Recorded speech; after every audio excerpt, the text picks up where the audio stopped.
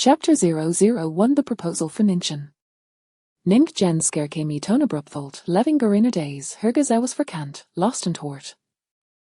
Hooray to de camp, house driving, spoke up, fourth miss, Simeonius blocking therode, it's a military government vehicle. Ning Jen snapped it back to reality. A care was positioned across der path, the dos wungerpen, and a slender leg, clad in sheer stockings, emerged daisy young woman stepped out. The enchanting figure was draped dined chipau, intricately embroidered with golden ponies. Under the light, the fabric shimmered, accentuating her argent beauty. The woman approached. Ning Jen remained seated, merely arling down Hewendau. The woman lead in, resting her elbow won the cardo hello, fourth Miss Ning, im fan. Ning Jensis were Carmen unyielding. Don't worry, I won't harm you, I just wanted to get a glimpse of what future mistress looks like, Fan answered with a playful smile, here he is sparkling, besant toffulets wafting from her sleeves. Did you see? Ning Jen inquired. Fan smiled again, as Milo rich with meaning and unmistakable disdain. Shezaboti, Fan remarked, but he commander doesn't favor Samani as dignified Asia, use hold no we a place. Ning Jen continued to observe her. She was neither intimidated nor angry her darkes, like het wo pulse office, radiat header quietchel. Fan felt inexplicable unease. Yet, accustomed to theatrics, she quickly gained her composure in my later again, fourth Miss Ning, I have a gift for you. With that, she pulled a gun from her handbag, a minchitat Ningshen. The driver gasped, fourth Miss. Ning Zen remained unfazed, herges a steady and fan. Have you ever seen a new Browning? Fan said, shifting the gun forward. The driver instinctively moved to exit to protect Ningshen. Fan, waiting for Ningen to cower in fear, Ways instead met with a subtle shift in her expression. Ning Jen did not smile, nor did she show Englishmerla sighed softly, how foolish. As her words fell, Fan felt a sharp pain in her wrist.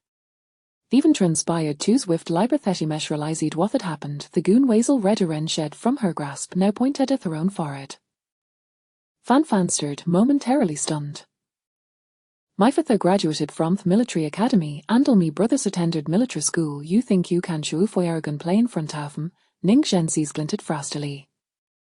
Ignoring Tegan's muzzle, Fan stood tall. What can you do? Hold Dingan, doyer to reshoot me. Duggan fired. A stringent Fan's mind snapped. She instinctively fell to the ground, cradling her head. Having followed Xinjiang EU for many years, she had seen battle and assassination. She understood the implications of gunfire. What hurt? Finally, Ning Jen's cardo was swung open. She stepped out, clad in a pale pink dress, her tall figure and slim waist rang over Fan, who lay in the ground and uttered Izare. In her dazed realization, Fan noticed to Tarbaleth grazed her left shoulder, leaving her fire sting, hergament waston, blood evident, yet Hebeleth had not penetrated her body. Ningen, how darius hoot me, Fan exclaimed, both pained and furious. Do you know how I'm? You urethus gone concubine of Commander Xinjiang Yu, Ningen replied quietly, bending slightly to observe her. You will regret us, Fan hissed, biting her lip, the commander will not hold you off lightly. Then go ahead and report me, Ningen stated calmly. With her delicate, fair hands, she casulidized assembled the gun, bullets popping out and falling beside Fan. Go tell the commander, or inform the matriarch let him intervene in your behalf. The Zissy your first warning, a fire show me disrespect again, the next bullet will pierce your skull. Ning Jen spoke with honor in her reed, steady voice. Her dark eyes were tranquil, deep assonancy and well, emotion submerged beneath the surface, revealing not a hint of hurt hearts. Shetters to the goon as I'd turn toward to Decamp, saying, let's return home. The car stood smoothly. Ning Jen gently bed here and sighed once more.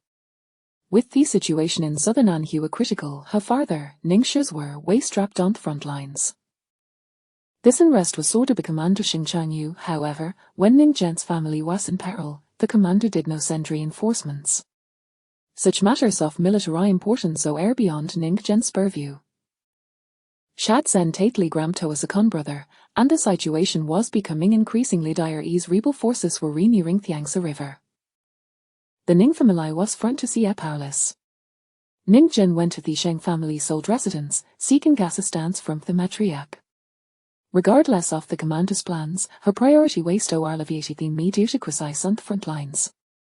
The matriarch comforted her, patting her hand. "Good child, don't worry. I will ask change you to send reinforcements to southern Anhui. Your father and brothers will return." This was Ning Zhen's first encounter with the matriarch. Within a few days, the commander's decided to send a proposal for marriage. The matriarch was shed for Ning Zhen to become a daughter-in-law. Their second concubine each side of the commander, who has been with him for many years and is quite vervot hem matriarchus a trusted who also savis a concubinate of the commander. The 12 concubines, each with their own backing, have been causing Kaiserster. The matriarch has long desired to marry off the commander to Warifu who can keep the peace. The AD Deccan forgathered his information. Ning Zhen, daring to involve herself in military affairs and seeking help from the matriarch, caught their attention. The Ning family had served in the military for generations, so a man must possess not in Libya and grace butal so the ability to bear children. With her father and brothers on the front lines, their fates in the hands so for theirs, Ning Zhen did not necessity to agree. The commander Rijiao incapable, brave and skilled in battle, marrying him would be misfortune, she told her grandmother. This statement was deliberately conveyed to the matriarch at her commander's decidence. The matriarch was quite pleased. The democratic government's protocol was to first send a betrothal gift, then sign the marriage contract. When the betrothal gift arrived, it was customary to meet with Commander Xing Chengjiu when signing the marriage contract. However, Ning Zhen delayed yes in him. The marriage contract bore Xing Chengjiu's name, which wasn't to the Ning family. After signing her name, Ning Zhen dispatched it back to the military government for record keeping. Thus, she became Xing Chengjiu's fiancé with her wedding set for this 20th month. Today, the Ani blocking the road and provoking here wasting of Xing Chengjiu's concubines. This matter must not treat theirs of my family, Ning Zhen instructed here to decamp. The aide de camp agreed. Yet, the news could not be concealed for long. Her mother soon found out.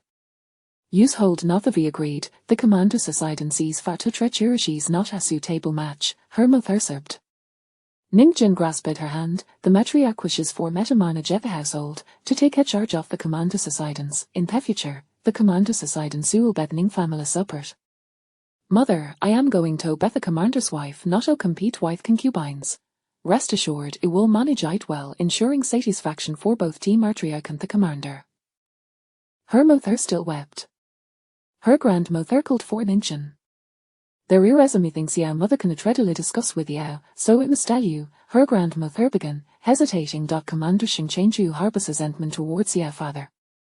Ning Zhen responded, "I know the death of Su Qingguo is inextricably linked to her family. Su Qingguo was Xing Chengjiu's childhood with it." Her grandmother continued, "This marriage indeed poses great risks. If I wish to back out before the wedding, I can intervene. Xing Chengjiu is clearly intent on settling a score, allowing my Faran brothers to perish in the frontlines during thy sunrest. His irrationality may lead to instability within the military, and the matriarch, in wanting to marry me off, seeks to kill the discord among the concubines while also hoping to save my father's life." Ning Zhen spoke slowly. "Grandmother, this is a significant matter. I have always understood this, which is why I readily agreed to the matriarch's proposal. Rest assured, the daughters of the Ning family are not helpless. I am capable of fulfilling the role of the commander's wife." Chapter 002 An Encounter with the Commander. Ning Zhen's wedding was set for 2 weeks later. To this day, she had no tied met the fiancé, Xing Chengjiu. Xing Chengjiu inherited his father's position 2 years prior, upon his first death. Had took command of the military, the northern government, seeking to stabilize the situation, appointed highest grand commander of the provinces in East China. At 25, he was 4 years a senior. In Hiriath, Ning Zhen often heard her brother speak of Xing Chengjiu, referring to highest young marshal. The young marshal was the son of the grand marshal, often reckless, frequently inciting his father's and would often receive a beating. Later, Ning Zhen went abroad for her studies. By that he returned to Su city, Xing Chengjiu had already ascended to a prominent position. He was quite busy, and Ning Zhen, who preferred to stay indoors, had never crossed paths with him.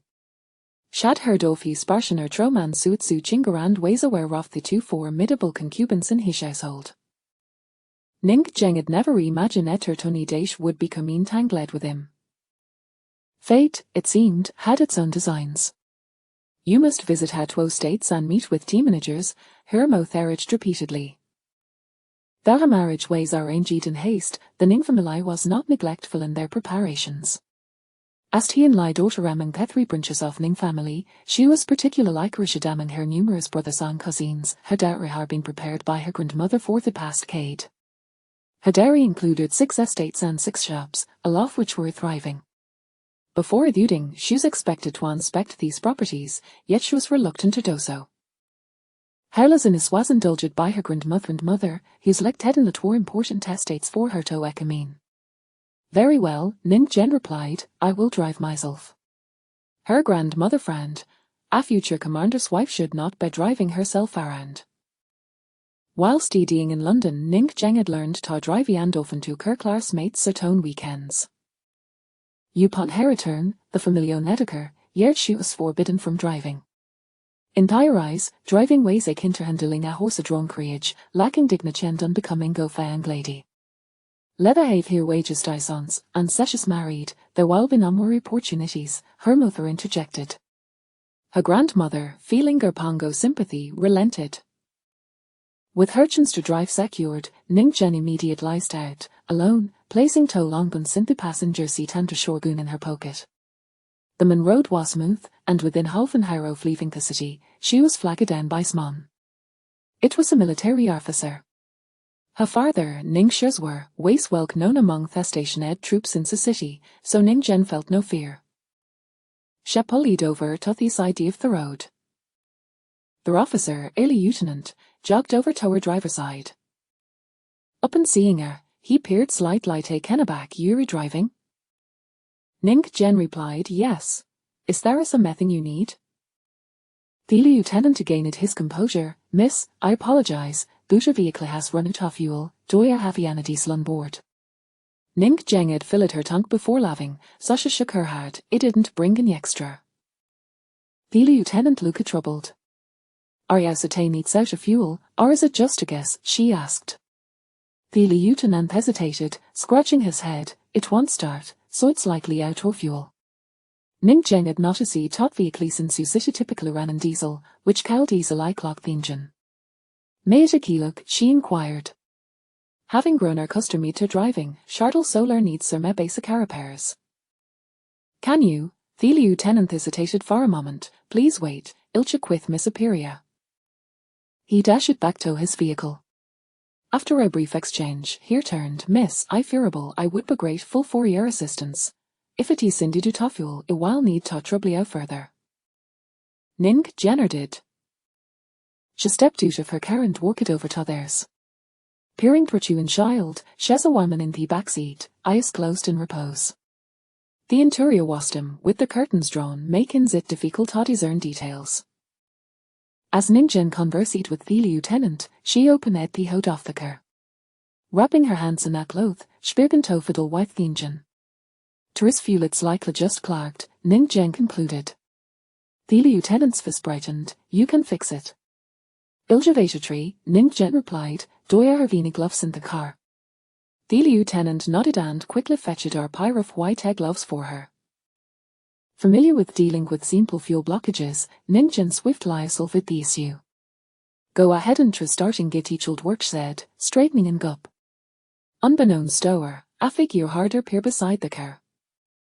The late March sunshine brightly, casting a golden light through low branches lining the road, creating a dazzling display. The man stowed Italian German-style military uniform, strikingly handsome, adorned with a flowing sashes metals gleamed, bright and polished.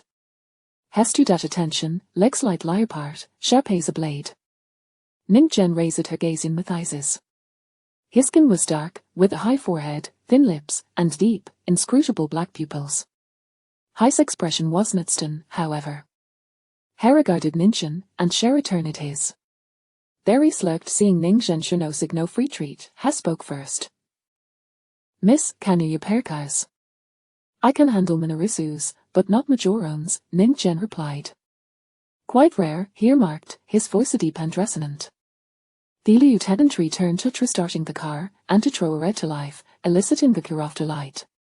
He approached Ning Jen again. Thank you, miss, may I ask your name? Ning Zhen smiled lightly. No need for thanks, I have a matter stento, so I must take leave. Sheno did the man as well. Harry turned thenard. Ning Zhen got back into herker, her fingertips to knead with diesel and searched fari cloth to clean them. While wiping her hands, schmomen trililis the focus, sitting ginselens faro heil before finalize starting thingen. This delay caused her torviat he stachen harrelate, with team in adjurgshusly waiting, fearing smithing had happened on the road. Commander, our young lady is nowadays capable, no tone liken the drive, but haken all sora perkers, the lieutenant, Cheng Yang, chattered on the way. Shung Chain Jialianid back in 3-seat, legs crossed, his muscular form filling out this military trousers, the lean Sherpan defined. Shas returned from studying abroad, Shung Cheki replied. Chen Yang, surprised, asked, "You know her?" "Just look at their attire," Shing Cheng replied, disdain vident in his voice. Thang woman wore brown trousers and or high shirt, topped with a dark brown vest, aloft which were Western-style clothing. It resembled dridding attire. The fit was snug, accentuating her figure, a style that traditional women would shy away from the tapered pants allowed for yasso with their driving girding. She's also quite beautiful, with a pleasing voice, Chen Yang continued. Her figure was lovely, her voice soft and melodious, reminiscent of the low Riala perched on cherry blossom seen early spring. Enough of this nonsense, focus on driving, Xing Chengji you commanded. Chen Yang fell silent. The commander despised westernized women, claiming they were overly influenced by foreign ideas, dismissing their ancestral heritage. Wait infuriated he most twice that the matriarch Kosna Western-educated Jalash's legitimate wife. As the entered Thessity, at a fork in the road, Chen Yang asked, "Commander, shall we return to the older sidens or head to the commander's residence?"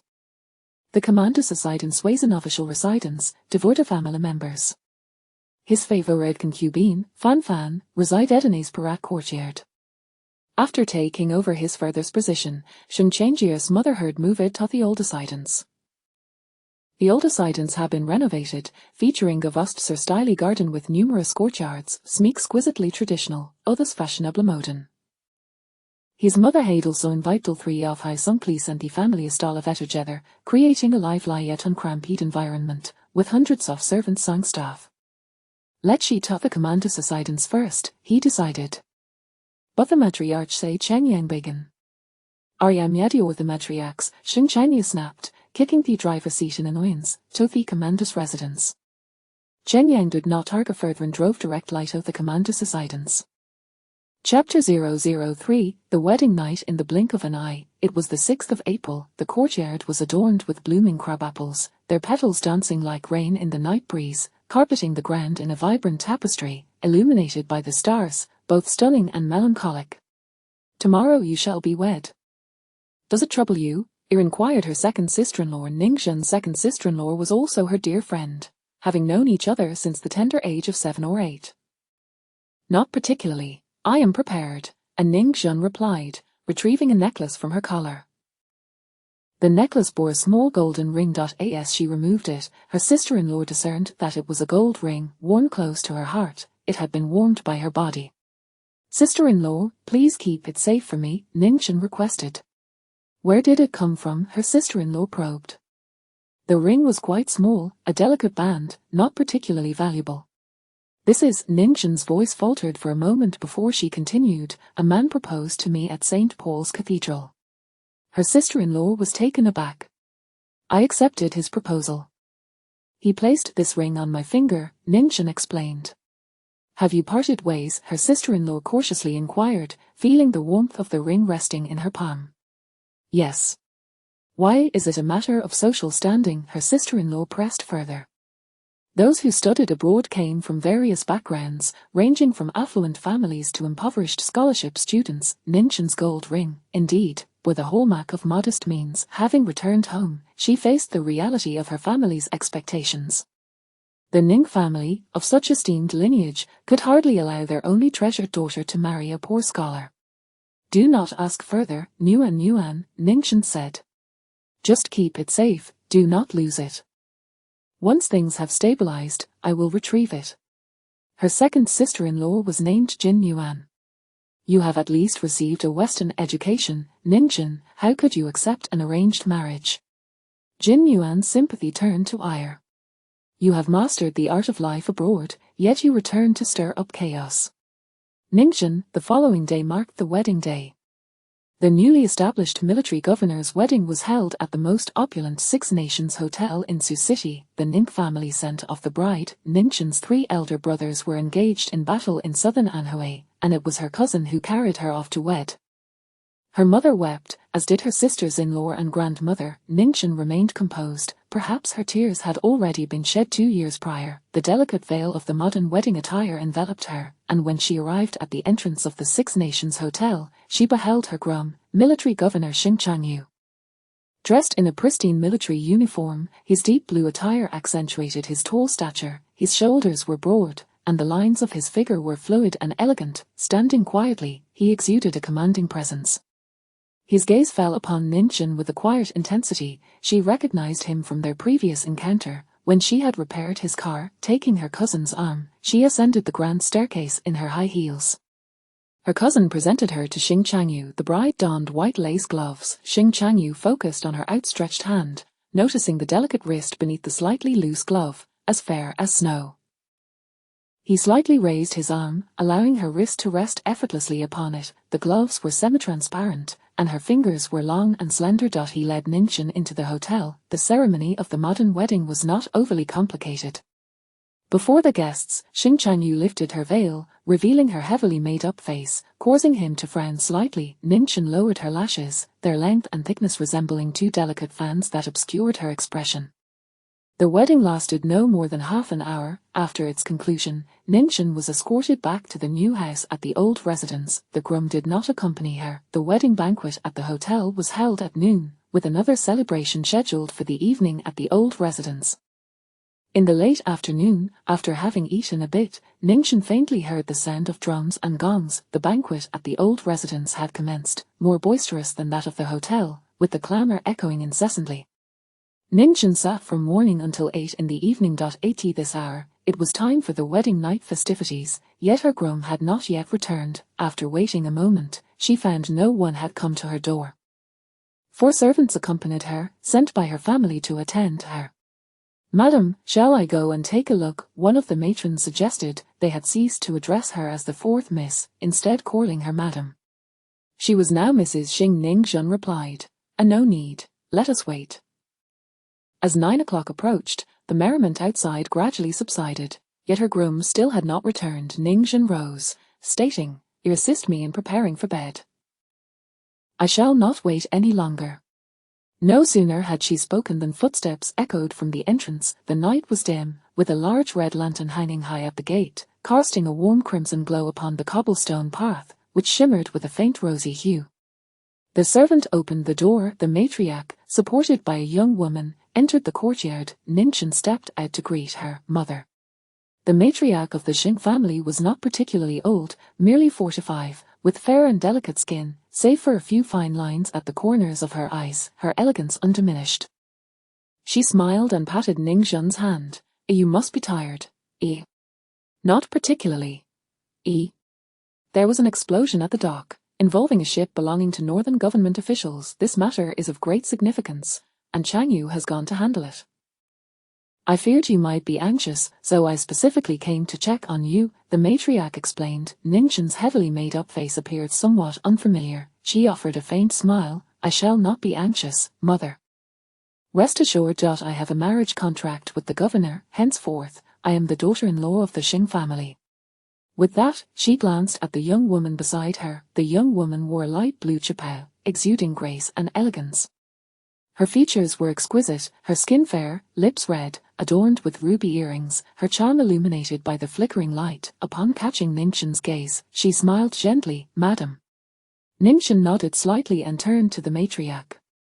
The matriarch smiled. "She is the 3rd concubine. She has long served me. In the future, should you require assistance, you may call upon her." Ninjin quickly replied, "Mother, you jest. The 3rd concubine serves the governor and you. I would never presume to impose." You are such a cautious child, the matriarch said with a pleased smile. She did not immediately suppress the concubine, but rather understood the art of yielding. The daughter of the Ning family did not disappoint her expectations. You should retire early, the matriarch said, standing for a moment without entering. Changyu may not return until late. You should rest, having been busy all day. Understanding the implications, Ningxin realized that Xing Changyu would not be coming to the old residence to consummate their marriage that night. She smiled quietly. Yes, mother, you too have had a long day, please rest early. After exchanging polite remarks, the matriarch, supported by the third concubine, departed. Ningxin instructed the servants to close the door. The 4 maids she had brought with her assisted her in changing and preparing for bed. Miss, will you truly not wait for the governor? The youngest maid, unable to contain her emotions, expressed her concern for Ningxin. Ningxin replied, from now on, call me madam, not miss. He is the governor. But miss? Having married into the old residence, I am of this household. The governor has his own official residence and other quarters. Whether he comes or not is of no concern to us here, Ningxin stated. The maid was taken aback. Are you saying? From now on, I shall be like the third concubine, serving the matriarch, Ningxin concluded, casting a warning glance at her own attendants. Do you all understand? The 4 of them hastily nodded in agreement. Chapter 004 The Man Who Fours on her wedding night, Ningxin slept alone. She remained quiet and composed, much to the disappointment of those who awaited her downfall. She possesses remarkable poise. It must be an act. Let us see how long she can maintain it. Indeed, an explosion had occurred at the docks, which Ningxin read about in the early morning papers the following day. The incident resulted in the death of a special commissioner from the North City government, entangling the military government and the presidential office in a significant political crisis.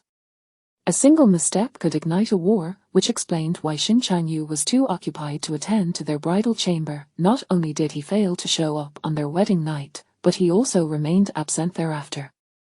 Ningxin paid it little mind. As the 3rd day of her return home approached, Xing Changyu continued to be missing. The matriarch had prepared an exceedingly lavish and grand return gift to make up for his absence, a gesture that did little to compensate for his inability to accompany Ningxin back home. The Ning family saw only Ningxin return, and from her grandmother downwards, the family's expressions were somber. Only Ningxin remained tranquil, dressed in a red chapao adorned with golden phoenix embroidery. She exuded both opulence and flamboyance. Yet her eyes held a steady calm. Regardless of how exquisite her attire, she wore it with an air of authority. Jenner, 20,000 reinforcements with supplies have already departed, her mother-in-law informed her, taking her hand after they returned home. Thank you, mother, Ningxin replied, finally allowing a smile to grace her face. After a month of waiting, good news had arrived from the front lines in southern Anhui. Although the reinforcements were not particularly timely, the personnel and equipment were ample, alleviating the chaos. Her brothers were set to return home. Ningxin received the joyful tidings from her grandmother and immediately rushed back to her family to share the news. Her grandmother, mother, and sisters-in-law were all visibly elated. This crisis has finally been resolved, her grandmother recited a prayer of gratitude. Her mother could not contain herself. It was purchased at the cost of Jenner's happiness. A hush fell over the room. The 2 sisters-in-law dared not speak, and even the grandmother wore a sorrowful expression. The Ning family's beloved daughter was, in the eyes of the military governor's office, worth merely 20,000 reinforcements. At such a critical juncture, her life hung precariously in the hands of the Xin family. Mother, I had a brief romance while I was in London, Ningxin suddenly revealed. All eyes turned towards her. Her mother was slightly taken aback. Oh, really?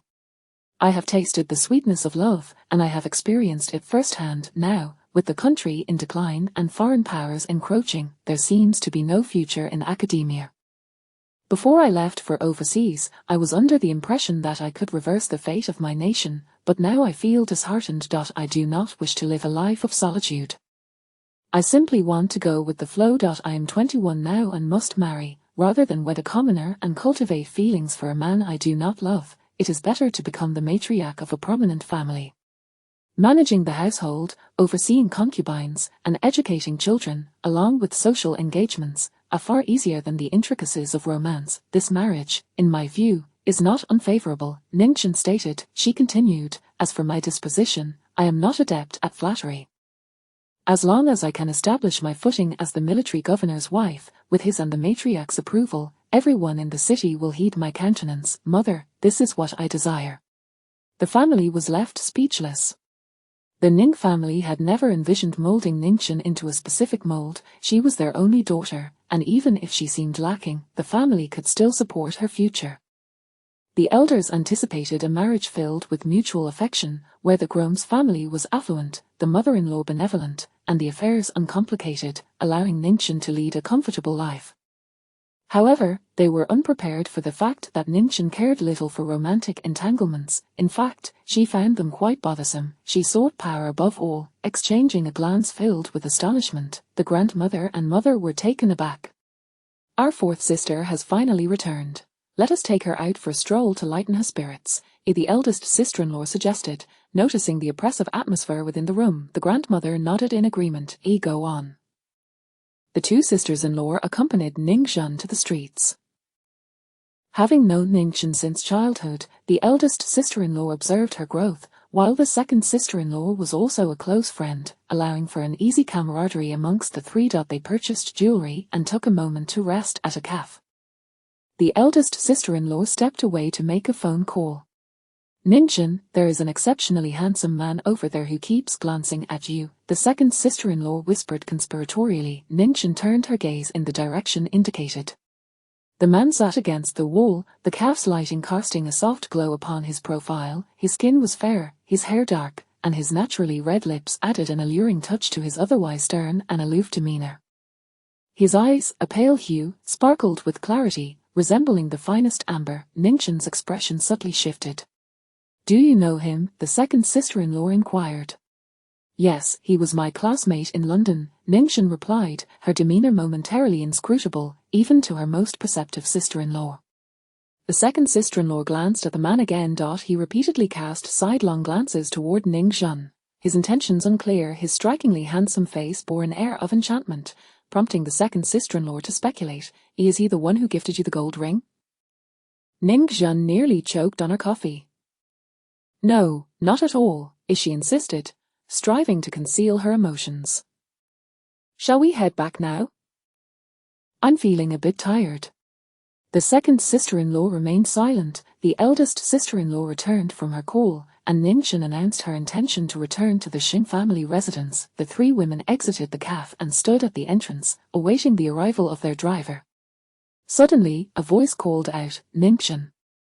In May, as the plum rain approached, the weather grew stifling and irritable, the air thick with the scent of heather. Ningchen froze, tension creeping down her spine.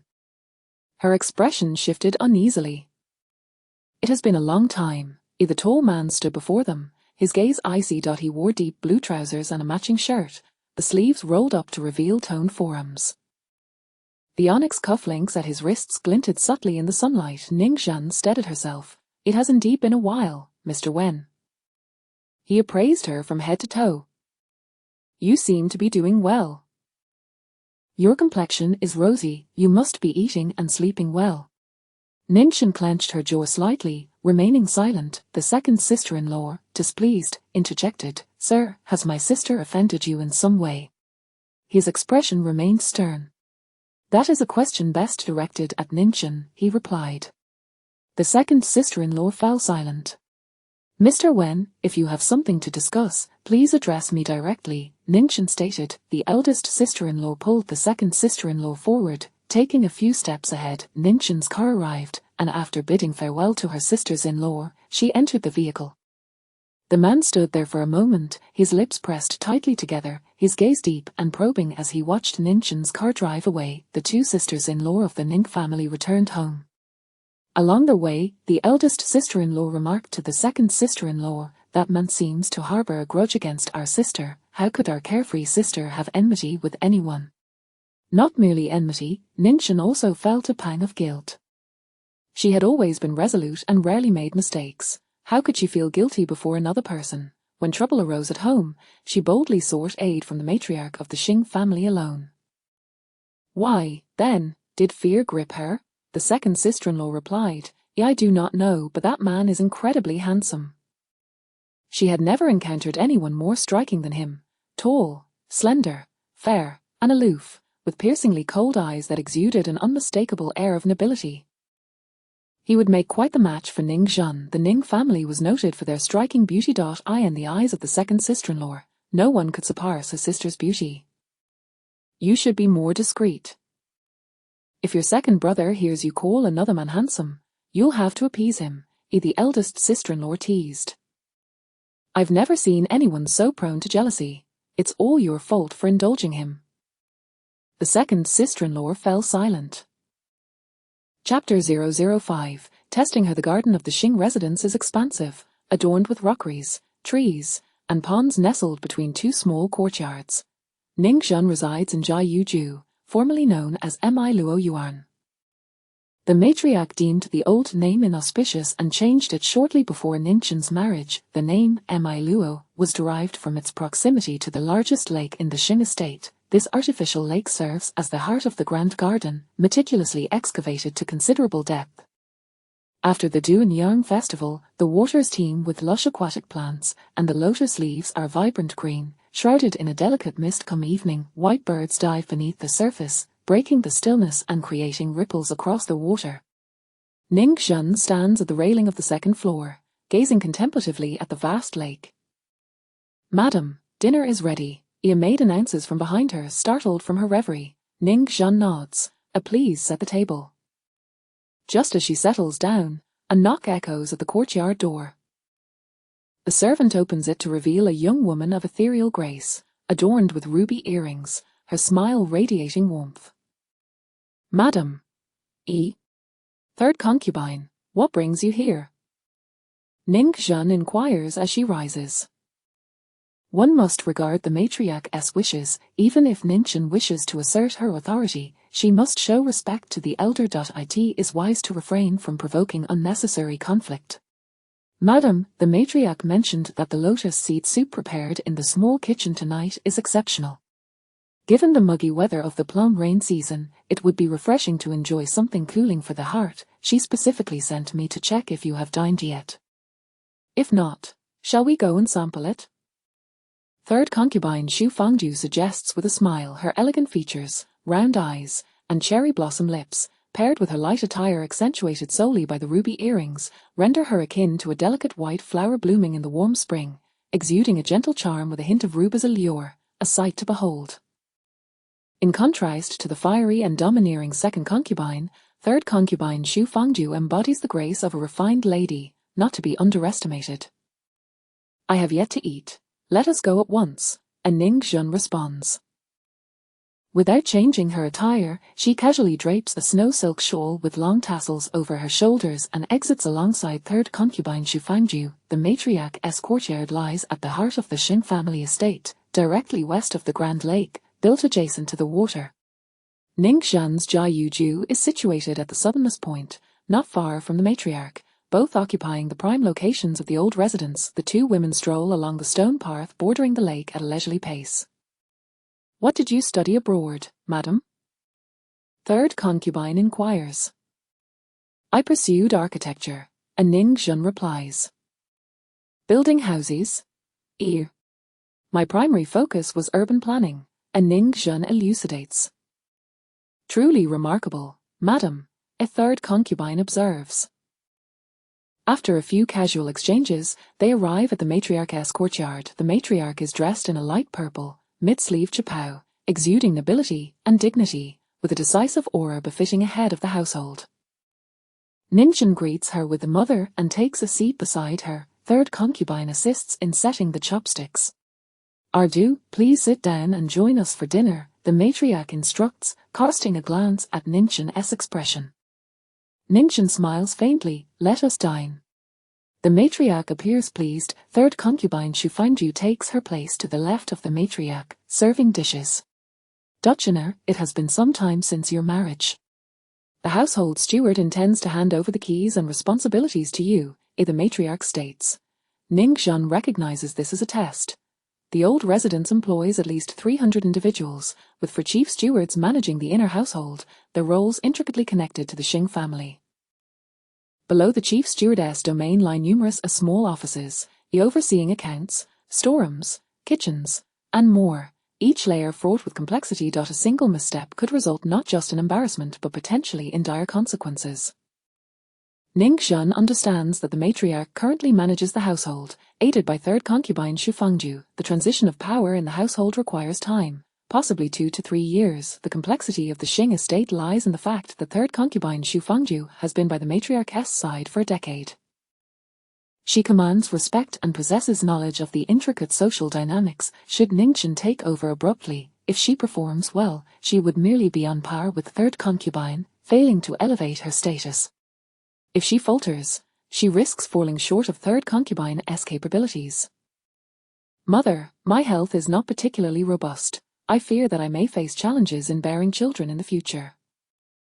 I wish to take some time to recuperate and acclimate to my new environment, and Ning Xun states. She neither accepts nor declines outright, using a recuperation year as an excuse, one that the matriarch cannot easily refute, as the primary wife's duty to bear children is of utmost importance to the family.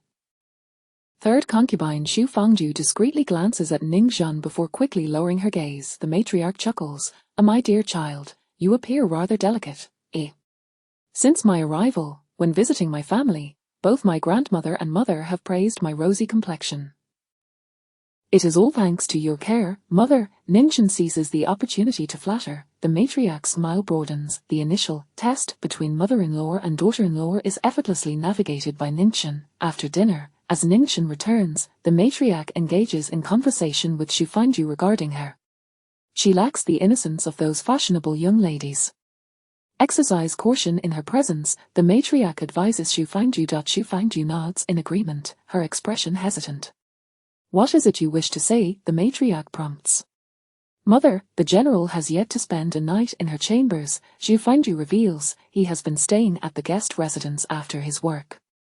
She continues, should we send someone to invite him back? He cannot continue to neglect his wife in this manner. The matriarch ponders this. Tomorrow, send someone to the guest residence to call him back. She decides. Xu Fangju acknowledges this. Returning to her own courtyard, she immediately instructs the servants to change the bedding and thoroughly clean the interior. Is the general returning home? A servant inquires. Xu Fangju smiles. The matriarch will certainly invite him to stay for a few days. Yet, her smile carries a hint of bitterness. Despite being superior to the fiery and domineering second concubine in every aspect, and even possessing greater beauty, why does she struggle to capture the general's heart? At the Xingchangyu guest residence, security is tight, with guards on duty around the clock at the watchtower. In the study on the second floor, he lounges with friends, smoking cigars, his brandy glass already empty. A servant from the old residence arrives with a message, requesting him to return the following day. The adjutant relays the message verbatim. Xingchangyu frowns. Do you not wish to return to the old residence? His close friend Cheng Baixing queries. Is that a question that needs asking? Xingchangyu retorts. Being married, evasion serves no purpose. Cheng Baixing comments, I heard from your adjutant that your new wife shot your second concubine. Terrible aim, Xingchangyu replies. The Ning family is of that ilk, lacking ability yet eager to show off. Recently, Fan Fan had complained, claiming she encountered Ningchen on the road, and Ningchen shot her in a fit of anger. Xingchangyu had examined the wound. No matter how one shoots, it should not be so poorly executed. You have a peculiar preference for women skilled with firearms, Cheng Baixing remarks. A woman who can wield a gun loses her feminine charm, which in itself is rather odd. You wouldn't understand, Xingchangyu counters. Suqinger also does not take to firearms, Cheng Baixing adds. Xingchangyu shoots him a fierce glare, the warning unmistakable. Aside from Cheng Baixing, no one dares to casually mention the late Suqinger in his presence. Suqinger had a gentle disposition, abhorring violence. Xingchangyu's infatuation with Suqinger, coupled with his fondness for women skilled in marksmanship, presents a contradiction that even Cheng Baixing finds perplexing. The following day, after rising, Xingchangyu heads to the military government for a meeting. Send the gifts to the old residence. Inform the matriarch that I have been busy and will not be returning for the time being, he instructs his adjutant. The adjutant acknowledges. Fan Fan overhears this. As soon as Xing Changyu departs, she turns to the adjutant. I will deliver the gifts. Prepare the carriage. Chapter 006. The strife among wives and concubines. The matron of the old lady's courtyard came to summon Ning Zhen. The commander has sent a gift. Madam should select a piece. Ning Zhen replied, very well. Yet, the commander himself did not come, and the gift might not even include Ning Zhen's share. However, the old lady was willing to show Ning Zhen some favor by setting aside a portion for her, and Ning Zhen appreciated the gesture. She approached each day with the mindset of performing her duties, tackling even the most trivial matters within the inner quarters with great patience. She promptly made her way to the old lady's courtyard. The old lady was resting in her chamber, while both of Xing Changyu's concubines were present. The second concubine, Fan Fan, was strikingly beautiful and exuded an alluring charm. The third concubine, Xu Fangju, was gentle and demure, akin to a delicate flower. Ning Zhen felt a twinge of envy toward the men. The commander is not dead. Why do you walk around with a widow's face? It's quite ominous, a Fan Fan remarked as Ning Zhen stepped across the threshold. Xu Fangju's eyes widened in surprise, quickly filling with tears. How dare you cause a ruckus in the old residence? Ning Zhen remained silent. There was nothing enviable about the situation. Upon entering, she found herself disregarded, as Fan Fan and Xu Fangju had already begun to quarrel. Fan Fan was haughty and brash, while Xu Fangju, with tears glistening in her eyes, appeared pitiful yet spoke with clarity, each word penetrating Fan Fan's heart. For instance, Xu Fangju remarked, if it were not for the changing times, a courtesan entering the old residence would have had her legs broken. Who are you insulting? Fan Fan retorted in fury. Ning Zhen was aware that Fan Fan came from a disreputable background. Despite having been the second concubine for many years, it seemed she had erased the traces of her past, for no one dared to expose her.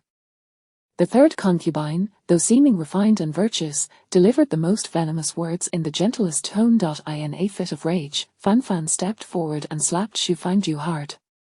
Ning Zhen was taken aback, as were the other servants. How dare you? The old lady emerged from her chamber just in time to witness the scene, her anger palpable. She pointed at the onlookers. Are you all dead? Watching her commit violence? Then her gaze fell upon Ning Zhen. Is the commander's wife also dead?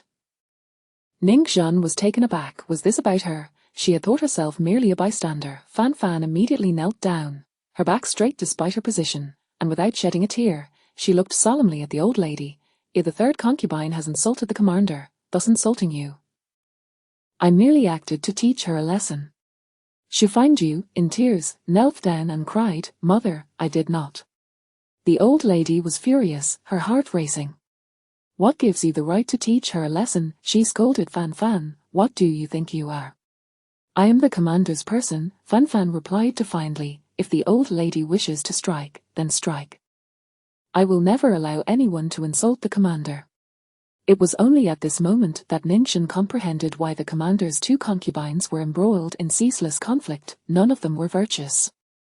Moreover, the relationship between the old lady and the commander seemed far from harmonious. At least, Fan Fan dared to invoke the commander's name to intimidate the old lady. Should the old lady completely disregard the commander's reputation, she could easily have Fan Fan beaten to death. Yet, in her fury, the old lady remained silent on how to handle the situation. Ning Zhen contemplated fleeing. It was evident that she was their commander's wife, and the old lady would use her as a tool. But it was too late. The old lady declared, Jinner, you shall handle this matter. Ning Zhen was at a loss. Punishing Fan Fan would offend the commander. Failing to punish her while allowing the third concubine to be struck would offend the old lady. Punishing both would not only offend both the commander and the old lady but also portray Ning Zhen as incapable of earning respect. Ning Zhen found herself in a dilemma. A hot potato she had no choice but to grasp. After a brief moment of contemplation, she stepped forward and positioned herself beside the old lady. Today's incident is entirely the fault of the second concubine, Fan Fan. The crowd stared at her in astonishment. Ning Zhen realized she could not maintain neutrality. Thus, the only course of action was to choose sides. She aligned herself with the old lady, taking the blame upon herself. Should the commander be angered, she would serve as a scapegoat. The old lady could not afford to fall out with her son. Ningchen would take the brunt of it. Attempting to be a peacemaker would only lead to isolation. Living in the old residence, the old lady would defend her in significant matters, while Ningchen merely had to serve the old lady well, just as Xu Fangju did. The second concubine provoked the old residence with unclear intentions and struck first, compounding her errors. Old lady, I suggest punishing her to kneel for 7 days in the ancestral hall. Ningchen proposed her course of action. Surprise flickered in the old lady's eyes, barely concealed. She likely did not expect Ningchen to possess such clarity of thought, directly abandoning the commander's side. There was a hint of appreciation, yet dissatisfaction lingered. The old lady hoped her daughter-in-law would foster harmony with her son, not become a second Xu Fangju. Nonetheless, at this critical juncture, Ningchen discerned the dynamics. Emotionally, the old lady appeared quite pleased. How dare you? Fan Fan glared at Ning Zhan coldly. I am the commander's person. The commander was born of the old lady. By repeatedly invoking the commander, you are sowing discord between him and the old lady. Your intentions are treacherous. Guards, confine Fan Fan, Ningchen declared. Fan Fan was momentarily stunned. As the servants advanced to restrain her, she swiftly dodged and retreated to the door. She turned and fled. The old lady, already accustomed to Fan Fan's outrageous behavior, was merely furious. What kind of conduct is this? Quickly, restrain her. Fan Fan dashed away. The servants exchanged glances. Hurry, pursue her. Ningchen commanded. The servants, loyal yet cunning, recognized that truly restraining Fan Fan would be unwise. It was better to let her escape, though the old lady was determined to punish Fan Fan. Should the commander become enraged, she might also blame the servants for not stopping her. Thus, the servants hesitated to chase after her. Seeing this, Ningchen immediately gave chase, drawing a pistol from her pocket and firing a round into the air. Halt! If you run again, I shall shoot. The old lady was taken aback, slowly turning to Xu Fangju. Does she carry a gun? Xu Fangju replied, yes. The old lady was speechless. As Fan Fan fled, Ning Zhan pursued her, and the servants in the old residence, witnessing the scene, widened their eyes in shock. The old lady almost fainted again. Xu Fangju was equally dumbfounded. If you do not stop, I shall shoot through your left shoulder. Do you understand? Ningchen shouted fiercely. Fan Fan, exhausted from running, found Ningchen closing in on her. She ignored Ningchen, intent only on fleeing. Not far ahead, Xing Changyu stood in the shade, observing the unfolding drama with keen interest. Hearing the woman behind him threatening to shoot through your left shoulder, he wondered if she thought she could hit her target at will. 3, 2, the woman counted down. As she reached 1, she fired swiftly, the recoil merely causing her arm to tremble slightly. Fan Fan fell to the ground, blood seeping from her shoulder as she cried out in pain. The woman who fired rushed to Fan Fan's side, kneeling forcefully on her neck, the gun aimed at her head. A slight increase in pressure or an accidental discharge would result in Fan Fan's demise. Instinctively sensing the danger, Xing Changyu shouted, "Stop!" Their hurried figures approaching him all turned to look. Xu Fangju, supporting the old lady, released her grip and dashed into Xing Changyu's embrace, crying out, "Brother you!" Her tears soaked his white shirt. Fan Fan's life hung by a thread. Xing Changyu gently patted Xu Fangju's back, his gaze shifting to the unfolding scene. Ningchen released Fan Fan and stood up. She had chased after Fan Fan in her high-heeled leather shoes, firing a shot. Now, her breath steady, she took a few steps back, her eyes locking onto Xing Changyu's face. Xing Changyu recognized her, the woman who could repair cars. Today had indeed been a tumultuous day. Chapter 007 Meeting with the General. Ningchen sat on the sofa in the old lady's parlor, her hands resting on her knees, her gaze cast downward. The room was filled with people, yet the silence was so profound that one could hear a pin drop. The old lady, the third concubine Xu Fangju, and Ning Zhan all maintained a composed demeanor, eyes fixed on their own thoughts, words unspoken. After a while, a military doctor entered and exited, accompanied by the muffled sounds of weeping, oppressive and filled with grievance. Indeed, she dares not act arrogantly before the general, and Ning Zhan mused. This was her second encounter with Fan Fan, whose behavior had grown increasingly brazen, disregarding even the old lady's presence. Ning had assumed that Fan Fan would be just as willful and unruly with the general, but upon his arrival, her cries were timid, not unlike Xu Fangju's demeanor. I've overestimated her. Ningxin's maternal family had no concubines.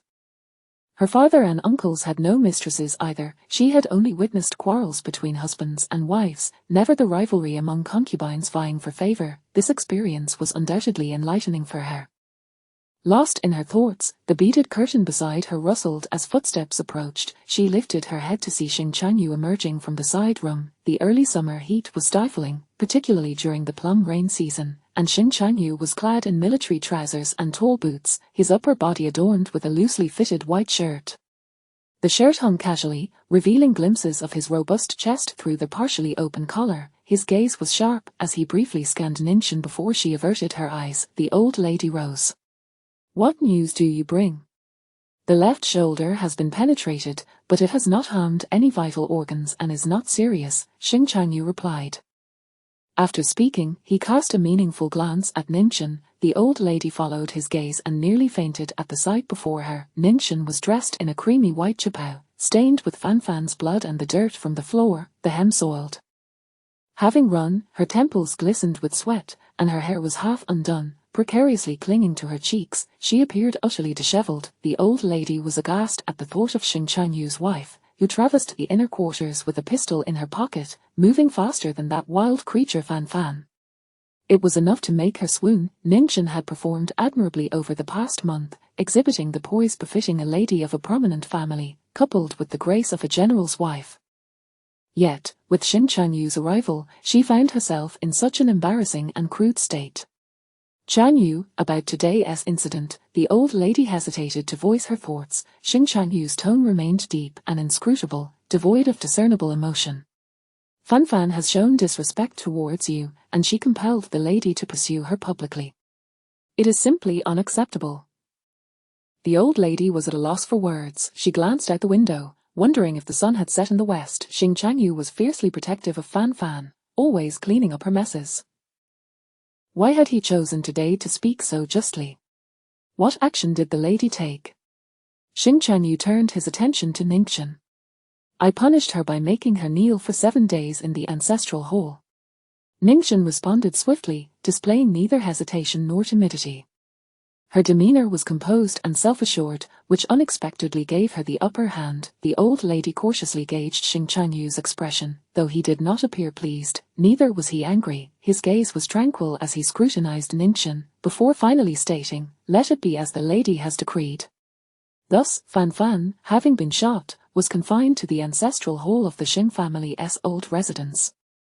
Xing Chanyu also took up residence there, not at Ningxin's Jiayuju, but at Xu Fangju's quarters. Xu Fangju assisted him in changing clothes, fetching a fresh outfit. Uge, must we truly confine Fan Fan? She has been injured, she implored. She has grown arrogant due to her favored status. She requires a lesson, Xing Chanyu replied languidly, reclining on the sofa after donning dry attire. Xu Fangju served him tea and personally lit his cigarette. As the fragrant smoke curled and ascended in delicate wisps, Xing Chanyu suddenly drew Xu Fangju closer. Xu Fangju's breath hitched. Xing Chanyu swiftly removed her thin outer garment, revealing her in a pale purple short-sleeved chapao. To the bedroom, he commanded, lifting her effortlessly. Inside the bedroom, Xu Fangju lay back on the bed as Xing Chanyu shed his upper garment. His chest was solid, the muscles clearly defined, tapering down to a firm abdomen. Xu Fangju trembled slightly. However, Xing Chanyu pulled her up again. Massage my shoulders and neck. They are terribly sore. Xu Fangju complied, her small hands gently kneading the tense muscles, careful not to slacken her efforts. Yet, Xing Chanyu called out to his aide at the door, "Summon the lady." The aide acknowledged his command. Xu Fangju protested softly, "Uge, should you call her here?" "Why not?" he replied. "Have you not visited her quarters?" Xu Fangju inquired, maintaining her pressure on his shoulders. "You have yet to go to Jiayuju." Xing Chanyu dismissed her, "Do not presume to meddle in my affairs." Xu Fangju acquiesced, lowering her gaze, remaining silent. Soon after, Ning Zhen arrived. Xing Changyu drew the curtains closed, leaving Ning Zhen to stand outside, her view obscured by the fabric, the shadows within suggesting a lack of attire.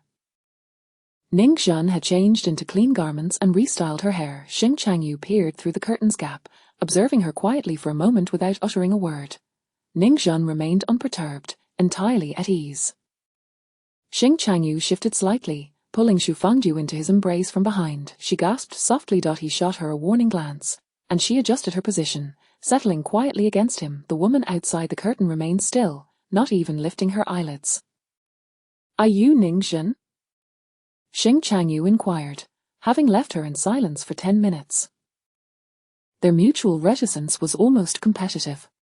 "Yes, General," Ning Zhen responded. "Your marksmanship is commendable," Xing Changyu remarked. The fact that she was able to shoot while running, with such precision, made him feel that commendable hardly did justice to her skill. She was truly extraordinary. "I learned alongside my brothers when I was young," Ning Zhen replied. Upon hearing this, Xing Changyu's brow furrowed slightly, a wave of irritation washing over him. The contempt he harbored for the Ning family was beyond words. Someday, he vowed to eradicate the entire clan. How infuriating it was that such a spirited woman, with such remarkable marksmanship, hailed from the Ning household, like a priceless sapphire unearthed from a cesspool. "You are now my wife," Xing Changyu declared. Ning Zhen sensed the underlying implications of his words and simply replied, "Yes," waiting for him to elaborate. "Fan Fan is my concubine. Is your treatment of her today appropriate?" Xing Changyu inquired. Ning Zhen stated, "Not quite appropriate." Xing Changyu raised an eyebrow. "In what way is it inappropriate?" "She has shown disrespect towards the old lady and has attempted to sow discord between you and her. For that, she deserves punishment. If she dares to flee, she should be executed on the spot," Ning Zhen asserted. Xing Changyu was momentarily speechless. Ning Zhen continued, "It was indeed inappropriate for me not to have killed her. However, this is the inner residence, filled with timid ladies. A death would surely distress mother. In deference to filial piety, I allowed her to live." Xing Changyu fell silent for a moment before abruptly drawing back the curtain and rising from the bed. Ning Zhen's gaze fell momentarily, catching an unexpected glimpse of his well-defined abdomen. He stood before her bare-chested, clad only in loose-fitting undergarments that accentuated his muscular form. Ning Zhen quickly averted her eyes.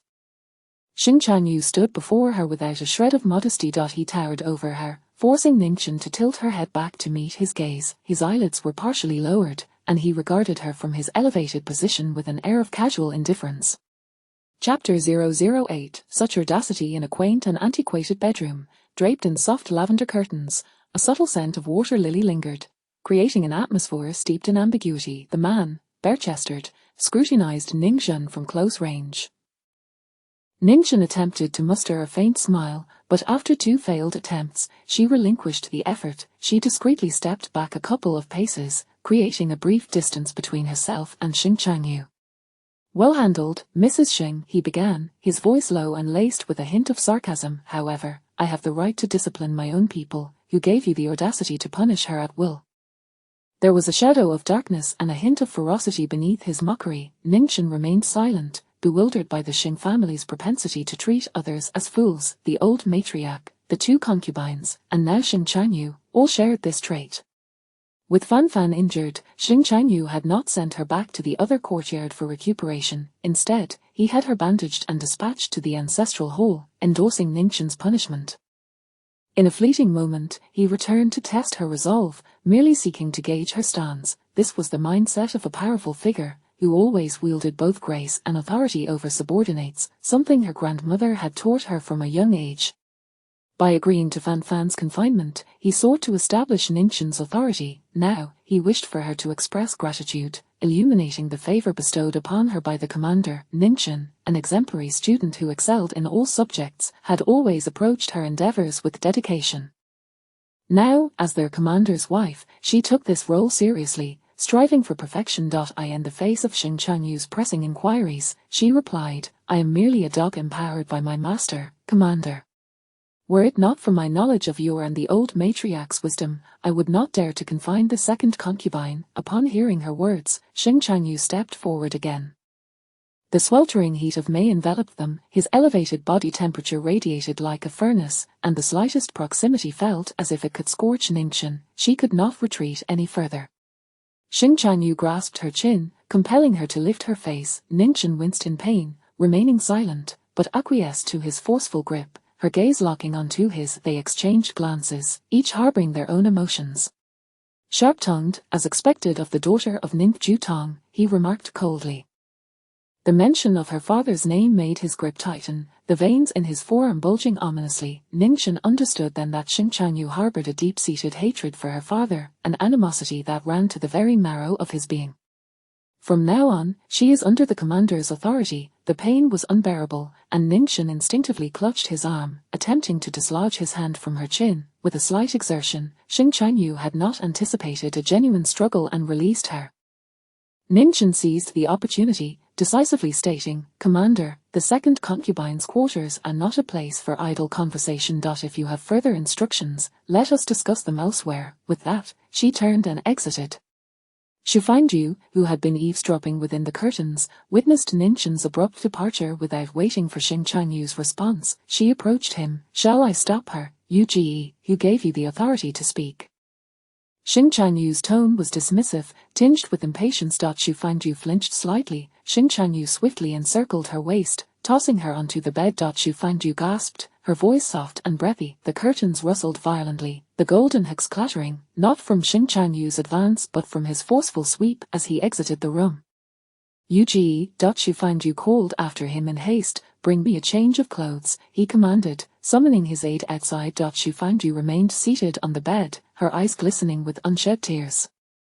To those in the Xing family's ancestral home, Xing Chanyu appeared like a spectre, fleeting in and out of sight. That day, he did not visit Jia Yu, continuing to trouble Ningchen instead. The second concubine, Fan Fan, was confined in the ancestral hall and reportedly suffered a high fever throughout the night. Neither Xing Chanyu nor the old matriarch paid her any mind, allowing her to wither away. Fan Fan, possessing robust health, eventually recovered from her fever on the third day. After a week of suffering, Xing Chanyu personally came to escort her back to the other courtyard. Ningchen heard this from others, having not seen Xing Chanyu again. Once Fan Fan departed, Xu Fangju fell ill and required medical attention. The servants on Ningchen's side, all from her maternal family, spoke without restraint. Could it be that the third concubine is pregnant? I heard the old matriarch summoned a traditional Chinese doctor instead of a Western one to take her pulse. Ningchen quietly read her book, remaining non-committal. She was still unfamiliar with her surroundings and had yet to establish herself. Any changes within the Xing family's old residence felt irrelevant to her. It was not a matter of pride, rather, she remained on the periphery, and matters of interest did not pertain to her. Xing Chanyu had yet to consummate their marriage, rendering her title as the commander's wife a mere aid. She lacked the qualification to concern herself with personal matters. 2 days later, Ningchen learned that the third concubine, Xu Fangju, was not pregnant but had merely succumbed to the heat. Heat, more likely from anger. The commander personally came to fetch the second concubine. He clearly holds her in higher regard. The third concubine is understandably upset. Even without the second concubine, the third concubine has no claim. "Have you heard about Miss Jiang? The commander will eventually marry her as his wife. The old matriarch is currently forcing someone into the position of commander's wife, but that won't last long." The commander loathes Ning Shuzhua. Why would he choose his daughter as his wife? Ning Zhan was quite affluent, and among her servants was Aunt Cow, particularly adept at socializing. Ning Zhan offered her money to pave the way for information gathering. Even shallow insights were still obtainable. After listening to Aunt Cow's reports on the happenings, Ning Zhan fell silent for a moment before instructing, "Let us have cold jelly tonight. It's too hot, and I lack an appetite." Aunt Cow. A month later, Ningchen's father and brothers returned to Sioux City. She promptly informed the old matriarch, "I wish to visit my family for a few days." The old matriarch, gentle and composed, regarded Ning Zhan with warmth. "Go ahead." Ning Zhan drove back. In the sweltering noon sun, she walked from the entrance to the main courtyard, her face glistening with perspiration. Everyone in the house gathered in her grandmother's hall, laughter and chatter filling the air. Ningchen entered. It was as if she brought the golden sun from outside into the room, her smile radiant. "Father." Ning Jutong, who had been maintaining the demeanor of a patriarch, speaking earnestly with her mother, immediately broke into a smile upon seeing his daughter. What's the hurry? You're all sweaty.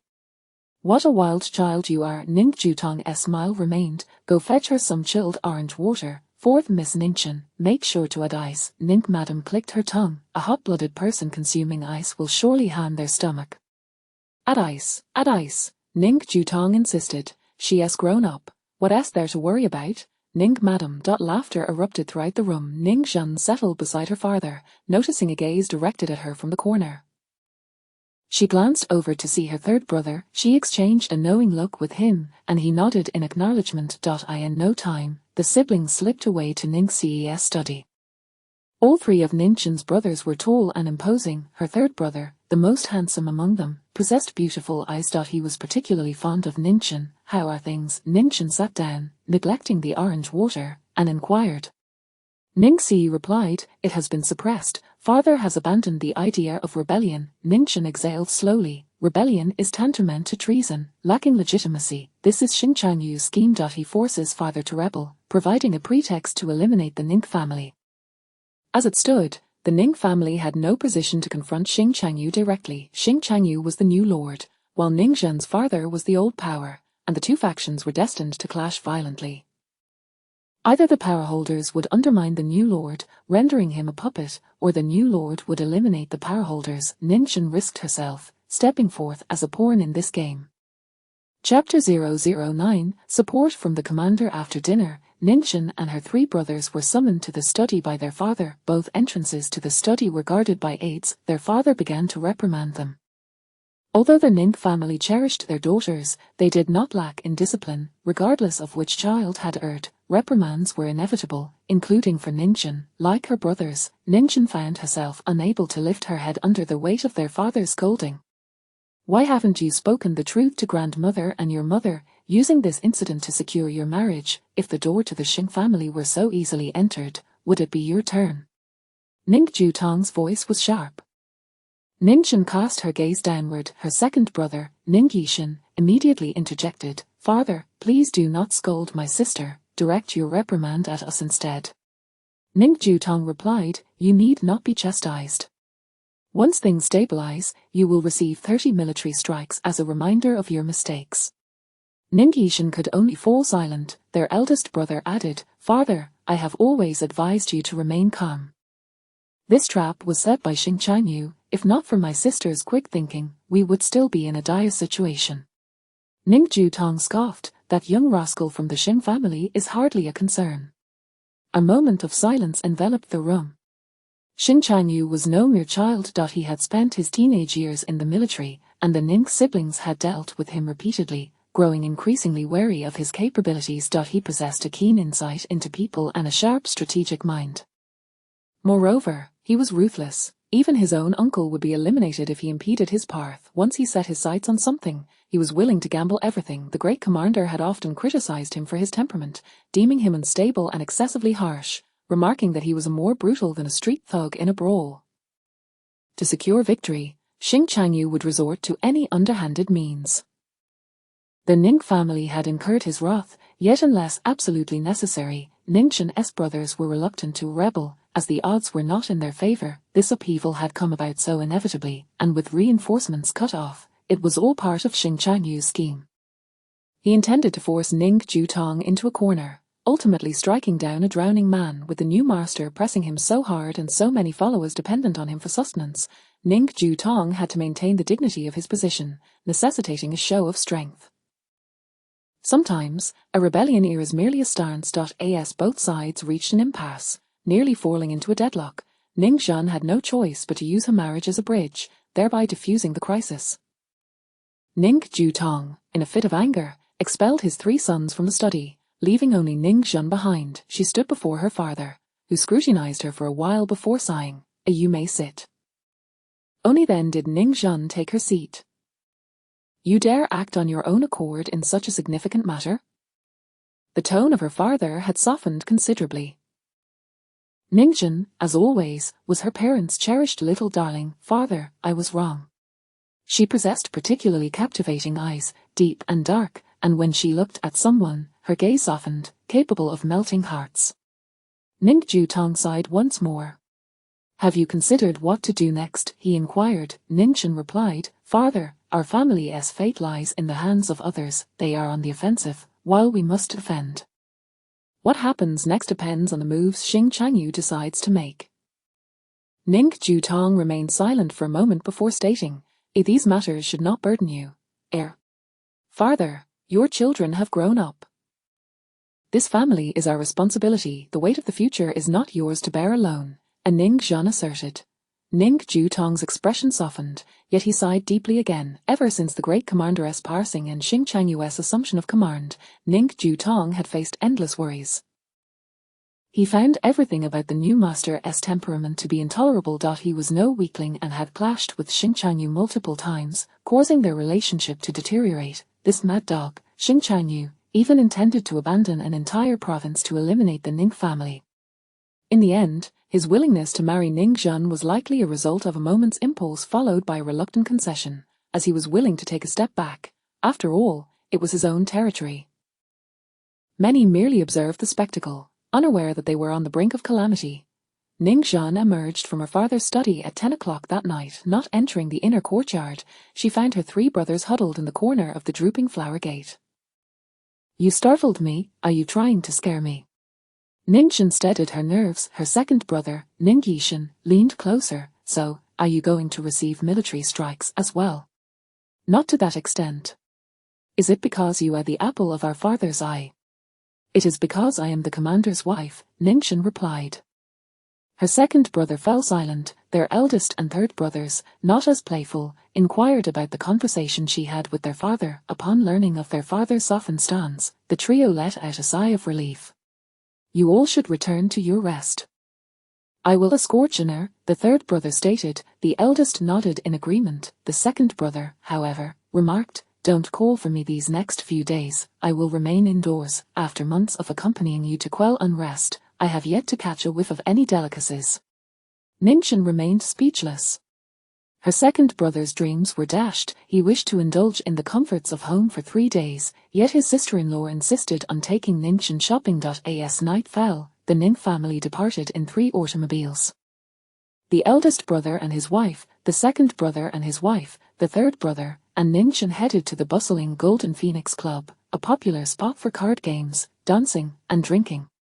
To their dismay, they encountered a group from the Su family at the entrance. A tall young man, trailing behind the members of the Su family, bore a distant expression, his gaze haughty.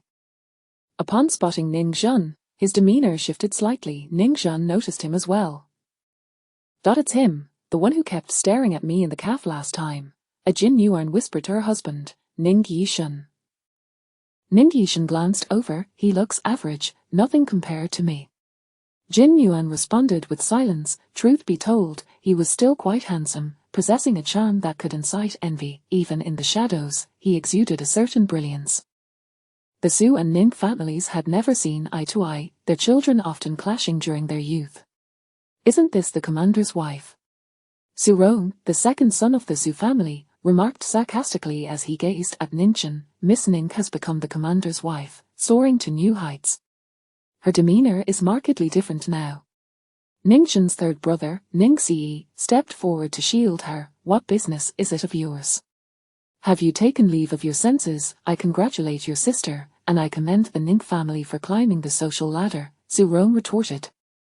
Ning Si shot back, "That high branch doesn't he require us to uphold your Su family's honor?" Su Rong's mocking expression twisted into one of fury. "Dare you mention my sister, Ning Si? Do you wish for death? Even useless dogs bark. The louder they bark, the more incompetent they are. If you have the capability, then kill me, otherwise, step aside and don't block my way." Ning Si coldly shot back. Su Rong sneered, "Very well, Ning Si. On the day you perish, I shall certainly offer incense in your memory." Ning Si countered, "After death, such filial piety to your father is meaningless. Kneel and bow down to me, acknowledge me as your godfather, and you'll reap the benefits without lifting a finger." Su Rong's eyes widened with rage, as if he were about to strike. The eldest brother, Ning Yian, restrained Ning Si, advising, "Enough of this bickering. Engaging in verbal sparring is a waste of time. Meanwhile, the members of the Su family also pulled Su Rong back. Ningxuan remained silent. The man standing at the back of the crowd cast a deep glance in her direction, yet did not speak. Just as they were about to enter, a young lady from the Su family, her voice a blend of coldness and mockery, chimed in. "What? You're merely embellishing your status. Does the commander even acknowledge you?" "I do," came a deep male voice, slow yet clear. Chapter 010, serving for one night at the entrance of the club. A moment of silence enveloped the scene, compelling everyone to stand upright. Xing Chanyu ascended the steps with a measured pace, dressed with a touch of elegance for his outing. He sported dark striped trousers and a light grey shirt, the cuffs impeccably arranged. His tall stature imbued even the casual attire with an air reminiscent of military regalia. His sharp features and deep complexion rendered him strikingly handsome, nearly perfect in countenance. Among the men present, aside from those lurking in the shadows, none could rival his presence. He cast a casual glance around and inquired, "Why the standing in formation? Am I to conduct an inspection?" His words brought a slight awkwardness, prompting a subtle shift among the crowd, yet none dared to act out of turn. Xing Chanyu's gaze fell upon the lady who had earlier mocked Ningxuan. "Do you have any objections to my wife?" The woman, the 8th daughter of the Su family, turned pale, trembling and wishing to blend into the wall. Her former bravado evaporated. "And no, I wouldn't dare, Commander." "You had better truly not dare." Xing Chanyu's thin lips tightened, his displeasure evident. The 8th daughter of the Su family nearly knelt before him. "Commander, I deserve to die." "You certainly do. Die far away, lest you tarnish my sight. Leave." Xing Chanyu commanded. The 8th daughter fled, her legs quaking. Su Rong and the others were left in stunned silence, not daring to utter a word in defense of her. Ningxuan observed that the young scions of Su City, typically so arrogant, now scurried away from Xing Chanyu as if from a cat. Not only the Su family, but even Ningxuan's brothers were rendered mute in his presence. "Madam, please," as Xing Chanyu turned his attention to Ningxuan, implying they had arrived together, though she had arrived first. He accorded her such esteem publicly, and Ningxuan graciously accepted it. She even took a step further, linking her arm with his, her smile gentle and unspoken. Xing Chanyu did not dismiss her, guiding her into the club.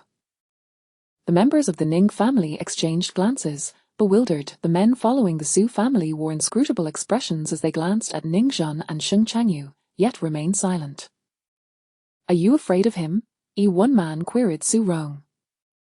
Su Rong replied, "He is the commander, with men and guns at his command."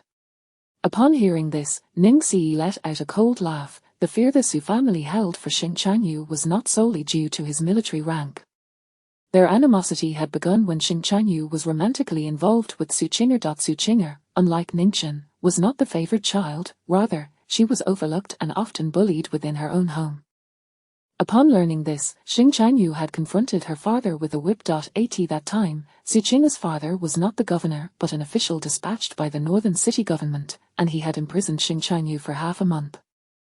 This enmity persisted, despite Su Rong often referencing his sister to irritate the Ning family. He was not a brother who truly cared. After the passing of the commanding officer, Xing Chanyu ascended to the role of commander, and no one dared to confront him again, leaving the Su family to avoid him at all costs. During Su Qing's funeral, Xing Chanyu caused a scene at the Su residence. There was a local custom that unmarried children could not be buried in the ancestral tomb without an appropriate spirit marriage. The Su family was faced with either arranging a spirit husband for Su Qinger or seeking another burial site. Upon hearing this, Xing Chanyu had bombarded the Su family ancestral tomb and ancestral hall. The Su family, after much effort, rebuilt the tomb and cautiously interred Su Qinger in the most auspicious spot, after which Xing Chanyu relented. Thus, even though Su Qinger was the apple of Xing Chanyu's eye, the Su family reaped no benefits. Instead, they became the target of his grudges. Had someone else humiliated Ningxuan today, Xing Chanyu would likely have shown little interest. What is going on with Zhener? Ning family's second son, Ning Yishan, squeezed between his elder brother and third brother. Why is she with Xing Chanyu? Both Ning Yian and Ning Si furrow their brows slightly. Speak up. Are we going to rescue her? Ning Yishan pressed. Should we go home and gather weapons? Ning Yian clicked his tongue in disdain. Casting a disapproving glance at him, Jin Yuan tugged at his sleeve. You fool, what are you trying to rescue? Ning Yishan remained speechless. After a moment of contemplation, Ning Yin instructed, Third brother, once you enter, look for the commander's private room and greet him. Ning Si replied, understood. Ning Jin and Xing Chanyu took the elevator to the 4th floor of the club, the topmost level. This floor catered exclusively to esteemed guests, featuring 4 private rooms, each adorned in opulent Baroque style, exuding extravagance and refinement. Amidst the lavish atmosphere, hints of decay and indulgence were unmistakable. Ningjin, adaptable and appreciative of various aesthetics, felt at ease. Upon reaching the door to the private room, Ningjin halted. Commander, thank you for your kindness earlier. I shall not intrude further. My brothers and I have reserved room 3, just next door. As she spoke, she attempted to withdraw her hand from his arm. Xing Changyu's dark eyes narrowed, an edge of coldness laced with intensity. Are you intending to burn the bridge after crossing it, Mrs. Xing? Ningjin replied, I only wish to avoid being a disturbance. Do you know how to play cards? I do. To what extent? Xing Chanyu inquired further. Ningjin stated, if it is bridge, I can count cards. As your partner, I can ensure your victory for the night. Xing Chanyu offered an enigmatic smile. Come in. He opened the door to the private room, gesturing for Ningjin to enter. Inside, a solitary figure sat, enveloped in a thin veil of smoke as he indulged in a cigarette. His features, obscured by the haze, bore an almost sculptural quality against the pale backdrop of his face. Have you arrived? He greeted. Xing Chanyu introduced, this is Cheng Baixing, a friend of mine. Cheng Baixing's father was affiliated with the military supply department, and the two shared a deep friendship. Ningjin, you may call me Baixing, he said casually, addressing her by her name rather than as madam. Ningjin nodded in acknowledgement. They took their seats just as the club owner entered with 4 exquisite courtesans, each possessing stunning beauty and alluring figures, brandishing intricate and whimsical masks. Xing Chanyu rose to select one by one. Ningjin assumed he was choosing among the women, only to discover he opted for a white fox mask. The mask was adorned in a splendid yet eerie fashion, with rubies shaped like blood tears beneath the eyes. All of you, leave. You are not required to serve tonight, Xing Chanyu instructed. He tossed the mask to Ningjin. You promised me victory. If I lose even one hand, you know the consequences. Ningjin bit her lip slightly. What is this? Are you reluctant to serve? He teased, his tone flippant and playful. Ningjin replied, not at all. However, since Mr. Cheng is present, and your guests are undoubtedly distinguished, I fear I may not be up to the task. You were just boasting moments ago. You Ning family members always carry this disposition, eager for grand achievements. He expressed his dissatisfaction, his sharp brow furrowing. Ningjin stifled her inner fury, responding calmly, if the commander has faith in me, then I shall give it a try. She donned the mask. The blood tears aligned perfectly beneath her eyes, revealing only her misty gaze and full crimson lips, rendering her appearance both exquisite and striking. Xing Chanyu regarded her several times. Ningjin tilted her head slightly, meeting his gaze, resembling a fox that had transformed into human form. There was an air of enchantment about her. Xing Chanyu glanced at Cheng Baixing, who smiled faintly in return. Soon, their guest arrived, a German man. The discussion at the table revolved around arms dealings, with Cheng Baixing serving as the translator. Ningjin was responsible for dealing the cards, ensuring a balance, and strategically allowing Xing Chanyu to lose 2 hands, which in turn pleased the arms dealer. The negotiations progressed smoothly. Their card game extended until 3 in the morning, culminating in an agreement to reconvene at the consulate in 3 days, after which the German man took his leave. It's late. Let us go out for a late-night snack, Xing Chanyu announced, pushing back his chair and stretching. Ningjin wondered, was she to accompany him? Chapter 011, an embrace emerging from the Golden Phoenix Club at 3:30 in the morning. The streets remained alive with activity. Neon lights painted the trees along the sidewalk, their lush green leaves appearing as if coated in a layer of glass. Rickshaws continued to ferry those who had indulged in the night back to their abodes. Vendors along the street hawked late-night snacks, their burdens balanced on their shoulders. Ningjin, youthful and invigorated, had consumed 3 cups of coffee while playing cards, feeling fatigued yet not weary. What would you like to eat? Xing Changyu inquired. Ningchen replied, General, why not return home for a meal? All the shops are closed, and only a few vendors selling dumplings and wontons remain. Xing Changyu cast a sidelong glance at her. Lighting a cigarette, thin tendrils of smoke rose as he glanced at her from the corner of his eye. How many years did you study abroad? 3 years, Ningchen responded candidly. 3 years, and you've developed a taste for foreign cuisine. Are dumplings and wontons no longer to your liking? Ningchen remained silent, having spent the entire night engaged in the game, her mind and body weary. She now faced his teasing remarks. It felt like a thankless endeavor. Changyu, why do you speak so harshly? Ningchen is your wife, not your enemy, interjected Cheng Baixing. Now, that was a sensible remark, however. Truth be told, this wife of his bore a striking resemblance to an adversary. Do eat something. You won't be able to sleep on an empty stomach, Cheng Baixing urged Ningchen. Ningchen acquiesced. The trio halted before a vendor stall, and in the distance, Xing Changyu's aide, Cheng Yang, was approaching with something to say. Xing Changyu took a few steps forward with him, their conversation growing more distant. Ningchen craned her neck to see them nearly at the end of the street. The vendor prepared 2 bowls of wontons, and Ningchen and Cheng Baixing sat at a low table, both with their legs tucked beneath them. Ningchen, your card skills are quite impressive, Cheng Baixing remarked. I play cards to pass the time when I'm bored, Ningchen replied. Their conversation meandered aimlessly when 2 ruffians, dressed in short attire, approached, demanding the vendor cook them wontons. They exuded an air of menace. The vendor, clearly intimidated, nodded and bowed in compliance. Ningchen glanced over, inadvertently locking eyes with one of the small-time thugs. After a moment's hesitation, he advanced toward her, squeezing himself between her and Cheng Baixing. Miss, are you a singer? Today, Ningchen was clad in a short-sleeved chapeau, her pistol stowed in her handbag, which she had forgotten in the car. Brother, we are dining. Kindly step aside, Cheng Baixing said. The thug cast a scornful glance at him. Another thug pushed forward. Young Master Chen wishes to speak with you. Consider yourselves fortunate, don't be ungrateful. Ningchen fell silent.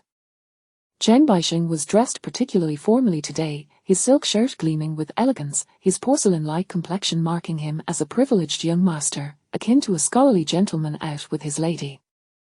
As the 2 ruffians continued their taunts, they prepared to make a move on Ningchen. She stood up. Miss, would you care to join us for some fun later? We have fine liquor, one offered. Indeed, miss, come along with young Master Chen. You won't be mistreated. Which family do you belong to? Cheng Baixing also rose to his feet. Just as Ningchen was about to respond, she leaned back slightly. Someone behind her grasped her arm, enveloping her entirely in a warm embrace, causing her to retreat 2 steps. The solid chest and warm body heat penetrated through her clothing. Startled by this unexpected embrace, Ningchen felt a bit flustered as Xing Changyu spoke. Where do you intend to take her? Unlike Cheng Baixing, Xing Changyu exuded an air of authority, despite his opulent attire. The 2 ruffians exchanged glances, momentarily uncertain of how to proceed. Impatient, Xing Changyu pressed, Speak up, where do you wish to take my wife?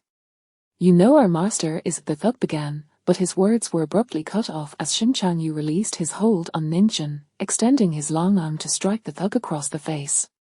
Do you dare to act grand in my presence? Xing Changyu's voice was low yet menacing. The 2 thugs looked around for allies but found none. Unwilling to accept humiliation, they surrounded Xing Changyu to retaliate. He moved with remarkable speed, quickly pushing them back several paces.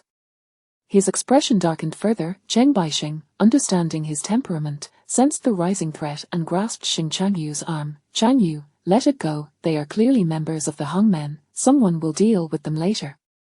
Good to know, but do you think I fear the Hongmen? The thug shouted, attempting to bolster his courage. Xing Changyu retorted, Today, I will provoke them, my hands are itching for action. Cheng Baixing fell silent. With remarkable agility, Xing Changyu dispatched the 2 thugs, delivering several powerful kicks to one, nearly causing his eyes to bulge. The other, not to be outdone, attempted a sneak attack during Xing Changyu's assault, prompting Ningchen to involuntarily shout, To your left. Xing Changyu turned, and in an inexplicable motion, he seized a pair of chopsticks and thrust them into the thug's eye. Blood spurted forth, splattering onto Ninchen's hand, which she hastily wiped away. The other patrons at the vendor's stall fled in panic. Chen Baixing stepped forward again. "Chanyu, do not frighten Ninchen." Xing Chanyu snapped back to reality, releasing his grip. He loosened the third button of his shirt, exposing his chest, his face still radiating menace. "This is infuriating, let us go home." He gestured for them to follow. A car approached the corner. Xing Chanyu opened the door and unceremoniously ushered Ninchen inside. "General," Ninchen began, but Xing Chanyu cut her off, squeezing in beside her, leaving her no choice but to shift over. Chen Baixing took care of matters, pulling out cash to compensate the vendor. While Xing Chanyu's aide had already driven off, Ninchen did her utmost to inch away, pressing herself against the car door, avoiding eye contact with him.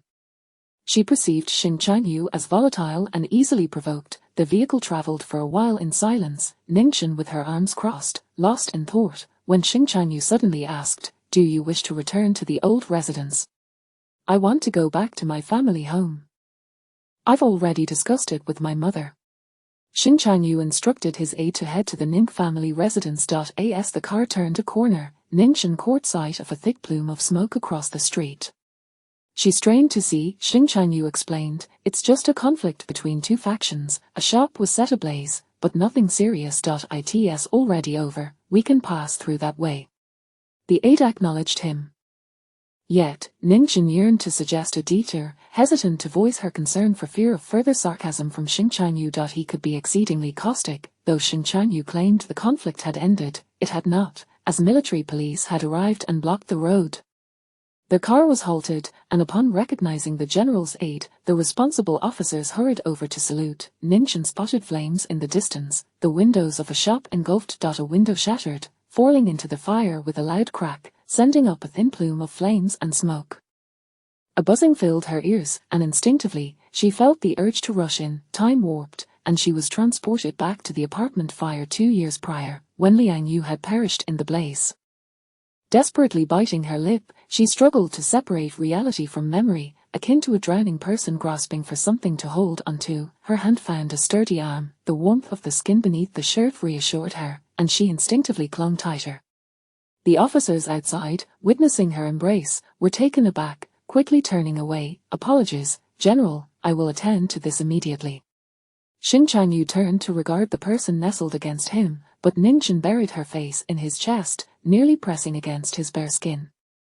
Xing Chanyu remained speechless. Chapter 012, Do not harbor illusions about me. Xing Chanyu escorted Ninchen to the doorstep of the Ning residence. As the car came to a halt, he instructed his aide, "You may exit first." The aide complied. Ninchen sat in the vehicle, overwhelmed with a myriad of emotions, uncertain of how to defend herself. She had nearly lost control of her feelings just moments ago, and it was only by desperately clinging to Xing Chanyu that she managed to avoid succumbing to the illusion of her predicament. Yet, her actions had only served to infuriate him further. Xing Chanyu lowered the car window and lit a cigarette. The wisps of smoke curled upwards, obscuring his expression in the dim light, revealing only fleeting moments of clarity when the flame flickered. His demeanor was one of indifference, annoyance, and a hint of ire. "Ninchen," he addressed her, as if summoning a soldier. Ninchen felt an overwhelming urge to salute him, sitting upright and responding, "Yes, Commander. Having a modicum of beauty does not grant you the right to aspire to be my woman. The reasons for my marriage to you are known to you alone, though the outside world remains oblivious." Xing Chanyu's tone was frigid. Ninchen clenched her fingers tightly. "Commander, I have no such aspirations. Your words betray a hypocrisy that is utterly appalling. You are indeed the daughter of Ning Jutong." Xing Chanyu's voice dripped with disdain. Ninchen bit her lip in frustration. It was her fault, entirely, and now even her father had been subjected to his humiliation. Fulfill your role as the commander's wife, and conduct yourself with propriety. I shall ensure you receive your due treatment at the old residence. As long as you refrain from causing trouble, and the Ning family remains sensible, I will elevate your status and never bring you shame.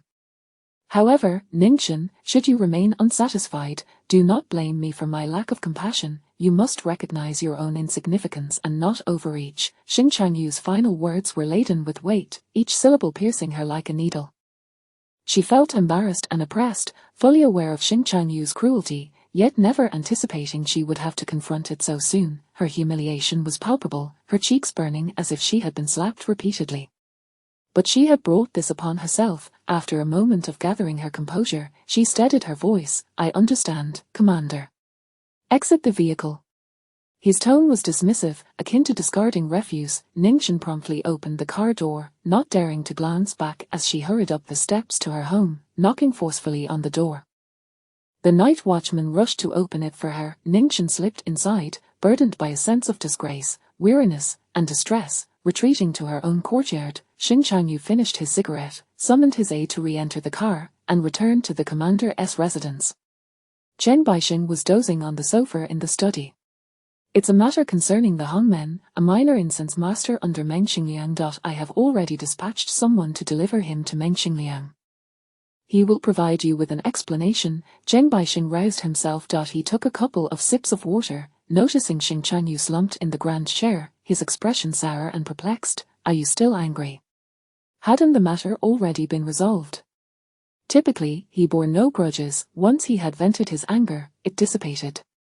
It is not that matter that vexes me. Xing Changyu gestured for Chen Baixing to pour him a drink. Chen Baixing opened the liquor cabinet, poured 2 glasses of whiskey, handing one to Xing Changyu while taking a sip from his own.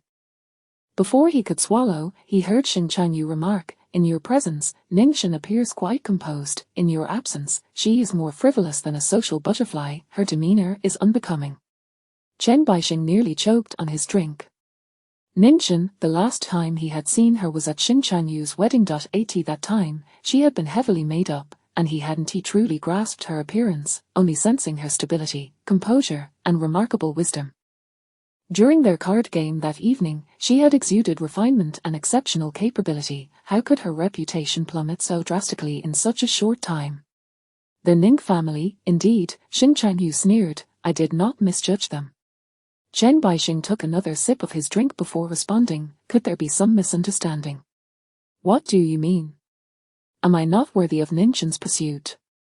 Chen Baixing hesitated before saying, it is not that. After a pause, he continued, Changyu, you hold a deep-seated prejudice against Ning Jutong. Frankly, he is quite capable. He harbors great ambition, Xing Changyu replied. You are still young.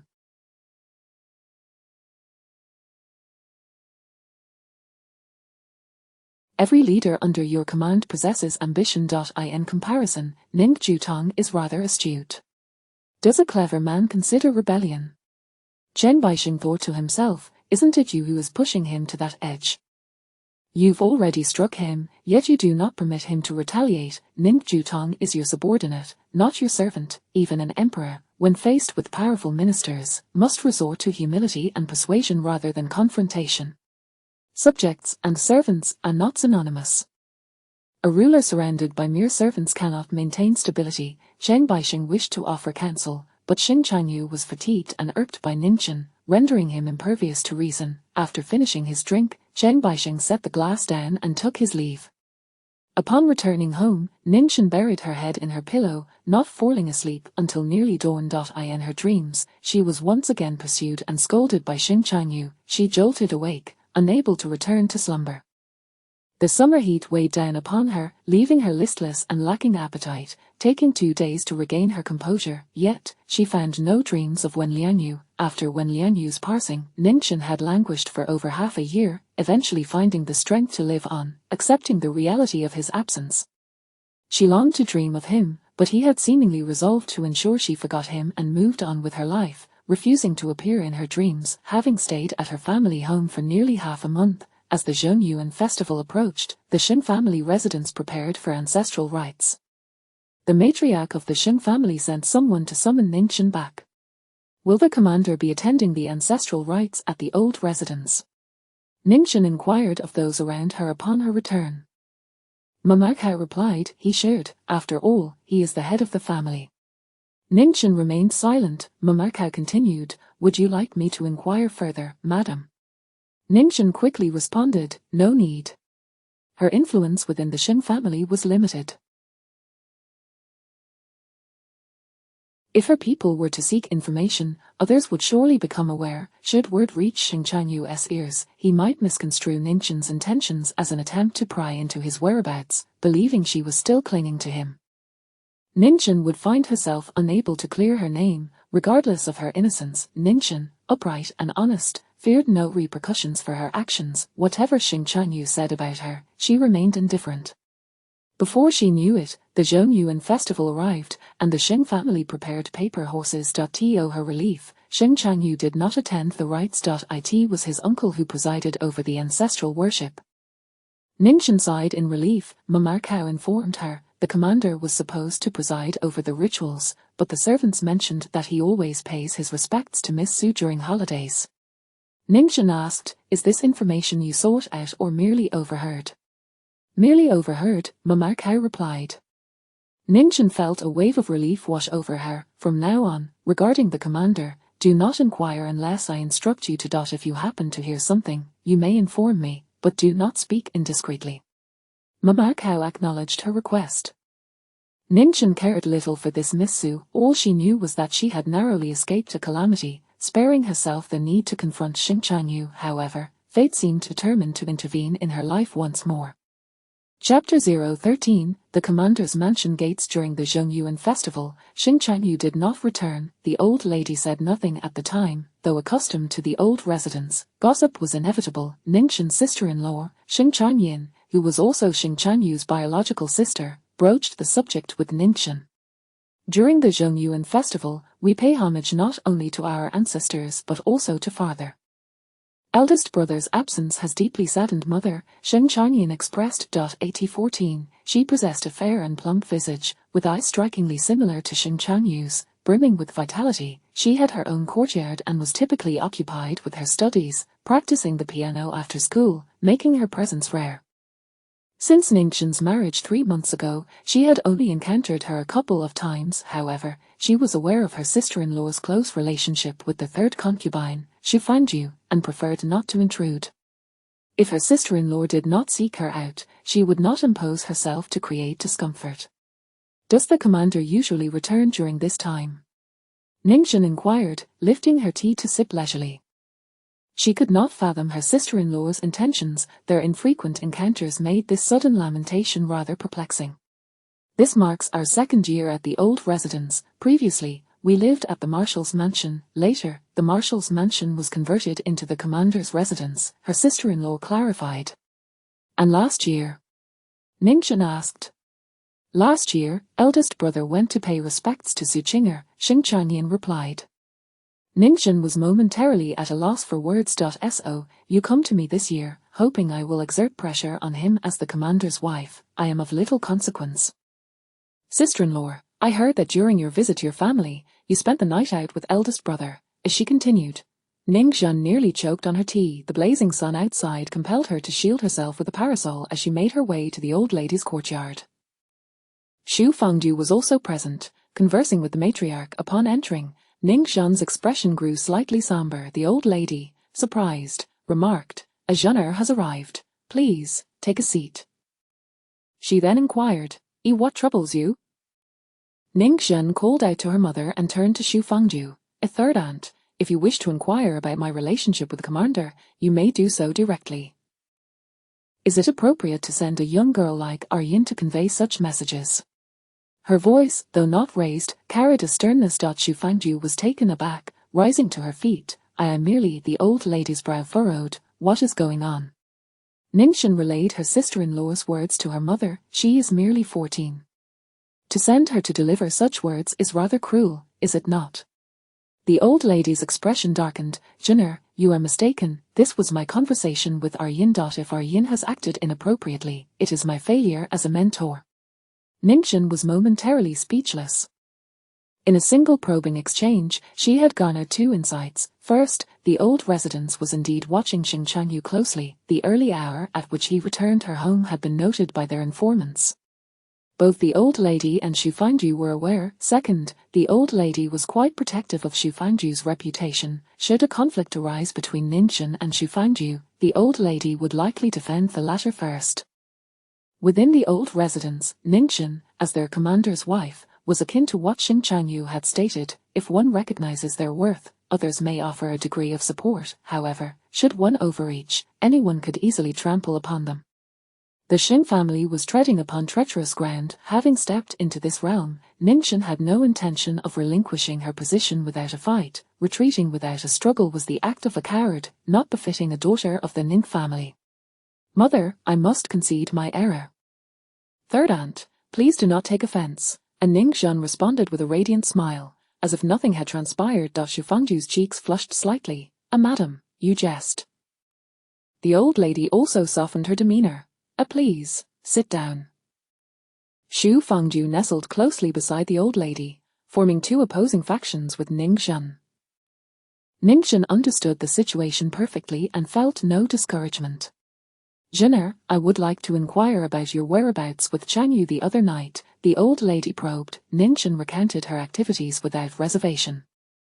Playing cards, dining out afterward, engaging in a scuffle with two small-time thugs from the Hong men, and then returning home, everything aligned with what the old lady had managed to glean.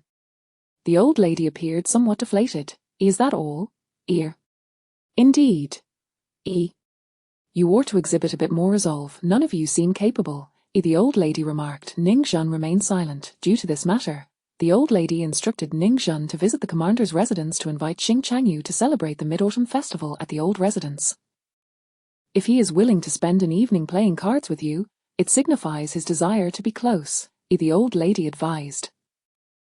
Ningxin recognized the task as akin to handling a hot potato. It would be a miracle if Xing Changyu were to grant her this favor, yet, Ningxin understood that to truly establish her footing, she had only two paths to pursue. Earning the old lady's trust or bearing a child, the latter was far more challenging than the former. Ningxin did not need to vanquish Xu Fangju, she merely required the capability to surpass her and gain the old lady's favor. As for emotions, the old lady's favoritism was of little consequence. Actual power was paramount. The task assigned by the old lady was one she must fulfill. Mother, I can only attempt to see if it bears fruit. I cannot guarantee success, Ningxin confessed. The old lady replied, do try. If it fails, so be it. If he cannot even return for the offerings, what more can one expect? Ningxin lowered her gaze in agreement. After her departure, Xu Fangju presented the peeled lychees to the old lady. Mother, asking her to try is somewhat unfair. Brother, you likely won't even let her cross the threshold of the commander's residence. The old lady mused. Let her give it a go. One never knows. I cannot decipher Changyu's temperament at all. Xu Fangju conceded. It seems we have no other choice. On her way back, the parasol shielded her from the scorching sun, casting a shadow over Ningxin's eyes. She found herself momentarily lost in thought. Is the relationship between the old lady and her son truly so strained? Ningxin had never heard of discord between the Xing family matriarch and her sons. There was scarcely any gossip circulating outside, nor was there any discussion, yet, in the brief encounters she had experienced, Ningxin could already discern the precariousness of the bond between mother and son. Xing Changyu even seems to indulge Fanfan's arrogance within the old residence, perhaps using her to vex the old lady, Ningxin suddenly contemplated. The dynamics between this mother and son were indeed intricate. Furthermore, her assessment of Xu Fangju's relationship with Xing Changyu seemed overly simplistic. Ningxin was not intimidated by complexity. The more intricate the situation, the more opportunities it presented for her to maneuver. My father and brother's fates rest in Xing Changyu's hands. He is in a more precarious position than I. The Xing family holds the cards, and they can overturn the game at any moment. The swiftest route for Ningxin to secure her footing was through pregnancy. Once she conceived, this path would become significantly smoother. However, having a child would also render her vulnerable. In times of crisis, would it truly be advantageous for her to create another tie that binds? When the moment came, could she bear to use her own child as a bargaining chip? Contemplating this, Ningxin temporarily set aside the notion of pregnancy. Until she was at the brink of life and death, this strategy could not be employed. The following day, Ningxin rose early, prepared herself, and set off for the commander's residence in search of Xing Changyu. She announced her identity. The on-duty aide regarded her with suspicion for a moment before stating, "Please wait a moment. I will inform my superior." Typically, Women did not dare to declare themselves as the commander's wife, and indeed, their commander had recently married. Possessing such a wife, after some deliberation, the aide went inside to relay her arrival. A short while later, a tall figure emerged from the commander's mansion. Ningchen, he beckoned. Upon recognizing Chen Baixing, Ningchen exhaled in relief. Some matters were better suited for discussion with Chen Baixing, sparing her from the humiliation of confronting Xing Changyu. Chen Baixing led her into the reception room and personally poured her a glass of cool orange juice, saying, "Please take a seat, Changyu is in a meeting." Ningchen accepted the drink, inquiring, "Baixing, what is your position in the military government?" Chen Baixing replied, "A mere clerical role in the advisory department. I handle matters for Changyu." Ningchen understood. She engaged in light conversation with Chen Baixing, and before she had finished her glass of orange juice, Xing Changyu entered the room. Chapter 014. A wish fulfilled. Xing Changyu held absolute authority within the military government, rendering his old ministers utterly subdued, unable to raise their heads in his presence. During his tenure, he exuded an air of casualness. Dressed in a pair of worn military trousers that hung loosely, devoid of form or style, his tall stature somehow concealed his disheveled appearance, lending him an air of nonchalance. His shirt, equally old, had its sleeves rolled up high as he entered, unbuttoning it with each step. Upon noticing Ningchen, he halted the motion of his hand at the fourth button, his brows knitting in mild concern. "Is there something you need?" Ningchen was equally reluctant to engage with him. Interacting with him left her feeling stifled, unable to stand tall.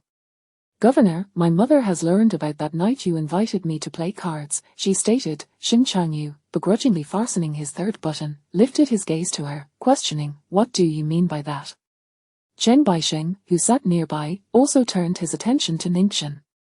"My family believes I have received your special regard, and has sent me to inquire whether you will return home for dinner during the Mid-Autumn Festival." Ningchen directly conveyed her purpose. Her straightforwardness relieved Xing Changyu somewhat. He despised beating around the bush. He sat down and lit a cigarette, inhaling deeply before raising an eyebrow slightly. "Is it your family that is troubling you, or are you attempting to elevate your status by invoking my name?" Ningchen lowered her gaze, her eyelashes casting shadows. "You warned me last time, and I took your words to heart. I would never dare to overstep. It is indeed my family that has heard of this matter." Xing Changyu took another couple of puffs from his cigarette. A delicate ash precariously hovered, threatening to fall into his half-open collar. Ning Zhan's gaze fixated on the ash, only belatedly realizing she was staring at his lips. His lips were not thick, but their shape was quite appealing, the curve cradling the cigarette beautifully. She averted her eyes, fearing he might be irritated by the ash and lose his temper, which could jeopardize their conversation. Rising, she fetched a crystal ashtray and offered it to him, then gracefully settled onto the sofa beside him, her demeanor both attentive and humble. Xing Changyu glanced at her, his fingers subtly moving as the ash fell into the tray cradled in her delicate hands. The image of her slender fingers and snow-like wrists holding the transparent ashtray was strikingly beautiful. Being a man of common tastes, Xing Changyu appreciated the pleasing sight, which brightened his mood. "Very well, inform your mother that I shall join for dinner during the Mid-Autumn Festival," he declared. "Understood," and Ning Zhan replied. The business was concluded, and she intended to exit gracefully, leaving no room for further complications. Had she not accompanied Xing Changyu for late-night snacks that evening, she would have slipped away after the card game, undoubtedly leaving a favorable impression. "Governor, I shall not disturb you further. I take my leave now," and Ning Zhan announced. However, Xing Changyu inquired, "What time is it?"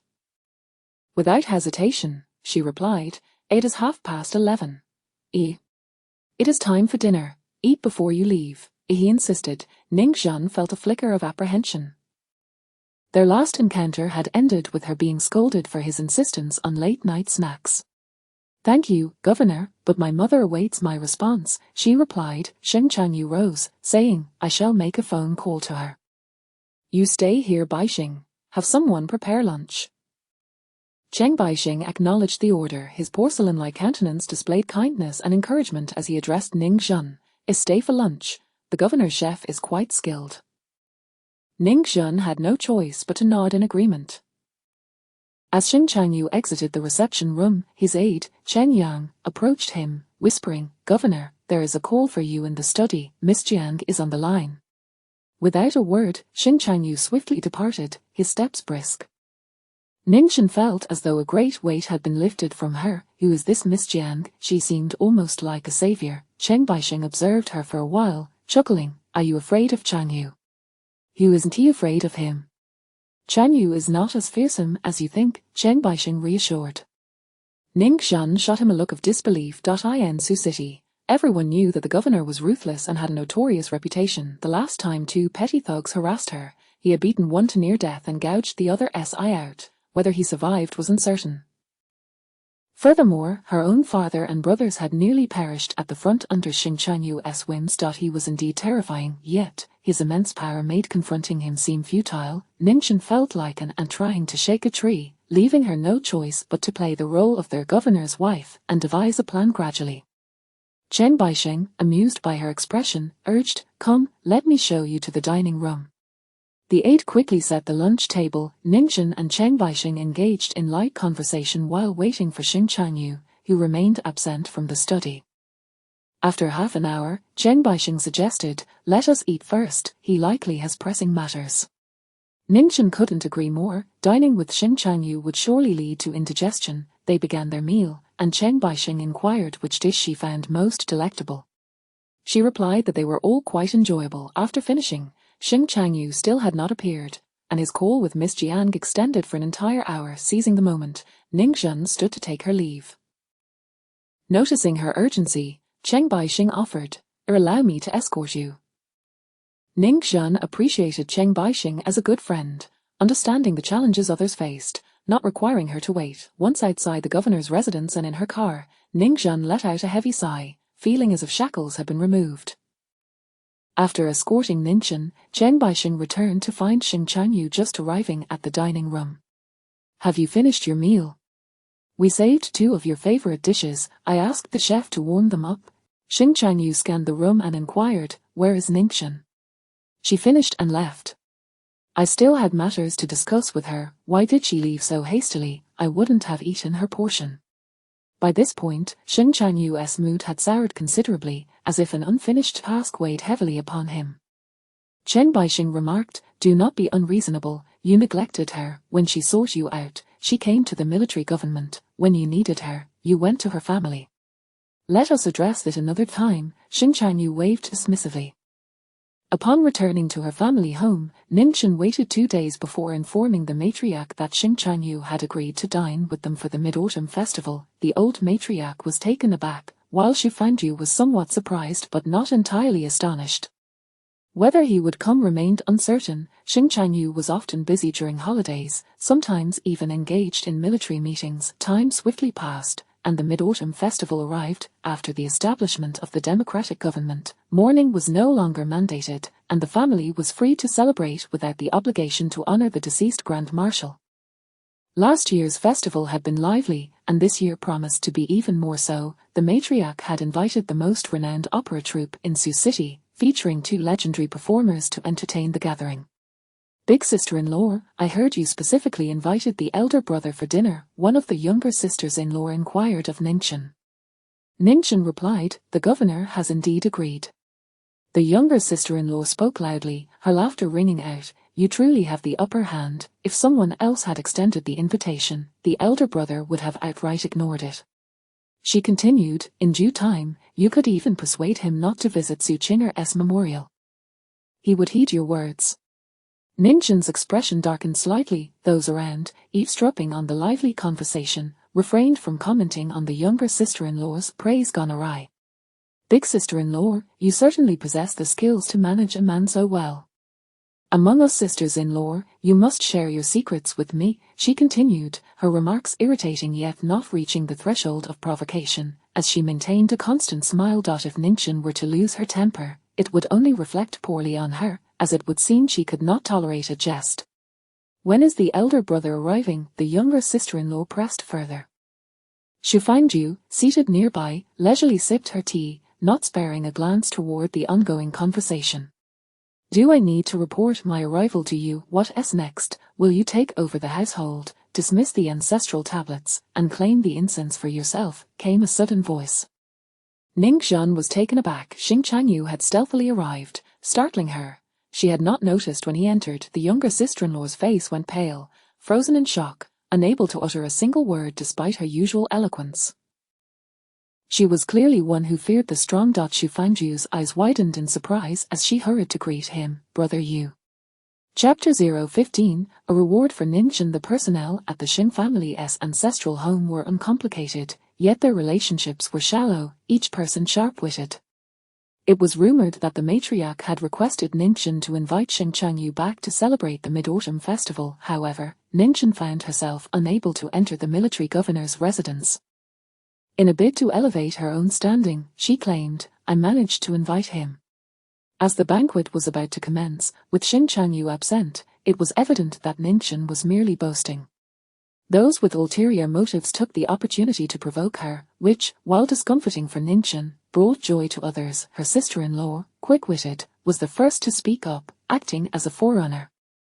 Little did she anticipate that her words would reach Xing Changyu's ears. Renowned for his notoriously bad temper, he immediately rebuked her. Should she attempt to defend herself, he might very well resort to his riding whip. Uge, mother is still getting ready, she has been waiting for you. The third concubine approached Xing Changyu with a beaming smile. Your return for the festival will surely delight mother. Yet, upon encountering such a radiant countenance, Xing Changyu's expression remained unchanged. His gaze bypassed the third concubine's shoulder, fixing instead upon Ning Zhan. After her marriage, Ning Zhan had forsaken her previous penchant for Western attire, favoring the chipao. Tall and possessing an elegant figure, she wore the chipao with an air of aristocratic grace. Her fair skin and small, full lips resembled ripe cherries on the branch. After appraising her, Xing Changyu indifferently withdrew his gaze. Let us go fetch mother for dinner. Certainly, replied the third concubine, Xu Fangju. Xing Changyu brusquely pushed her aside. I wasn't addressing you. His unwavering focus was on Ning Zhan. The majority of the household was gathered in the banquet hall. With Xing Changyu's arrival, all eyes were on him, listening intently to his words. Ning Zhan was no exception. Uncertain, she inquired, me. Xing Changyu retorted, what are you dawdling for? Ning Zhan stepped forward, intending to walk alongside him, but he had already exited. His tall stature and long legs allowed him to move swiftly. Fortunately, Ning Zhan was not a delicate flower, and she managed to keep pace. Upon leaving the banquet hall, they turned westward, passing through a bamboo grove and crossing the lone bridge over the artificial lake, leading to the matriarch's courtyard. Xing Changyu walked ahead, with Ning Zhan jogging to catch up. You are typically not one to shy away. When others speak ill of you, you don't hesitate to retort, Xing Changyu remarked, his tone tinged with displeasure. His anger was evidently not yet quelled. Ning Zhan, reluctant to provoke him further, patiently explained, she didn't directly insult me. Is a veiled insult acceptable then? Not foolish nor deaf, nor a meddlesome elder, I am the governor's wife. This household will eventually be under my management. As the matriarch, I must possess both authority and the capacity to tolerate others. Squabbles with my sisters-in-law would reflect poorly on me. If mother were to learn of this, she would think me petty, Ning Zhan stated. Xing Changyu's brows furrowed slightly. You've studied abroad, how can you be more antiquated than the women in this household? Rules are universal, they have nothing to do with modern ideologies, Ning Zhan replied. Xing Changyu's expression revealed no discernible emotion. He ceased conversing with Ning Zhan and hastened across the bridge to the entrance of the matriarch's courtyard. The matriarch, already informed of his return, had been waiting in the courtyard. Mother. The reunion between mother and son was marked by formality rather than warmth. The matriarch, still in her mid-40s, retained her charm, though she donned solemn attire in deep blue and purple hues, desperately attempting to present herself as a venerable matriarch. Have you been busy lately? She inquired, seemingly wishing to vent her frustrations. However, upon seeing her son's cold demeanor, she swallowed her words. Leaning lazily on the sofa, Xing Changyu responded nonchalantly, busy. Then take care of your health and rest more, the matriarch advised. You hardly seem to care. Why feign concern? You called me here for a meal, yet you still needed to come and invite me, wasting my time, Xing Changyu replied, his words biting, referring to his own mother as feigning concern. The matriarch's face turned pale with anger.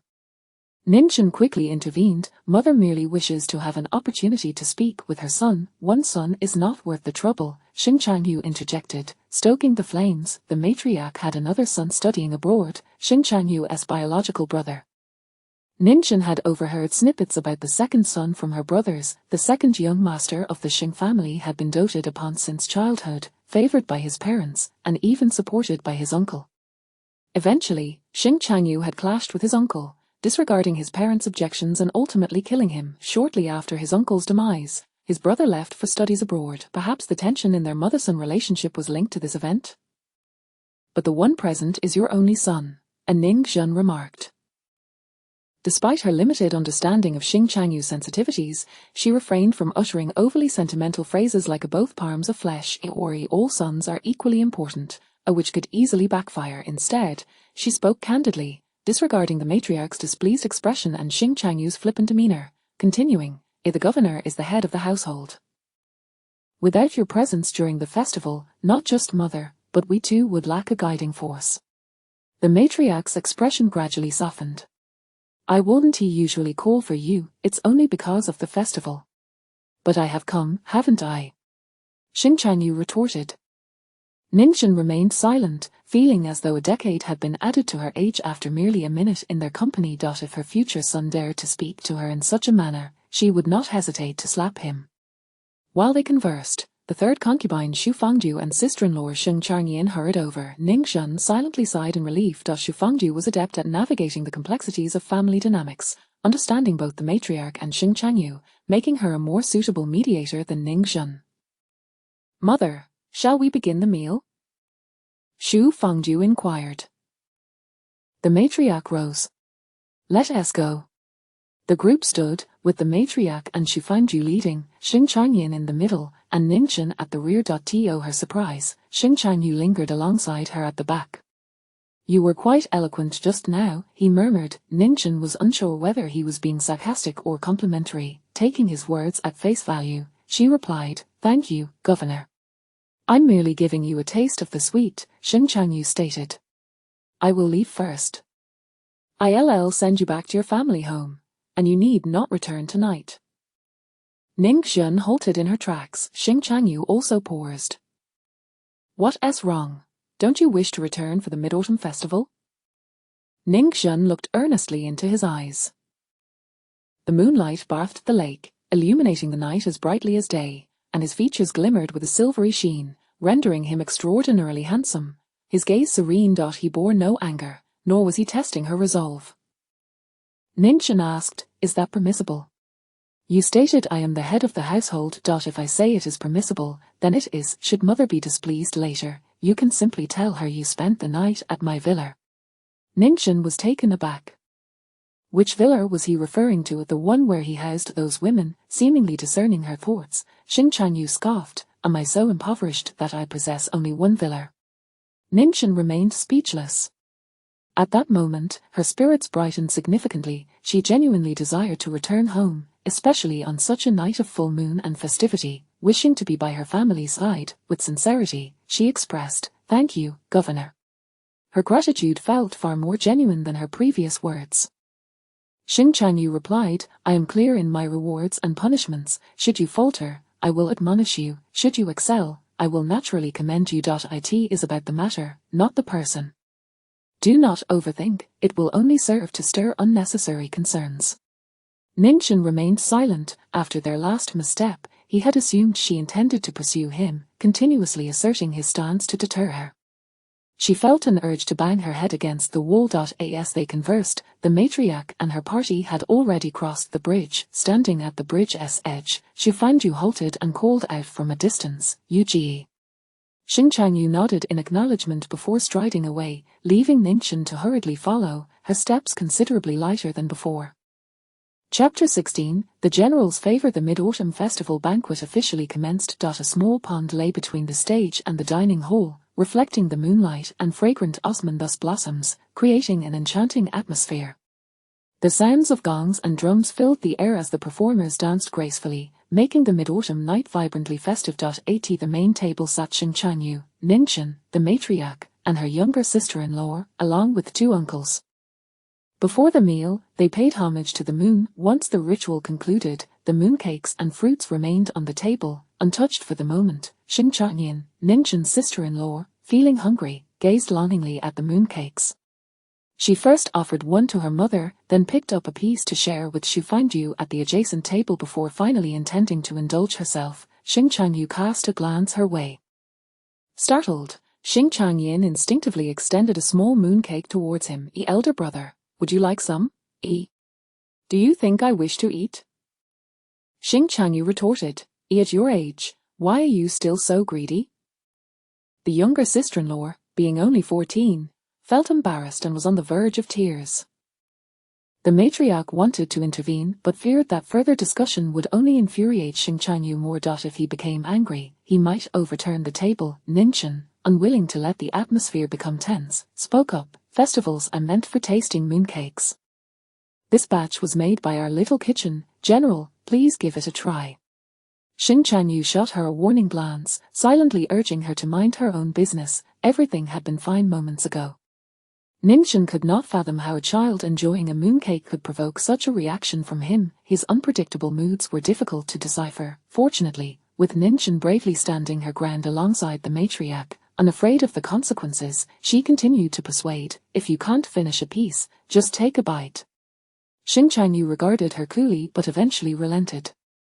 The younger sister-in-law's cheeks flushed with gratitude as she cast a thankful glance at Ningchen. After so long since Ningchen's marriage, this was the first time her sister-in-law had shown her kindness. Xing Chanyu took a mooncake, bit into it, and then offered it to Ningzhen. You should try some too. Ningzhen, the matriarch's lips curled into a slight smile, fearing that he might become irate again. Ningzhen accepted the mooncake and took a small bite, indicating that she did not mind that he had already tasted it. The flavor was quite delightful, and surprisingly, she finished it bite by bite, which visibly eased Xing Chanyu's demeanor. As dinner neared its conclusion, Xing Chanyu stood up to leave.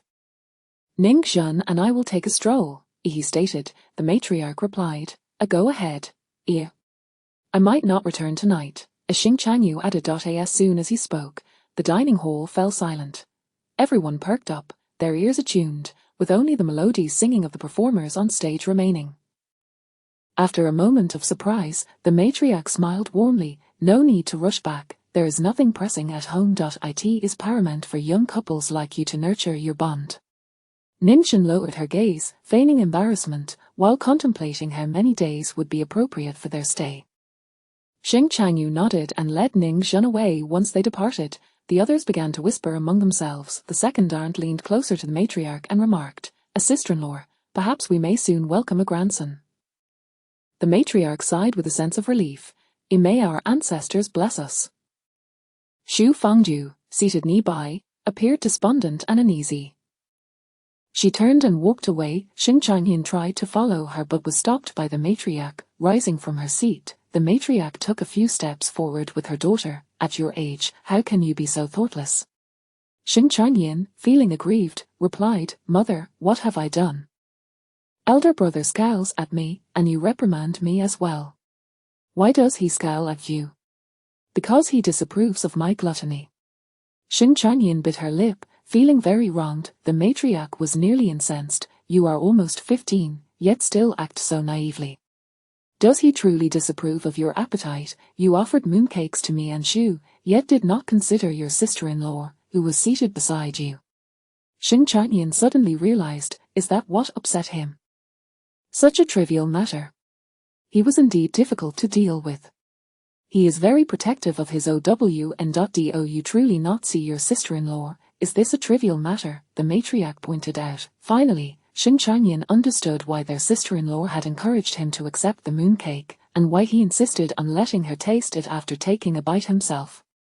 Not only did their sister-in-law not hold a grudge, but she also came to her defense. Xing Changyin thought to herself that her sister-in-law was quite amiable and generous. As Ningchen and Xing Chanyu exited the dining hall, his automobile awaited them along the path. General, I will drive myself back and pack a few things, Ningchen suggested. Xing Chanyu inquired, how long do you plan to stay? Are you going to help me cover for it? Certainly. He appeared to be in good spirits, his demeanor relaxed as he spoke. Ningchen boldly proposed, how about a month? Xing Changyu replied, that might be a bit troublesome. Is it difficult to explain?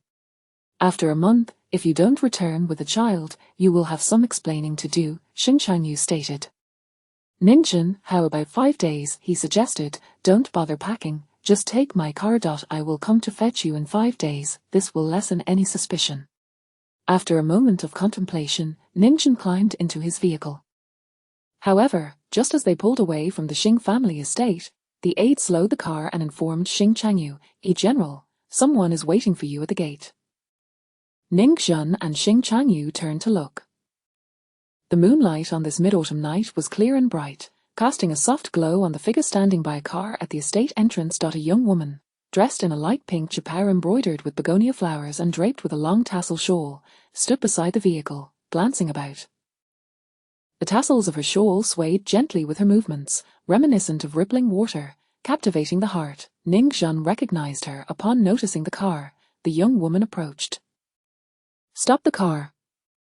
Xing Changyu's expression remained inscrutable as he rolled down the window. What are you doing here so late? His voice was devoid of emotion, flat and languid.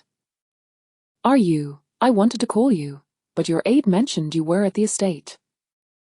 2 streets are lit up with lanterns today, take me to enjoy them. The young woman responded cheerfully, her demeanor lively. Xing Changyu remained indifferent, half his face obscured by shadows, his expression still unreadable. What nonsense? Go home. I refuse. You promised me last time, you said I could ask for anything whenever I wanted. I want to go lantern viewing this mid-autumn festival, the young woman insisted. Only then did she notice someone sitting in the shadows and quickly turned to look. Ningchen's gaze met hers. It's you, Ningchen, the young woman scoffed, her tone dripping with disdain and arrogance. Miss Yao, long time no see, Ningchen replied. The young woman was named Yao Wenluo, her father holding an official rank equivalent to Ningchen's father. Yao Wenluo was well regarded in social circles, known for her vivaciousness and generosity, making friends easily. However, her domineering nature led her to belittle those who did not meet her expectations. Before Ningchen went abroad, they had clashed over her sister-in-law, Jin Enyuan. At that time, while at the tailor's shop, Yao Wenluo had insisted on taking the fabric Jin Yuan had brought for herself, which led to a confrontation when Jin Yuan refused to yield. Since then, Yao Wenluo had targeted Jin Yuan, trampling on her 16th birthday invitation and declaring that no other young ladies were permitted to attend Jin Yuan's gathering. During a spring outing, her followers had mocked Jin Yuan, and Ningchen had retaliated.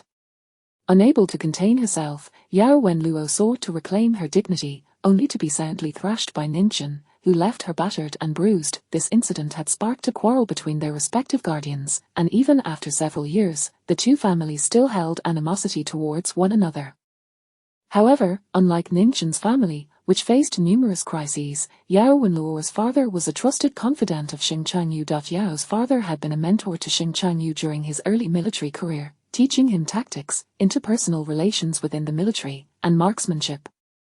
Thus, Yao's father held a significant position in Xing Changyu's life, while Ningchen's father had always been regarded with suspicion. As Ningchen and Yao Wenluo found themselves at odds once more, their expressions revealed their differing sentiments, each calculating their next move.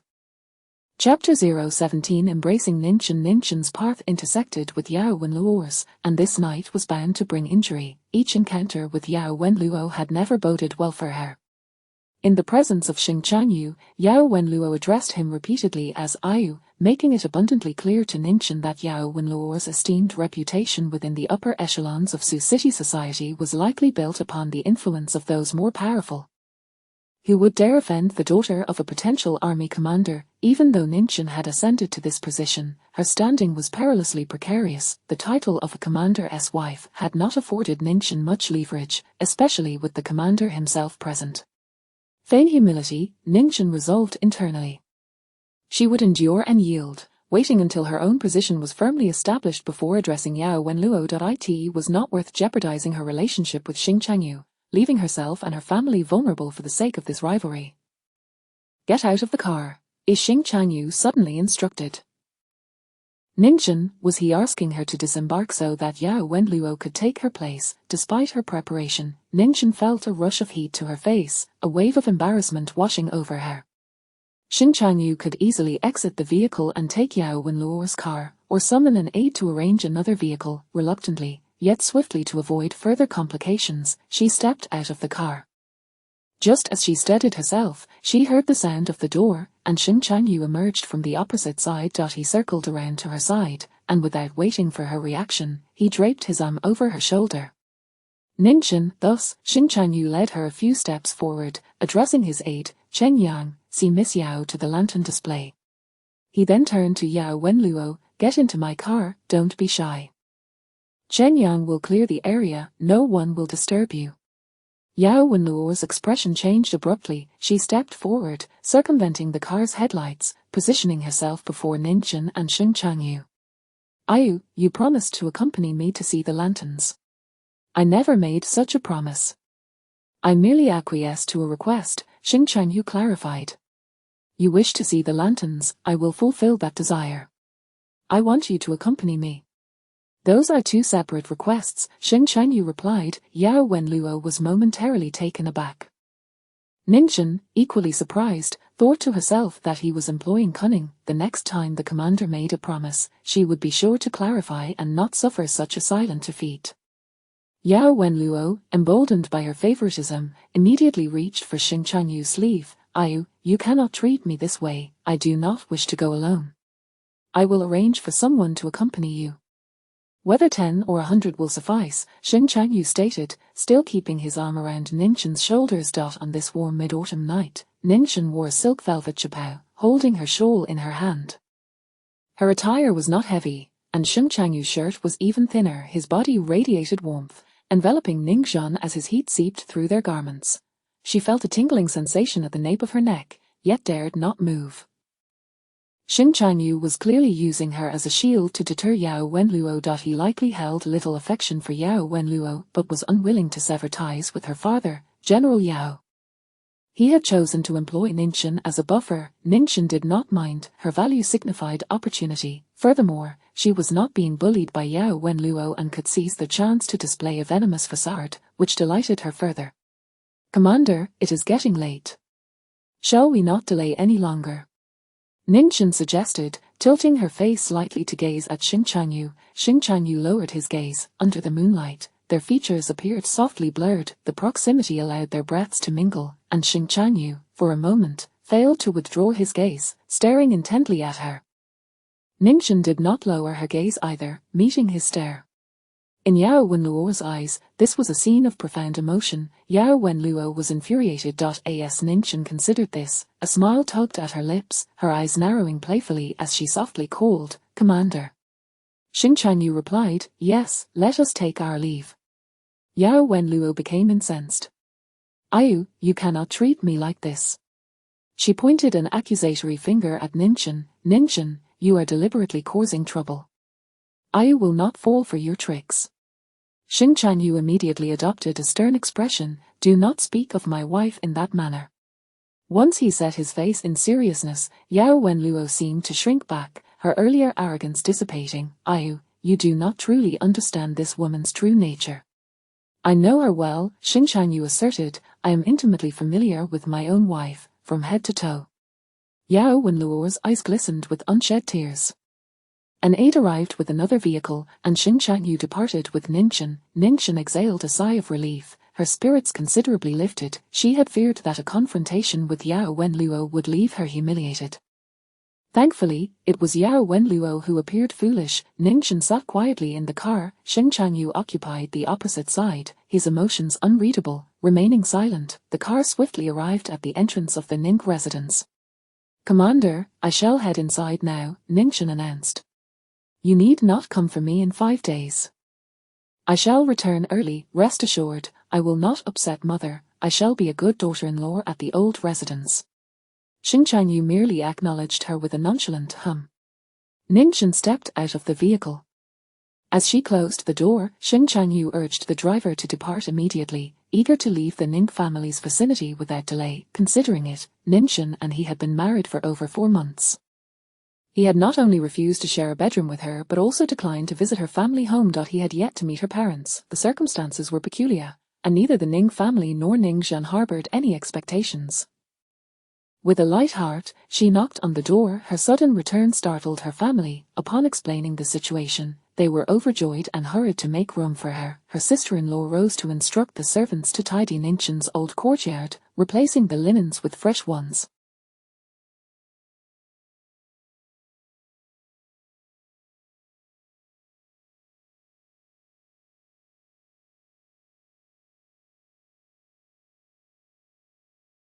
Her second sister-in-law mentioned that there were delightful surprises awaiting her. Surrounded by the warmth of family, Ninchin felt a comforting glow. Her family was in stark contrast to the Xing household.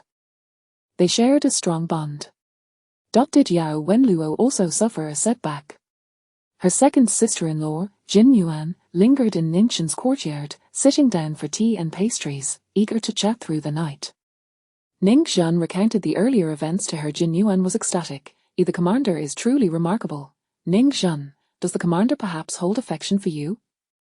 Ning Zhan, you may speak of this at home, but do not spread it outside. Why would he not like you? I have seen Su Qing'er, and she is not as beautiful as you.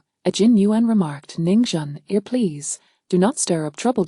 My current situation is precarious. Your words will only deepen the Xing family's wariness of me. Jin Yuan sighed. She had come to understand the reasons behind Ning Zhan's marriage and felt a pang of sympathy. He will inevitably grow fond of you. Ning Zhan, one can only hope. Do you wish for him to like you? Jin Yuan inquired, her curiosity piqued. I thought you harbored no such aspirations and merely desired to be the commander's wife. Ning Zhan, are you foolish? If he does not like me, what worth is there in being the commander's wife? It would merely be an empty title. Jin Yuan, will you come to like him? Our relationship does not allow for such an exchange of feelings. He is my superior, his affection pertains to my very existence. I am a subordinate, my loyalty constitutes my greatest admiration for him, Ninchin explained. What of a woman's affection for a man? Ninchin, Jin Yuan, with her naive innocence, was fit only to marry Ninchin's simple-minded second brother. The marriage between Ning Zhan and Xing Changyu was a bridge hastily constructed amidst a struggle for power, inevitably binding two individuals who could never be mere ordinary partners. She had never perceived Xing Changyu as an ordinary man. Perhaps in Xing Changyu's eyes, Ninchin was not an ordinary woman either. Chapter 018. The Fiang's brother Ninchin returned home for a stay of 5 days. Several brothers had returned from the camp for a brief respite, and the household was in a state of joyful chaos. Sister-in-law has won the most, let us treat you to dinner. After a game of cards, the second sister-in-law was being unreasonable. The eldest sister-in-law, hailing from a wealthy family, was exceedingly generous. Very well, I shall treat you all to French cuisine. Jin Yuan chimed in, shall we also visit a jewelry shop? Of course, replied the eldest sister-in-law. Ninchin suggested, shall we stop by the foreign firm to purchase a shawl? Let us buy it. Ninchin and Jin Yuan cheered, and the following morning, they eagerly accompanied the eldest sister-in-law out, with her 3 brothers trailing behind as attendants. They accumulated numerous bags and parcels, and the second brother, slightly flushed, remarked, sister-in-law, I shall settle the accounts with you later. The eldest sister-in-law responded, I delight in purchasing gifts for my sisters. Why dampen the mood? The second brother could only remain silent. The group proceeded to dine on French cuisine. The restaurant had only 2 private booths, both of which were already occupied, so the waiter led them to the largest table in the corner. I've placed the shawl in the carriage, Jin Yuan mentioned. The corner was a bit chilly, prompting the second brother to say, I'll go fetch it. The eldest sister-in-law added, I want mine too, not the crimson one, but the rose lavender. The second brother inquired, what is the difference? Ninchin, feeling a headache from her brother's mention of colors, stood up and said, I'll go get it, it's a good opportunity to get some fresh air. She took the 2 sets of car keys and descended. The French restaurant was located on the 4th floor, and the building had only one elevator. After a brief wait, the elevator door opened. Inside, a waiter was assigned to close the door, and upon Ning Jun requesting the first floor, someone called out, Please wait." The waiter then reopened the door. A young man entered. He wore a light-colored shirt and a dark brown suit, his hair impeccably styled, his features were strikingly handsome, his skin fair, and his eyes were a pale hue, exuding an air of cold indifference. Upon seeing him, Ning Jun stepped back slightly. As the young man entered the elevator, he suddenly spoke, "Do you no longer greet me upon seeing me?" Ning Jun replied, "Mr. Wen. I've been here for a while. Are you not curious about what I am doing?" He continued, his tone detached and aloof. Ning Jun stated, "I refrain from asking what should not be inquired about. I possess a sense of propriety." The young man merely smirked. Upon reaching the first floor, the revolving door at the lobby was crowded. For reasons unknown, the young man moved swiftly, and unexpectedly, he and Ning Jun found themselves squeezed into the same door panel, with him standing closely behind her. Ning Jun felt as though time was dragging on interminably. Each second felt like an eternity. She could feel perspiration forming on her back. As the door turned, she hastily stepped outside, only to be halted abruptly. The man grasped her arm. "Ning Jun, let us have a word," he said. Ning Jun stood rigidly, her gaze averted from him. "Very well. When are you available?" he inquired. Ning Jun responded, "I am always available. You may discuss whatever you wish." "I need to meet your father," the man stated. Ning Jun lifted her gaze, scrutinizing his face. He possessed an exceptionally handsome visage. If not for the cold, sharp gaze of his phoenix-like eyes, he bore a striking resemblance to her fiancé, Wen Lianyu, particularly in the lower half of his face. "Mr. Wen, what exactly do you intend to achieve?" Ning Jun sidestepped slightly. The man followed her, replying, "This is not a personal matter." In early April, a vessel dispatched by the presidential office exploded upon entering the port of Sioux City, resulting in the deaths of 12 key officials. Ning Jun recalled the incident. Coincidentally, it had occurred on her wedding night. Xing Chanyu had claimed to be too busy to visit the old residence and consummate their marriage with her due to the explosion. And then she prompted, "My father dispatched me southward to investigate the matter. The warlord Xing Chanyu has been quite cooperative, establishing a temporary investigation office, yet there has been no progress in the case," the man explained. Ning Jun replied, "My father has no involvement in this matter. I have no connections in Sioux City." "Ning Jun, my brother has died. While you live on, having married, you owe our family," the man asserted. This man was Wen Weinian, the brother of her fiancé, Wen Lianyu. Ning Jun had departed from Hong Kong aboard the same vessel as Wen Weinian, and they had applied to the same school, thus spending a pleasant 2-month journey together. She had considered Wen Weinian a good friend. However, when Lianyu had departed for London 3 years earlier, after disembarking, he had welcomed them and taken good care of Ning Jun. With her lively personality and penchant for making friends, Ning Jun quickly formed a large social circle, aided by Wen Lianyu's introductions. She had a good rapport with her classmates, yet, for reasons unknown, Wen Weinian had become distant. Despite their earlier camaraderie and the bond forged during their voyage, he treated her with notable aloofness. Ning Jun felt a twinge of discomfort. She was at a loss as to what she had done to provoke Wen Weinian's sudden coldness. Nevertheless, she soon became enchanted by her new life, immersing herself in it. She attended classes diligently, displaying keen interest, while on weekends or holidays, she partook in dancing, card games, and picnics. Before long, when Lianyu began courting her, captivated by his handsome appearance and gentle disposition, they entered into a romantic relationship. Since then, Wen Weinian had never again shown Ning Jun a pleasant demeanor. "Ning Jun, do you not recognize who these brothers are? They are the sons of a northern warlord, and their father is about to assume the presidency," a well-informed classmate informed her. Ning Jun was taken aback. However, her family was also well off, and having been pampered throughout her upbringing, she did not feel inferior. She inquired with Wen Lianyu, who confirmed the information. It was then she understood why Wen Lianyu and Wen Weinian were always accompanied by 2-inch drivers, who appeared to possess exceptional skills. During the New Year's ball, Ning Jun overheard a conversation from the adjacent room. A friend of Wen Weinian remarked, "Do you not find this woman particularly mercenary? The moment she arrived, she regarded your brothers as prey. Your younger brother is too young, you should see through her." Enraged, Ningxin burst in, confronting the individual, while Wen Weinian remained silent. "Say something. Have I ever tried to entrap you?" Ningxin demanded of Wen Weinian. During their acquaintance on the ship, neither had known the other's identity. Ningxin believed she had always treated him kindly, without ulterior motives. Wen Weinian cast her a cold glance, stating, "Have you finished your commotion? As a beneficiary, what right do you have to raise a fuss?" Ningxin was stunned. She had not anticipated Wen Weinian not only refusing to clarify, but also solidifying her reputation for avarice. She could not fathom why he treated her this way. Eventually, when Lianyu learned of the incident and had a falling out with his brother, the following day, on the 1st of the new year, when Lianyu proposed to Ningxin at St.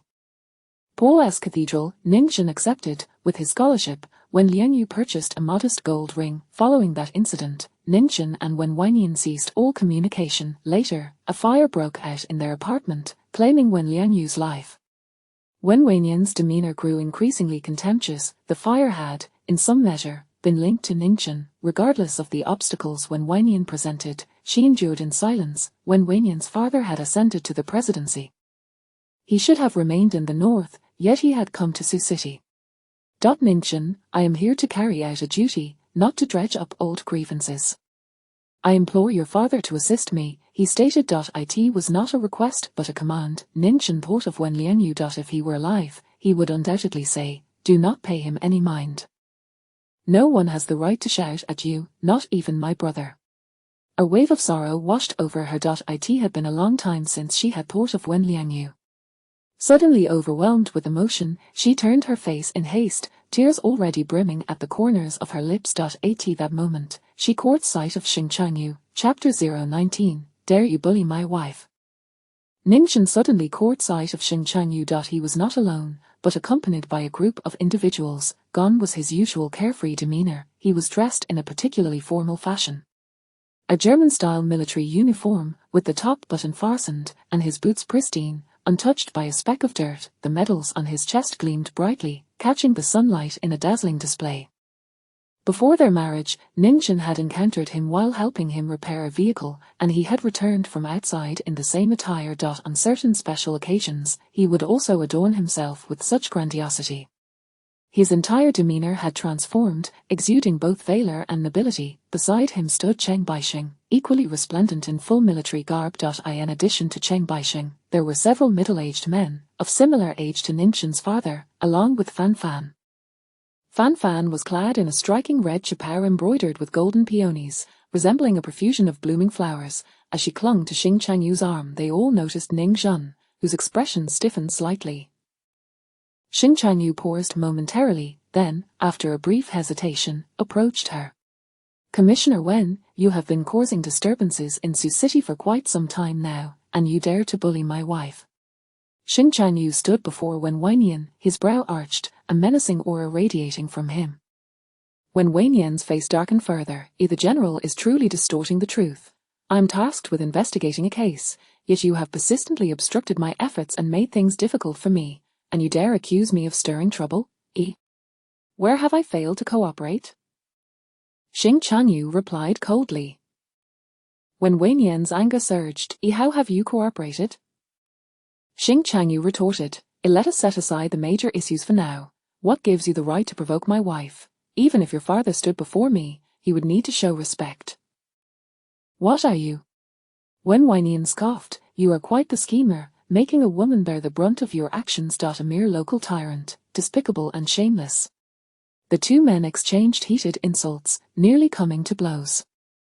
Cheng Baixing intervened, pulling Xing Changyu back a few steps. At the same time, Cheng Baixing regarded Wen Weinian sternly. "Mr. Wen, temper your anger. If you cannot complete your task, you will have no way to report back." "Why can't I complete my task?" "That still requires your explanation," Wen Weinian replied. "You ask me? Then I shall answer. It is because you are a useless fool. Having learned a bit of foreign knowledge, you act like a pig with a green onion, pretending to be something you are not," Xing Changyu declared. Chen Baixing fell silent. You have the audacity to return to Beijing and file a complaint, urging your father to join forces with other warlords to attack me. You think you can display your authority on my territory. You have miscalculated, Xing Chanyu continued, when Weinian scoffed, in this small pond, you are but a croaking frog claiming kingship. If you wish to show off your power, I find it beneath my dignity. Chen Baixing remained silent. From behind, Wen Weinian's associates emerged, restraining him, while Wen Weinian himself was unafraid of Xing Chanyu, his companions were terrified. Chen Baixing urged Xing Chanyu, along with several others, including Fan Fan. Fan Fan leaned against him, saying, "This all started because of the lady. Why is she crying? What great injustice has she suffered?" As she spoke, Ningjin, who had been overlooked amidst the quarrel, once more became the center of attention. Before she could respond, Xing Chanyu furrowed his brow, casting a commanding glance at Fan Fan. "What nonsense are you spouting? On my territory, my wife may do as she pleases." Fan Fan stammered, I did not mean it that way, General. I am not skilled in speech." Her arrogance had only flourished in Xing Chanyu's absence or when he was in good spirits. When he adopted a stern expression, she shrank back even more than Xu Fangju. "If you cannot speak properly, then be silent. Does my wife require your input?" Xing Chanyu chided. Fan Fan offered a low response, her cheeks flushed with embarrassment. Ningchen remained silent when Weinian was drawn away, while Chen Baixing escorted the group into the dining room. Ningchen and Xing Chanyu lingered at the entrance. He scrutinized her, and she bit her lip slightly. Here he suddenly unfastened a holster from his waist, handing her a handgun. Ningchen stared in disbelief. "What? Your marksmanship is commendable.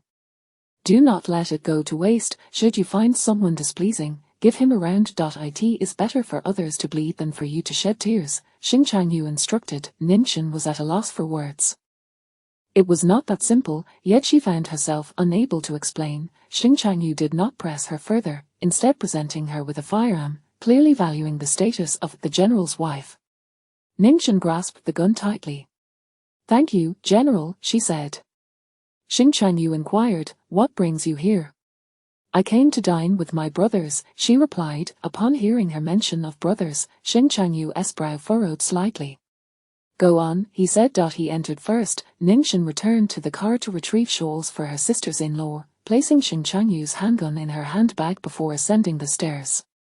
She had composed herself. That evening, Chen Baixing continued to counsel Xing Chanyu, advising him not to engage in conflict with the commissioner. "Expelling Wen Weinian is the priority," Chen Baixing asserted. "It is not that I am unwilling. He has latched onto this matter and insists on pinning the cruise ship explosion on us," Xing Chanyu replied, lighting a cigarette and inhaling deeply. "You handled the cruise ship incident poorly. It should not have been executed so close to the harbor," Chen Baixing remarked. Xing Chanyu replied, "The deed is done."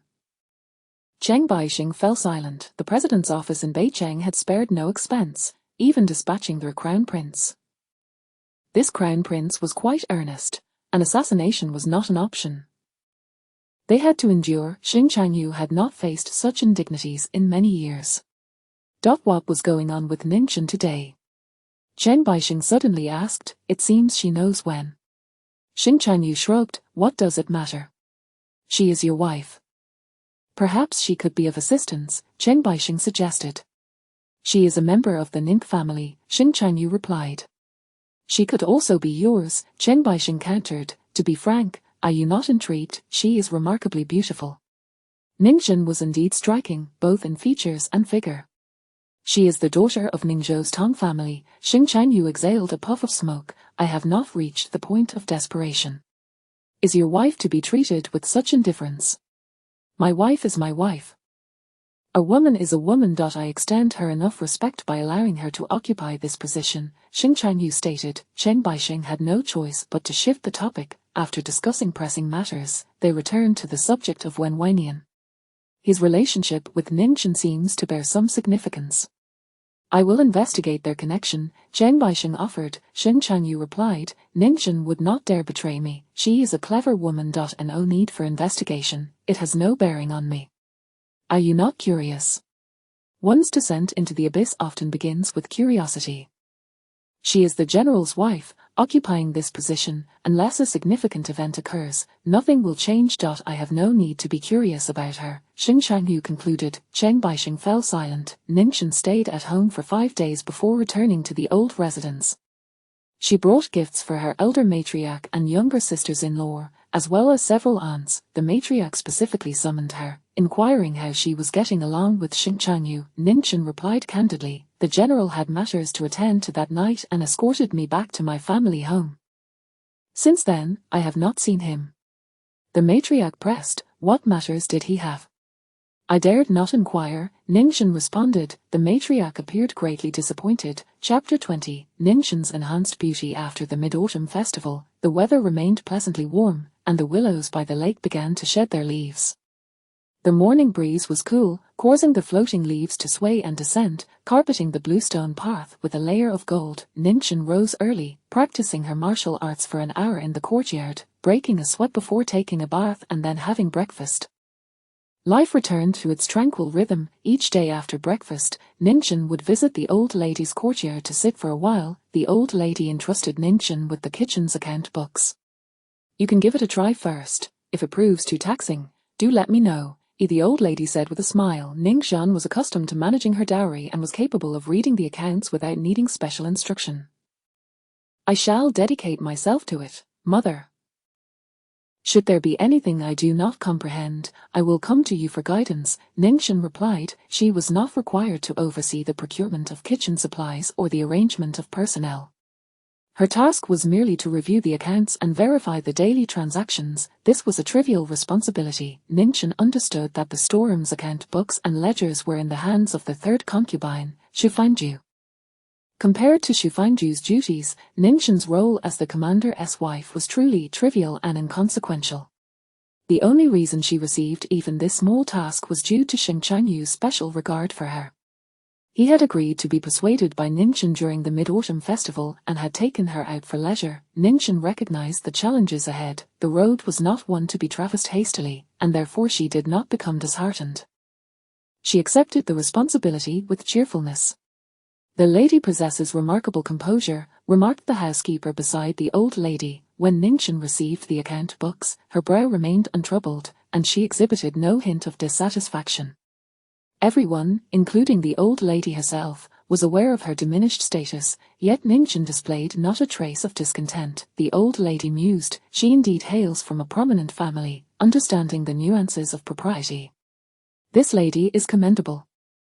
Compared to Miss Zhu, Miss Yao, or even Miss Jiang, she possesses resilience and knowledge," the housekeeper added. The old lady nodded. "Let us observe for now," she said. "I truly dare not harbor expectations.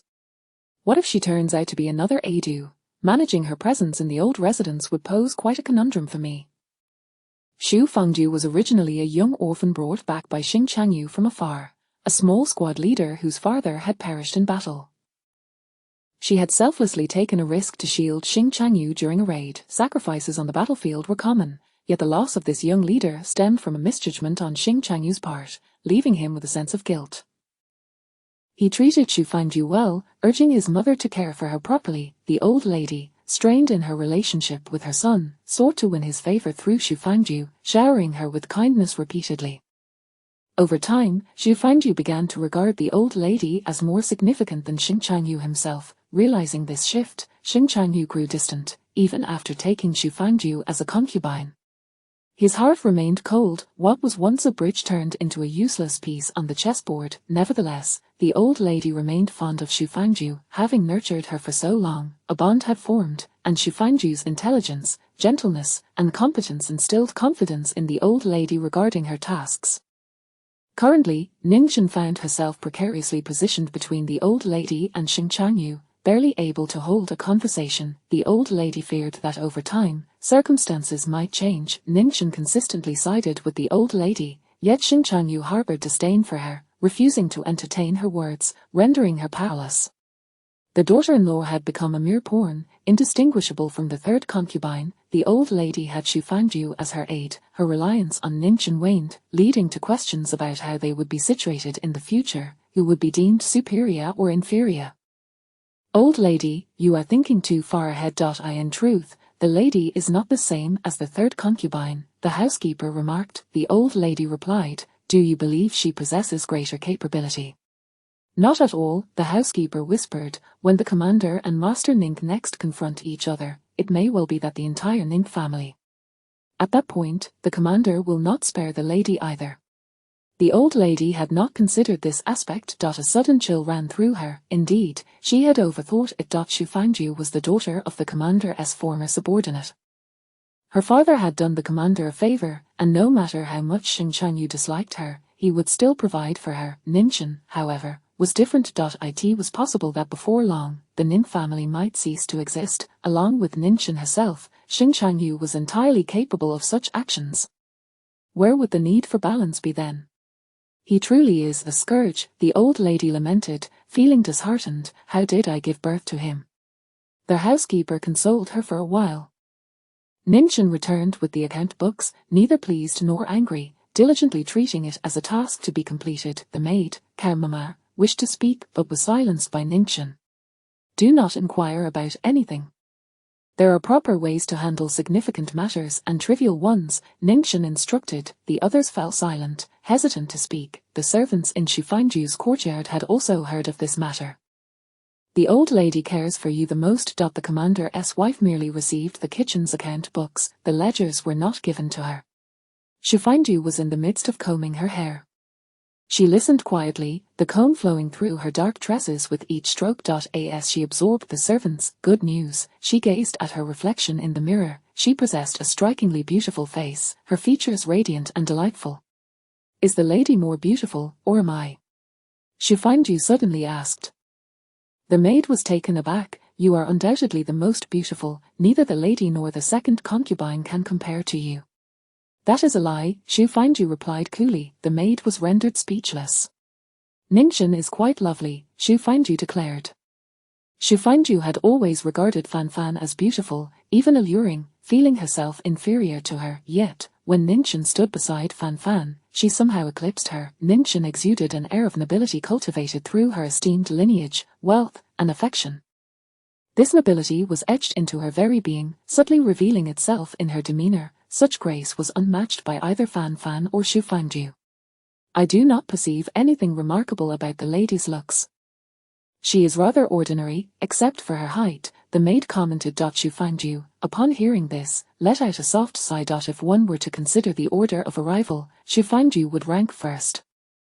When she had been by Xing Changyu's side, there had been no Su Qinger, let alone Fan Fan. Yet, what was the outcome? Each individual possessed advantages over her. She remained cautious and accommodating, only to find that everyone felt entitled to tread upon her. It was already a democratic government. Outside, the leaders of the Green Gang and Hongmen, along with various merchants, all had their respective wives and concubines, with no distinction between primary and secondary spouses. Shufangju believed she had gained the old lady's favor. Aiding the steward, she had thought that after the division of families, she would be the third wife, yet in the end, she was merely a third concubine. It ought not to have been this way. Shufangju set down the comb, staring into the mirror in silence for a long while. The maid felt a surge of anxiety, fearing she might unleash her temper. Miss Yao has not visited for quite some time, Shufangju suddenly remarked, shifting the topic. The maid sighed in relief, responding in agreement. Indeed. Invite her over, Shufangju instructed. Miss Yao is quite an intriguing person. Moreover, Yao Wenluo bore a grudge against Ninchin. The events that had transpired on the Mid-Autumn Festival at the old residence were known to both the old lady and Shufangju. With old grudges and new enmities, Yao Wenluo was sure to harbor intense resentment towards Ninchin. Very well. Do not invite her in my name, simply say it is Ayin who requests her presence. Recently, Ayin's piano skills have been lacking, and I would like Miss Yao to provide some guidance, Shufangju said. The maid readily agreed once more. Chapter 021, What is she here for? With nothing to occupy her on that serene morning, Ninchin immersed herself in her reading at home. The autumn sun cast a warm glow, gently illuminating the balcony where a hibiscus bloomed, its delicate petals blushing with a subtle hue, exuding a shy allure. Suddenly, a knock echoed through the door. The maid opened it, and Ning Zhan heard a lively, cheerful voice inquiring, Where is Ning Zhan? Setting her book aside, Ning Zhan. In the living room on the first floor, Yao Wenluo lounged on the sofa, at ease, instructing the maid to brew her some tea. Miss Yao, if my memory serves me correctly, I don't recall extending an. The fringes of her shawl swayed gently, catching the sunlight streaming through the tall windows, making her appear as if draped in a golden aura. Yao Wenluo narrowed her eyes slightly. I came to pay my respects to the old lady and Chang Yin, and thought I might as well visit you. Am I not welcome? She quipped, raising an eyebrow. Ningchen continued her descent, her tone cool and detached as she adjusted her shawl. It seems we are not particularly acquainted, Miss Yao. Yao Wenluo chuckled. Ningchen, why this distant demeanor? We are strangers no longer. I would be delighted to cultivate a friendship with you. She added with a smile, Ayu is like an older brother to me, and since you have married him, you are now my sister-in-law. We ought not to stand on ceremony. Ningchen replied, you are too gracious, Miss Yao, I hardly feel worthy of such kindness. Yao Wenluo fell silent for a moment, yet she persisted, engaging Ningchen in trivial conversation despite her lackluster reception. Eventually, she inquired, you have been married for some time now, are you not expecting? Ningchen's lashes fluttered as she responded, not yet. Is there a reason, Miss Yao? Is it appropriate for an unmarried young lady to inquire about such matters? Ningchen lifted her gaze, her eyes gleaming like sharpened blades. Yao Wenluo instinctively recoiled, unable to withstand the piercing intensity of Ningchen's stare. Feeling overwhelmed, she decided it was best to take her leave. After finishing her cup of tea, Yao Wenluo rose and remarked, I genuinely wish to set aside past grievances and become good friends with you. Ningchen, perhaps you do not trust me, but time reveals a person's true character. Ayu has so few relatives, I cherish you because I wish to ease his burdens, consider my words. With that, she turned and departed. Ningchen remained nonchalant, but the maid and the housekeeper were visibly incensed. Madam, did you hear her? Even your proper sister-in-law would not dare to speak so boldly. What does she think she is? The maid exclaimed. Ningchen pondered for a moment before finally asking, what was her purpose in coming? Who can say? I do not recognize this humble version of Yao Wenluo that I have just encountered, Ningchen replied, reflecting on every gesture and word of Yao Wenluo. Cow Mama, please return to the Ning residence and bring over a trunk for me. What trunk does Madam wish to retrieve? Ningchen's dowry had been exceptionally generous, yet there were still some belongings she had not moved. The trunk in the second storeroom on the first floor, filled with furs, she instructed. She possessed a vast collection of furs, both long and short, in countless styles. Initially, there had been 2 trunks as part of her dowry, and there were still more at home. Do you wish to wear furs? Cow Mama inquired. Ningchen shook her head. Just bring it over, there's no need for ostentation. If anyone asks, say they are my old books. Cow Mama complied and went upstairs. Before long, a maid from the old lady's quarters arrived. The old lady invites you to lunch. We have guests today, the maid announced. The guest, without a doubt, was Yao Wenluo. Given the high standing of Master Yao in the military, the old lady held Yao Wenluo in considerable esteem. Ningchen changed her attire and made her way to the old lady's courtyard. Upon her arrival, she found Xing Changyan and the third concubine, Xu Fangju, already present. The old lady sat amidst them, her smile radiant, thoroughly entertained by Yao Wenluo. Ayu has gone back to the camp again. He is perpetually busy throughout the year. I've heard that the commissioner from the presidential office in Beicheng has been causing him some trouble, Yao Wenluo remarked. The old lady replied, we have heard some whispers about this matter. My father said there's nothing major to worry about. We are under the jurisdiction of the presidential office, which fears that Ayu may take matters into his own hands in a fit of anger, Yao Wenluo continued. The old lady nodded in agreement. Therefore, there is no grave concern. Mere flies buzzing can be annoying, but do not fret over Ayu, Yao Wenluo added. Her tone suggested that she saw herself as the rightful wife of Xing Changyu. Upon entering, Ningchen caught Xu Fangju's gaze, who smiled slightly and remarked, Madam has arrived. In that instant, Yao Wenluo's smile faltered. However, recalling something, she consciously raised her expression once more. Ningchen, please sit here. Yao Wenluo gestured for her to take a seat. Ningxin glanced at the old lady, who nodded encouragingly, prompting her to sit. Next time I returns to the city, I shall join for dinner as well. Since you have invited me to feel at home, I take that to heart, Yao Wenluo stated. The old lady's smile was somewhat strained. Of course.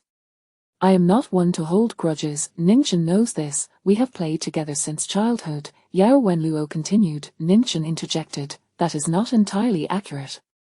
I wouldn't say we are particularly familiar, however, Miss Yao seems to maintain good relations with everyone.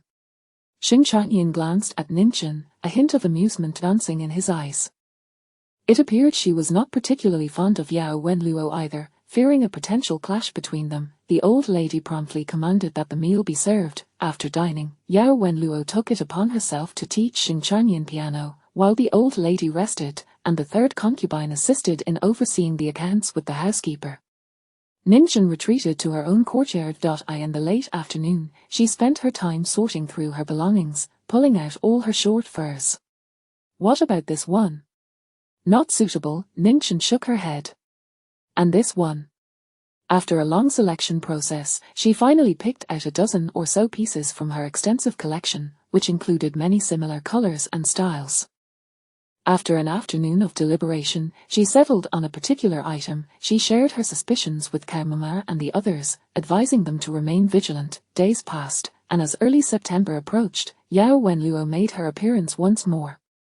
As was customary, she first visited Ningxin's courtyard. In the living room, Ningxin noticed that Yao Wenluo was not wearing her short for this time. Instead, she draped it over her arm, having worn it during her last visit, and now, on an even cooler day, she had chosen not to wear it at all. Miss Yao, are you here again to teach piano? Ningxin inquired.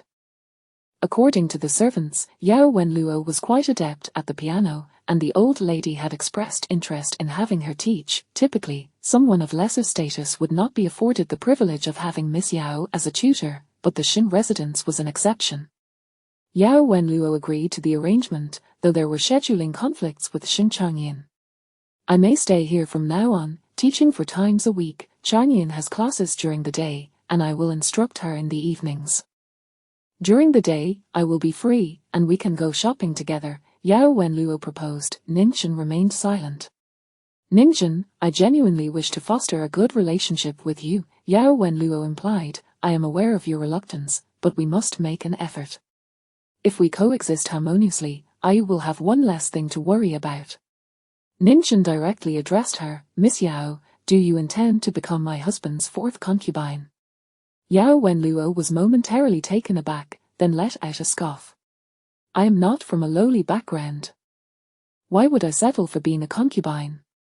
She could not resist boasting. In this day and age, having multiple wives, regardless of rank, is quite common. I, as a powerful figure, could just as well marry 10 wives.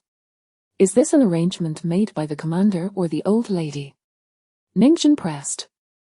Chapter 022 Two hypocritical women. Yao Wenluo seemed taken aback by Ningxin's demeanor. There was neither panic nor disdain in her expression. Ningxin posed her questions with remarkable calmness, unwaveringly scrutinizing Yao Wenluo's face for any hint of emotion.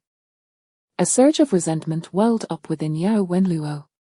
Let us discuss this later, Yao Wenluo replied with a composed and graceful smile. Ningxin, your interference will be of no consequence. Indeed, Ningxin nodded. Her gaze suddenly drifted momentarily. Yao Wenluo recognized her unease, though she masked it with a facade of tranquility. Her confidence swelled as she continued. Ningxin, our Yu has returned to the city. Perhaps he will join us for dinner tonight. Is that so? No one has informed me, Ningxin responded. Yao Wenluo replied, now I am telling you, from now on, I shall keep you updated on any news regarding our Yu. You have always harbored prejudice against me. I have many friends who all adore me, which only goes to show that I am quite amiable. Perhaps, Ningxin conceded. It must be that Jin Yuan has spoken ill of me to you. Now that she is your sister-in-law, you ought to be aware of her temperament, wouldn't you agree?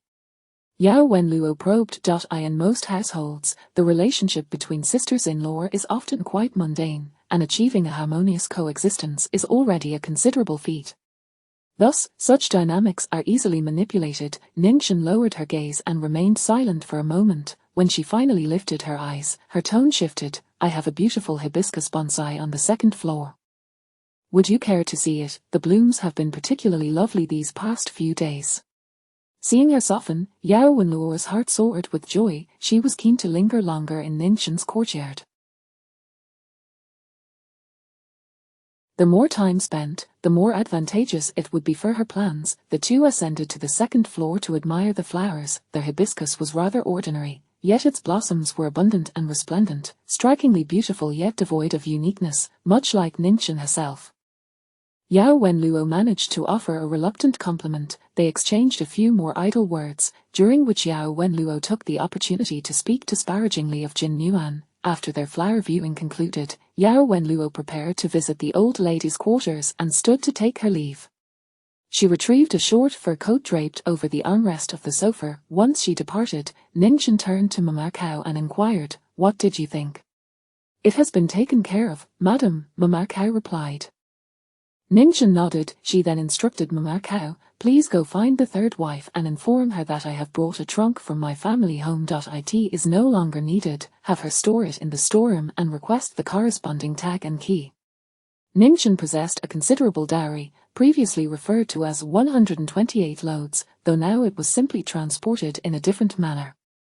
These items, which were seldom used, were stored away in the old residence's storeroom. The keys and tags were in the possession of the third wife, Xu Fangju. Ninchin felt no trepidation, for every item was meticulously recorded, with all transactions documented for accountability. The Sheng family was not impoverished, and they had not yet reached the point of misappropriating Ninchin's dowry. Like other aunts and cousins, she too stored her belongings in the communal storeroom. Mama Cao acknowledged this. At Xu Fangju sighed. She was meeting with the steward. Upon seeing Mama Cao bring in the trunk, the steward remarked, "Just leave it here. When the third wife has the time to sort through it, she will provide a receipt to the madam." She added, "If Mama Cao is concerned, she may wait here." The period after lunch was the busiest for the third wife. Choosing this moment, the steward's tone towards Mama Cao and Ninchin was dismissive. Mama Cao smiled. "The third wife is trusted by the old lady to assist in managing the household. How could I not trust her? I shall take my leave now." She turned and departed, while the steward cast a scornful glance in her direction. Less than an hour later, with the third wife still occupied, Mama Cao returned, feeling somewhat sheepish. "Madam's trunk has not yet been stored, has it?" "Not yet. Even items belonging to the old lady must be carefully accounted for before being stored. If anything goes amiss, it falls upon us concubines. Why are you rushing?" The steward replied brusquely. In the old residence, those holding the household tags commanded respect, and their companions spoke with authority. Mama Cao remained unperturbed, continuing to smile. "I apologize. The madam just mentioned that something was missing and asked us to take it back." The steward was left speechless. As the items had not yet been stored, there was no justification to prevent their removal. The steward instructed two burly maids to assist Mama Cao in taking the trunk back. Once the third wife had completed her afternoon tasks, she took a moment to sip tea and asked the steward, "What were those people from the madam's side doing earlier, coming and going?" The steward replied, "It is utterly pointless. If you were to store it here, it would require numerous procedures." She added, "I suspect the madam is growing restless and is looking for trouble, trying to create a hassle for you." She continued, "I imagine she has taken issue with you holding the storeroom key after seeing the kitchen accounts and is looking for a reason to confront you. We must be cautious, my lady." Xu Fangju savoured a sip of tea, the aroma enveloping her mouth and sliding down her throat. In good spirits, she replied, "It may not be a matter of confrontation. Perhaps she is simply feeling anxious and wishes to talk. Unfortunately, I am rather busy." "Why is that?" "Miss Yao has been frequenting us these days and may take up residence in the old house in the future." "The madam is quite flustered," Xu Fangju stated. The steward queried, "Does Miss Yao intend to take her place?" "Who can say?" Xu Fangju responded leisurely, sipping her tea. "It is of no concern to us. Let us settle the accounts. I must go accompany Mama for dinner." Ningxin's Xiaoyu residence also housed the trunk in her small storeroom. However, this storeroom was nearly filled to capacity with frequently used items, making it quite some time before the trunk could be wedged into a suitable corner. The old lady invited Ningxin to dine, and she accepted. As she walked along the path outside the old lady's courtyard, Ningxin spotted her sister-in-law, Sheng Changyin. Her sister-in-law had just finished school and had yet to change out of her blue school dress. With two short pigtails cascading down her shoulders, she ambled back, nervously biting her nails. "You seem anxious. Are you troubled?" Ningxin suddenly remarked. During her own exam preparations, Ningxin had often bitten her nails down to the quick. Sheng Changyin snapped back to reality and greeted her elder sister-in-law. "What is the matter?" Ningxin inquired with a smile. Regarding the Mid-Autumn Festival, Sheng Changyin had developed a fondness for her sister-in-law, and despite Xu Fangju's occasional reminders to respect her, it had become increasingly difficult for her to harbor animosity towards Ningxin. "Elder sister-in-law, Sister Yao is inside." She pointed to the old lady's courtyard. Ningxin asked, "Do you dislike her as well?" Sheng Changyin's eyes brightened. The word also resonated well with her. "I do not like her either. I once had a quarrel with her," Ningxin continued. Sheng Changyin grasped Ningxin's arm, leading her a few steps forward, displaying a child's innocent charm. "She teaches piano, but she pales in comparison to my own teacher, and she constantly boasts. She annoys me so much, yet my mother is clearly trying to win her over." Sheng Changyin lamented. Ningxin asked, "Have you mentioned this to your mother?" "I dared not," Sheng Changyin replied. Ningxin pondered for a moment. "Perhaps it is best to remain silent. If your mother becomes displeased, she may take it out on you. Please help me, elder sister-in-law. If you can assist me this time, you will become my benefactor. I will treat your matters as my own," Sheng Changyin pleaded earnestly. Ningxin chuckled. Chapter 023. The deception unveiled. Ningxin and her sister-in-law entered the old lady's courtyard, one after the other. Yao Wenluo was present, engaging the old lady in lively conversation, which brought forth occasional smiles from her. The third concubine, Xu Fangju, sat nearby with a gentle demeanor, radiating grace. "Truly, you will definitely come. I specifically told him that you miss him dearly," a Yao Wenluo remarked. The old lady sighed with a smile. "He knows nothing of a mother's heart. When I invite him for a meal, he accuses me of being insincere." Ningxin was aware of the backstory, yet Xu Fangju remained oblivious, accustomed to soothing. Xu Fangju quickly interjected, "You would never think that. He has always been very filial." The old lady sighed once more. Ningxin refrained from joining the conversation. Regardless of how Xu Fangju and Yao Wenluo endeavored to amuse their mother-in-law, Ningxin remained uninvolved, quietly fulfilling her role as an ornament in the room. Suddenly, a car horn echoed from outside. Yao Wenluo sprang up with delight. "Yu has arrived. I shall go and greet him." She was brimming with joy, resembling a young girl, as she donned her fur coat and dashed out. Xu Fangju only rose to her feet once Yao Wenluo was already crossing the threshold. Xu Fangju could not help but chuckle. "Mother, do you see how sincere Miss Yao is?" She adopted an attitude of selflessness, never exhibiting jealousy. The old lady cherished this aspect of her demeanor. In contrast, Ningxin did not rise. She remained still, and her sister-in-law followed suit, prompting the old lady to urge them, "You both should go to the entrance and welcome him." Ningxin gently pressed down on her sister-in-law's shoulder, smiling as she suggested, "Let the third concubine and I go." Her sister-in-law cast a grateful glance in her direction.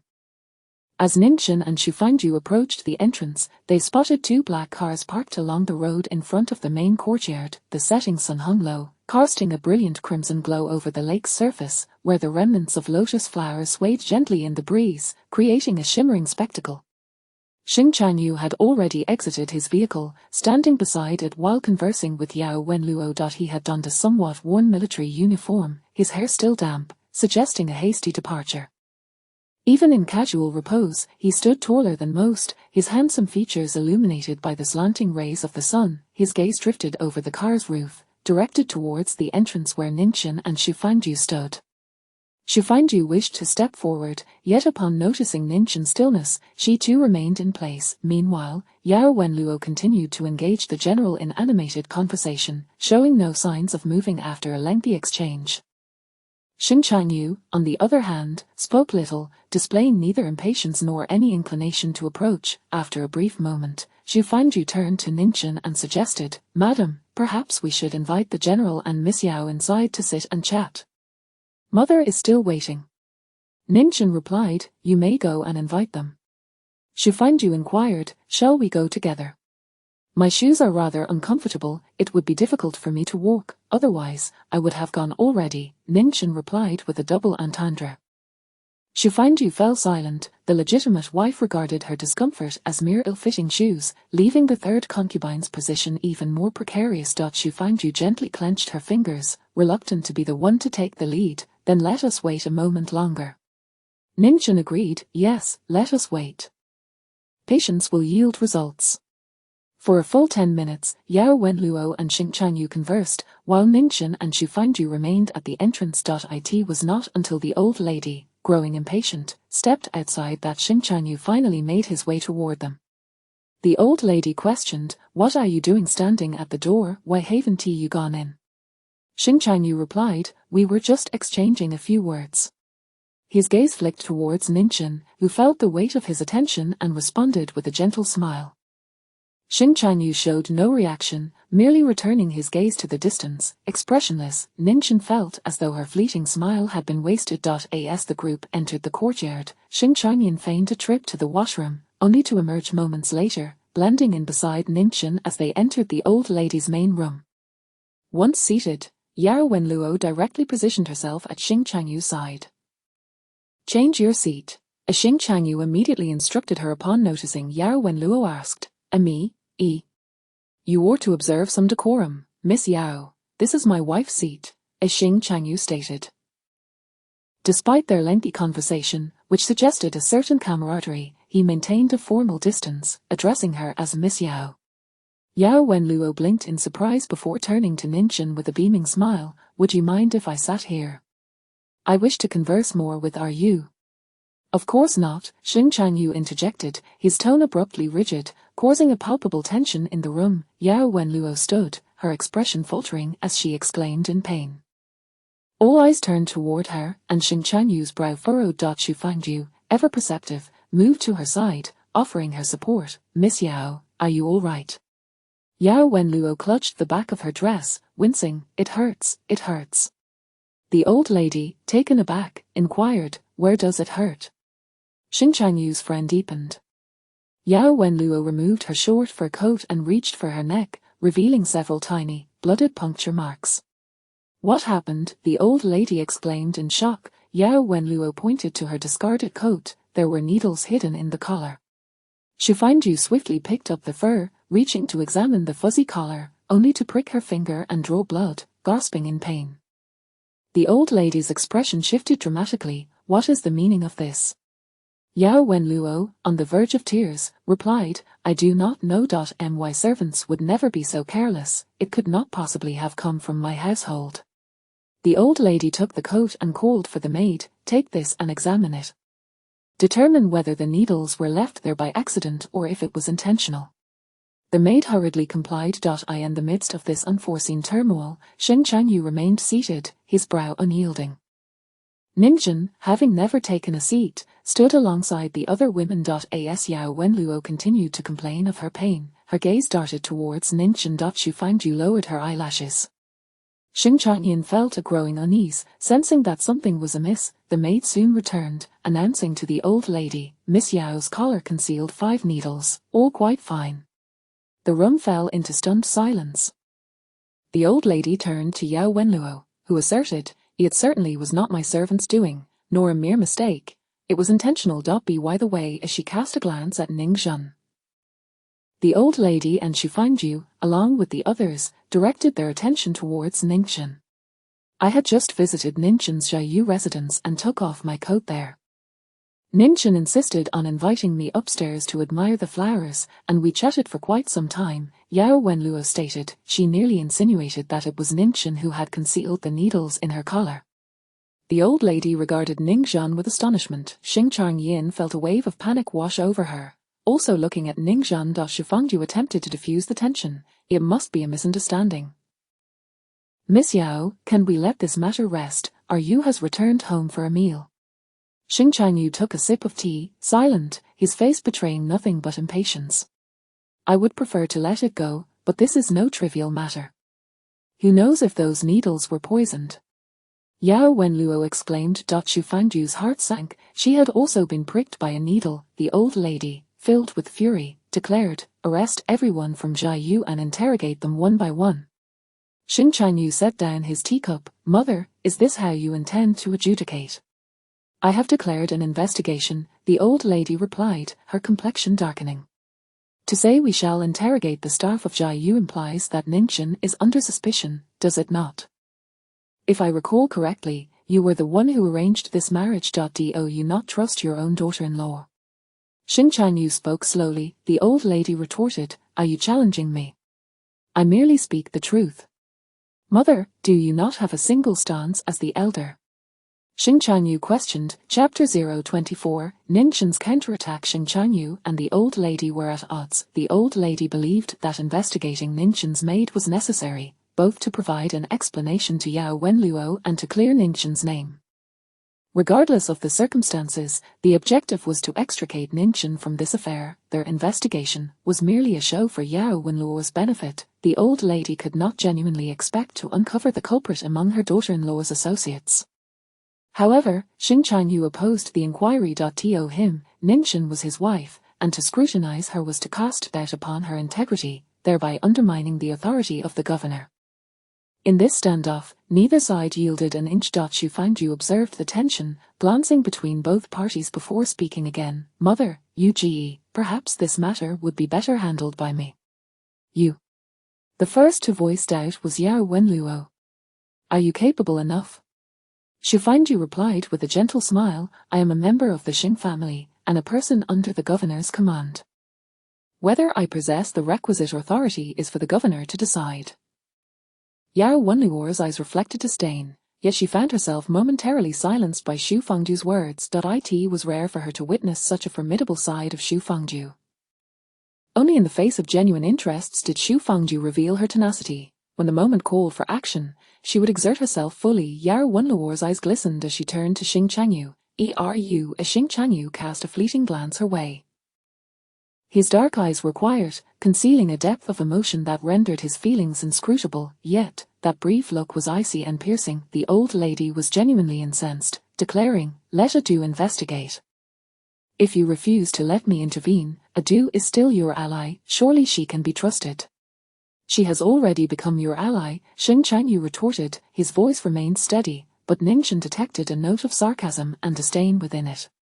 Despite the tension, familial bonds lingered between them. "Uge, I have never betrayed you," Xu Fangju said softly, gazing at him. Xing Changyu remained unmoved. Her gentle entreaty had no effect, striking against him as ineffectually as a feather against stone. Xu Fangju lightly bit her lip. Among those present, each harbored their own thoughts, but only Xing Changyin, Ningxin's sister-in-law, appeared truly frightened. Her complexion paled as she glanced nervously between the two. "Uge, will you trust me this time?"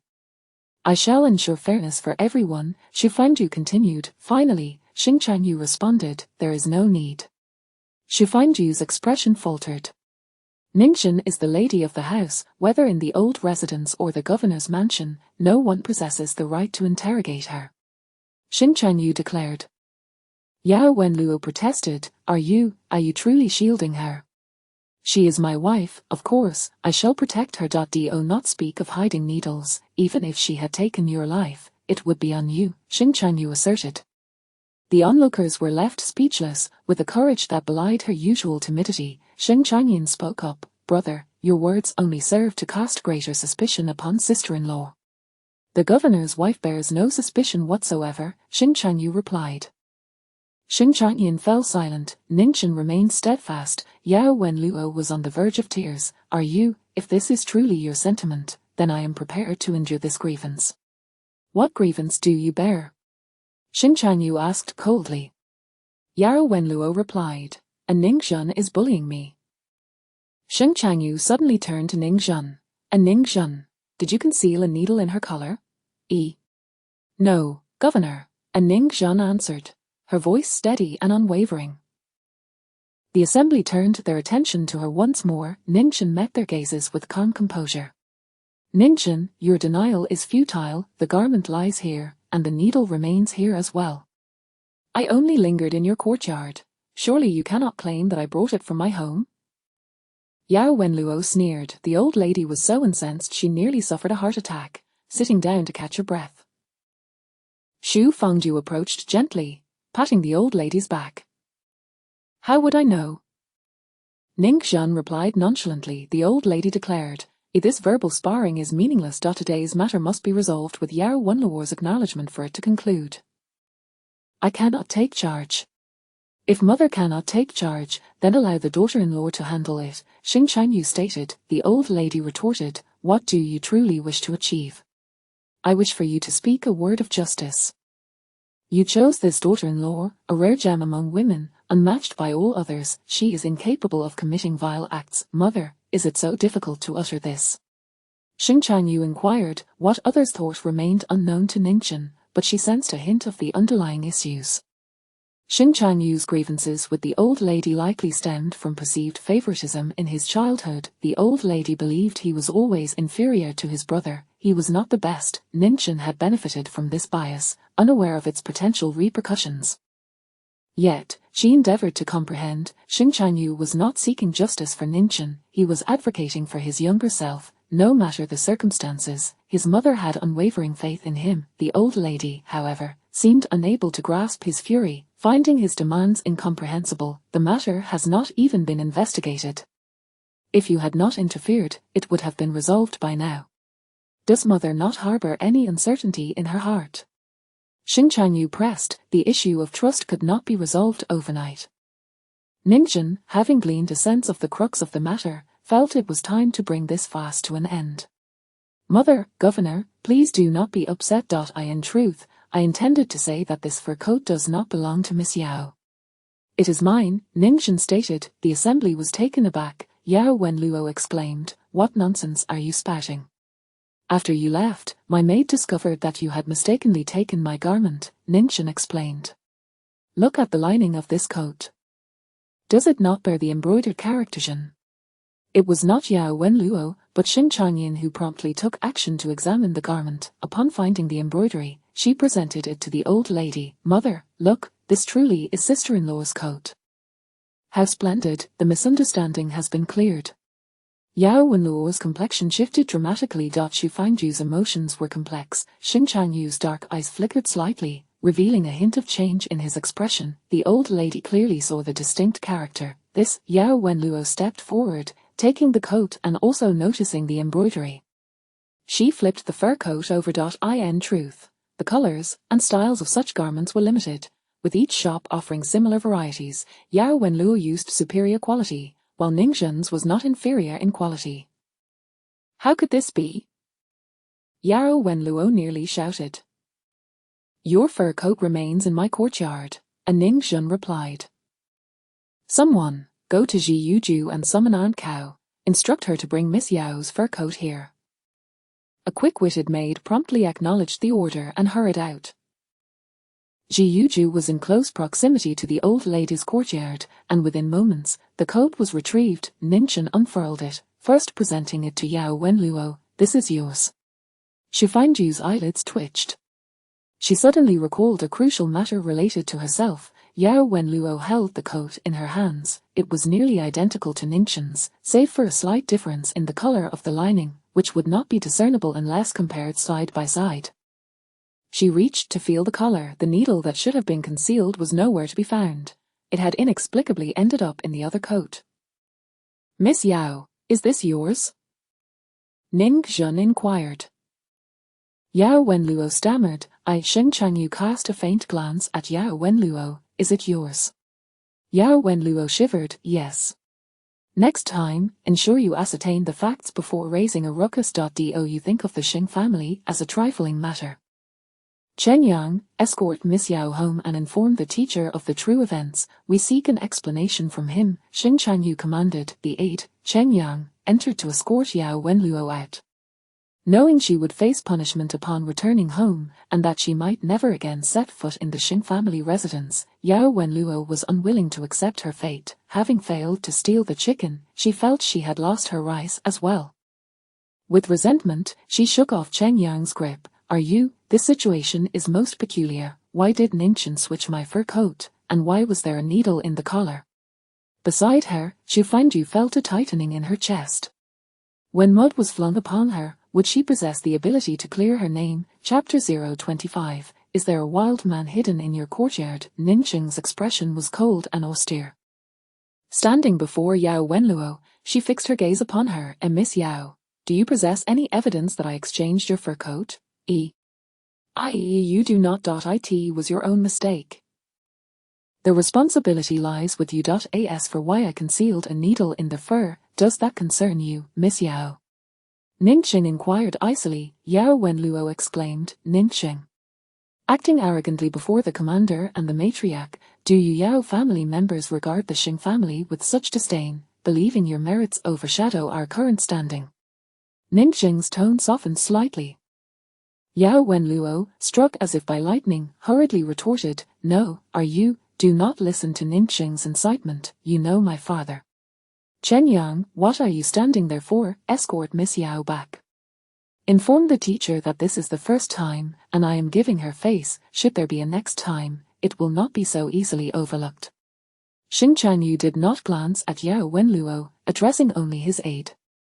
The aide complied, summoning someone to take Yao Wenluo away. Yao Wenluo dared not struggle further, fearing an even greater fall at Ningxing's hands, and thus followed the aide. She was nearly incensed to the point of spitting blood, her complexion turning a sickly hue.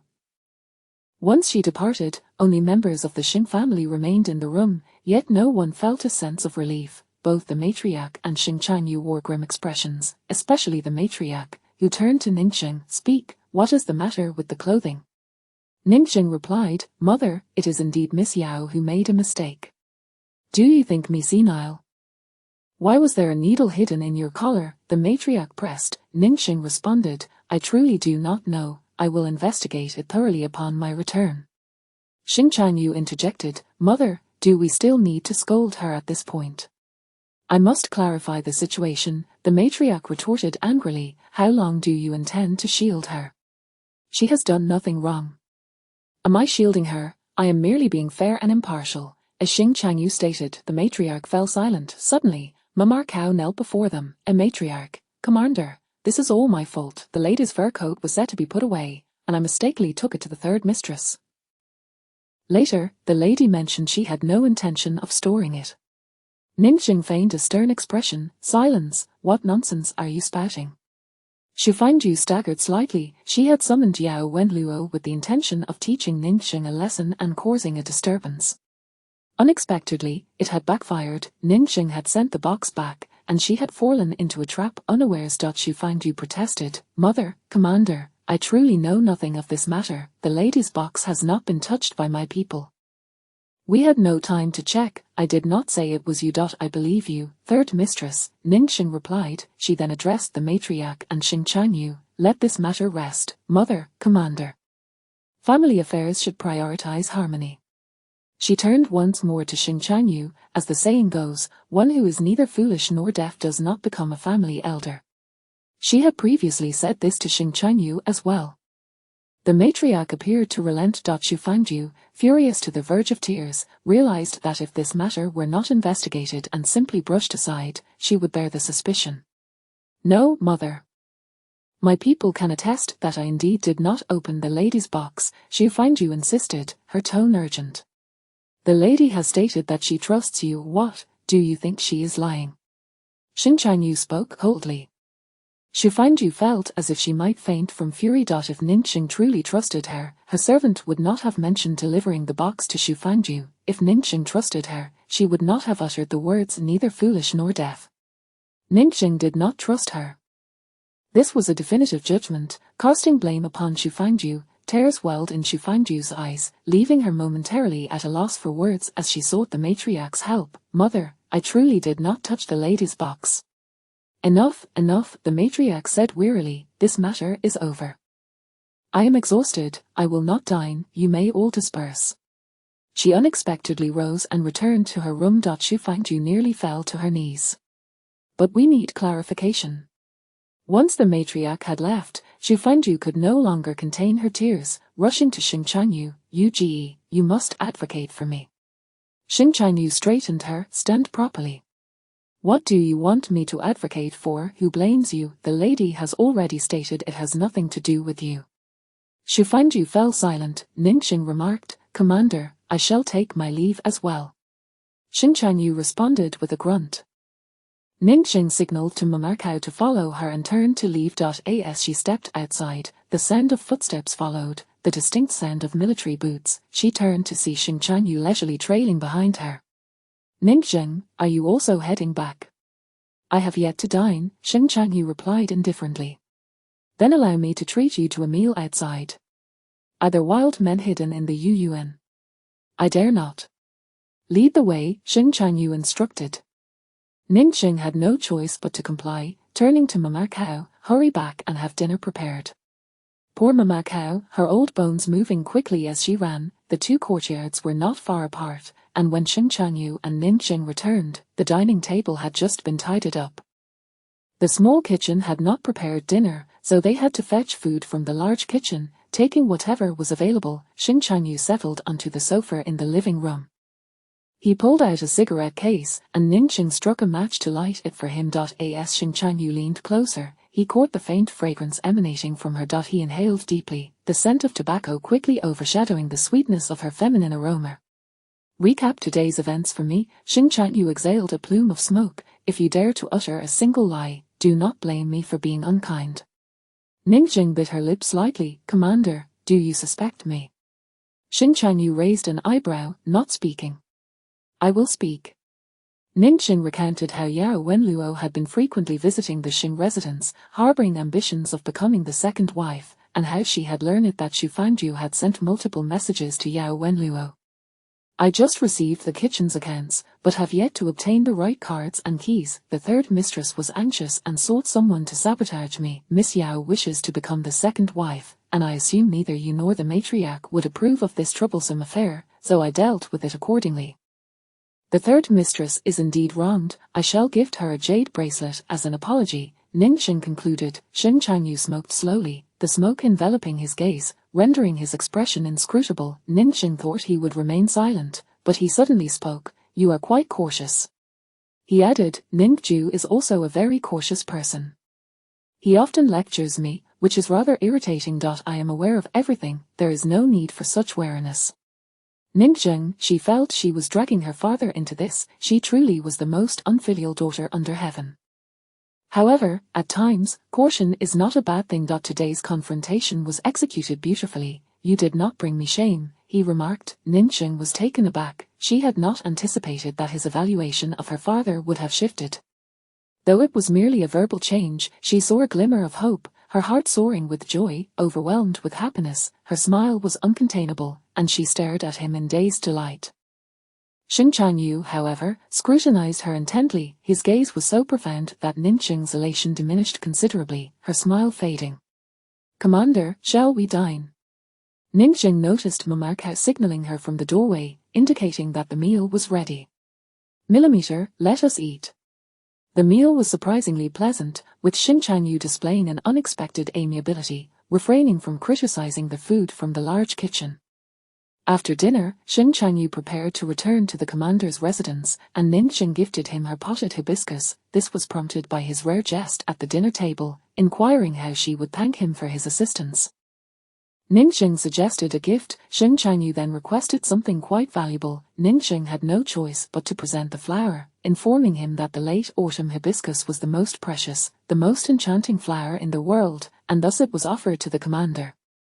Xing Changyu was both amused and exasperated, yet he accepted it. Chapter 026. The person beside the pillow. Xing Changyu sat in his study, lost in thought while gazing at a pot of hibiscus flowers. A light cough interrupted his reverie. He looked up to find Cheng Baixing, who had entered silently, stifling a laugh as he observed him. Displeased by Cheng's amused expression, Xing furrowed his brow and inquired, have you been up to mischief? Cheng replied, I've been here for a while. Where would I have gone to steal? He then asked, do you find this flower beautiful?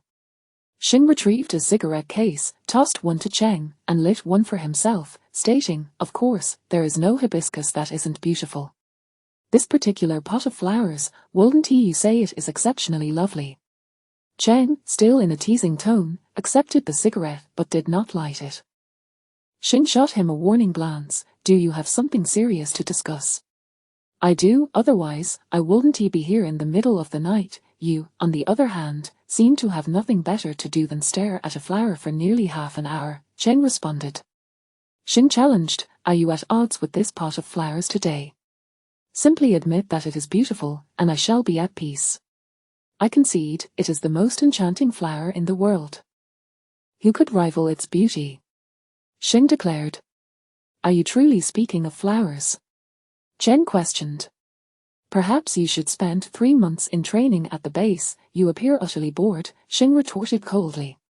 That sounds like a personal vendetta, Cheng said as he pulled up a chair to sit. Is this flower a gift from Ningchen? Indeed.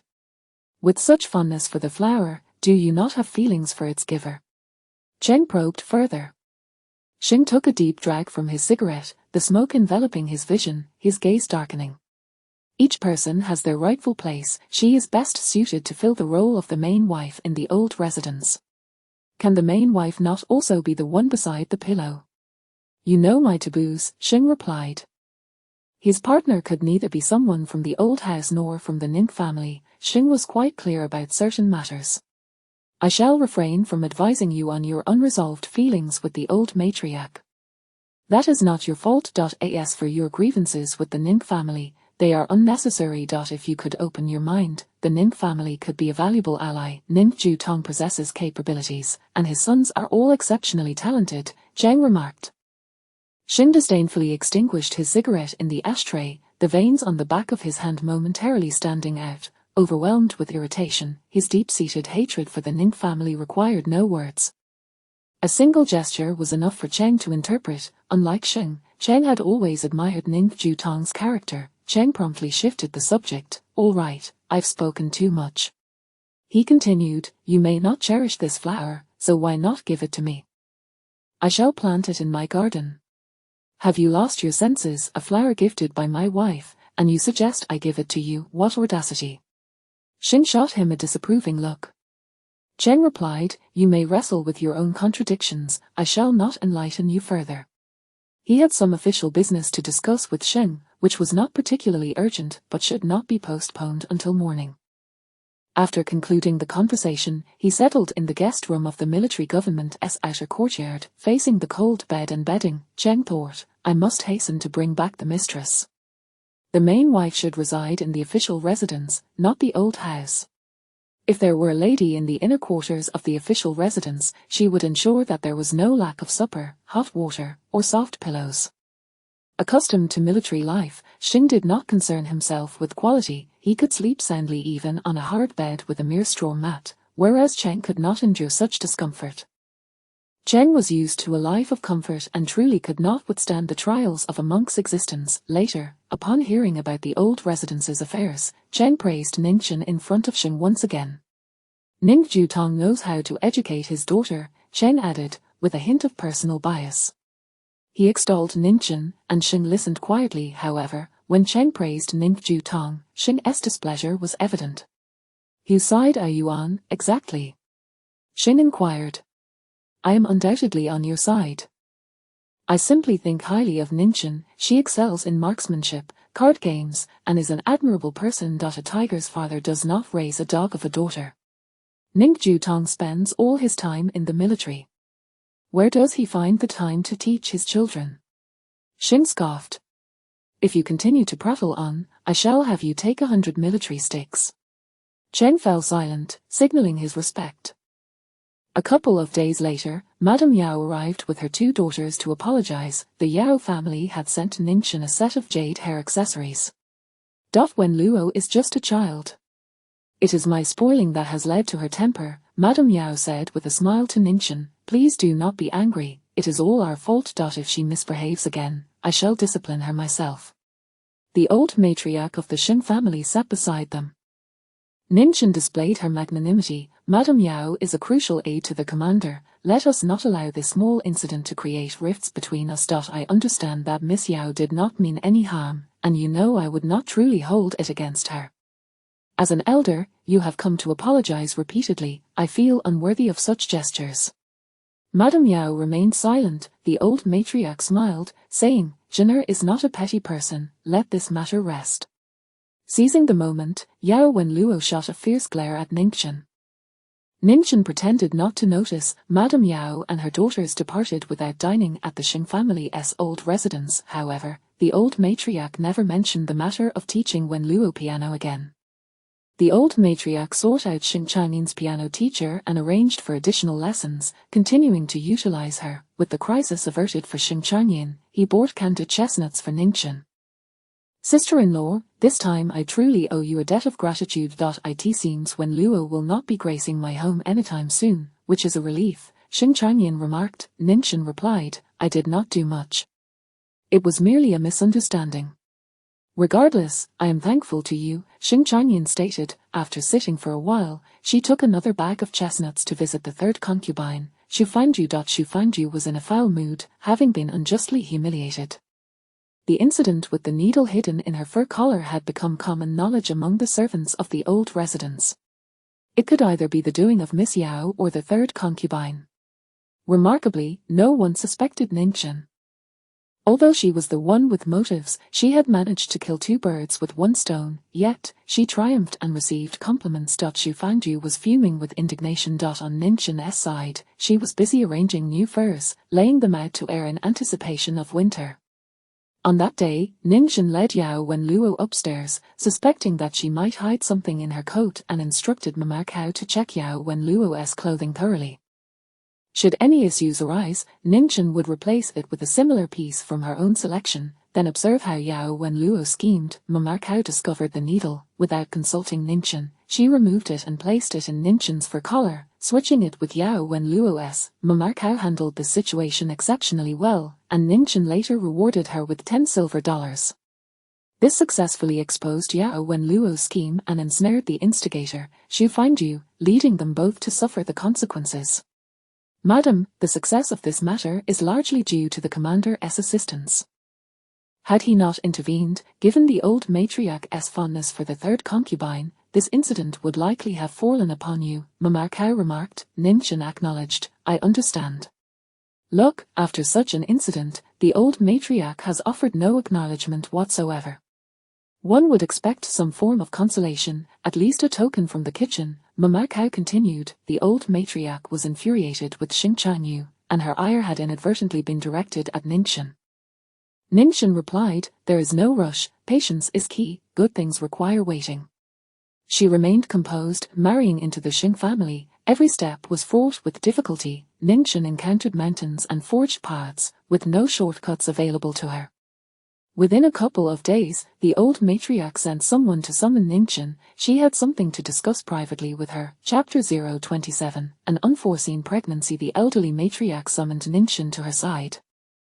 After exchanging a few pleasantries, the matriarch dismissed the servants, desiring to speak with Ningchen privately. That garment you wore was certainly not crafted by a Jew, the matriarch remarked to her. Ningchen nodded in agreement. I concur, the third concubine has no need for such antics. In your eyes, as well as in the general's, she holds far greater significance than I. There is no cause for her to engage in underhanded schemes. Just as jade collides with a stubborn stone, it is she who bears the brunt of the consequences. I am quite certain of this, mother. I do not believe it was her doing. The matriarch exhaled a sigh of relief. Jenner, you possess a discerning mind, she continued. You resemble your grandmother, who was equally astute. Ningchen smiled softly. Yet you have indeed endured some grievances. There are matters that remain unexamined, not out of indifference towards you, but rather to maintain peace within the household, the matriarch added. Ningchen listened quietly, awaiting further elaboration. Have you found managing the kitchen accounts to be burdensome during these past few days? The matriarch inquired. Ningchen replied, not at all. Then I shall entrust you with the kitchen's inventory as well. Do you believe you can handle it? The matriarch asked. Ning straightened her posture immediately. An opportunity granted from above must be seized. In this moment, she needed not only to express loyalty and gratitude but also to demonstrate her capabilities. Ningxin's mind raced, yet her tone remained gentle. Mother, I rely on you for everything. If you bestow upon me this opportunity, I assure you I shall manage it well. Your willingness to nurture my growth inspires me to strive diligently, ensuring I do not disappoint you. I understand that it is your concern for me that drives this, rather than any belief in my prowess. The accounts in the kitchen are quite straightforward. At present, the personnel are well organized, and as long as there are no changes within 6 months, I can streamline operations. The matriarch listened, nodding thoughtfully. You have ideas, which is commendable. A person of muddled thoughts cannot fulfill the role of a general's wife. Ningxin felt a wave of gratitude wash over her, subtly assuring the matriarch that she would not hastily appoint her own people and disrupt the kitchen's harmony. The matriarch, feeling reassured, handed over the kitchen inventory and personal seals to her. Ningxin assumed control of the kitchen. Henceforth, every morning, the steward would seek her guidance and report back to her. Ningxin remained consistent, executing her plans just as she articulated them. Indeed, she did not alter the kitchen's operations in the slightest. The same personnel continued to manage their tasks as before, and the kitchen staff felt a weight lifted from their shoulders, much to the matriarch's satisfaction.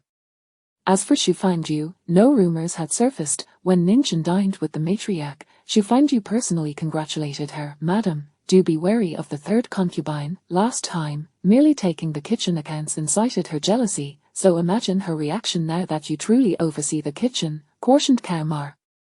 In recent days, as Kaomar ventured out, the servants of the old residence treated her with much more courtesy. Reputation alone is insufficient, one must possess real power. Previously, Kaomar's status was even lower than that of the common servants on the third concubine side. The kitchen is indeed a lucrative position, everyone knows this. I have inquired, and it turns out that the current stewards are all closely related, deeply entrenched in their positions, Kaomar continued.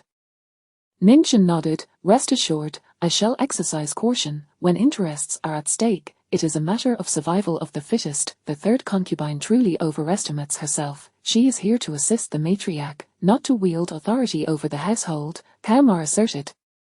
A concubine's role is to either support the matriarch or the legitimate wife. Her attempts to usurp control would only be possible if she. At this juncture, Kaomar cautioned Ningxin, if she were to bear a son, the situation would become quite precarious.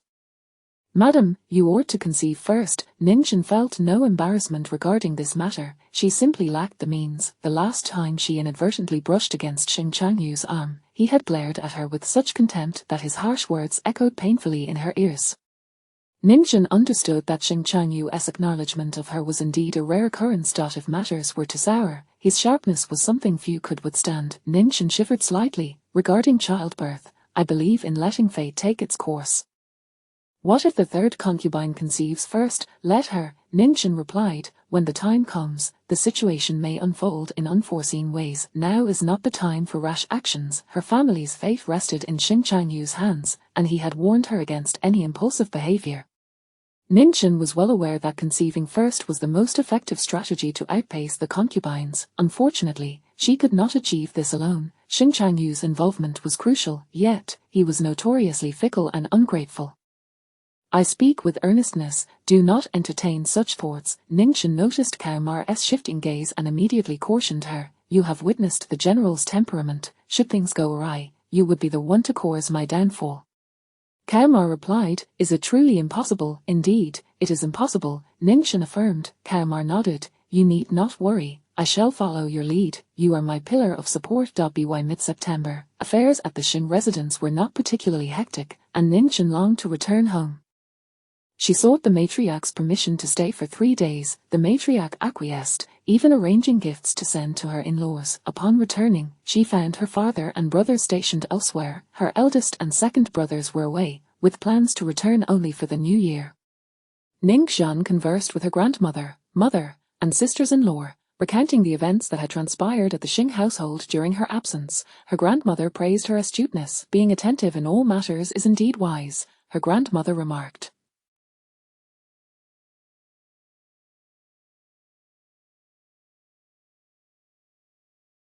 Ningxin agreed. They then spoke of the third concubine. Both her grandmother and mother expressed concern that the matriarch's favoritism towards a concubine undermined familial hierarchies and would inevitably lead to calamity. They were all in favor of Ningxin. The third concubine has been managing the household for some time, and she has performed admirably. To be fair, she deserves her due, Ningxin stated with impartiality. Her grandmother praised her further. This mindset is commendable. You remain unhurried. Jenner, your temperament mirrors that of your father. Ningxin smiled gently. Her sister-in-law interjected. Perhaps it would be prudent to refrain from taking on the kitchen responsibilities for now and instead focus on yourself. Conceiving a long-awaited heir would indeed secure your position. Kaumar has suggested the same. Regrettably, the general rarely spends the night at the old residence. Since my marriage, it seems only the second concubine, Fan Fan, has been by his side. The third concubine has had no opportunity, Ningxin explained. Has the second concubine never conceived? Kaumar inquired. And it appears the second concubine comes from the brothel. She entered the profession at the tender age of 7, Ningxin replied. A hush fell over the group. Women from the brothel often consumed a particular concoction from a young age, making future pregnancies exceedingly difficult. The second concubine's struggle for offspring works to your advantage, her sister-in-law stated. In your rivalry with the third concubine, all you need to do is conceive before her, and the matter will be settled, her grandmother added. You must conceive a long-awaited heir first. Otherwise, the outcome remains uncertain. Ningxin nodded in agreement. Her mother cautioned. Do not place undue pressure on Jenner. Such matters hinge upon fate. After dinner, Ningxin and her second sister-in-law, Jin Yuan, returned to their quarters. Jin Yuan stayed in Ningxin's courtyard. Shortly after entering, Jin Yuan's eyes suddenly glistened with tears. Ningxin embraced her shoulders. What troubles you? Have you been wronged, or are you missing your second brother? Jin Yuan began to weep. Ningxin, you were not always like this. In the past, when we were close, you spoke of the type of man you wished to marry, his character, appearance, and temperament.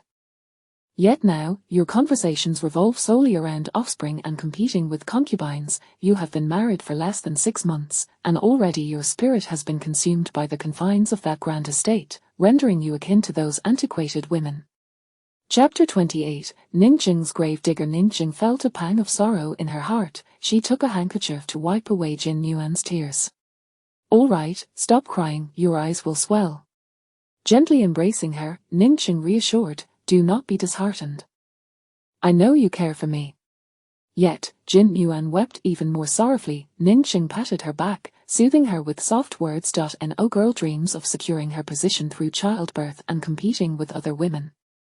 Yet, all paths upward have been severed. Among the classmates who studied abroad, the boys could enter government offices or factories. The girls from well-off families were forbidden from showing their faces in the workforce, studying abroad merely a gilded layer on their dowries. Unless one chose to remain abroad, forever severing ties with family, Ningxin understood all too well that to make a living at sea, one must familiarize oneself with the ocean's ecology. To forage in the mountains, one must be aware of the risks of the woods. During her studies, she excelled by diligently completing her assignments, winning her teacher's favor, and achieving top grades. At home, she could be willful and free-spirited, for they loved her unconditionally now. However, marrying for her family meant adhering to the rules. In every profession, one must be dedicated. Her soul had wed when Liangyu at St. Paul's Cathedral. Ningxin felt liberated, for the walls of the Xin family courtyard could not contain her. She was indifferent to anyone's opinion. There, she felt as if she were studying abroad again, grasping the rules and excelling in every endeavor. The members of the Xin family had no emotional ties to her. Ningxin felt more like she had found a job. To deal with the old, one must employ old methods. She knew she would eventually return home, leaving that place behind. Jin Yuan, like Ningxin, had been cherished by her family, while Ningxin had a few years of experience abroad and the opportunity to learn independently. Jin Yuan had spent her entire life in a greenhouse, soft and delicate. My second brother is fortunate to marry you, Ningxin teased. You still act like a child, crying at the drop of a hat. Your remarks are rather disjointed, Jin Yuan replied. Are you complimenting me or lamenting? I am indeed complimenting you, Ningxin retorted. Jin Yuan sniffled. I shall take your word for it. Shall we go out for some fun? Ningxing suggested. Jin Yuan's expression brightened. Yes. Ningxing thought to herself how quickly her mood shifted, truly a child at heart. Ningxing loved her and wished for her happiness, hoping she would forever retain that childlike innocence. The Ning family would fare well. Jin Yuan wished to buy boots at the foreign goods store and later visit the Golden Phoenix Club to see the stars perform. The most popular star. Doesn't he take the stage until 10 o'clock? Can we stay out that late? Will grandmother be angry? Jin Yuan hesitated, torn between desire and reluctance. Just give her a heads up, Ningxing suggested. No, if we tell her in advance, she definitely won't let us go, Jin Yuan replied. I will persuade her, Ningxing declared. You overestimate yourself. I wait the spectacle of your reprimand. In the end, Ningxing spoke to their grandmother, who, though still somewhat uneasy, consented and even summoned 2 of her younger cousins to accompany them. Grandmother called the 2 cousins before her, repeatedly admonishing, take good care of them. If anything happens to your sister or sister-in-law, I will deduct your allowance for 6 months. The cousins turned pale with fright, promising earnestly to be vigilant. As the 4 set out, Ningxing drove, and the 2 younger cousins eagerly reached for the steering wheel. At ages 15 and 17, they were at the most curious stage of boyhood, especially since their family forbade them from learning to drive.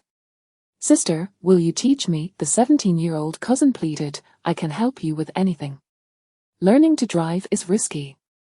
I will ask uncle and aunt first, only if they agree will I teach you, Ningxing replied. The cousin sighed. That won't happen, forget it, I'll study abroad next year and learn on my own. This elicited laughter from the group. As they approached the street near the Golden Phoenix Club, the congestion increased, with more cars, horse-drawn carriages, and pedestrians. With experience, Ningxing advised, let us park here, walk to the foreign goods store first, and then head to the club. No one objected. Ningxing, I just spotted Yao Wenluo in a car. She's looking at us, Jin Yuan suddenly exclaimed. Ningxing leaned to take a glance. Don't stare, her car has already passed, Jin Yuan remarked. Ningxing dismissed it. Pay her no mind, just a defeated foe. She's truly inept, resorting to petty schemes against you. Even if she succeeded, it would only earn her more sympathy from the old lady. What good would it do? Jin Yuan remarked. Ningxing replied, yet she can cause me trouble. The old lady increasingly disapproves of me. She harms others without benefiting herself. She is truly wicked, Jin Yuan said. Ningxing urged her to calm down. The group disembarked and walked to the foreign goods store for boots. The store was bustling, and the young clerks greeted them warmly, though the selection of boots was limited to just 3 pairs. Jin Yuan, though carefree in nature, was quite selective about her attire and wavered indecisively before the 3 pairs. Will you buy or not? If not, step aside, a male voice sneered from behind.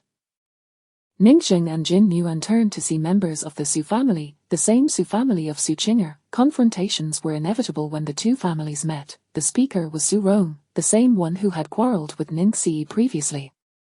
Ningxing's younger cousins immediately positioned themselves protectively in front of her. What else with the wild barking? Mutt, you're disturbing our ears, they retorted.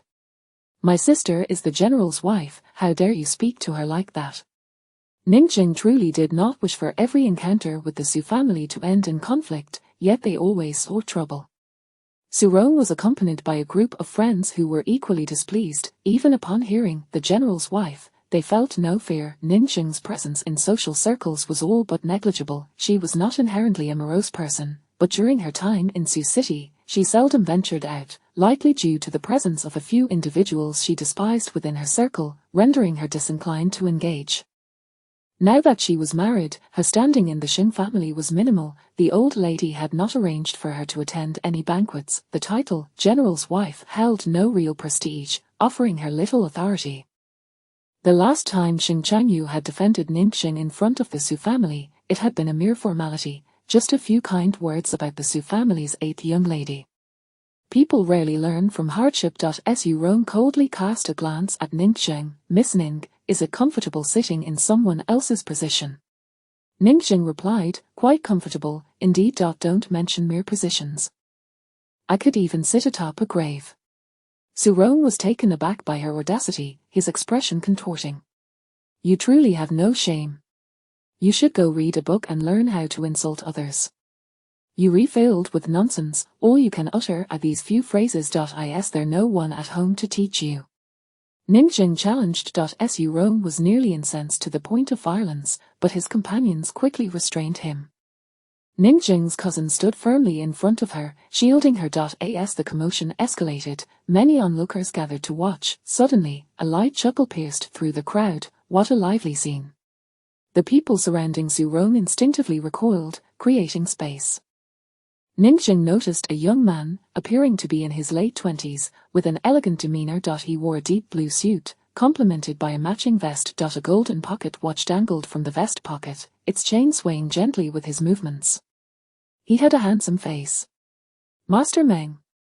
Master Meng, you've arrived. Ningjing recognized Meng Xinliang, having met him a few times through her elder brother, who had some acquaintance with him. Following 2 upheavals in his organization, the young Meng Xinliang had ascended to the position of deputy leader at a remarkably young age. He was both young and shrewd, commanding respect and fear from all. Su Rong retreated a couple of steps in silence.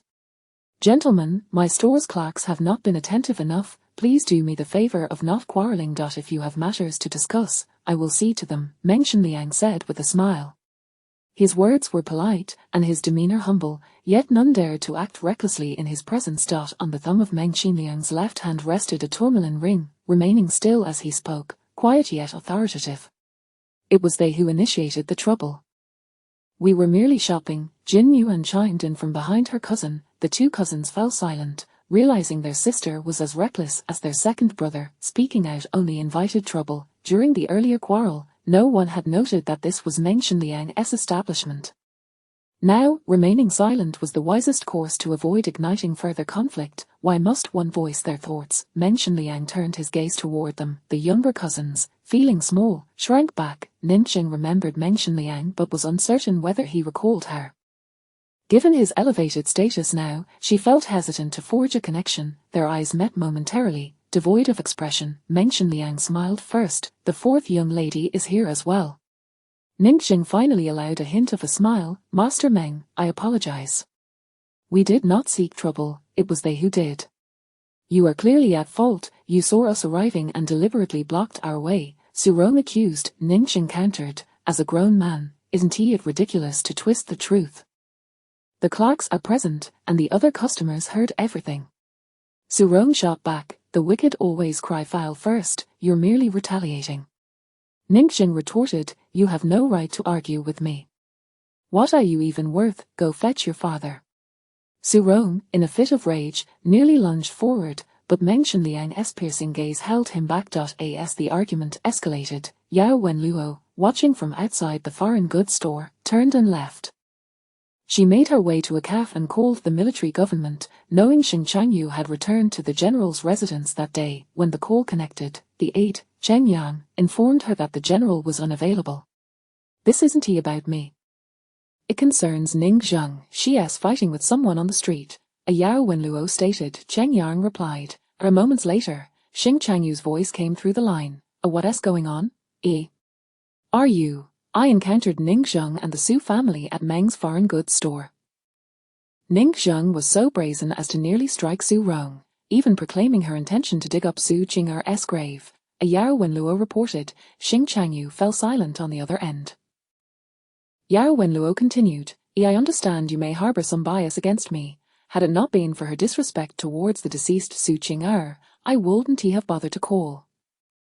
Another silence ensued. After a moment, Xing Changyu finally spoke. Where?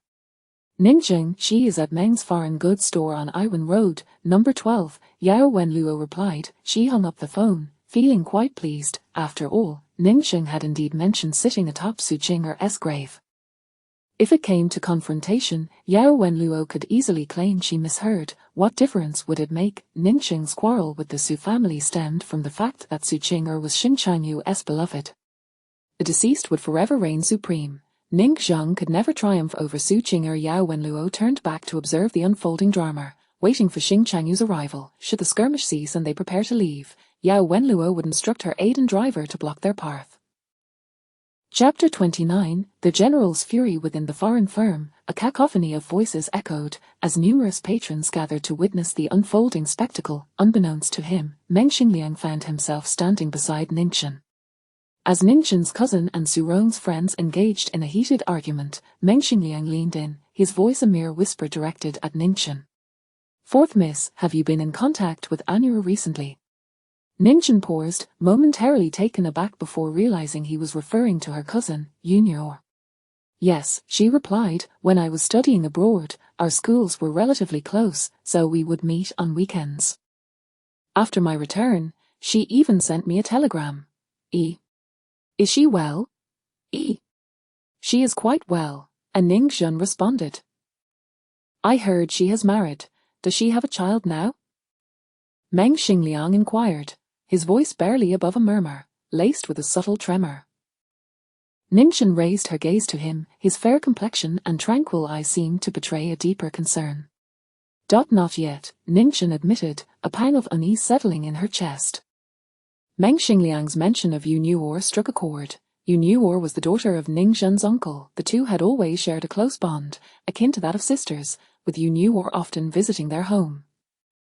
However, her uncle had hastily sent her abroad for studies, a decision Ningxin had not been privy to until it was done. It was only because Yunyor was in London that Ningxin's family had allowed her to go. During her time there, Ningxin and Yunyor did not reside together, only managing brief meetings. It was her cousin who had taught her to drive. Initially, Yunyor had pursued a language major, but later switched to medicine. The cost of medical education was exorbitant, and professors were reluctant to accept female students. Only due to Yunyor's exceptional academic performance did a professor make an exception. Yet, the program required 6 years to complete, followed by an additional year of working in the professor's clinic. In contrast, most other fields required only 3 to 4 years. Faced with such challenges, Yunyor devised a plan. She telegrammed her uncle, claiming she had married while abroad and requested a substantial dowry. Her uncle complied, sending her a considerable sum of money. "With the money, I can cover 6 years of tuition and living expenses. Furthermore, he won't pressure me to return. He would prefer I marry abroad," Yunyor confided. This was a secret, one she urged Ningxin to keep from the family. In her correspondence to her uncle, Yunyor mentioned marrying the son of a rice merchant from Nanyang. When Ningxin's parents and brothers inquired about her cousin's situation, she merely deflected, claiming uncertainty about her brother-in-law's whereabouts in London. She feared her uncle's wrath upon learning the truth, worried he might travel to London and harm Yunyor. When Meng Xingliang abruptly broached the subject, Ningxin was unprepared. She had never anticipated his inquiry, leading her to falter in her response. Such a slip could prove detrimental. While she knew Meng Xingliang had some acquaintance with her elder brother, she had no inkling that he was also familiar with her cousin. Yunyor had never mentioned him. Gazing back at Meng Xingliang, she found his expression inscrutable, seemingly devoid of emotion as he did not scrutinize her in return. Ningxin sighed in relief. Just as she and Meng Xingliang contemplated what to say next, Xing Chanyu arrived. "Don't gaze at the men. The general is here." Jin Yuan sharply jabbed Ningxin in the side. Amidst the argument, Ningxin had unwittingly been exchanging glances with a man. Turning her face, she locked eyes with Xing Chanyu as he entered. His dark, tranquil gaze deepened ominously upon spotting Ningxin. His hand clenched momentarily, muscles taut beneath his shirt. Ningxin sensed he was on the verge of violence. Biting her lip, she leaned close to Jin Yuan and whispered, "If the situation escalates, you take the 2 younger brothers and flee." Jin Yuan's face went pale. "What about you? I am the lady of the Xing family. If he strikes me, it would bring him shame," Ningxin replied. The disgrace would fall upon the Xing family, but her own family, the Ning family, would not endure such humiliation.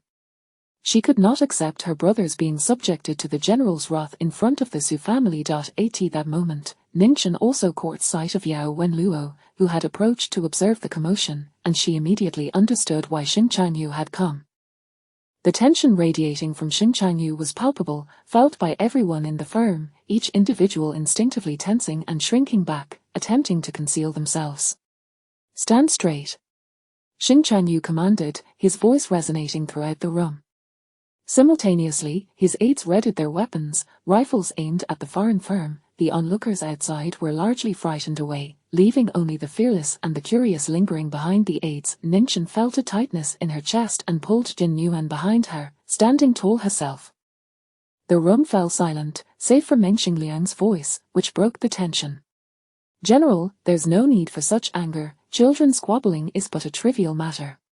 Xing Changyu cast a cold glance in his direction. "Deputy Long Ju Meng, last time your men dared to provoke even me. Have you been growing complacent lately?" "I have already dealt with those two individuals and reported to Chief of Staff Cheng. It seems the general has been quite occupied, as this minor issue was not brought to your attention," Meng Xingliang replied with a smile. He continued, "Put the guns away. Whether to discipline the children through scolding or punishment is your prerogative, but do not resort to firearms. What if a shot goes astray?" From this, Ninchin discerned an unusual undertone. Xing Changyu suddenly raised his gaze sharply. Following his line of sight, Ninchin noticed dark gun muzzles peering from the concealed windows on the second floor, aimed directly at the scene below. Their hidden firearms had a far more precise aim. A chill ran down Ninchin's spine. Xing Changyu smirked coldly. "Quite the ambush." Meng Xingliang responded, "Those are my attendants. They are somewhat inexperienced. General, please do not draw your weapon. This is my establishment. In a place of commerce, bloodshed is inauspicious. I ask you to grant me this favor. Your weapons remain still, and mine shall too. No one is permitted to spill blood on his turf, not even the governor of the 4 provinces." Yet, Xing Changyu did not command his aides to lower their weapons, his expression icy. "Did I order the guns to be fired?" Meng Xingliang chuckled lightly. "Very well, then I thank the general." The weapons remained drawn, and the promise was made. Whoever fired first would find themselves at a disadvantage. Seething with anger, Xing Changyu approached the bickering parties. He pointed at Su Rong. "Did you provoke my wife?" Su Rong trembled visibly, his legs quaking. Yao Wenluo, stepping in, interjected, "Are you? It was the Nink family who first bullied him. He merely retaliated." Su Rong seized the opportunity. "Yes, General, it was the Nink family who deliberately blocked my way. I merely asked them to step aside." Yao Wenluo chimed in again, "Young Master Su did not provoke the lady. It was the lady who first insulted Su Qinger, even threatening to unearth her grave, correct?" Su Rong, it seemed he had not actually said that, nor had Ninchin instigated the conflict. It was he who had taken offense and deliberately provoked her. Uncertain whether Yao's words were a trap or a lifeline, Su Rong's eyes darted, indecision clouding his judgment, and he remained silent. "Be silent. This does not concern you." Xing Changyu's voice was low, casting a sidelong glance at Yao Wenluo.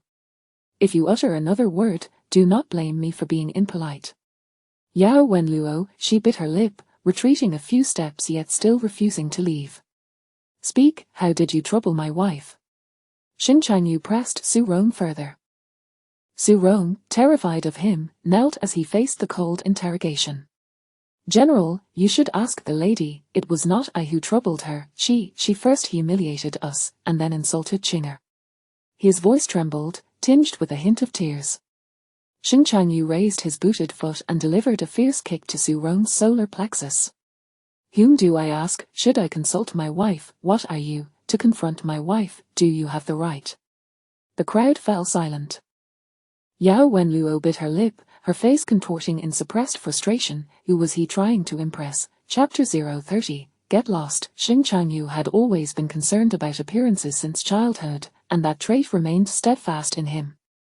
Ninchin, having acquired the title of Madam, found herself under his constant protection. Yao Wenluo, fully aware that Xing Changyu was merely seeking to bolster his own image and that he would defend any woman who bore the title, could not suppress the rage boiling within her. The current Madam was none other than Ninchin, a woman with whom Yao Wenluo shared a bitter rivalry. The thought of her adversary receiving such unwarranted favor, merely for being the wife of a governor, was almost unbearable, a wound deeper than death itself. Su Rong, having been kicked to the ground by Xing Changyu, clutched his chest in pain but scrambled to his feet, kneeling once more. "Governor, I was wrong." "You are indeed mistaken. In Sioux City, you have become so arrogant as to disregard the law. Do you not see the authority before you? Xing Chanyu thundered, his fury palpable. Ningchen discreetly summoned her two younger cousins behind her, retreating cautiously. She suspected that once Xing Chanyu had dealt with Su Rong, he would turn his wrath upon them. Though she might escape punishment as the governor's wife, her cousins were certainly not so fortunate. Ningchen bit her lip, her hands trembling beneath her sleeves. The intensity of Xing Chanyu's anger, amplified by the officers brandishing their rifles, instilled a profound sense of dread within her, a feeling she seldom experienced. Moreover, you wretched curs, upon witnessing that scoundrel Su troubling my wife, you failed. Instantly, that entire cohort knelt in unison, cries for mercy echoing, while some attempted to plead their case. Yao Wenluo could no longer contain herself, her anger surging. You are being excessively domineering. One hand cannot create a clap. Chen Yang, slap Miss Yao, so she may comprehend just how loud a single hand can be. Xing Chanyu commanded. Yao Wenluo gasped in horror, retreating several steps in fright. Chen Yang, awkward and reluctant to act on the order, only managed to say, "Governor, please calm your anger." He then turned to Ningchen. "Madam, perhaps you could persuade the governor to relent." Ningchen remained silent, feeling betrayed at such a moment. She had once helped Chen Yang with his vehicle. Not wishing to speak, she stood frozen, acutely aware that words spoken in anger could lead to dire consequences, as Yao Wenluo had just demonstrated. She cautiously glanced at Xing Chanyu's expression, dark as the storm clouds before a tempest. It was not merely a sign of impending rain, it promised thunder and lightning. Approaching him now would be tantamount to courting death. Ningchen, in a desperate attempt, took a small step forward. "Governor, please temper your anger." Xing Chanyu inhaled deeply and replied, "Very well, I shall spare you today, as the madam intercedes on your behalf." The throng of kneeling individuals sighed in relief, some even bowing in gratitude. "Chen Yang, cease firing. Give each of them a good beating. A little bloodshed will suffice," as Xing Chanyu instructed. The crowd gasped in shock. Meng Xingliang, standing nearby, could not help but chuckle, finding it amusing that Xing Chanyu seemed to have softened. He had never been one to easily let matters go. Yao Wenluo's eyes widened in disbelief. She dared not utter another word, still smarting from Chen Yang's earlier threat, yet her fury simmered within her. Why should they be allowed to strike at will? After all, this was Su Qinger's brother. Ningchen had openly humiliated Su Qinger, and yet she was let off their hook so easily.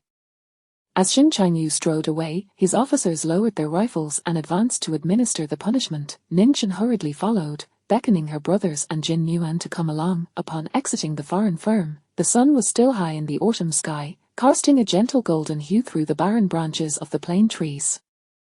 Ningchen felt a trickle of sweat run down her back. Inside the firm, cries and the sounds of blows echoed hauntingly. Xing Chanyu, with his long strides, approached the sleek black car. Turning back, he commanded, "Come here." Ningchen realized her troubles were far from over. This was merely the beginning of a private reckoning. She glanced at Jin Yuan and handed her the car keys. "The concert is off. Find a way to get home. I'll call the driver back." Jin Yuan, filled with concern, protested. "Ningchen, it's nothing." Ningchen reassured her with a gentle pat on the hand.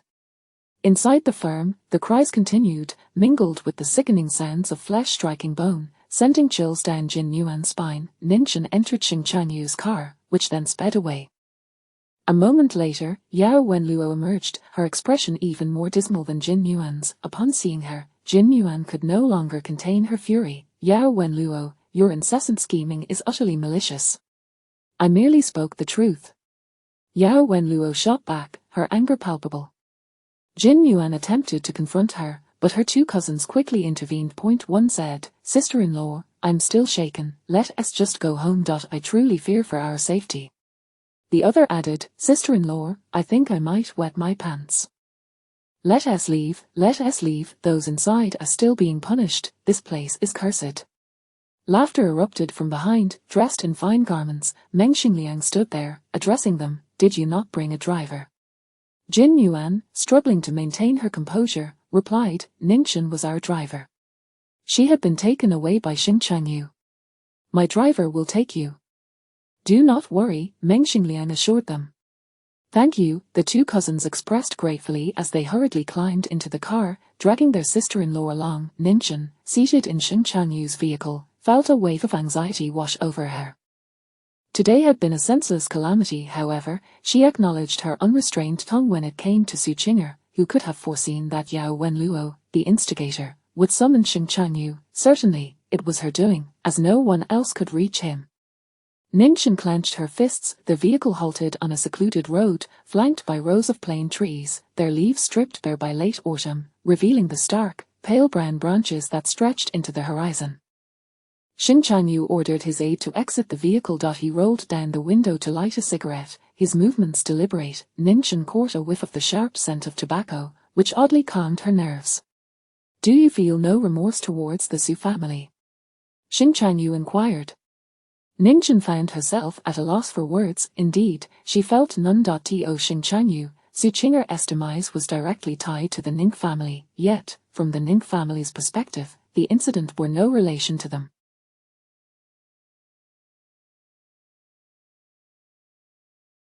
It was merely the Su family shifting blame. Moreover, Xing Chanyu had always harbored a disdain for Ningxin's father, thus readily accepting the Su family's narrative. Ningxin longed to explain, but recognized that he was in a state of rage. Certain matters required a calm and gradual approach to untangle, otherwise, they would only become more convoluted, leading to irrevocable consequences. "Governor, I acknowledge my fault today," and Ning Zhan admitted, attempting to. "There are certain individuals and matters you must not engage with," Xing Chanyu continued. "If you repeatedly err, I will consider relinquishing this role. This title of madam is not inherently yours, it is a privilege bestowed upon you by my goodwill, do not mistake it." Ningxin nodded. Should you ever quarrel publicly again, tarnishing the dignity of the governor's wife, prepare to face dire consequences," Xing Chanyu warned. Ningxin acquiesced. "Get lost," he concluded. Ningxin bit her lip and promptly exited the car. The aide swiftly took her place, and the car sped away. As she stood by the roadside, the echo of his "get lost" reverberated in her ears, piercing her heart like a multitude of fine needles. Another vehicle approached. Ningxin turned her face, wiping away the moisture from her eyes, but the car came to a halt, gently honking. The back window rolled down, revealing a man with a warm, amiable expression. "Get in, fourth miss. I shall take you home." Chapter 031, Secrets I Cannot Disclose. In the chill of late autumn dusk, a slight breeze swept through the air. Ning Zheng donned a thin trench coat, yet it offered little defense against the biting wind. Soon, the sun dipped below the horizon, and the world felt increasingly tumultuous. The riverside dock was not far off, and she dared not linger alone in such a place. After a moment's hesitation, she expressed her gratitude to Meng Xingliang, who had invited her into his vehicle, saying, "Thank you, Mr. Meng." As the wife of a military governor and a young lady of the Ning family, she presumed Meng Xingliang would not dare to abduct her, merely a conjecture, yet uncertain nonetheless. She had heard whispers of his ruthlessness, a quality that had propelled him to his current position at such a young age. Sitting upright, her spine rigid, she felt his penetrating gaze. Meng Xingliang spoke softly, his voice smooth and gentle. "Miss 4, are you aware that I began working within the organization at the tender age of 8? Ningxin was taken aback. "I truly did not know." How could he bring this up? "Others perceive my youth and presume I possess extraordinary abilities. In truth, I have labored for 2 decades, step by step, to reach this point," he remarked with a smile. Ningxin fell silent, her thoughts laid bare before him. His keen eyes seemed capable of discerning everything. Feeling a touch embarrassed, she murmured, "I apologize. I am merely cautious. It is always wise to exercise prudence."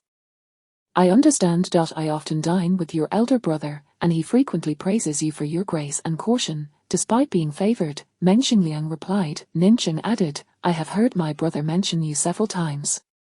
He holds you in high regard." Meng Xingliang smiled knowingly. Ningxin was inclined to inquire how he knew her cousin, Anyor, but she hesitated to voice the question. Sensing her curiosity, Meng Xingliang asked, "Miss 4, would you mind if I inquired further about Anyor?" Ningxin's curiosity piqued. She maintained a facade of nonchalance. "Not at all, please do ask. I have known Anyor for quite some time. I had assumed you were aware of this," Meng Xingliang began, understanding her intrigue. "Elder brother and Anyor regard us as children, thus they seldom divulge details," Ningxin hinted. Meng Xingliang chuckled. "I see. What was she studying? I recall she mentioned a translation course, but it seems that has changed." Ning Zheng responded. She has chosen to study medicine. Is that field particularly challenging? He inquired. It is exceptionally difficult. In this city, there are many schools, yet the programs are scarce, and few accept female students. To switch majors, one must achieve nearly perfect grades and obtain recommendations from previous instructors. Additionally, the preparatory year is fraught with examinations more arduous than those for the top honors. Even if one passes, the tuition is exorbitant, tenfold that of my own field, Ningxin explained, her tone imbued with admiration for her cousin. Such difficulty, Meng Xingliang remarked, momentarily lost in thought. Does her husband support her in this endeavor? Ningxin hesitated. I suppose so. She turned her gaze towards the window. When Wenyan is your classmate, and he knows Anyor as well. I inquired with him, and he stated he is not well acquainted with Anyor, only that her Ning Zheng responded. Where does he reside? He pressed. Ning Zheng fell silent. Your family is unaware that they live apart, he observed. Ning Zheng felt as though she were being. A moment of careless speech could lead to trouble. She could not afford to implicate her cousin. Anyor was nearing graduation, and after a year of internship, she would become a full-fledged internist. In all the world, how many female internists were there? Her cousin was treading a remarkable yet challenging path. Should her uncle discover that Anyor had deceived him by using her dowry as tuition, he would likely cause quite a stir in London. Even within the confines of the school, Anyor claimed to be married. Aside from Ningxing, her roommates were unaware of her true circumstances. Their relationship is quite harmonious, however. The finer details are not something Anyor would share with me. I was merely a single cousin at the time, Ningxing explained. My brother-in-law indeed does not reside in London. Ningxing was the second person in the world to know Anyor's secret, thus it must not be revealed by her lips to a third party. Meng Xingliang listened in silence. From that moment onward, he did not utter another word. Upon arriving at the Ning residence, Ningxing alighted from the vehicle. The sky had turned completely dark, and the lantern at the entrance illuminated only a small patch of ground. She thanked him, saying, Thank you for your assistance, Mr. No need for gratitude. As the wife of a military governor, you have many admirers. I merely seek to establish a good rapport, Meng Xingliang replied. After exchanging polite pleasantries, Ningxing entered her home. Once Meng Xingliang's car had turned to leave, he instructed the driver to stop at a nearby corner where a black sedan had just parked. Upon seeing him approach, a tall figure emerged from the vehicle, shrouded in shadow, his expression inscrutable. Governor, the lady has arrived home safely, Meng Xingliang remarked with a smile. He slightly raised his hand, the green tourmaline ring on his left thumb glinting ominously in the darkness. Shen Changyu cast a cold gaze in his direction. Didn't he ask you to meddle in affairs that don't concern you? I am an old acquaintance of the lady. This is not meddling, but rather a gesture of assistance in her time of need. Meng Xingliang countered without yielding. Are you challenging me? Shen Changyu took a couple of steps forward. Meng Xingliang remained composed, a gentle smile still gracing his features. The governor has always held himself in high esteem, believing I possess the ability to challenge him.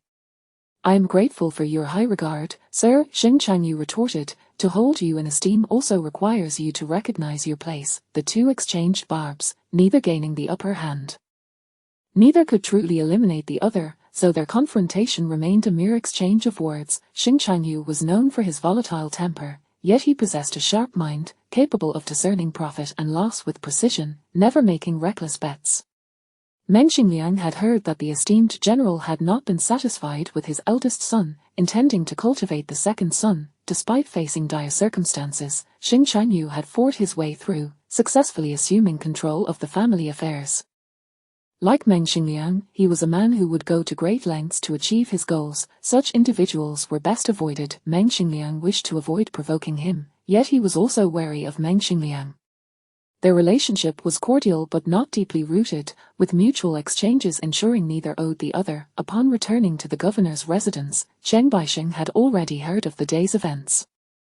Earlier that afternoon, he had advised Shen Changyu against going out. Shen Changyu had been exceptionally busy of late, inspecting 2 locations, and had encountered a disrupted railway, necessitating a 2-day horseback ride back to the city, leaving him utterly fatigued. During such times of weariness, his temper was most prone to volatility. Subsequently, Cheng Baixing learned that Xing Chanyu had beaten up Su Rong and his associates. He also heard from the driver that Ninxing appeared to have been crying upon her exit, likely having received a scolding. What happened? Cheng Baixing inquired. Nothing much, Xing Chanyu replied tersely, his temper at its peak, unwilling to engage in conversation. The following day, Cheng Baixing went directly to the Ning residence to seek out Ninxing. She received him amiably and treated him with courtesy. Cheng Baixing intended to offer some words of counsel, but before he could speak, Ninxing interjected, I was scolded. It's nothing serious.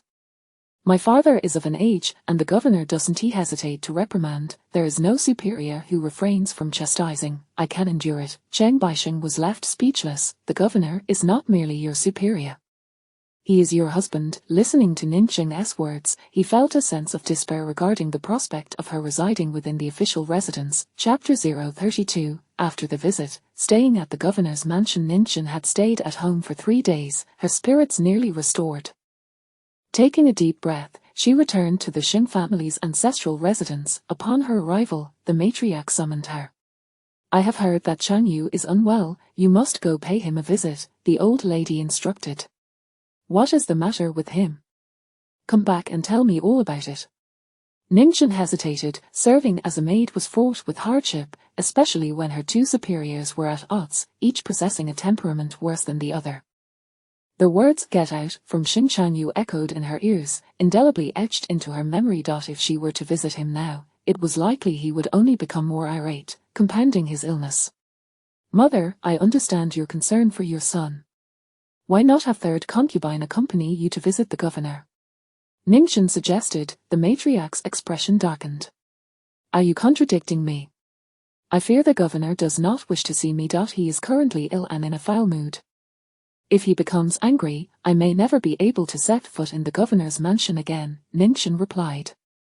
Why would he not want to see you? The matriarch inquired. Ninxing recounted the events of the past few days, particularly how Xing Chanyu had left her stranded on the road at dusk, emphasizing the moment he had ordered her to get out of the carriage. At that time, she had felt a wave of embarrassment that nearly brought her to tears, yet, now, she spoke of it with a detached tone. The matriarch was momentarily speechless. She regarded Ninxing with disappointment. Why do you bring up Su Qinger? Are you courting disaster by poking a tiger's den? Should Ninxing succeed, it would not be a testament to her abilities, but rather an indication of Xing Chanyu's filial piety. If she were to fail, the blame would fall squarely on her shoulders. Ninxing's parents had never treated her this way. They would never cast the blame for any misfortune upon her. It is all my fault, Ninxing murmured, lowering her gaze. The matriarch took several deep breaths, fell silent for a moment, then instructed Ninxing to call Cheng Baixing. With no other option, Ninxing complied and made the call. You should come, Cheng Baixing said on the other end. I will send a car to fetch you. Is the governor seriously ill? Nothing too grave, you will see for yourself when you arrive, Cheng Baixing replied. Mother is very worried, Ninxing stated. The matriarch visited the governor's mansion the day before. He was concerned about passing his illness to her and did not meet with her, Cheng Baixing explained. Ninxing understood now why the matriarch insisted on her going. Her own mother had been turned away, so what was she in comparison? Cheng Baixing's eagerness for her to visit was merely to have another person to vent Xing Chanyu's frustrations upon. The governor is feeling somewhat better today and can receive visitors, Cheng Baixing added. After hanging up, Ninxing returned to the matriarch's courtyard and relayed the news. Then you should go, the matriarch said. Ninxing remained still. Mother, how about preparing some of the dishes the governor loved as a child and have third concubine deliver them? I absolutely cannot go, he would be annoyed to see me now.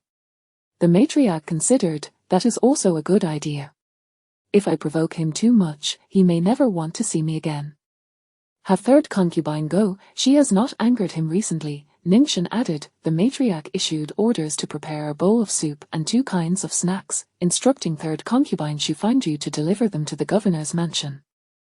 Shufanju changed into a light green padachapao, donned a white overcoat, and set out with the food box. Cheng Baixing returned to the study, noticing Xing Chanyu poring over documents. Have you finished your medicine? He asked. Xing Chanyu replied. Oh, why are you watching me so closely? It's maddening. Eh? I have some good news. Someone from the old residence will be visiting shortly. Cheng Baixing said. Xing Changyu, I told her you were fine and encouraged her to come. Cheng Baixing continued, do me a favor and do not keep her waiting outside. What does that have to do with you? Xing Changyu shot him a glance. She called me out of concern, too timid to ask you directly. I cannot bear to see someone so pitiful. My sympathy got the better of me. I assured her that I would ensure she sees you. You wouldn't want to break your promise to me, would you? Chen Baixing pressed. Xing Changyu retorted, enough of your nonsense. He added, when have I ever turned away anyone from the old residence? I simply did not want my mother to worry unduly about me being gravely ill.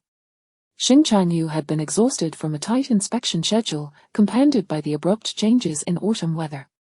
After riding horses that day, he had received a call from Yao Wenluo, and it was evident he was not feeling well, having been chain-smoking to suppress his discomfort. When he had gone to Meng's trading company, he had been running. Unbeknownst to him, his temper had flared, and his mood soured. He had thought he could return home after taking care of some business, yet he did not arrive until after 9 in the evening.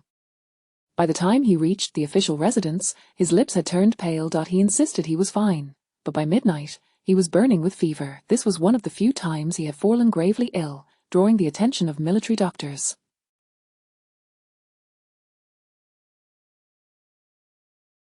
The next morning, the matriarch had fortuitously come to visit him without prior notice, and the military doctors were present. Xing Changyu was too ill to articulate his thoughts clearly, and in his limited lucidity, he instructed someone to send the matriarch home.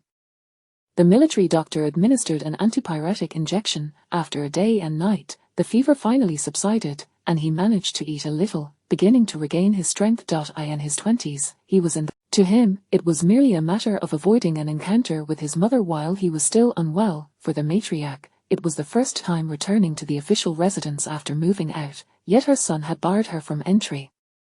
The matriarch's anxiety and anger were palpable. The people from the old residence had to meet him, and even if Cheng Baixing disagreed, Xing Changyu would not refuse them entry. Soon, an aide entered to announce that the matriarch had sent soup and snacks.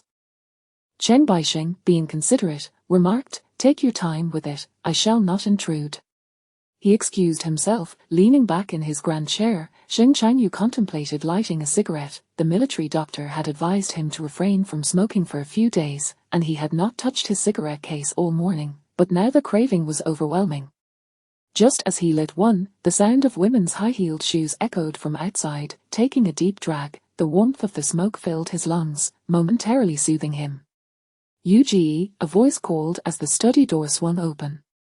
Xing Changyu might have inhaled too deeply, for alongside the warmth, there was an uncomfortable burning sensation in his lungs, stirring a sense of agitation within him that rose faster than the smoke. Meanwhile, Cheng Baixing was in the military government's conference room, attending to some less urgent military affairs on behalf of Xing Changyu. After 2 hours of work, he noticed it was nearly mealtime and hurried to the study. Upon reaching the courtyard entrance, he saw the aide standing guard outside. Cheng Baixing inquired, has anyone from the old residence left? They have not departed. The governor has permitted her to stay for a few days and has sent her to the guest room, the aide informed him. Cheng Baixing was somewhat taken aback. The governor permitted her. Indeed. It seems she was quite distressed, and the governor was moved by her tears. In any case, arrangements were made for her to stay, the aide explained.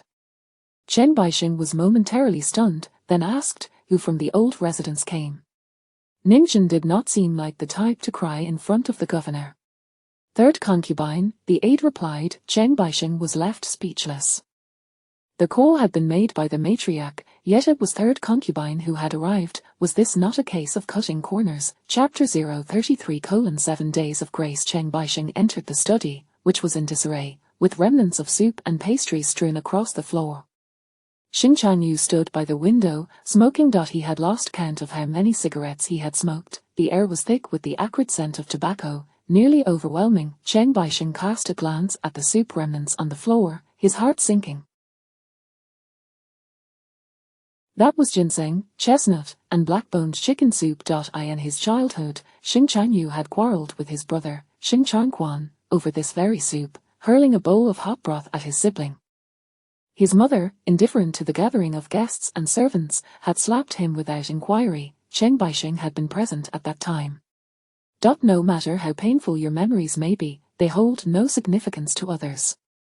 Even if you speak of them, it is merely to dredge up old grievances. As Xing Changyu's voice was cold and somewhat hoarse, Chen Baixing poured him a glass of water, saying, The old lady might simply wish to mend her relationship with you. She is selfish, utterly indifferent to the feelings of others, as Xing Changyu replied. Chen Baixing sighed softly.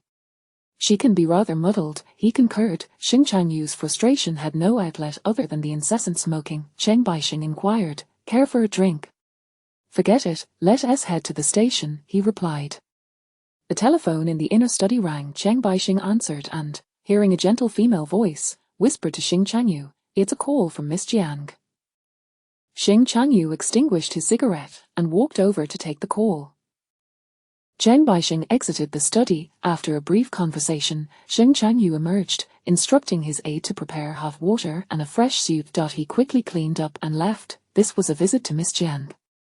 The aide asked Chen Baixing, Chief of Staff, shall we arrange dinner for the third concubine? The commanding general had retained some individuals without specifying how long they would stay or how to entertain them. Chen Baixing, understanding Xing Changyu's intentions, nodded, Treat them well. The aide agreed. Xing Changyu returned home late that night, his mood slightly improved. The third concubine, Xu Fangju, had stayed at Xing Chang. The old residence buzzed with gossip. Isn't the third concubine the first to stay at the official residence? The commanding general dotes on her the most. Their bond dates back to childhood. She was brought back by him, and no one else can surpass her. If she conceives first, with the commanding general and the old lady so fond of her, she will undoubtedly be the true mistress of the old residence. Ningxing's maid had also heard the news. Aunt Cow expressed her worry, Madam, do you think the third concubine might be pregnant this time? Ningxing replied, I don't know. Her tone was nonchalant. Aunt Cow pressed, Aren't you anxious? Ningxing had been anxious before, but after being scolded by Xing Changyu, she had regained her composure. Must one be utterly fulfilled in life? Her aspirations differed entirely from those of the third concubine. She did not desire offspring, and her circumstances were far from requiring children for support. A child is not an object but a living being. If she were to have her own child, the Xing family would not allow them to take it away during a divorce. The separation of flesh and blood, how tragic. No matter how hard Ningxing tried, she could never attain perfection in Xing Changyu's eyes. Her limit was merely passing. Her superiors had made that clear. I fear she might use the child against you. Aunt Cow expressed her concern. Ningxing countered, If she truly becomes pregnant, she would likely relinquish her authority as the steward to me. She wouldn't dare manage household affairs while in such a condition, and the old lady would not allow it either. The old lady would treasure Xing Changyu's first child above all else. The third concubine would surely enjoy her pregnancy in comfort, with no worries to attend to. Aunt Cow, do you think that after she gives birth, I would willingly hand over my authority as steward to her? Ningxing remarked. Aunt Cow replied, But the old lady, being a steward involves more than just managing finances. It encompasses personnel arrangements and scheduling. Even if the old lady wishes to assist her, if we have secured the loyalty of the subordinates, she cannot take it away, Ningxing asserted. Hearing this, Aunt Cow's heart leapt with joy. Madam, is your opportunity at hand?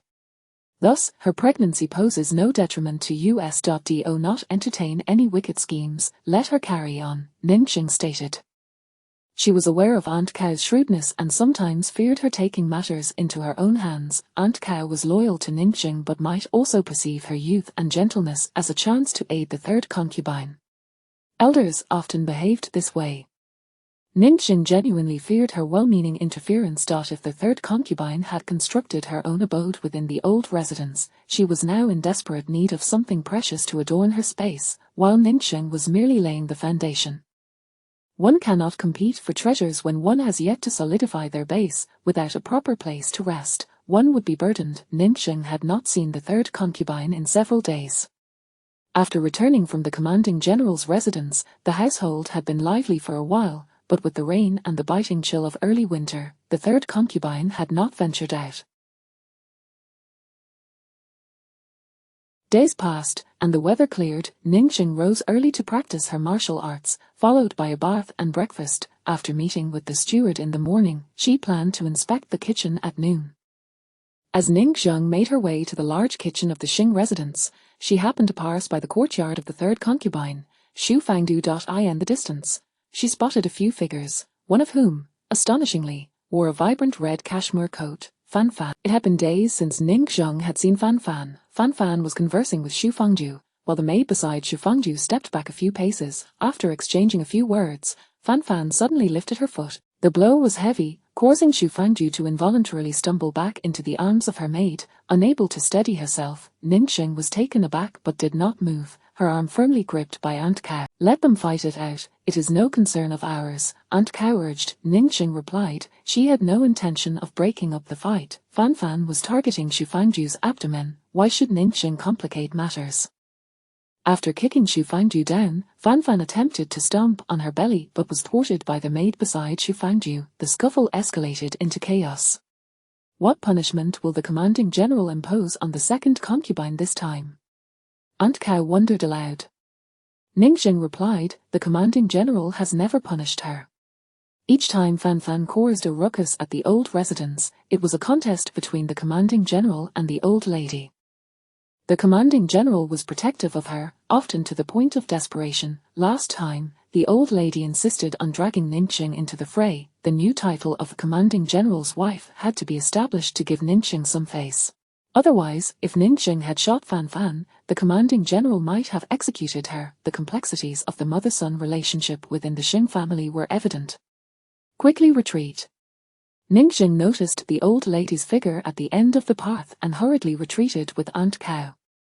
Ningxing, youthful and agile, dashed swiftly, while Aunt Cow was nearly out of breath. Aunt Cow, panting heavily, still managed to think, Madam, why not feign illness? The old lady will surely call upon you to deal with the second concubine. The intricacies of the situation were compounded by the possibility of Xu Fangdu's pregnancy. She had returned from the commanding general's residence not long ago. If she were indeed pregnant, the early stages were the most precarious. Even a strong sneeze could lead to a miscarriage, let alone a kick like that. Xu Fangdu was slender and frail, clearly not robust enough, making it likely that the fetus was at risk. A miscarriage would be a significant issue, potentially leading to leniency or severity in Fan Fan's punishment, thus offending both sides. As Ningxing jogged, she concurred, good idea, let us feign illness. Aunt Cow remained silent. Chapter 034, Has the miscarriage really occurred? It's difficult to pretend ill. Ningxing was a vibrant and healthy young woman. Even without makeup, her complexion was radiant. What kind of illness would be most suitable to feign? The servants were all brainstorming suggestions. Ningxing felt that any ailment should come with its own symptoms. As soon as the doctor arrived, it would be easy to expose their ruse. Just say it's a heartache, I've cried for 2 nights, Ningxing declared. Cow Ma inquired, what prompted such tears? There's no need for details. Those who wish to know will speculate for themselves. There have been many matters lately, each one warranting my tears, Ningxing replied. Cow Ma took some powder and applied it to Ningxing's face, even covering her lips, concealing her natural glow. Ningxing gazed into the mirror. The lead powder felt dry and made her appear significantly paler. Ningxing nodded, that will suffice. Just as she lay down on the bed, a messenger from the old lady arrived to summon Ningxing. Cow Ma, attending to the matter outside the bedroom, explained, she has been unwell for several nights. Fearing it would be discovered, she applied a layer of rouge for the stewards. After enduring until today, she can no longer bear it and has fainted. Ningxing thought to herself, what a skilled fabricator. The stewardess from the old lady's side asked, has a doctor been consulted? Perhaps a visit to the Western hospital would be prudent. It's nothing serious, just tears shed in secret, and I have no appetite. My heart feels rather heavy. I'm advising her to rest for a few days, and she will recover on her own, Cow Ma responded. The stewardess appeared skeptical. Cow Ma opened the door to the room. Madam, the old lady has sent someone to check on you. Ningxing hurriedly conjured 100 sorrowful thoughts to suppress her smile. Propping herself up slightly, she said, how did mother find out? I am perfectly fine, please do not worry the elderly lady. Upon seeing her paper-like pallor, the stewardess sighed inwardly. "Madam, do you require a physician? I am not in pain." "I shall get up now," Ningchen replied, feebly attempting to rise. Kalmar rushed to hold her down. "You just fainted." "I'll feel better after eating something," Ningchen insisted. Seeing this, the stewardess offered a few words of comfort, urging her to take care, before turning to leave. Ningchen exhaled in relief. "I almost laughed," she confessed. Kalmar remarked, "Fortunately, you held it in, otherwise, it would have all been in vain." The old lady did not make a special effort to ascertain the truth of Ningchen's ailment, for Xu Fangju had bled.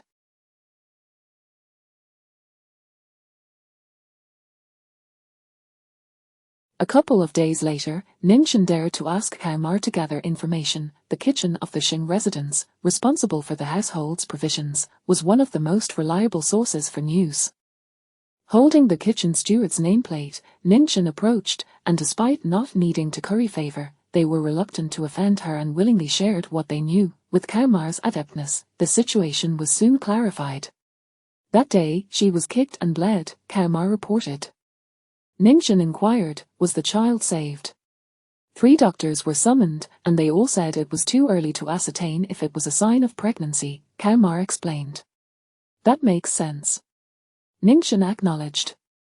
If she were truly pregnant, it would take at least a month for any signs to be discernible, and it would require the expertise of a seasoned physician. Xu Fangju had only returned from the military governor's office a few days prior, so it was unlikely.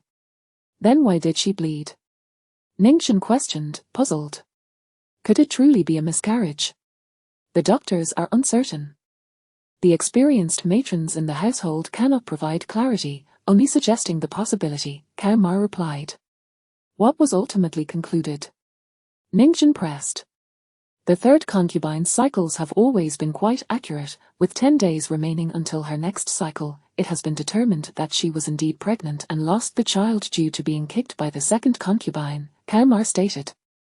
Ningchen was left speechless. This conclusion seemed rather hasty. Even without having been pregnant, she understood that the gestation of a fetus did not occur so swiftly. If there was not even the time for a fetus to develop, before a miscarriage could happen, there must at least be a fetus. The question of whether the 3rd concubine truly had a fetus remained ambiguous, as the timing was too intricate for anyone to confidently affirm or deny. The old lady had determined it was a miscarriage, and thus it was settled. Sometimes, the truth is of little consequence. Fang Fang has become quite audacious. Ningchen remarked, regardless of its authenticity, the 3rd concubine was carrying the military governor's child. Even I lack the authority to intervene, let alone her. Kalmar agreed, indeed. How is the old lady handling her this time? Ningchen inquired. Kalmar replied, she is still confined, awaiting the military governor's judgment. And what has the Ningchen was at a loss for words. With one concubine suffering a miscarriage and another confined, Xing Changyu had not shown his face for 2 days. Ningchen felt a sense of urgency.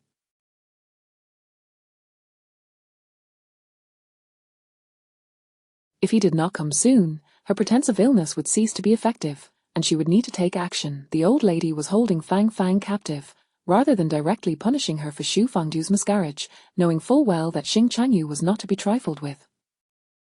But she could wield him as a weapon. Ningchen was that weapon. As the military governor's wife, she possessed a hollow title without real power. The old lady would not relinquish her final value without exhausting all options. Her insistence on marrying Ningchen into the family was for this very purpose.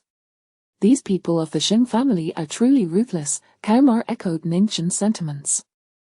Ningchen pondered, let us wait a little longer to see if the military governor comes in the next couple of days. And what if he still does not arrive? I will personally visit him and request his presence. After all, I cannot take matters into my own hands, as this involves the heirs of the Xing family, Ningchen asserted. At this juncture, her expression tightened. If it were not absolutely necessary, she wished to avoid this step. She did not want to see Xing Changyu. Just half an hour after Ningchen and Kalmar discussed this matter, a stewardess from the old lady's side delivered a bowl of chicken soup to Ningchen. The old lady is aware that you are still unwell and wishes to nourish you. How is your health? Have you been taking your medicine these past few days? The stewardess inquired. Ning-Chen accepted the food box. I am feeling much better now. Thank you for your concern. Even if it were not favorable, it must appear so. The old lady awaited her to become the weapon. Ning-Chen took a deep breath. I must make an appearance tomorrow, Ning-Chen declared. If I do not, the old lady will personally come to find me. She envisioned several strategies for handling the situation.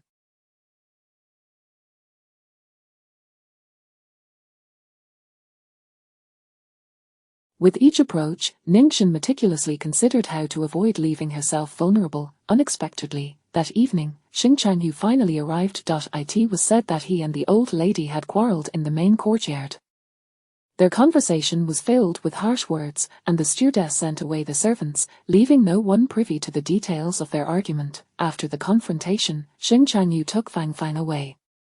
Ning-Chen breathed a sigh of relief. The hot potato had finally been taken off her hands, and she no longer had to navigate the dilemma. Cao Ma remarked, it is not surprising that the two concubines are engaged in such a deadly rivalry. The military governor and the old lady are each partial to one, granting them both support, which emboldens their conflict. Ning-Chen replied, but we are without support. We must first pity ourselves before extending sympathy to them. As the military governor's wife, she held a prestigious title, yet in reality, she was left without support on either side. Good fortune eluded her, while all misfortunes fell upon her shoulders. After being scolded by Xing Changyu, Ning-Chen would then be used as a pawn by the old lady. Even in her illness, she could only afford to rest for 2 days. If she did not rise soon, the old lady would surely lose her temper. Who truly understood her plight? Chapter 35. The commander's sole concern for his lady. In the parlor of the secondary residence, a lavish crystal chandelier cast its intricate light across the expansive room, illuminating the dark green velvet sofa, which glimmered softly. Xing Changyu reclined languidly on the sofa, igniting a cigarette. The smoke spiraled upwards, revealing the disheveled and dejected figure of Fan Fan kneeling before him. Having been confined for 2 days, she had also endured 2 days of hunger. Are you incapable of thinking while you act? If you cannot bear her, you might as well end her, Xing Changyu remarked lazily. He exhaled a plume of smoke, his voice slow and heavy, devoid of anger, yet Fan Fan's spine stiffened, and her hands trembled slightly. Lack of murderous intent yet constantly provoking. What a useless individual, Xing Changyu continued. I cannot endure this any longer, Fan Fan stammered. Endure what? He inquired. She can stay at the commander's residence for 7 days, yet I have never even crossed its threshold. In terms of merit, she pales in comparison to me. I have been by your side for nearly a decade, Fan Fan said, her voice catching with emotion. I decide who goes where. Does merit even matter? He scoffed. Fan Fan crawled a few steps closer, her hand resting on his knee. Commander, I wish to have a child. I will be obedient. I only need a child by my side. Do you take me for a breeding sow? Xing Changyu's gaze fell, his eyes cold as ice. Fan Fan's hand quivered slightly, yet she did not withdraw. I would never dare to insult the commander. But if she find you can, she bit her lip gently, summoning her courage. Commander, am I not as worthy as she find you? She is favored by the old lady, and you bestow your grace upon her. Why can't I have the same? Xing Changyu's foot shifted. He did not exert full force, a mere nudge of his calf was sufficient to push Fan Fan aside. She tumbled to the floor.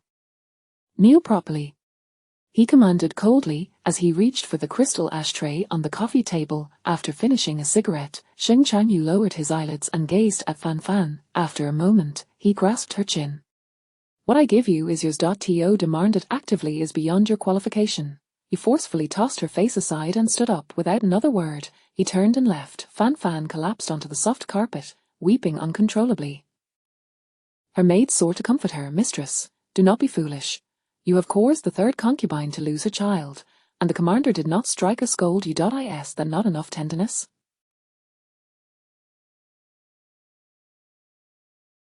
You are his foremost in his heart, the maid said. Through her tears, Fan Fan began to laugh. Her laughter was more wretched than her weeping. In this world, no one loves him more than I do. Everyone else seeks something from him, except for me. My heart is wholly his, Fan Fan cried. One day, he will understand my feelings, the maid assured her that he would surely come to know. Those women who exploit him deserve to perish. Fan Fan's tear-streaked eyes momentarily glinted with a sinister malice, startling her maid. Xing Chanyu returned to the commander's residence late at night. The outer study was lit, with light streaming through the stained glass windows, casting the courtyard in a vibrant emerald hue, sparkling brilliantly. Chen Baixing had not yet departed and, noticing Xing Chanyu's grim expression, asked, "Would you like a midnight snack or a drink?" "A snack? I am hungry," Xing Chanyu replied as he took a seat. He had missed dinner. Chen Baixing instructed the kitchen and then poured him a glass of warm water. "What's the matter? Do not concern yourself, I can manage it," Xing Chanyu said in one breath, finishing the water. He was not inclined to discuss the matter, and Chen Baixing wisely changed the topic. Soon, a late-night meal was served, featuring shredded chicken noodles, wontons in chicken broth, small buns, and various side dishes. The two began to eat facing each other. Chen Baixing sought a new topic. "I will be delivering some supplements to the old residence tomorrow." Xing Chanyu frowned deeply. "There is no need. I heard that the lady has fallen ill," Chen Baixing remarked. "She must be fatigued and needs to recuperate, as she has been managing the household lately."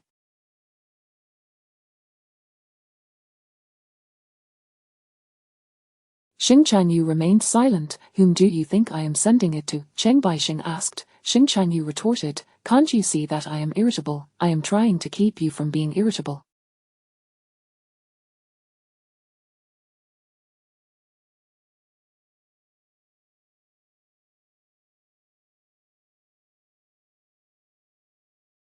"How about a wager? If I lose, I will give you that horse you have coveted for so long. If I win, you agree to one thing for me," Chen Baixing proposed. Xing Chanyu scoffed. "Do you think a wager will ease my irritation?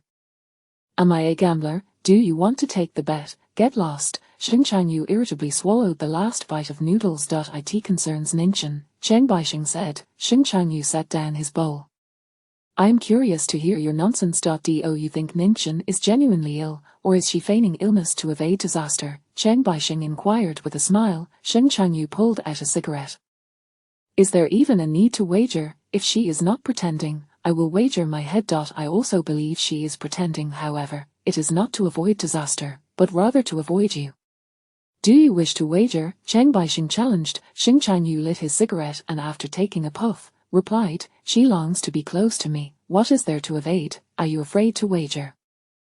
"Are you provoking me?" "Indeed," Chen Baixing chuckled. "Will you fall for this bait?" "Not at all," Xing Chanyu replied languidly. "Send her some supplements, and warn her not to think of evading her responsibilities next time. She is an intelligent woman, she understands my intentions. Do you not suspect she is avoiding you? Do I have nothing better to do than dwell on her all day?" Xing Chanyu's tone was lighter than the smoke itself. "In a few days, you shall inspect.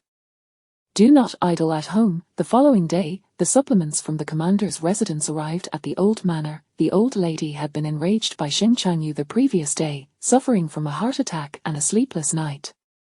Upon seeing him send gifts, she realized he was softening. Her mood lifted slightly, however. The thought of Xu Fangju's miscarriage and her grandson's lost hopes twisted her heart anew. Her expression remained grim as she waved her hand at the military government's adjutant. "Send it to the third concubine. I will not handle it." The adjutant was in a difficult position. "Old lady, the commander did not say it was for the third concubine. This is for the lady." The old lady's face darkened. "What does he mean by this?" The adjutant, taken aback, was at a loss. "Old lady, the commander did not specify. He intends to drive me to my grave." The old lady fumed. Can he not distinguish between light and heavy matters? "Very well, if he insists on this, then send it all to Jai Yuju." The adjutant complied, trembling, and ordered the boxes to be taken away. In the parlor of Jai Yuju, the supplements sent from the commander's residence piled high. The birds' nests were all 10 pounds, and there were at least 8 ginseng roots. Other precious supplements filled large boxes as if they were free to take. Ningchen stared blankly. "Am I to be executed tomorrow? Why is my last meal so lavish?" Kaumar remained speechless, and only then realized they were sent from the commander's residence, first taken to the old lady, leading her to think they were for the third concubine. In reality, there was no intention of sharing with the third concubine, a public humiliation that would infuriate the old lady to the point of bloodshed. The commander still supports the second concubine, deliberately doing this for the old lady and the third concubine to see, Kaumar said. Looking at these exorbitantly priced supplements, Kaumar felt them burning her hands. What shall we do now, mistress? Accept them, and thank the commander for his generosity, Ninchin replied. Kaumar was taken aback. Since she was already a target, they might as well reap some benefits. It would not be in vain for her to struggle for survival in such a tight spot.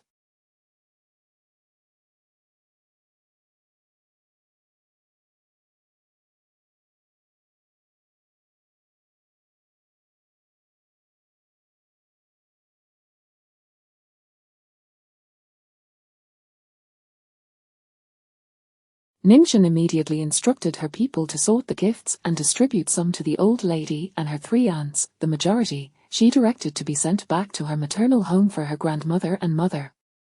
To the third concubine, Ninchin merely sent a token of 5 tails of bird's nest. For a time, the old manna ceased discussions about Fan Fan striking the third concubine or the latter's miscarriage, instead focusing on the commander's generous treatment of the lady. The third concubine felt greatly aggrieved. The second concubine could be understood, as the vixen turned out to be the lady. The blame was deftly diverted, and Ninchin successfully bore the brunt of the resentment. May this scoundrel man face divine retribution soon. Chapter 036 Evading the Commander-in-Chief. It was not the first time that the second concubine of the Xing family had entered into conflict. Before Ninchin married into the family, she was already aware of this matter. It was not her first experience either. Previously, she had even fired a gun to protect the third concubine, Xu Fangju, injuring someone in the process. However, with the frequent battles erupting and the situation escalating, Ninchin found herself increasingly vexed. The root of the issue lies in the unresolved tensions between the matriarch and the commander-in-chief. Unless they reconcile, war will inevitably break out from time to time, she contemplated. These two were mother and son, and with Xing Chanyu wielding power, their relationship could neither deteriorate further nor turn into a life-and-death struggle. They could only find a way to reconcile. How that reconciliation might occur, Ninchin had no inkling. She had previously boasted to her grandmother that being the commander's wife was an easy task and that she was more than capable. She had overestimated her own abilities. During the third concubine's convalescence, the keys to the storeroom had not been entrusted to Ninchin. Instead, they were still managed by the third concubine's steward, who continued to assist in overseeing affairs. Even though the third concubine had lost her child, she remained the matriarch's most trusted confidant, and Ninchin could not possibly surpass her. Ninchin had a day off every 5th day. As September 15th approached, she found herself with rare free time and called her sister-in-law, Jin Yuan, a day in advance to invite her to the hot spring resort for a relaxing soak. Jin Yuan happily accepted, adding, "Let us set off early tomorrow to pick up some fresh cream chestnut cake from the White Russians to enjoy at the resort." Ninchin replied, "You're insatiable." "It's not me. It's the eldest sister who desires it," Jin Yuan clarified. "Is she coming too?" "She is free tomorrow, and I thought to invite her," Jin Yuan stated. Ninchin expressed her delight. "Wonderful, you ask her. I'll go buy the cake early and then drive back to fetch you and the eldest sister."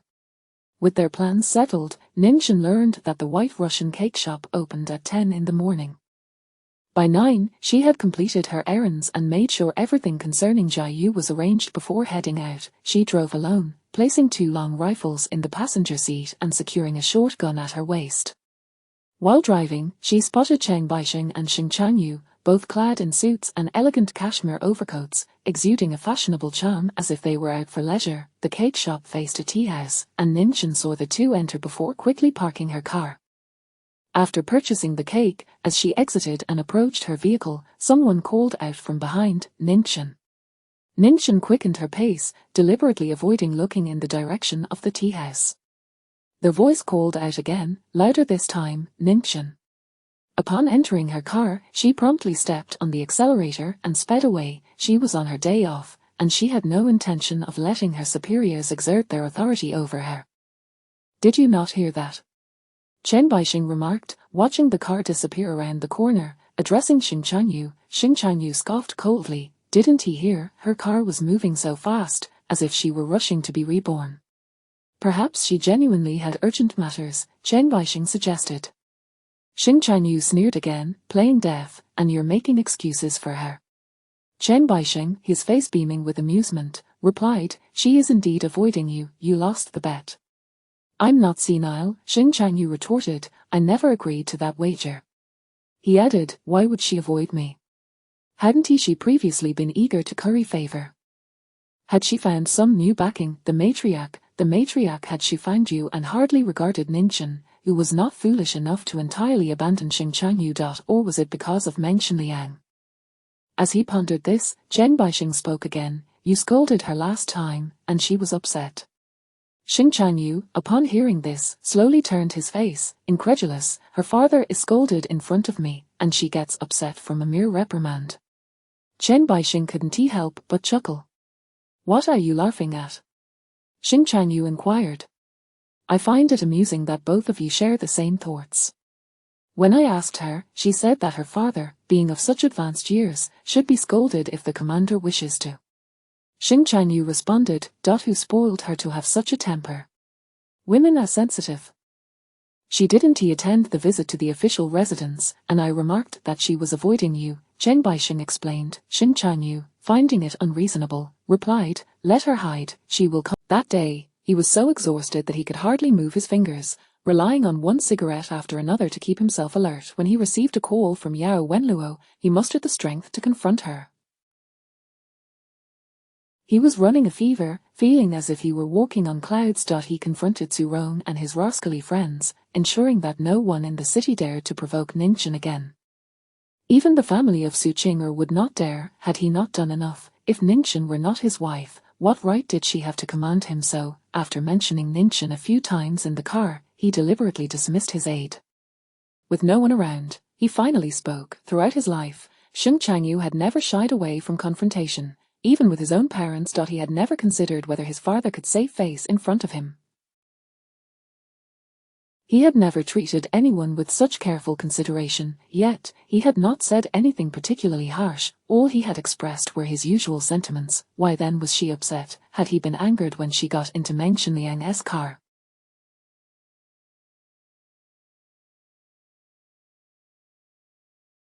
He knew she wouldn't dare betray him and trusted in her fidelity. Had that made him angry? No, yet she had the audacity to be upset. Xing Chanyu felt as if a weight was pressing on his chest. Ningchen drove to the hot spring resort, picking up her sister-in-law and the eldest sister. The resort was about 50 miles from the city, requiring a journey along winding mountain roads. They arrived around noon, visiting a nearby temple to offer incense and enjoying a vegetarian meal before heading to the hot springs in the afternoon. Jin Yuan had brought along a variety of delicious treats. Eldest sister, are you aware of the affair between Meng Xinliang and sister Anyor? Ningchen inquired. The eldest sister, Yu Nuo, had developed a closer relationship with her elder brother and sister-in-law, being of a similar age. How did you find out? The eldest sister asked in surprise. Ningchen recounted her encounter with Meng Xinliang to the eldest sister. It is just as you suspected, the eldest sister admitted. Ningchen asked, when did this happen? Nearly 10 years ago. Anyor was harassed by a group of ruffians at the docks, and Meng Xinliang intervened, which is when they became acquainted, the eldest sister explained. Ningchen expressed her ignorance. I had no idea. Who would tell such things to you children? The eldest sister chuckled. And what happened next?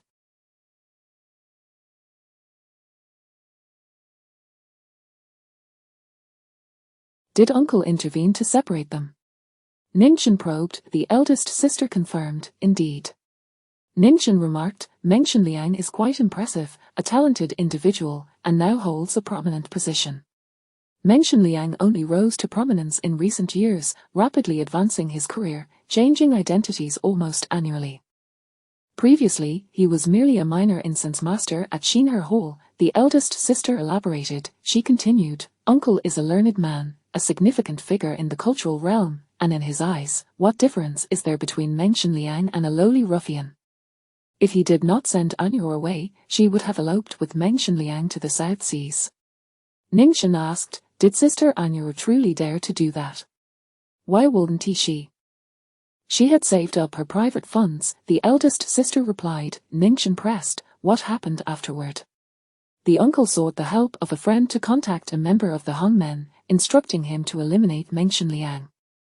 Meng Xinliang was captured and beaten for a considerable time, and Anyu threatened to take her own life if her uncle did not relent. Only when she agreed to go abroad, vowing never to see Meng Xinliang again, did her uncle finally release him, the eldest sister recounted. Ningxuan fell silent.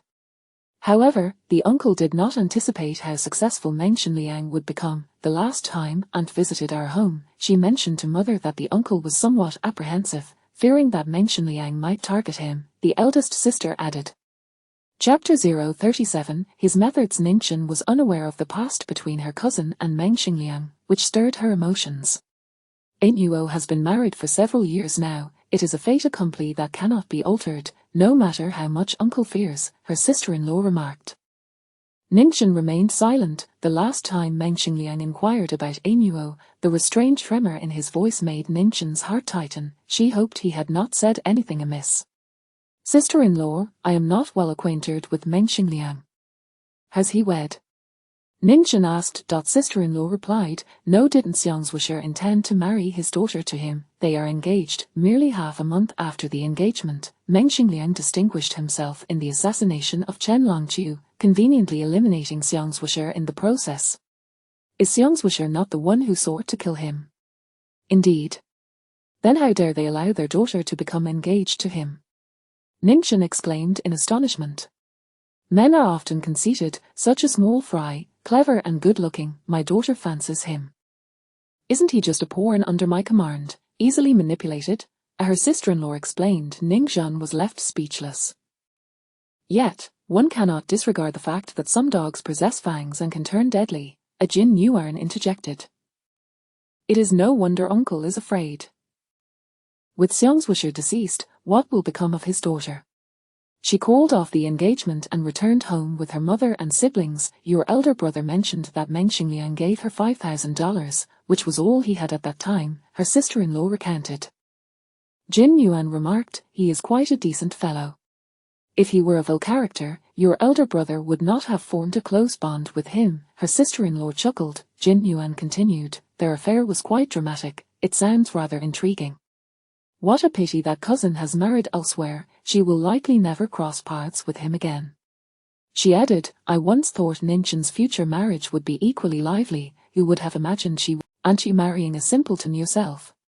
Ningxuan retorted. Jin Yuan fell silent, realizing the truth in her sister's words. Both her sister-in-law and Jin Yuan expressed great interest in Ningxuan rarely spoke of Wen Liangyu, but today, feeling relaxed and having indulged in several cups of delicious plum wine brought by her second sister-in-law, she found herself more talkative. He possesses an exceptional temperament. Once, when we were out and became trapped in a snowstorm, everyone was anxious, and I was frantic, yet he remained composed, managing the situation with great poise. Eventually, we sought refuge at a nearby castle. He handled the negotiations. It was the Lord's castle, known for its disdain towards foreigners, yet I am unsure how he persuaded the owners to shelter us for the night, Ningxuan recounted. Quite capable indeed, her sister-in-law remarked. The more chaotic the situation became, the calmer he seemed. That is what I admire most about him, and Ningxuan added. Then why did you part ways? Jin Yuan inquired further. He passed away, and Ningxuan replied. Jin Yuan and her sister. She had not intended to cry, but their sudden embrace made her eyes sting with emotion. As tears fell, they found moments of laughter amidst the sorrow. They conversed extensively that evening. Her sister-in-law and elder brother had entered into a marriage arranged without affection, yet over time, they found mutual understanding and affection. Her second brother and Jin Yuan, having known each other since childhood, transformed from rivals into a pair of affectionate adversaries. Ningxuan envied their fortune in finding suitable partners. She also envied Meng Xinliang, who, even through years of separation, steadfastly held onto their love in a foreign land. Only Ningxuan remained, her beloved lost to the flames of tragedy. Eventually, Ningxuan fell into a deep slumber. The following morning, upon awakening, they prepared to descend the mountain and return home, with Ningxuan at the wheel. On the way, her sister-in-law casually inquired, how has his third concubine just gave birth, and it was his second concubine who caused the complications. If it were you, would you be pleased?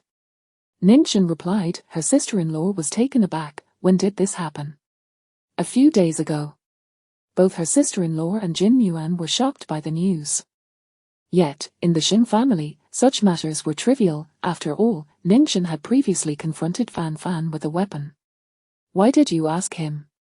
Ningxin turned her head slightly. Her sister-in-law replied, It's nothing. Do tell. I will remember it, and if I can assist, I shall find a way. And Ningxin urged. Her sister-in-law continued, Your elder brother mentioned that our father and his 3 brothers in the military might face conflicts regarding their futures. He wishes to make arrangements early, the 2nd brother to the garrison, the 3rd brother to the military supply department. Jin Yuan exclaimed with delight, Really, so they will all be stationed in the city from now on.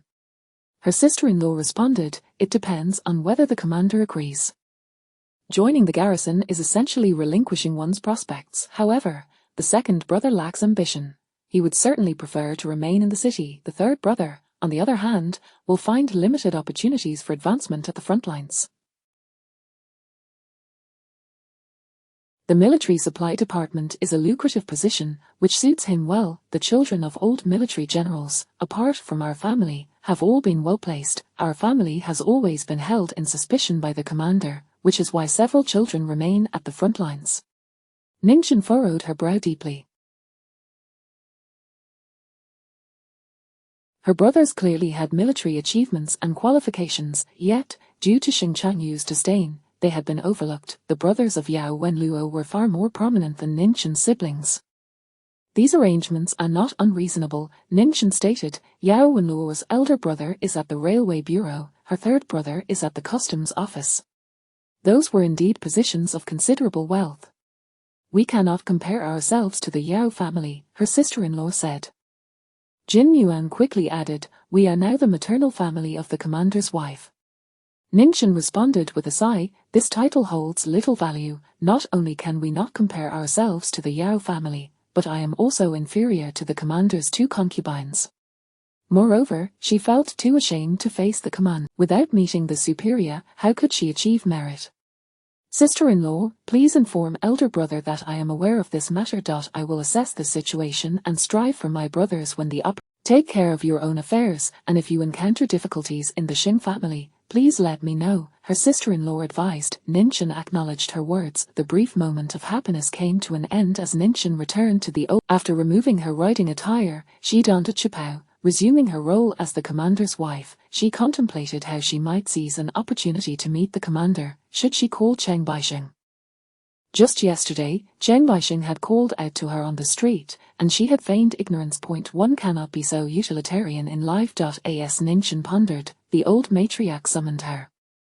This time, the old matriarch wished for her to attend a social event. The esteemed matriarch of the Railway Bureau, Ji, was celebrating her 60th birthday, and the commander's residence was required to honor the Ji family with this occasion.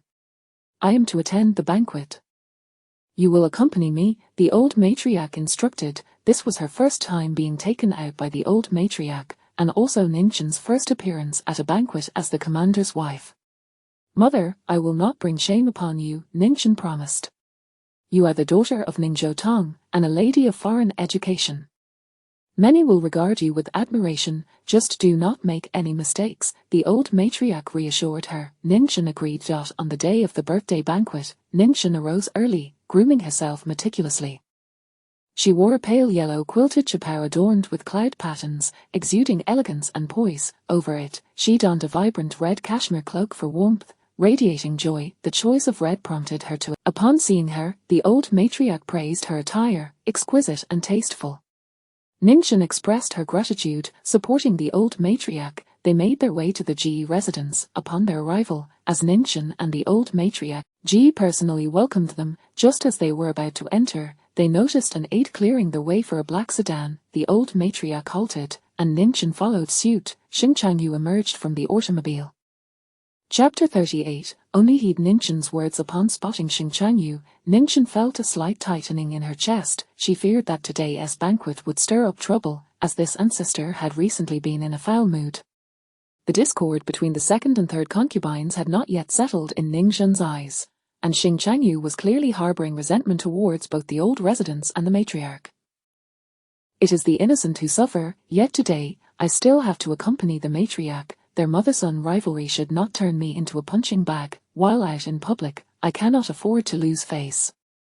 Ning Zhan's thoughts whirled as her concerns deepened, her expression darkening. Xing Changyu cast a glance in her direction. Clad in a pristine military uniform that accentuated his broad shoulders and elegant demeanor, he presented a striking figure.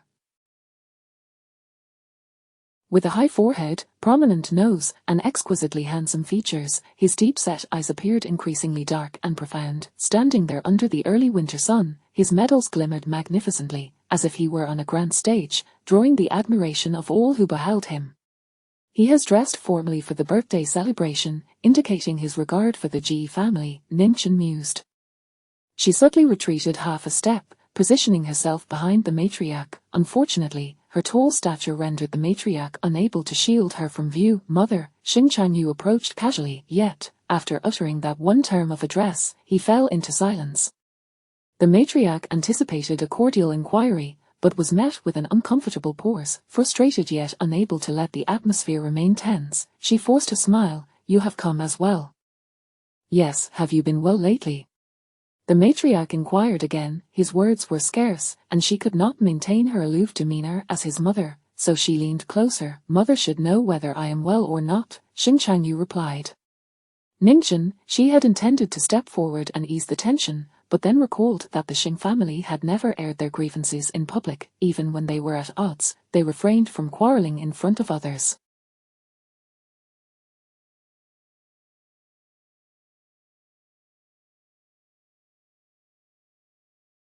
Ningchen decided to take a step back. The matriarch, however, was evidently taken aback. While Mrs.Ge looked curiously in their direction, Ningchen did not anticipate that the conversation would simply fall to the ground. She had misjudged.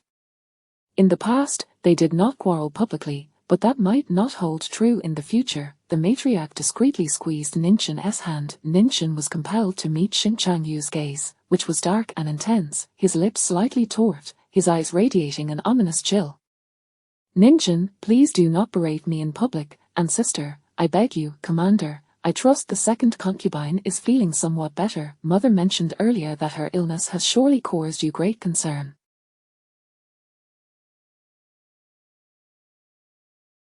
Ningchen was at a loss for words. If Xing Changyu did not respond, she would be left in tears without any tears to shed. The matriarch felt a pang of anxiety as well. Unexpectedly, Xing Changyu replied, what concern, it is merely an ailment, quite common. Ningchen smiled, both mother and I can see that you are quite worried. Mrs.Ge, astute as she was, chimed in, Commander, what ailment does the second concubine suffer from? I know a remarkable female doctor who could be of assistance. Thank you for your concern, but it is an old issue. She will recover in due time, Xing Changyu stated. The matriarch remarked, these youngsters, they are also young yet face such tribulations. Nowadays, the youth seem disinclined to take care of their health, always falling ill. Mrs.Ge laughed. Upon learning of the commander's arrival, Director Ge from the Railway Bureau hurriedly ushered his sons forward to greet him. The influx of people dissipated the earlier awkwardness. Xing Changyu moved ahead, glancing back at Ningchen with a look that was both meaningful and somewhat cautionary. Ningchen, what was he implying? What dissatisfaction could he possibly have? The matriarch of the Ji family, the very birthday celebrant of the day, was waiting at the flower arch to personally greet the matriarch of the Xing family and the commander. Rather than taking their seats, Ningchen and the matriarch headed to the courtyard of the Ji family matriarch. A group of esteemed official ladies and young ladies sat around, offering compliments. The matriarch's expression softened. The fifth Miss Ji, youthful and spirited at about 17 or 18, displayed great enthusiasm toward Ningchen. Ningchen felt a twinge of apprehension around overly familiar individuals, uncertain how to respond. In our greenhouse, we still have camellias blooming at this time of year. Madam, would you care to take a look? Miss G inquired, with several other young ladies echoing her enthusiasm. The matriarch encouraged, Jin go and enjoy yourself. We live in a new era. Daughters-in-law need not maintain strict decorum before their mothers-in-law. This elicited laughter from the crowd, as the official ladies praised the matriarch's open-mindedness and lauded the progressive values of the Xing family. A wave of flattering sycophants opened Ninchen's eyes. She had no desire to leave, wishing instead to linger and learn a thing or two, treating it as an opportunity for enlightenment. Unfortunately, the matriarch urged her to go play, and with Miss G's eager insistence, Ninchen reluctantly rose. Donning her outer garment, the group proceeded to the greenhouse in the back garden, where they spotted 3 young men smoking by a nearby pavilion. Upon noticing them, Miss G's eyes lit up. "It's my second brother and Meng Yi. I must go see." Ninchen looked over just as the men turned to acknowledge the sound of footsteps. She locked eyes with Meng Xinliang, who still exuded a fashionable and refined presence, his hair impeccably styled, draped in a cashmere overcoat that suited his stature, radiating charm. Upon seeing Ninchen, he nodded and smiled. Ninchen returned the gesture. "Do you know the madam and Meng Yi?" Someone inquired. Ninchen replied, "I do, madam. Be cautious. Ji Baoxian is quite irked by anyone getting too close to Meng Yi," a lady suddenly whispered to Ninchen. She turned to face the woman, whom she did not recognize. The lady, as tall as Ninchen, managed to sidle up to her ear and offer a discreet warning. "Thank you." Ninchen smiled. "You seem somewhat familiar." "I am Chu Jingyu," the lady introduced. "Ning Zhen, where have we met?" "Your sister-in-law is my aunt's cousin," Chu Jingyu explained. Ning Zhen chuckled. "My apologies. It was my oversight, so do not blame yourself for not remembering," Chu Jingyu replied. Ning Zhen held a fondness for her sister-in-law and naturally felt a kinship towards her relatives. Meanwhile, Meng Xinliang had exchanged pleasantries with Miss Ji and was making his way toward Ninchen. Miss Ji appeared quite surprised, glancing back at Ninchen. Simultaneously, the individual in the pavilion, who had been facing away from Ninchen, turned around. She recognized Wen Weinian, and her heart tightened. Meng Xinliang approached her. "Madam, it has been a while. Meng Yi, you are here as well? At the birthday banquet of the Ji family matriarch, I seek to share in the blessings." Meng Xinliang smiled. When Weinian continued to observe them, Ning Zhen averted her gaze, feeling inexplicably uneasy, conversing only with Meng Xinliang. "Both the commander and the matriarch are present. I see," Meng Xinliang replied with a smile. After exchanging a few more pleasantries, he finally took his leave. Miss Ji seemed quite taken aback by Meng Xinliang's private conversation with Ning Zhen, casting several curious glances her way. This was no mere figment of Ninchen's imagination. The looks were laden with palpable wariness and disdain. Nearly unmasked, Ninchen recognized such expressions, arrogant and domineering, intent on trampling those they disliked, reminiscent of Yao Wenluo. Chapter 039, Flaunting Wealth. Before the commander's wife, the group proceeded to the greenhouse to admire the camellias. Miss Ji Baoxian, initially greeted Ninchen with great enthusiasm. However, after an unexpected encounter with Meng Xinliang on the way, during which he made a point to converse with Ninchen, Ji Baoxian began to direct her animosity toward Ninchen, speaking in veiled tones. Ninchen hailed from a prominent family, and the Ji family was not lacking in prestige either. Although Ninchen was the commander's wife, it was widely known that the commander favored his second concubine, Fan Fan, rendering the wife little more than a decorative figure. A mere ornament, regardless of how many titles she held, commanded no respect. Ninchen found such dynamics exceedingly irksome. She would rather return to hear the official ladies extolling the virtues of the elder matron than to engage with these contemporaneous young women. "Madam, allow me to present you with this pot of camellias." Ji Baoxian selected the most exquisite arrangement. Only a grand residence like the commander's mansion is worthy of such a precious flower. You might enjoy its beauty to alleviate your solitude. Ning Zhen responded with a silence that spoke volumes. It was as if Ji Baoxian were pinning the label of the abandoned wife directly upon her. Was she lonely? The second concubine of the Xing family was perpetually embroiled in disputes, and the Xing family members often engaged in quarrels as well, creating a lively atmosphere filled with daily entertainment. Ning Zhen could not help but smile, her beauty radiant and dazzling, outshining the camellias by a significant margin. "How could I possibly deprive someone of their cherished possession? The camellias you have so lovingly nurtured are likely intended for New Year's festivities. Should I accept this gift now, I fear Madame Ji would be distressed and chastise you later," Ninchen replied, her tone light-hearted. Ji Baoxian insisted, "That is not the case. The Ji family is not so petty. Neither the old mansion nor the official residence of the commander's household can boast of anything comparable." "Very well, I shall take this pot of flowers back with me, that both the commander and the elder matron may appreciate them. They have yet to behold camellias so lovely in this season, Ningxuan declared with a smile. Ge Baoxian's expression shifted dramatically. It was common knowledge that the Railway Bureau was a lucrative endeavor.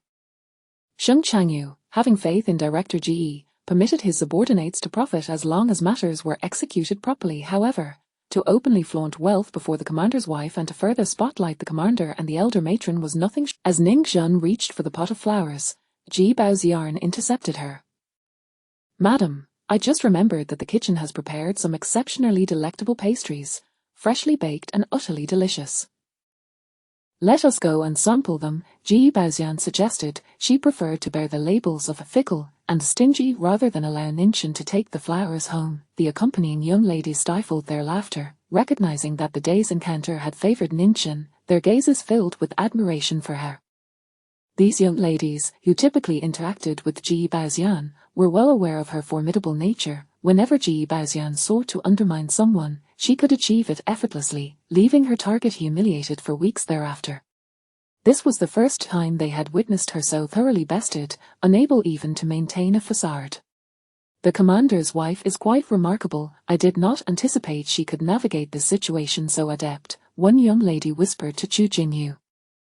Chu Jingyu replied, "She is the daughter of Master Ning. She is not without experience in the world of high society." Ge Baoxian miscalculated in her attempt to see her embarrassed. Ge Baoxian dares to provoke the commander's wife. "The Ge family has become quite inflated," another young lady remarked. Chu Jingyu thought the only one displaying such inflation was Ge Baoxian herself, while Director Ge and his wife remained notably discreet, fully aware of the precariousness of their standing in the commander's hand. To bully Ningxuan was to strike at the commander's dignity. In Sioux City, throughout the 4 provinces of East China, was it not madness to be so brazen as to challenge the commander Sheng Changyu? This matter may not yet be resolved.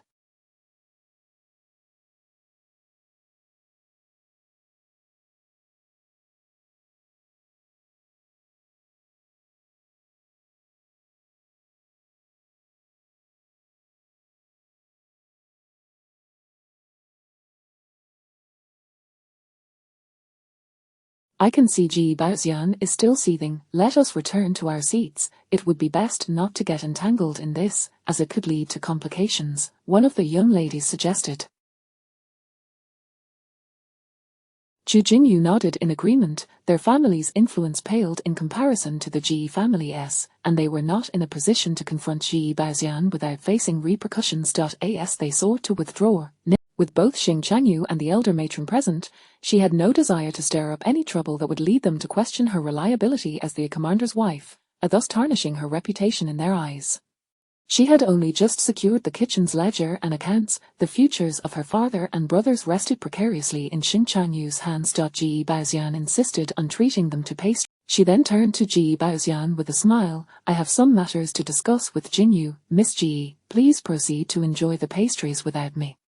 Before Ge Baoxian could respond, Ningxuan slipped away. Chu Jingyu and her companions, equally attuned to the situation, joined her, and the 4 of them resumed their lively banter as they retreated, not pausing for a moment. Ningxuan exhaled in relief. Upon reaching the bamboo grove, their serious expressions transformed. Unable to contain their laughter, Chu Jingyu introduced Ningxuan to her friends. As they continued their jovial conversation, they encountered others at a fork in the path. The Ge family estate was expansive, and with the numerous guests attending the birthday banquet, they frequently crossed paths with others. "I spotted Wu Chen. He is notoriously licentious. Let us move quickly," remarked one of Chu Jingyu's friends. Ningxuan acquiesced, following them, eager to return to her mother-in-law's side. "Chu Jingyu, why are you running away?" Wu Chen and his entourage had already noticed them. Chu Jingyu halted, stating, "I did not see you. And now that you do, why not greet me?" Wu Chen replied. He was quite handsome, yet his overly groomed appearance gave off an air of insincerity. "Is this young lady also your friend?" "It is my first time seeing her." Wu Chen's gaze roamed over. If looks could strip her bare, he had thoroughly examined her. Ningxin questioned whether she truly belonged in Sioux City. Having grown up surrounded by her brothers and having played with Jin Yuan's siblings, she had seldom in. The young rakes of Sioux City were almost all unfamiliar to her. The downside was, they did not recognize her either. I am the commander's wife, Ningxin stated flatly. Wu Chen and his companions were momentarily taken aback, then erupted into laughter. Which commander's wife? Ningxin frowned. The Ji family matriarch Stewart had specifically come to find her. Wu Chen, recognizing someone from the Ji family, refrained from pursuing the matter further. They walked toward the banquet hall, still bantering as they entered. Today's young ladies are quite bold, openly declaring themselves as their commander's wife, Wu Chen chuckled. His friend interjected, could she really be the commander's wife? I heard the commander is present today. I have seen her, she seems to be Chu Jingyue's cousin. Surely, she is jesting, Wu Chen replied. Exercise caution. If she truly is the commander's wife, that would be quite troublesome, the friend warned. Wu Chen scoffed. Chu Jinyu has always been one to exaggerate. I will devise a plan to lead them away shortly. You can have Chu Jinyu, but I want that one in the red dress. The one in the red dress is the most beautiful. Third young master has a keen eye. If she continues to claim to be the commander's wife, you can just declare yourself the commander in bed later and see who can outdo whom. Wu Chen laughed heartily. Suddenly, someone behind him inquired, who are you talking about? The one in the red coat, the commander's wife. Chapter 040, The Grudges between Xing Changyu and the Ning family. Outside the grand banquet hall of the Ji residence, there lay a small courtyard designated for guests to rest. Meng Xingliang, Wen Weinian, and the second young master of the Ji family sat leisurely, discussing the recent affairs of the docks and engaging in light banter. Guests entered and exited the courtyard continuously, while servants served tea and refreshments. The atmosphere was quite relaxed, devoid of any intimacy. The second young master of the Ji family jestingly remarked to Meng Xingliang, when do you plan to propose to my sister? She can hardly wait. Holding a cigar in one hand, the faintly glowing ember reflected the verdant hue of the emerald ring on his thumb. After taking a slow puff, Meng Xingliang replied, I am not well acquainted with the fifth young lady. Thus, the notion of a proposal is rather premature. Have you not been moved by her? One who dances on the edge of a knife cannot find stability, Meng Xingliang stated. When Weinian interjected, that is merely a pretext. Meng, the deputy leader, does not find your sister appealing. The second young master of the Ji family replied, I share that sentiment. Nonetheless, my sister is indeed stunning. There are few girls in Sioux City who can rival her beauty. Meng Xingliang acknowledged, the fifth young lady is truly as beautiful as a celestial being. Unfortunately, my aspirations lie elsewhere.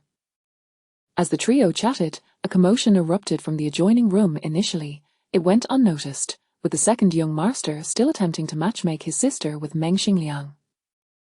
Suddenly, a loud thud resonated, as if something had forcefully collided with the wall, accompanied by the sickening sound of bones fracturing. A man's agonized scream followed, which was quickly muffled, giving way to indistinct, pained groans. Meng Xingliang's expression darkened slightly, and when Weinian and the second young master's faces fell. Please wait here, I shall investigate, the second young master of the Ji family declared as he rose to his feet. Exiting, he discovered his elder brother and father standing at the doorway of the adjacent room, along with several young ruffians whose legs trembled uncontrollably, beads of cold sweat forming on their brows in the crisp early winter air. What transpired? The second young master inquired. His elder brother gestured for silence. Moments later, the door swung open, revealing Xing Changyu, who rubbed his sore wrist as he stepped out of the room, his pristine military uniform stained with several droplets of blood, which gradually spread like ink blots. Everyone stood rigidly at attention. General, the second young master of the Ji family addressed respectfully. Xing Changyu nodded and turned to leave, with two of his aides following shortly after. Peering back into the room, the second young master noticed a blooded figure sprawled on the floor, gasping for breath, his face swollen beyond recognition. What happened? He questioned his elder brother again. After a brief moment, the second young master returned to the resting room, where Meng Xingliang and Wen Weinian had paused their conversation to look at him. What was that commotion just now? Wen Weinian asked. The second young master chuckled as he sat down. It was General Xing Changyu. He gave Wu Chen a thorough beating. He was left in a dreadful state, unrecognizable. When Wanian's eyes darkened, Meng Xingliang shot him a glance before shifting his focus back to the second young master. So, Wu Chen offended the general. He continued, I too would relish the opportunity to strike him. He has crossed my boundaries on numerous occasions. His father pleaded for leniency, lamenting about having only one son. Wu Chen was notorious for his lecherous ways, having committed numerous heinous acts in pursuit of women, yet his family shielded him, bolstered by his father's influence. Most people preferred to avoid provoking him. Today, however, he had fallen into Xing Changyu's hands, perhaps as a form of divine retribution, with fate seeking to rectify his misdeeds through the general's intervention. That only child is likely finished. Xing Changyu is particularly ruthless, the second young master murmured, lowering his voice. Xing Changyu has changed significantly, Meng Xingliang remarked, flicking ash from his cigar, when Wanian asked, has his newfound authority as general made him arrogant? Rather, he has become more restrained, the second young master replied. When Wanian remained silent, my elder brother remarked that Xing Changyu actually brought someone from the banquet hall to beat him up, which astonished me. Given his temperament, I expected him to conduct the beating right there on the spot, perhaps even to the point of death. Yet today, he seemed to take my grandmother's birthday celebration into account, choosing instead to handle the matter behind closed doors, the second young master explained. Is he truly that brazen? When he was a young commander, he was far more ruthless. Regardless of the circumstances, others could not hold him accountable. There was always the senior commander to shield him, who would never dare to truly harm him. Meng Xingliang noted, the second young master added, now that he has taken on the role of general, his subordinates constantly reiterate his authority.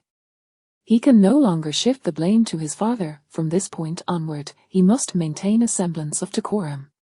When Wanian commented, a local tyrant will eventually meet his downfall. The second young master jumped at the suggestion. When are you contemplating a confrontation with him? I advise you to abandon that notion lest you be thoroughly chewed up. He is Xing Changyu, after all. Even you fear him. Who does not? The second young master replied. He is particularly vindictive. Once he holds a grudge, he will stop at nothing to eliminate you. With newfound enthusiasm, he shared with Meng Xingliang, I heard from my elder brother that Wu Chen was beaten for making lewd remarks about the general's wife. Meng Xingliang inquired, is that so? What has become of Xing Changyu? My father previously remarked that Ning Jutong would inevitably meet his end. Ning Jutong was fortunate. During the senior commander's passing, Xing Changyu was preoccupied with assuming military responsibilities and had no time to deal with him.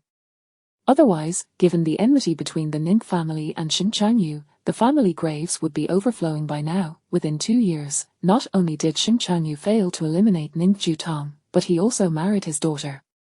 It would be one thing if he married her. He seems to treat her with great care. Wu Chen merely made a few suggestive comments toward the general's wife and nearly lost his life. Is he still concerned about Ning Jutong? The second young master posed a series of questions. Meng Xingliang replied, why do you wish for Xing Changyu to do away with Ning Jutong? I have a score to settle with Ning Xi. If the Ning family does not fall, I shall apologize to Ning Xi in a few days. Ning Xi is no saint either. I prefer not to create enemies, the second young master replied. Meng Xingliang chuckled when Wanian asked, what kind of grudge exists between Xing Changyu and the Ning family? The second young master was well aware of the answer. It all began with Su Qinger, he stated. He eagerly recounted the events of that day to Wen Wanian. Su Qinger suffered an injury while visiting her maternal grandparents. On her way back to the city, her driver collided with Ning Zhotong's vehicle. Initially, it was a minor incident, but the trunk of Su Qinger's car contained bundles of explosives. As a member of the military government, Ning Zhotong had to take it seriously and reported it to the Security Bureau. Su Qinger, suffering from a high fever and festering wounds, was detained by Ning Zhotong on the roadside, who insisted that the Security Bureau clarify the situation. 4 hours were wasted, and Su Qinger fainted. By the time she reached the military hospital, her condition had deteriorated drastically. Of course, she did not die that day. It took 3 days for her to succumb. Once she passed, the Su family firmly accused Ning Jutong of neglecting Su Qing's injuries, claiming that had she reached the military hospital sooner, she would have survived. Whether others believed it or not, Xing Changyu certainly did, and he sought to execute Ning Jutong for it. However, after the senior commander's death, the matter was shelved. The second young master recounted. When Wei Nian remained silent, Meng Xingliang chuckled softly. Xing Changyu may not truly believe it but rather seeks an excuse to vent his frustrations. He has never been one to reason. If he genuinely thought Ning Jutong was responsible for Su Qing's death, he would have killed him long ago. Do you think he is someone who considers the greater good? His conflict with Ning Jutong is not a recent development, nor is it solely a consequence of the Su Qinger incident. Ning Jutong has always disagreed with Xing Changyu's political views. Chapter 041, The Marshal's requests are always granted. The grand banquet hosted by the Ji family came to a lively conclusion. General Ji, the matriarch, and his wife bid farewell to Xing Changyu and others. 2 automobiles were parked at the entrance, each guarded by an aide. Xing Changyu gallantly opened the rear door for the elderly lady, who settled comfortably into the car. Ningchen then took her leave, saying, "Marshal, I shall return now." Xing Changyu's expression darkened. He replied, "You will ride in my car, I have matters to discuss." Without hesitation, Ningchen responded, "Very well, I shall inform my mother." Her earnest and excited demeanor alleviated Xing Changyu's irritation. The elderly lady nodded, "You may go." Her vehicle set off first, while Ningchen entered Xing Changyu's car. The heaviness that had weighed upon his heart dissipated. He had never been one to ponder over others' feelings, but it was all Cheng Baixing's fault for insisting that Ningchen was angry and avoiding him. Xing Changyu had little concern for others' grievances. He was simply troubled by the matter at hand. Upon reflection, he realized that it was he who ought to be upset, not Ningchen. The more he contemplated, the more unsettled he became. Why should she have the audacity to avoid him? Earlier, he could hardly bear it and found himself restless at night, consumed by thoughts of this issue. Ningchen did not possess such captivating charm. It was merely a matter of circumstance. As he mulled over the situation, he inadvertently found himself thinking of her. What right did she have to wield such influence? Tonight, Ningchen must apologize to him and resolve this matter. He no longer wished for this issue to linger in his heart. Once in the car, perhaps due to his earlier confrontation which alleviated his pent-up frustration, or perhaps owing to Ningchen's attentive demeanor, his mood lightened considerably. To his surprise, he felt remarkably tranquil. "You must apologize to me," Xing Changyu stated. Ningchen inquired, "Why? Do you not wish to apologize?" "That is not the case, Marshal. If I were to apologize without understanding the reason, it would merely be a formality, lacking genuine remorse. Thus, I seek to comprehend the cause before reflecting upon it," Ningchen replied. Xing Changyu thought, "At least you are perceptive. Earlier on the street, when I called Cheng Baixing to summon you, why did you flee?" Ningchen maintained her composure. "I apologize, Marshal. I did indeed hear you that day. And then, given the situation with the second and third concubines, I feared you might be in a foul mood and take it out on me. I had finally managed to secure a day off and simply wished to enjoy myself without approaching you," Ningchen explained. Xing Changyu remained silent, his expression inscrutable. "I acknowledge my fault. In the future, should I encounter you, even if you do not wish to see me, I shall take the initiative to greet you," Ningchen continued. She added, "Moreover, previously, when you fell ill, I should have visited you on behalf of the matriarch. I regret not doing so." Xing Changyu's long, elegant fingers gently tapped his knee, and he remained silent. After her apologies concluded, Ningchen turned to face him in the quiet confines of the car. Coincidentally, Xing Changyu also turned his head. Their eyes met, and in the dimly lit compartment, Xing Changyu's gaze was exceptionally piercing. Ningchen refrained from continuing to challenge him and averted her eyes. "Do you have something to request of me?" he suddenly asked. Ningchen was momentarily taken aback. He was not easily deceived. "Ningchen, I am not an unreasonable person. If you win my favor, I am inclined to grant you some leniency. Speak, what is it that you seek?" he inquired. Ningchen's series of apologies was almost subservient, an unusual departure for the fiercely independent Miss Ning who always carried a firearm. Fortunately, Xing Changyu had calmed down and discerned her ulterior motives from her words. Had he remained angry, he would likely have found her words utterly absurd. Marshal, I truly wish to speak. My second brother wishes to secure a position at the Security Bureau. While those children of the instructors are still at the front lines, my brothers are needed to safeguard our home. My eldest brother is willing to follow our father, but my second and third brothers seek stable employment, Ningxin explained. Xing Changyu inquired, where does your third brother wish to go? To the military supply department. Very well, Xing Changyu replied. Ningxin asked, which matter is agreed upon? Both matters are agreeable, Xing Changyu affirmed. You are my wife, and your brothers are in the city. They can certainly support you. I shall consent, and tomorrow Baixing will handle the arrangements. Within half a month, the transfer orders will arrive at the station. Ningxin was momentarily stunned. Was it truly this simple? She turned to him. Marshal, if you find anything amiss, I did not speak in contradiction. Ningxin, Xing Changyu interjected. You have apologized to me and demonstrated your understanding of propriety. That pleases me. Ningxin remained silent.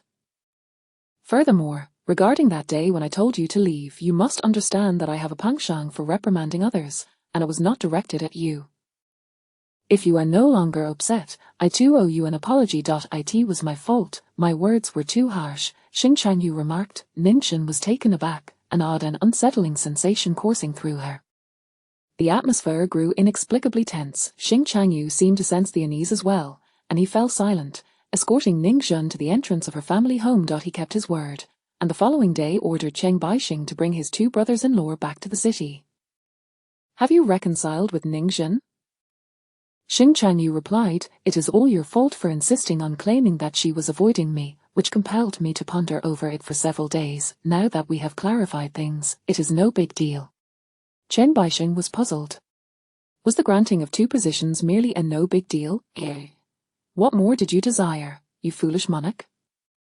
Should you speak nonsense again, I shall silence you. As Xing Changyu warned. With this matter resolved, he felt a weight lift from his shoulders. Why not have her move to the marshal's residence? Be silent, you prattle on about Ningxin, and I begin to suspect you harbor ulterior motives. Go and be her advisor instead, Xing Changyu retorted. Chen Baixing fell silent. The matter that had troubled Ningxin's family for 2 years was resolved with a single statement from Xing Changyu, leaving Ning Jutong utterly bewildered. The eldest, Ning Yian, was perplexed and clueless about Ningxin's maneuvering. Ning Yixin soon took a position at the Security Bureau as the director, overseeing the archives, a role that was both significant and relatively relaxed. Ning Si joined the military supply department, where connections were paramount, and he, being the third brother of the marshal's wife, held considerable influence. Ning Jutong and Ning Yian could not return to the city and sent a telegram home to report their safety. The Ning family rejoiced, with the matriarch and mother nearly in tears of joy. The eldest sister-in-law invited Ningxin to dinner. Dinner, why not ask the marshal if he would like to join us for a meal, the matriarch suggested. Ningxin was taken aback by her grandmother's boldness. After all, they had only just managed to ease the tension. What if he took offense at the invitation? Please do not mention it. Ningxin urged. She then advised her two brothers, the process of securing your positions was somewhat convoluted, but it was not due to the marshal putting aside past grievances. Conduct yourselves discreetly. Ning Yian and Ning Si nodded in agreement, yet, the matriarch persisted, why not give it a try? What if the marshal is willing to come? If he does not wish to attend, that is his prerogative. It would be impolite for us not to extend the invitation. If you do not ask, I shall. Ningxin nearly fell to her knees before her grandmother. Chapter 042, The True Banquet at Hongmen. Grandmother insisted that Ningxin invite Xing Changyu to their home as a guest.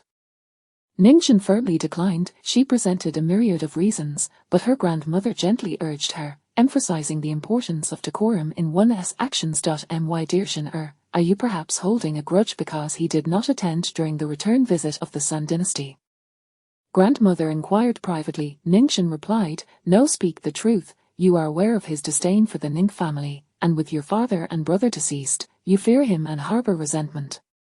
Your family does not wish for him to come, is that not so? Grandmother pressed. A tremor coursed through Ningxin's heart. she had never forgotten the original intent behind this marriage. It was Xin Changyu who had harbored murderous thoughts. Ningxin could lower herself and cater to him in every aspect, yet she was resolute in not wanting him to step foot in her home. This was her domain, yet Sheng Changyu has never truly been a mortal enemy. He has not harmed anyone from the Ning family, nor has the Ning family ever wronged him. Do you understand, my child? We are not foes, and we must not treat him as such. If possible, we ought to dissolve any animosity, grandmother articulated. Ningxin questioned, do you believe he would agree? If he were to marry you and then belittle you while elevating his concubines above you, what recourse would you have? Grandmother queried. Ningxin admitted, I would have no way to respond. But he does not do so. He respects you as the legitimate wife and affords you ample dignity both in public and private. He has treated you well. Moreover, the ease with which your brothers have secured their positions is largely due to his assistance. He has done so much for us. What have we reciprocated? If you refuse to take a step further, how will his prejudice against the Ning family ever dissipate? Do you expect him to come to you, begging? Grandmother questioned. Jin you profess your desire to be the esteemed matron of a prominent household rather than a mere favorite. What is your current mindset? Listening to her, Ningxin felt as though she had been doused with a bucket of cold water, instantly awakening to clarity. I understand what I must do, grandmother. I will personally invite him, Ningxin declared. I shall approach this with utmost sincerity and fulfill my role as the general's wife. She continued, grandmother, there has been too much chaos lately. I have been somewhat willful. You are only 21, Jin in my eyes, you are more mature than your peers. You are not willful at all. There are few young ladies as capable as you. Grandmother replied. Ningxin could not help but smile. She nestled against her grandmother, seeking comfort. The atmosphere in the Ning household was delightful, filled with laughter and joy. Although her elder brother and father had yet to return, her second and third brothers were home, and the dining hall felt suddenly vibrant. After returning home, Ningxin called the general's residence. An aide answered, the general is at the camp and is uncertain when he will return. Would you like me to relay a message, madam? Ningxin responded, there is no need to inform him at the camp. If he returns to the city, please ask him to give me a call when he has the time. After hanging up, Ningxin called her maternal home, informing her grandmother that Xin Changyu was not in the city. Grandmother advised her not to rush, suggesting she keep this matter in mind, as dining also involves a degree of timing. Days moved slowly forward. After a rain shower, the chill permeated the air, prompting Ningxin to unearth the warming stove in her courtyard. A sense of winter began to settle in. In the Xing family's ancestral home, events unfolded daily due to the presence of 4 households cohabiting. Xing Changyu's 3 uncles each had multiple wives and numerous children. When Ningxin was not in charge, these individuals were of no concern to her. However, once she took the reins, interactions became inevitable. Today, one approached her to complain that the procurement department had pilfered ingredients from her small kitchen. Tomorrow, another would come to inquire about arranging a servant to work in the kitchen. Ningxin possessed little authority, and no one feared her. They came to her with various trivial matters. She addressed each issue in turn, managing them quite well, which earned her praise from the matriarch. After the 3rd concubine suffered a miscarriage, she had been resting, causing many matters in the storeroom to be delayed, resulting in complaints directed at Ningxin. It was then that Ningxin realized just how challenging it was to manage a large family. This was far more complicated than her studies. Someone called Ningxin. There's a newly opened cruise restaurant. Would you like to join? It's right at the dock and sounds particularly intriguing, Ji Baoxian said over the phone. She was the 5th young lady from a railway bureau family, whom Ningxin had met at her grandmother's birthday banquet. Ningxin was taken aback by the call, sensing an ulterior motive. Just as she was about to refuse, Ji Baoxian added, I have also invited your sister-in-law, and she has already agreed. My sister-in-law, your second sister-in-law, Jin Yuan. We used to play together. Would you like to join us, madam? The more, the merrier, Ji Baoxian continued. It seemed she was attempting to pressure Ningxin into attending through Jin Yuan. Very well, I shall go. Tomorrow evening at 8, correct? Yes, we shall meet at the dock tomorrow evening, Ji Baoxian replied with a smile. After hanging up, Ningchen pondered briefly. She called her maternal home again. Jin Yuan answered, she invited me, which was quite unexpected. She had previously ignored me. Perhaps she wishes to curry favor now that your second brother is working in the security bureau. Ningchen remarked. Jin Yuan always exuded a sense of innocence, with little suspicion of others. This was rather refreshing, light-hearted, and joyous, qualities Ningchen longed for but could not attain. She invited me as well, Ningchen stated. She never paid you any mind before. Now that you are the general's wife, she would naturally extend an invitation. She is even more sycophantic than Yao Wenluo, Jin Yuan commented. Ning Zhan cautioned her. Be wary of her. I will be. You need not worry about that. However, the cruise restaurant sounds fascinating. The owner is exceedingly arrogant. Without an invitation, one cannot board, not even with money.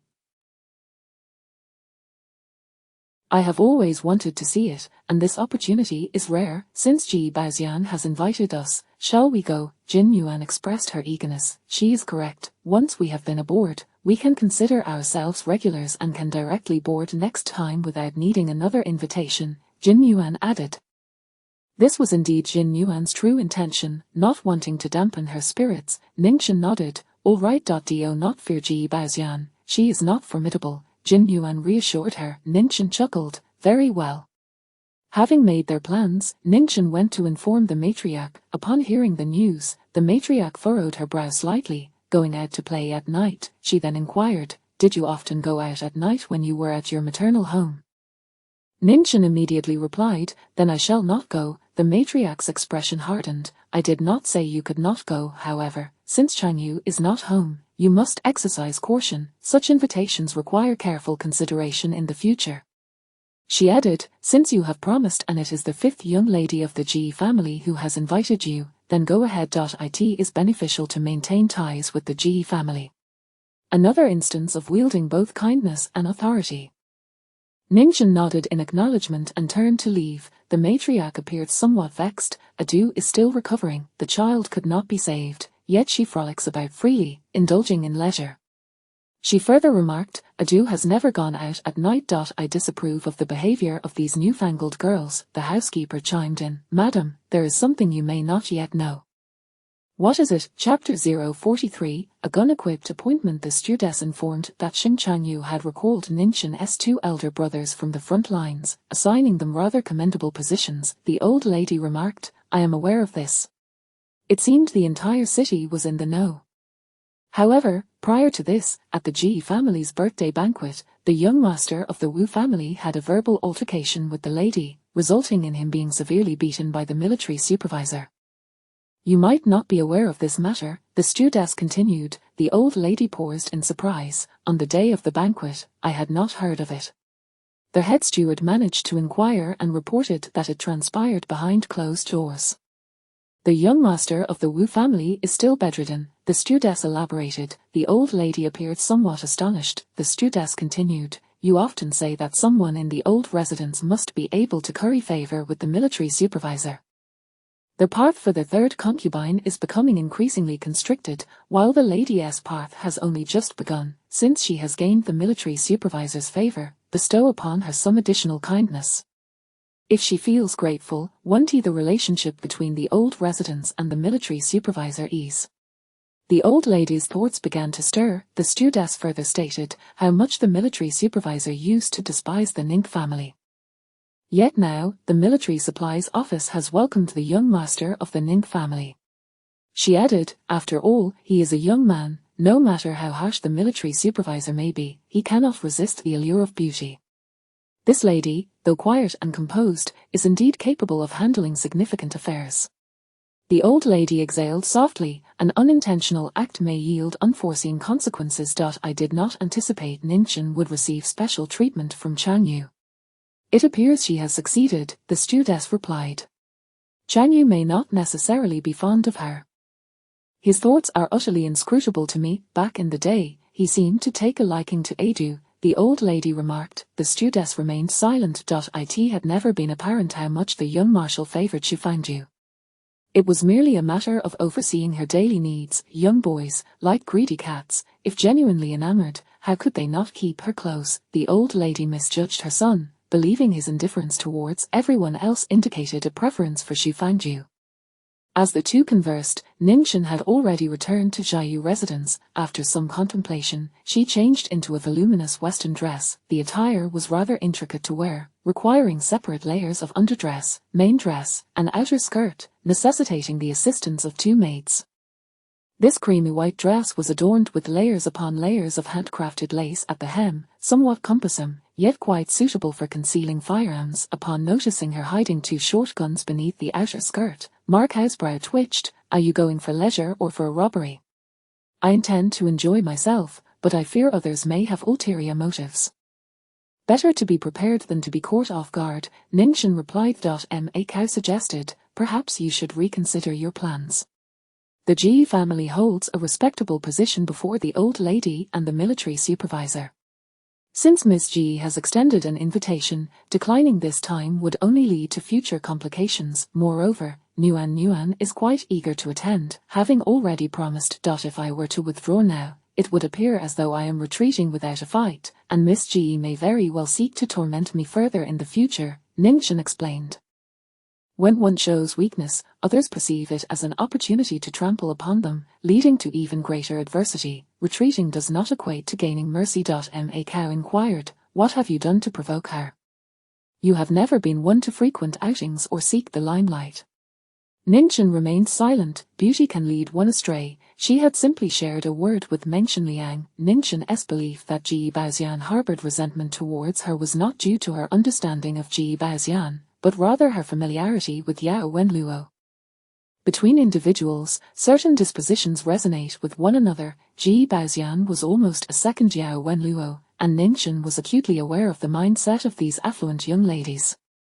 I have not provoked her, perhaps I am just being overly sensitive. What if Miss Ji, upon observing our family's recent favor from the military supervisor, genuinely wishes to befriend me? Ningxin posited to Ma Cao. Ma Cao responded with silence, clearly unconvinced by such comforting words. She was deeply apprehensive, wishing she could accompany Ningxin. Nevertheless, Ningxin stepped out with two guns, appearing relaxed and nonchalant.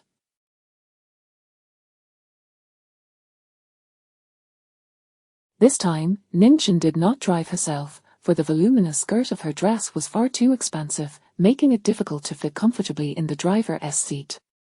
She instructed the chauffeur to fetch Jin Yuan. Upon seeing her dress, Jin Yuan exclaimed in surprise, "You have already unveiled yourself. Is the military supervisor attending as well?"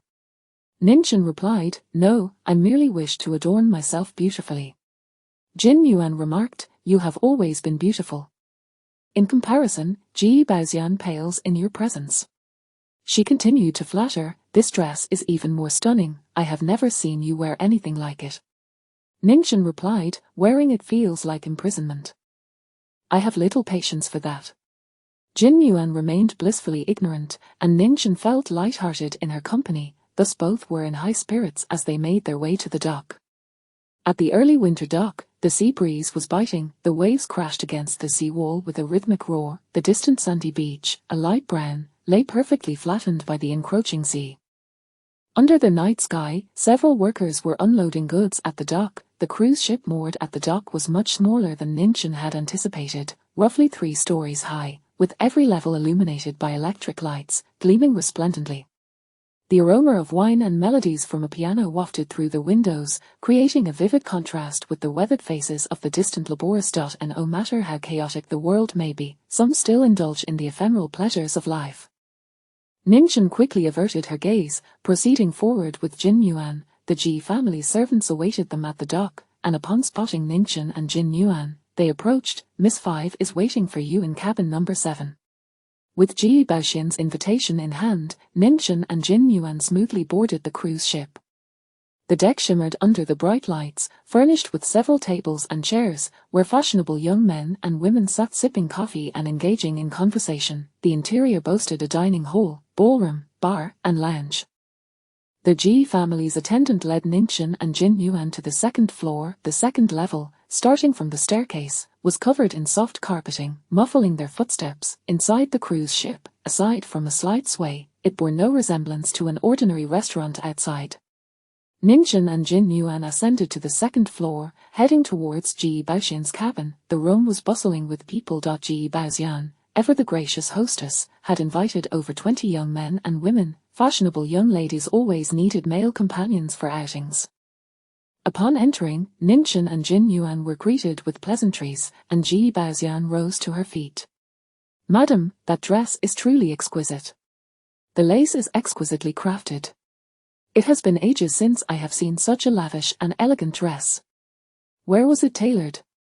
The crowd chimed in excitedly. Ji Baoxian, also eyeing Ningxin's dress, wore a smile that was more facade than genuine. As Ningxin and Jin Yuan took their seats, Ji Baoxian linked her arm with Ningxin's. "Madam, might you step out for a moment? I have something to discuss with you." She led Ningxin to the lounge at the end of the corridor. She expressed her apologies for the previous incident at the birthday banquet, claiming to have unintentionally offended Ningxin.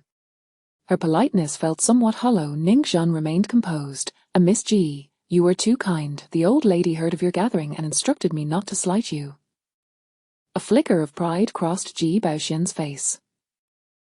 She aspires to be a second wife, but I do not wish to stoop so low. "Madam, you need not be wary of me. We can be good friends," Ji Baoxian stated with a smile. Ningxin responded, "Very well." The two exchanged insincere flattery before Ji Baoxian and Ningxin exited the small lounge, making their way back to the cabin. Just as they approached the door, Ji Baoxian adjusted her shawl with a rather exaggerated motion, inadvertently striking her wrist against the door, producing a sharp sound. To her shock, her jade bracelet shattered. She clasped her wrist, her voice rising in pain. "What happened?" "There's blood, my hand is cut, and I'm unsure if I've severed an artery," Ji Baoxian exclaimed in horror. Ningxin observed blood seeping through her fingers, her expression shifting in alarm. "Quickly, fetch the ship's doctor, hurry, I cannot move." Ji Baoxian's voice trembled with urgency. Ningxin, equally flustered, asked, "Where is the ship's doctor?" Ji Baoxian glanced towards a small door beside the lounge. "You can go up from there. It leads directly to the doctor's quarters, hurry." Ningxin replied, "Do not move, I will go at once."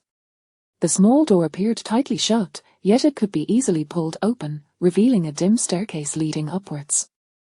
Ningxin lingered in the shadows, her eyes glinting with a sudden resolve. Chapter 044, Ningxin fires a shot. Ningxin ascended the staircase. Generally speaking, the uppermost deck of any cruise ship is reserved for the most opulent cabins, not for a ship's doctor. Indeed, as soon as she arrived, an attendant barked, "Who goes there?" Ningxin was curious about what Ji Baoxian was concocting. There is no such thing as a foolproof guard against thieves. She needed to dissuade Ji Baoxian from her pursuits. When confronted, Ningxin halted her steps and declared, "I am the commander's wife." Two attendants approached, their weapons trained on her, exhibiting acute vigilance. "Who are you? How did you come here?" "There is a small door over there," Ningxin replied slowly. "What commander's wife? Are you an assassin?" The attendants were exceedingly tense, one instructing the other, "You go restrain her and search her." The other attendant commanded, "Raise your hands." Ningxin complied. At that moment, a commotion erupted further down the corridor, followed by the flash of a gunshot. The two attendants were visibly shaken, nearly discharging their weapons at Ningxin in their fright. An assassination attempt. "Quick, apprehend him." Ningxin noticed a shadow darting away after firing a shot, attempting to escape through the window and plunge into the sea. Instantly, she unholstered her gun and fired twice at the shadow's knee. The figure collapsed, struggling desperately yet ultimately subdued. Amidst the chaos, Ningxin spotted Meng Xingliang emerging from the ship's largest cabin on the third floor. Ningxin was not surprised. Ji Baoxian had orchestrated such a grand scheme for as the commander's wife. Could she truly steal Meng Xingliang away? Ji Baoxian's audacity had reached such extremes that even the commander's wife was not permitted to be overly familiar with those she desired. Meng Xingliang turned his gaze towards her. The attendants immediately warned, "Be careful, leader, she has a gun. She is an accomplice." The rest of Meng Xingliang's attendants aimed their weapons at Ningxin. The usually unhurried Meng Xingliang spoke urgently, "Stop. She is my sister." The attendants paused in confusion, lowering their weapons. Meng Xingliang then looked at Ningchen, noticing the firearm in her hand, and nodded. He ceased further dialogue, redirecting his attention to the shadowy assailant. Ningchen overheard him conversing with the attendants. "Leave him alive, take him down for interrogation. There are people waiting in the sea, go block them off and ensure we capture him." The attendants acknowledged his orders. Only then did Meng Xingliang approach Ningchen, while two attendants discreetly withdrew to the side. Dressed in a tailored suit, Meng Xingliang appeared both elegant and noble, his smile charming yet gentle. "Your marksmanship is commendable." Ningchen replied, "Thank you, Meng sir." "Your dress is also exquisite, quite fashionable," he added. Ningchen remained silent. "How did you come here? No one informed me," he inquired. Ningchen pointed towards the small door, saying, "There." Meng Xingliang glanced over, quickly realizing, "You were set up, weren't you?" "Indeed," Ningchen affirmed. That small door must have been an emergency exit, generally kept closed. Given that Meng Xingliang was hosting a banquet on the 3rd floor, it was unlikely he would overlook any details. Someone must have opened the door unexpectedly, luring Ningchen upstairs. As she ascended, the assassin appeared and fired a shot. The gunman had not aimed, he merely fired a shot before fleeing. The act of firing was the goal, not the assassination of anyone. By not aiming, he sought to escape more easily, leaving Ningchen behind as a scapegoat, someone who could be interrogated. What a nefarious scheme. Unfortunately for Ji Baoxian, she had not anticipated that Ningchen carried a firearm, nor did she realize the latter's proficiency with it. Their assassin, intending to evade capture, might have caught Meng Xingliang's men off guard, but Ningchen, lying in wait, swiftly took him down, capturing a live prisoner. "Would you care to join us for a moment?" Meng Xingliang inquired. "It is merely a small gathering with friends, nothing of great consequence." Ningchen replied, "I shall not intrude. You have matters to attend to. Do you not wish to witness the unfolding drama?" Meng Xingliang smiled. Ningchen remained silent. She entered the largest private dining room on the cruise ship, the only one on the 3rd floor. It was resplendent, adorned with elaborate decorations. Screens partitioned the space, with the dining table nestled behind 2 layers of screens. Several middle-aged men occupied the table, with attendants standing guard behind the screens. "This is my sister," Meng Xingliang introduced. "She is the wife of Sheng Changyu and the daughter of Ning Tong." The middle-aged men nodded with smiles. She took a seat beside Meng Xingliang, who instructed a servant to serve more bowls and utensils. "What is happening outside?" one person inquired. Meng Xingliang filled a bowl of soup for Ningchen, saying, "Just a little mischief from a young brat, nothing serious. We have apprehended someone, we shall know more after some questioning." He handed the bowl to Ningchen. They continued their meal and conversation, even discussing railways. After half an hour, Ningchen had eaten her fill. An attendant entered and whispered to Meng Xingliang. He waved his hand dismissively, "Just keep an eye on things, do not let her leave. We shall address it shortly." The attendant acknowledged his command. In the 2nd-level private room, laughter and chatter filled the air, yet Jin Yuan felt somewhat out of place. Ningchen had not returned. Moments later, Ji Baoxian entered alone, cheerfully instructing the servants to bring out the dishes. "Where is Ningchen?" Ji Baoxian inquired, turning to Jin Yuan. "Did she not accompany you?" Jin Yuan replied. "We finished our conversation, and she mentioned heading to the dressing room." "Has she not returned?" Ji Baoxian asked, puzzled. "No," Jin Yuan confirmed. "Then let us wait, she will be back shortly." Jin Yuan offered, "I will go find her. With so many dressing rooms on the cruise ship, do not get lost. If you cannot find her, you will be missing as well, and we shall have to search for you," Ji Baoxian said impatiently. Jin Yuan noticed, with surprise, that Ji Baoxian had changed into another cheongsam, one that was not the same as the previous one she had worn. What had happened to her earlier attire? After sitting for a moment, the door to the private room was suddenly pushed open. Several attendants clad in blue fabric stood at the entrance, each armed.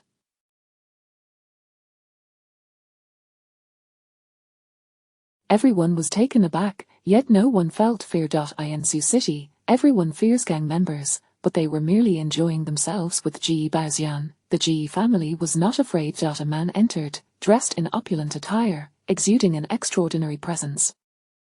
Even standing casually in the interplay of light and shadow, he radiated a captivating aura, as if he could illuminate the entire room. With his naturally handsome appearance, he drew the gaze of all.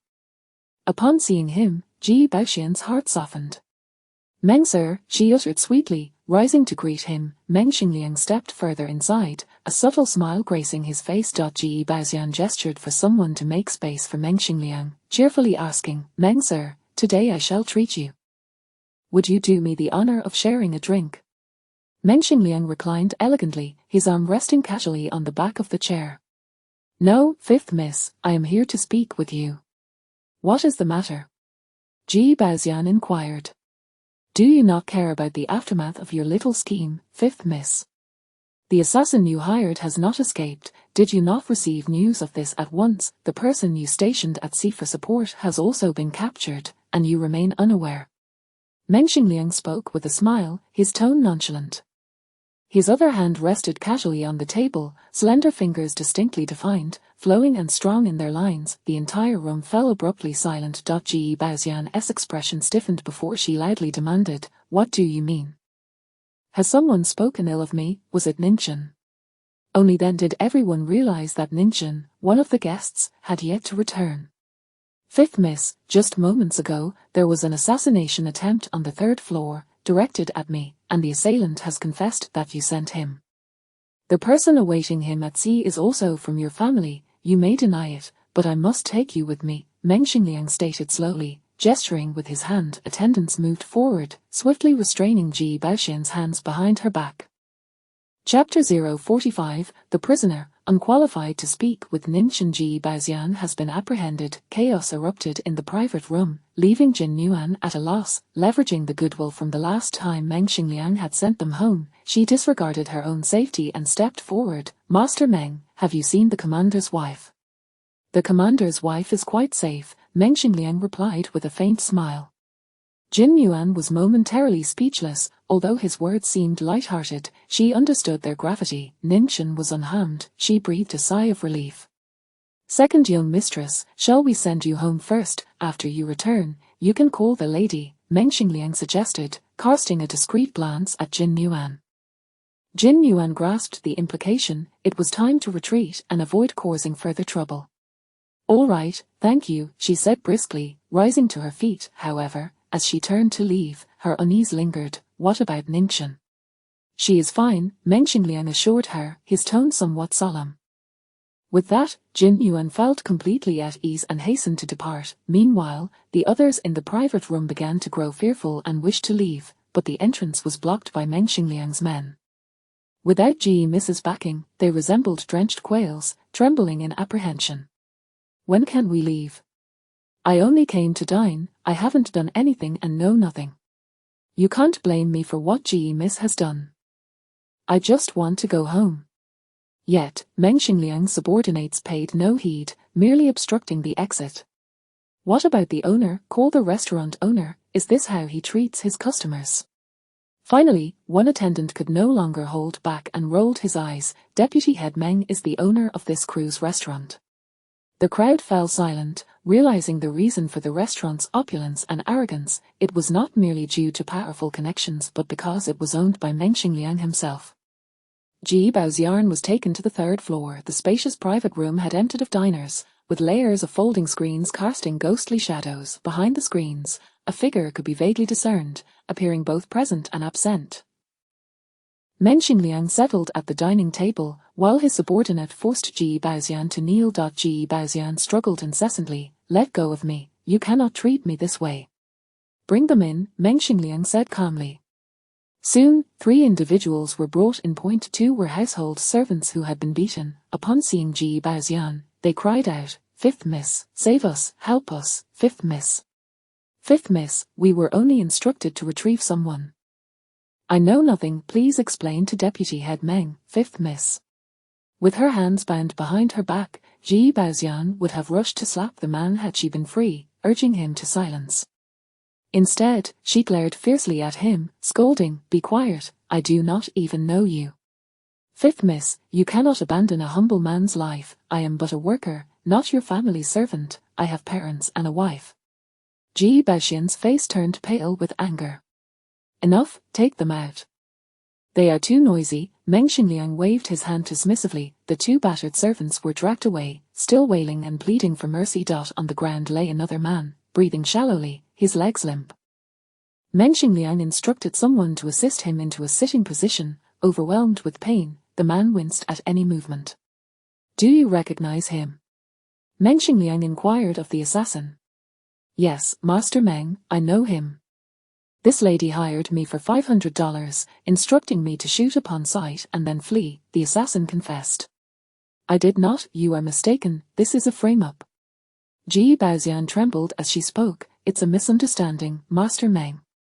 Meng Xingliang ordered the assassin to be taken away as well. Rising from his seat, he looked down at Ji Baoxian, who was forced to kneel before him, unable to suppress a smirk. Fifth miss, a life is worth $100,000 in the commander's eyes. And in yours, it is merely 500. Master Meng, please let me explain. Very well, I am all ears, Meng Xingliang replied, his demeanor surprisingly amiable. I never intended to kill you, Ji Baoxian stammered. Then your intention was to harm the commander's wife and frame it on me, sowing discord between myself and the commander's residence. Meng Xingliang probed. A low chuckle emanated from behind the screen, confirming Ji Baoxian's suspicions that Ningchen was observing the scene unfold. Master Meng, please allow her to come out so we can confront her. She is the one framing me. Ji Baoxian pleaded. Meng Xingliang replied, you lack the standing to make such demands. You are the prisoner here. Take her away until the commander returns, at which point I shall personally present myself to him. He added, recently, I have not seen members of the Ji family, and the second young master is also unavailable. I trust he will understand. Should he inquire, simply tell him the truth. The subordinate acknowledged his orders. Ji Baoxian, finding herself silenced, was dragged away. Ningchen sat gracefully on the sofa, sipping tea as Meng Xingliang approached and took a seat across from her. Master Meng, this is your troublesome peach blossom. I am quite innocent, Ningchen remarked. Meng Xingliang offered a bitter smile. I apologize for involving you in this. It is quite all right, I can forgive you, Ningchen replied. You owe me a favor. In the future, when you need assistance, do not shut me out. Agreed, Meng Xingliang responded readily. As Ningchen rose to leave, Meng Xingliang appeared inclined to retain her presence. He yearned to inquire about Arno but was uncertain how to broach the subject. Fourth miss, do you have any photographs of Arno? He suddenly asked. Ningchen replied, yes. May I see them? I have nearly forgotten what she looks like, Meng Xingliang said. Ningchen hesitated, wondering whether he truly had forgotten or was merely pretending to seek the photographs. I will look for them and deliver them to your residence in a few days, she promised, recalling that she had kept several rolls of film from her outings with her cousin. However, she had not revisited those old photographs in a long time, fearing the memories they might evoke. The following day, she returned home, located a solitary photograph of her cousin, and had it placed in an envelope for the household aide to deliver to Meng Xingliang. In return, Meng Xingliang sent her a box of pastries. On the day Xing Changyu returned to the city, it was raining in Sioux City. The early winter rain was cold and biting. His military boots were worn and soaked, yet he paid little mind to them. As he contemplated changing into a dry pair, his aide informed him, General Ji is waiting for you in the study. What is the matter? Xing Changyu asked impatiently. His daughter has been captured by the Han men and has yet to be released, the aide reported. Xing Changyu was taken aback. General Ji was one of his most trusted confidants and a subordinate he relied on heavily. He made his way to the conference building, neglecting to change his damp boots, his mood far from pleasant. Chen Bushing followed him back, also disregarding his wet boots and military trousers, prioritizing urgent matters that had arisen during his absence. In the study, Xing Changyu met with General Ji while Chen Bushing remained in the adjacent conference room, listening to the aide report on various military government matters. Chen Bushing felt somewhat fatigued, many issues were trivial, and he listened with half-hearted attention. Wait, did you mention the lady's phone call? He suddenly interjected. Yes. What did the lady say? Nothing specific. However, she requested the commander to respond to her once he returns to the city. The aide explained, Cheng Bushing could not be bothered to move, bring the phone over here. He leaned back in his chair and dialed the Xing family's old residence, directly connecting to Ningxin's courtyard. Ningxin was at home. Is there something urgent? Cheng Bushing inquired. Ningxin replied, no. Even non-urgent matters can be shared, Cheng Bushing chuckled. My grandmother wishes to invite the commander to dinner to thank him for having my two brothers reassigned to the city. I called to discuss this earlier, but unfortunately, my father returned to the city yesterday and is resting at home. He may take a few days before heading to the station. I will ask the commander then if he has the time, Ningxin explained. Cheng Bushing couldn't help but laugh. The commander surely won't be too busy to dine. Why not come to the commander's residence and relay the message yourself? Delaying until tomorrow might lead Xing Chanyu to accuse her of insincerity. It would be better to make the visit today, framing it as a matter of urgency while also being a prudent invitation. How is his mood? Ningxin hesitated over the phone. Cheng Bushing pondered for a moment. The recent artillery training at the station had gone exceptionally well, and Xing Chanyu was in good spirits. Meeting with General Ji, someone he trusted, should not cause any distress. As for General Ji's daughter, Xing Chanyu likely did not even know who she was. Her fate would be of no concern to him. Overall, he assessed the situation as calm and uneventful. His mood is quite fine, Cheng Bushing stated. Come quickly. I will help you pave the way. While he is a bit fatigued from travel, we can finalize this matter. Ningxin thought to herself, are you reliable? Chapter 046, The General's Wrath. As Ningxin made her way to the general's residence, an uneasy sensation flickered in her eyelids. She harbored a foreboding feeling, yet she was aware that Cheng Baixing was a commendable friend who would not intentionally put her in a difficult position. Cheng Baixing was well acquainted with Xing Chanyu and had often accompanied him. He was most knowledgeable about Xing's circumstances. It's nothing, just stay calm, Ningxin reassured herself. She had made a phone call earlier, which the aide would undoubtedly relay to Xing Chanyu. Sooner or later, Xing would inquire about the purpose of her call. She would have to explain it eventually. As Cheng Baixing had suggested, once Xing Chanyu returned, she would hastily approach him, almost obsequiously, perhaps winning favor in the eyes of her superiors. Whether or not he agreed mattered little. Her father had returned, and he too held a disfavor towards Xing Chanyu. Regardless of the outcome of this dinner invitation, it was likely to be unsatisfactory. If he agrees, that's fine. If he does not, that's equally fine. Why am I feeling so apprehensive? Ningxin bolstered her spirits. Ultimately, there were only two possible outcomes. Upon arriving at the general's residence, the drizzle intensified, cascading like pearls, forming a curtain of water beneath the eaves. Someone was waiting at the entrance. It was Cheng Baixing. He approached with an umbrella, greeting Ningxin. How have you been lately? Quite well, she replied. What is the general occupied with? General Ji has arrived. He has a minor family matter, Cheng Baixing informed her. Ningxin inquired, is it regarding Miss Ji being detained by the hangmen? You are aware of this, has it spread through the city? Not quite. I happened to be present at the time, Ningxin explained. Cheng Baixing chuckled. You were there, what a coincidence. As they traversed the covered corridor, Cheng Baixing closed the umbrella and guided Ningxin towards the meeting hall. Just as they entered the main door and had yet to turn into the corridor, a loud crash echoed from the study, as something heavy struck the floor. Do you expect me to save your daughter? What would be the point of saving her if I were to personally execute her? Ningxin was left speechless. Wasn't he supposed to be in a good mood? Cheng Baixing's expression stiffened. Sensing Ningxin's distress, he offered a dry explanation. Things were perfectly fine just a moment ago. Come with me, let us sit in the conference room while I check. Before he could finish, the study door was forcefully swung open. Baixing. Xing Chanyu was just about to call for him. Thus, Xing Chanyu and Ningxin found themselves face to face. When Ningxin beheld his grim visage, a wave of panic struck her. Cheng Baixing, this unreliable strategist, was going to get me killed. The almanac had even warned against going out today. Xing Chanyu's fury seemed potent enough to lift the roof off the building. Cheng Baixing quickened his pace. I'm here. Ningxin remained silent. Seeing her frozen in place, Xing Changyu coldly commanded, "Come in." It was directed at Ning Zhen. She found escape impossible. A moment later, she entered the study and discovered that Xing Changyu had shattered an ink bottle, spilling ink all over the floor. General Ji, aged and weary, stood nearby, his countenance pale, beads of cold sweat adorning his temples.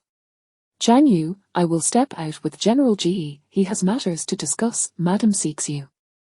"You two take your time," Chen Baixing deftly maneuvered, pulling General Ji along with him. General Ji, eager to escape, promptly followed. Xing Changyu contemplated calling them back but deemed it unnecessary, settling heavily into the armchair and lighting a cigarette.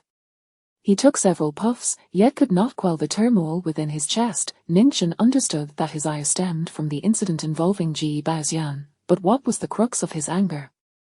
Was it that Ji Baoxian had lost a member of the Ji family, who were his confidants, thus causing him embarrassment, or was it that the Han men had shown him disrespect, disregarding the master while beating the dog, and he was displeased with Meng Xingliang? Ning Zhen's thoughts raced. She knew that her own affairs must remain unmentioned. She had only anticipated two possible outcomes upon her arrival, yet here she was, confronted with a third possibility as he was in a foul mood. After smoking half a cigarette, Xing Changyu finally spoke. "I heard that you drew your weapon that night at the cruise restaurant." Ning Zhen's heart sank suddenly. Was this related to her? She was the victim. "Yes," she replied truthfully, keeping her head bowed. She avoided eye contact with Xing Changyu, only to hear him snort coldly, "You're a marksman, yet why is your gun always aimed at me?" Ning Zhen was left speechless. "Attacking my concubine, striking my subordinate's face, does this mean you'll next aim at me?" he inquired coldly. Ning Zhen thought, this is entirely unwarranted anger. She had shot at an assassin, who was not even a member of the Ji family but merely hired by Ji Baoxian. Regardless of the circumstances, her relationship with Xing Changyu should have been closer than that with Ji Baoxian. Her marksmanship was not at fault. Xing Changyu was merely seeking a reason to berate her. With no one else present in the room, Ning Zhen had grown accustomed to his reprimands, viewing it as an undeserved misfortune. "You need to understand whether you are standing with the Xing family or the Meng family," Xing Changyu continued. Ning Zhen replied, "General, I was in the wrong." "You are quick to admit your fault. Have you made amends?" Xing Changyu pressed on, "Do you even comprehend where you erred?" Ning Zhen remained silent, genuinely unsure this time. If one were to dissect the situation, she was indeed justified. Was it disloyal to the general to allow Ji Baoxian to scheme against her while she merely waited for the fallout, thus avoiding trouble for the Ji family?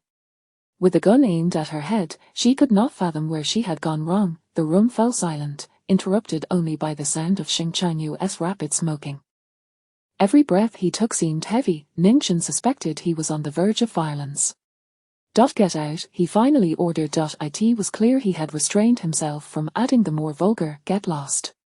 Ning Zhen promptly exited the study. Although she had been caught in the crossfire, she had suffered no significant humiliation overall. It was bearable. Thankfully, this matter was resolved. The dinner invitation was no longer a consideration. Ignoring the heavy rain outside, Ning Zhen was determined to leave, despite Chen Baixing's attempts to keep her. "Did you speak with him?" Chen Baixing asked. Ning Zhen replied, "If I had said one more word, he would have slapped me across the face. I didn't dare. This matter has nothing to do with you. He has lost his mind and is misplacing his anger. Don't worry, I'll handle the dinner invitation," Chen Baixing assured her. "Moreover," he added, "I miscalculated, causing you great distress. This is entirely my fault. Please, Baixing, I cannot accept this. Your intentions are noble. The tempest of the King of Hell is not something you can predict. It is not your fault. Let us not discuss the dinner. My father has returned, and should they argue at the dinner table, it would be even more awkward. Let us leave it for another time," Ning Zhen stated, turning to leave. Chen Baixing wished to say something further, but Ning Zhen had already hurried out. That afternoon, Chen Baixing personally visited the Meng mansion, communicating with Meng Xingliang, and ultimately secured the release of Ji Baoxian, who had been detained for some time. He returned at dusk. Xing Changyu had bathed and changed into fresh attire, seated in the study, poring over documents, his brow furrowed slightly, still displeased. The person has been sent to the Ji family. Ji Baoxian has suffered considerably, looking quite unkempt. Chen Baixing reported. Xing Chanyu retorted, she deserves it, not killing her is already an act of leniency. He tossed a document at Chen Baixing, demote Ji Yiming to deputy director. Chen Baixing's heart sank. What of the general? Let the position remain vacant for now. We will discuss it later, Xing Chanyu replied. Whether Ji Yiming would be reinstated or someone else would take office would depend on the circumstances. Chen Baixing regarded the decree with a heavy heart. Chanyu, is such a harsh punishment truly necessary? The Railway Bureau is pivotal to transportation, and this matter is of great significance. Dismissing Ji Yiming in such a hasty manner is rather reckless. I'm pleased with my decision, Xing Chanyu stated. Chen Baixing responded, very well, I shall attend to it. He dispatched orders for the general's decree to be conveyed to the Railway Bureau. On his way back, Chen Baixing could not resist inquiring, why such a severe punishment for Ji Yiming? Do you know why his daughter was captured by Meng Xingliang? It was a scheme against Ninchin, Xing Chanyu revealed. Chen Baixing was left astounded. Is she out of her mind? How dare she scheme against the general's wife? Coming back to his senses, he asked, did Ninchin suffer any consequences? Look at her. Does she appear to have suffered? With Meng Xingliang around, could she possibly be at a disadvantage? She has formidable backing, Xing Chanyu replied coldly. Chen Baixing remained silent, finding this assertion disconcerting. You can't possibly be jealous, can you? He ventured, observing Xing Chanyu. Xing Chanyu shot him a fierce glare. Do you need me to send you for further education on how to converse? Are you even speaking coherently? Chen Baixing fell silent. That gun of hers has been used against Fan Fan and has also saved Meng Xingliang. Xing Chanyu seethed, his teeth nearly grinding together. That gun was aimed directly at me. Chen Baixing exclaimed. Have you lost your mind? What kind of reasoning is that? Xing Chanyu snapped, can you not speak? If you cannot, then get out. Chen Baixing had no choice but to comply, leaving the study. Not only had Ninchin suffered an unwarranted misfortune, but he too had endured the fallout. Xing Chanyu harbored a deep-seated resentment towards Meng Xingliang, feeling increasingly aggrieved. His wife, aiding the very person who displeased him, was seen as deliberately opposing him. Chen Baixing understood this rationale. Xing Chanyu had suffered from favoritism in his youth. His foremost principle in dealing with people was to unconditionally favor himself. Any alignment against him was deemed an enemy. His anger towards Ninchin stemmed from this very notion, yet Ninchin remained oblivious. Ninchin neither comprehended Xing Chanyu's temperament nor realized his disdain for Meng Xingliang. Things were fine before. Why has it come to this? Chen Baixing sighed. Is there too much young energy in the official residence, specifically targeting the mistress? Why was it so arduous to have a mistress in charge? Chen Baixing pushed the two of them along, only to take 2 steps back after finally making some progress. It left him exasperated. Chapter 047, Is he my biological father? Ninchin returned to the old residence, her heart racing. When Xing Chanyu remarked, it is not mine, I spoke too harshly, Ninchin felt an unsettling parity with him. However, in his fury, she acutely sensed the lethal authority he wielded. With a mere flick of his finger, even the venerable Ning family, which had flourished for decades, could be brought to ruin. Power is paramount, none can stand beside him, only bow submissively at his feet. That night, she scarcely slept. As a diligent student, Ninchin recognized her own intellectual limitations and promptly sought to recalibrate her understanding, embarking on a renewed journey of learning. Days passed, and soon the entire city was abuzz with news of General Ji's demotion. The old matriarch dispatched individuals to unearth the underlying circumstances. Upon learning that Ninchin had visited the military governor's residence 2 days prior, she summoned her. Do you understand the reason? That evening, Miss Ji invited me to the cruise restaurant. Ninchin recounted all she knew to the matriarch. How foolish to cause such a significant commotion. The matriarch was equally incensed. General Ji's downfall was undoubtedly tied to Ji Baoxian. Whether she had schemed against the military governor's wife or had instigated discord between the military governor's residence and the gangs remained uncertain. In Ji Baoxian's private room, over 20 men and women had been present, and Meng Xingliang had openly discussed matters. Thus when General Ji was demoted, it was clear to all that Ji Baoxian was to blame. Has she lost her senses, attempting to assassinate Lord Meng? She even tried to frame the military governor's wife. Ji Baoxian is in deep trouble. Her family will surely punish her. Ji Ming's demotion had vast implications, stirring widespread discussion and becoming the most talked about topic in early winter Sioux City. The overwhelming consensus was that Ningchen could not have caused this uproar. She lacked the gravitas for such an affront to the military governor's wife. The military governor dotes on his second concubine, Fan Fan. Wherever he goes, she accompanies him. She is charming and socially adept. The military governor shares a profound affection with Miss Jiang. I recently witnessed him open the car door for her, treating her with the same attentiveness as any man would for his girlfriend. The title of military governor's wife is but a joke. Yet, others pointed out that the maternal relatives of the military governor's wife had recently received promotions, suggesting that the military governor's wife holds considerable weight. The gossip surrounding the most powerful elites in the 4 provinces of East China was, naturally, captivating. Ningchen remained indoors, unaware of these discussions. Third concubine Xu Fangju's confinement had finally concluded, and she began to make public appearances. As the early winter chill set in, she donned warm clothing, her delicate face slightly pale, adding to her air of vulnerability. "Mother, I wish to visit the military governor's residence. I have recovered and would like to reassure you." Xu Fangju said. The matriarch sighed. "Perhaps it is best if you refrain from going, lest he upset you again." "How could I possibly be angry with you, Ji? He has a kind heart," Xu Fangju replied. Ningchen sat quietly nearby. The matriarch glanced at her. Ningchen lowered her gaze, fixating on her hands resting on her lap, choosing not to interject. Whoever wished to go could do so. She had no intention of accompanying them. The matriarch relented. "Etiquette cannot be disregarded. You may go." Xu Fangju smiled. She brought a gift, a pair of shoes she had crafted during her confinement, to present at the military governor's residence. She left in the morning, returning before lunchtime. "I did not see Yu Ji today. He was not at the military governor's residence. The aide will inform him," Xu Fangju explained. The aide accepted the shoes as well. "That will suffice," the matriarch responded. In the afternoon, Ningchen completed her tasks and decided to step out to inspect her dowry shop and reconcile the accounts. Just as she was changing her clothes, a servant from the matriarch came to announce that the military governor had arrived. Ningchen's eyelids twitched. "Why has he come? Is he still dissatisfied and seeking to provoke me?"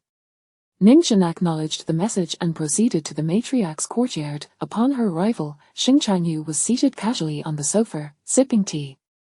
As Ningchen entered, she first gauged his expression, only to find him assessing her in return. Their eyes met, creating an awkward tension that sent shivers down her spine. "Military governor," she greeted, then nodded to the matriarch before taking a seat to her left.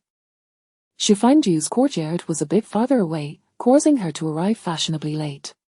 "I heard from the aide that you are feeling better." Xing Chanyu inquired, his tone flat and devoid of emotion. "I am fully recovered. During this period of rest, I even gained 2 pounds. Yuge, you need not worry about me," Xu Fangju replied. Xing Chanyu nodded, taking a sip of tea. "That is good to hear." The atmosphere was unexpectedly pleasant. Seizing the moment, the matriarch asked, "I heard you demoted Ji Ming, will he be reinstated?" "We shall see," Xing Chanyu replied.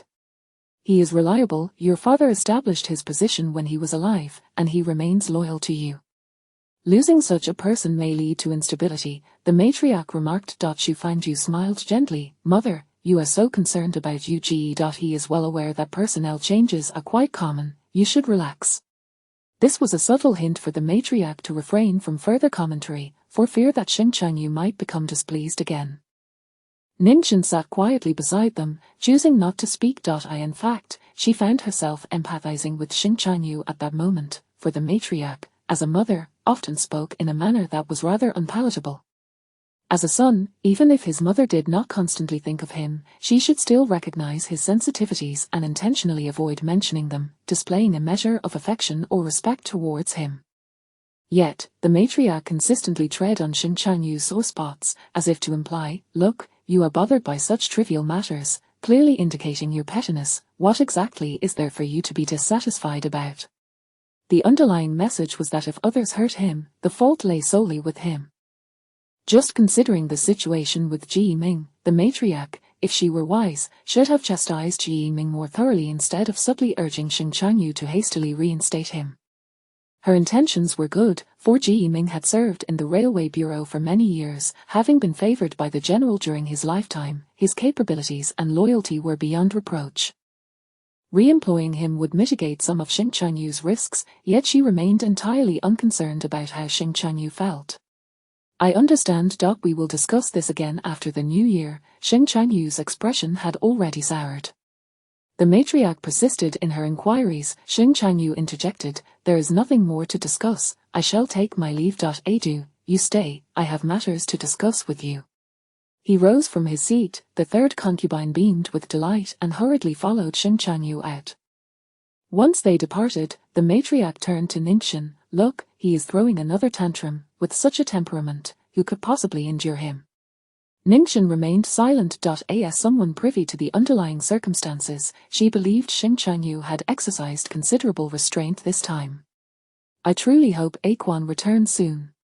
Once he is back, my heart will feel at ease," the matriarch added, referring to her second son, Xing Changquan. Ningxin listened quietly, her thoughts unvoiced. Out of the corner of her eye, she noticed Xing Chanyu and Xu Fangju conversing at the door, engaged in discussion for quite some time.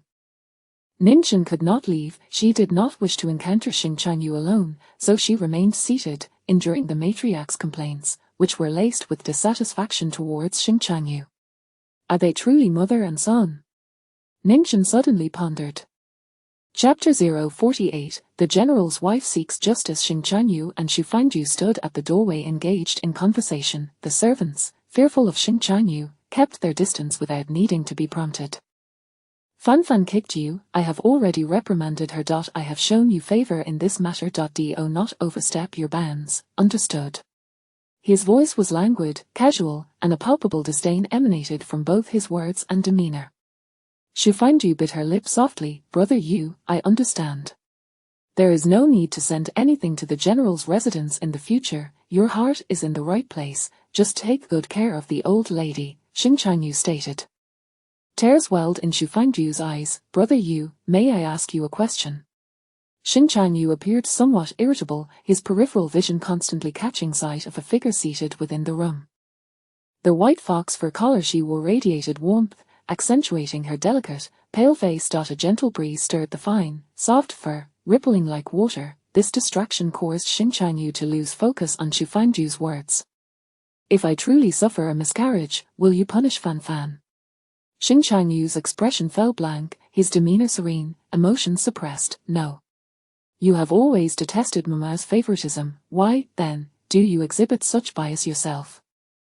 I may not be as beautiful as Fan Fan, yet I possess qualities that surpass hers," Xu Fangju said, her voice choked with emotion. She continued, "She kicked me, Brother Yu. Shouldn't she be confined for a few days?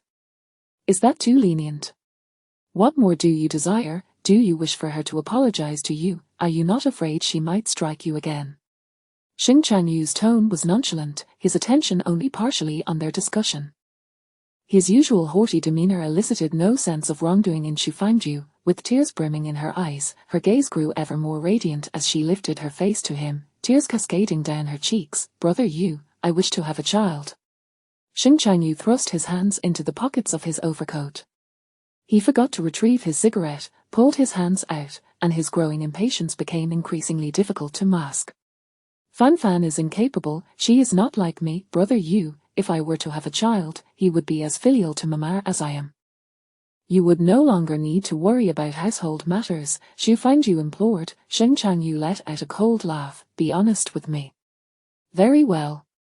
Is it for me, or for yourself?" he inquired. Xu Fangju gently clenched her fingers. Today, Xing Chanyu had astonishingly listened to her speak at length, and she sensed that some of her words had resonated with him. In the past, he would have already walked away. His willingness to listen was a promising beginning, and as she wept sorrowfully, she contemplated her response. After a brief hesitation, she said, "Brother Yu, must I be solely for myself? As a fragile woman, is it a grave sin to have aspirations for myself? Having aspirations for oneself is not wrong. It is certainly not a capital offense, but if you seek for yourself, on what grounds do you make demands of me?" Xing Changyu's voice turned frigid, his patience exhausted. He called out to the interior, "Mama, I shall take my leave." The old lady rose and stepped out. Ningchen followed suit. Xing Changyu added, "I am returning now. Should anything arise, have someone inform me." As he turned to leave, he cast a glance at Ningchen. She immediately responded, "General, take care." Xing Changyu instructed, "You follow along. I have matters to discuss with you as well." Ningchen, Xu Fangju's eyes widened in disbelief. Xing Changyu had already begun to walk away, clad in a black cashmere overcoat, the rigid material only exuding a commanding presence on someone as tall and imposing as he. Ningchen addressed the old lady, "Mama, I will see the general out." The old lady nodded, "Go ahead, no need to return." Ningchen replied, "I had originally intended to go out and check the store's accounts." "Feel free to do so," the old lady said, eager for them to depart. Ningchen followed Xing Changyu. His car was parked along the main road west of the Great Lake, and both of them walked along the stone path beside the lake. He asked, "Are you heading out?" His gaze settled on her fur collar. Ningchen, unsure of what was amiss with her collar, adjusted it and answered his question, "Before you arrived, I planned to check the store." "Ride in my car," he stated. Ningchen preferred to drive herself, not for any other reason than to avoid being left stranded should he turn displeased. "I have an engagement shortly. I am meeting someone for tea at the theater, so the car will take you," Xing Changyu added. Ningchen could only express her gratitude. "Did that woman from the Ji family humiliate you at the cruise restaurant?" he suddenly inquired. Ningchen struggled to keep pace with his line of questioning. She responded slowly, "No." Noticing his silence, she quickly grasped that he wished to know what had transpired between her and Ji Baoxian that day. Ningchen hastened her steps to walk alongside him. "She proposed a meeting, and I sensed something was amiss. She had a gun on her." "When have you not carried a gun?" Xing Changyu remarked, devoid of any discernible emotion. Ningchen was puzzled by his tone and contemplated how to respond when he added, "Are you so afraid of death?" There was no malice in his words. "I am the sole daughter in my family.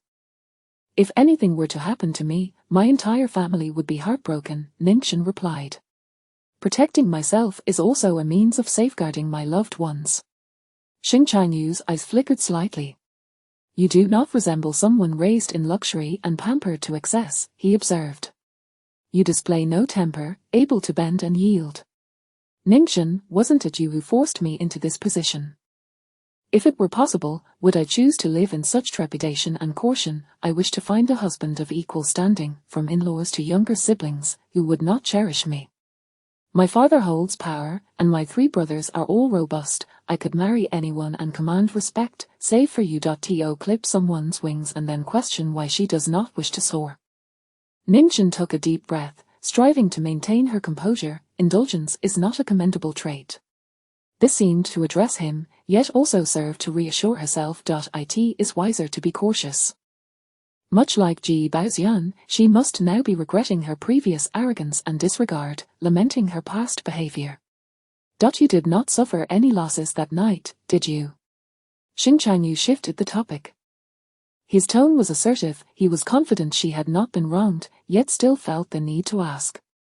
"None," Ningchen replied. She refrained from mentioning Meng Xingliang, only stating that Ji Baoxian was inept and her plans had long been transparent to Ningchen. "That blood of hers was as fake as could be. Does she think I am unaware of real blood? Moreover, I have shattered jade bangles before. It is impossible for them to harm my wrist," Ningchen asserted. "Well informed," Xing Changyu remarked, his gaze drifting into the distance, avoiding her. "Is the general still angry?" Ningchen inquired. Xing Changyu replied, "You do not expect me to take out my frustrations on you and demand an apology, do you?" "I would not dare," she replied immediately. "I am not angry with you. I was merely in a poor mood that day," Xing Changyu explained. He continued, "That woman from the Ji family dared to plot against the general's wife. I have already demoted Ji Ming." "For me?" Ningchen exclaimed, astonished. Her surprise was palpable, her tone urgent. The outside world did not perceive it that way, nor had Ningchen thought so. To receive such a significant favor all of a sudden. Xing Changyu clarified, "For the general's wife." Ninjin, Chapter 49. An evening at the theatre. Ninjin felt a slight tingling sensation on her face as she uttered a foolish question. Xing Changyu continued to stride ahead, while Ninjin followed closely, both enveloped in silence. Once they entered the car, Xing Changyu inquired, "What were you doing at the governor's residence the other day?" Ninjin responded candidly, explaining that the invitation to dine had been proposed by her grandmother. Upon reflection, she regarded her grandmother's wisdom with newfound appreciation. The long-standing feud between the Ning family and Xing Changyu offered no benefits. Indeed, it was not an insurmountable enmity. Mending their relationship necessitated one party to extend an olive branch first. Given Xing Changyu's pride and considerable authority, it was unlikely he would concede. "I mentioned that you might be preoccupied, yet out of respect for the elder's intentions, I could not dismiss her request. Thus, I musters the courage to ask you," Ninjin articulated. Her grandmother's suggestion was quite appropriate. It was customary for elders to express gratitude through hospitality, and as a junior, Ninjin felt obliged to comply rather than flatter.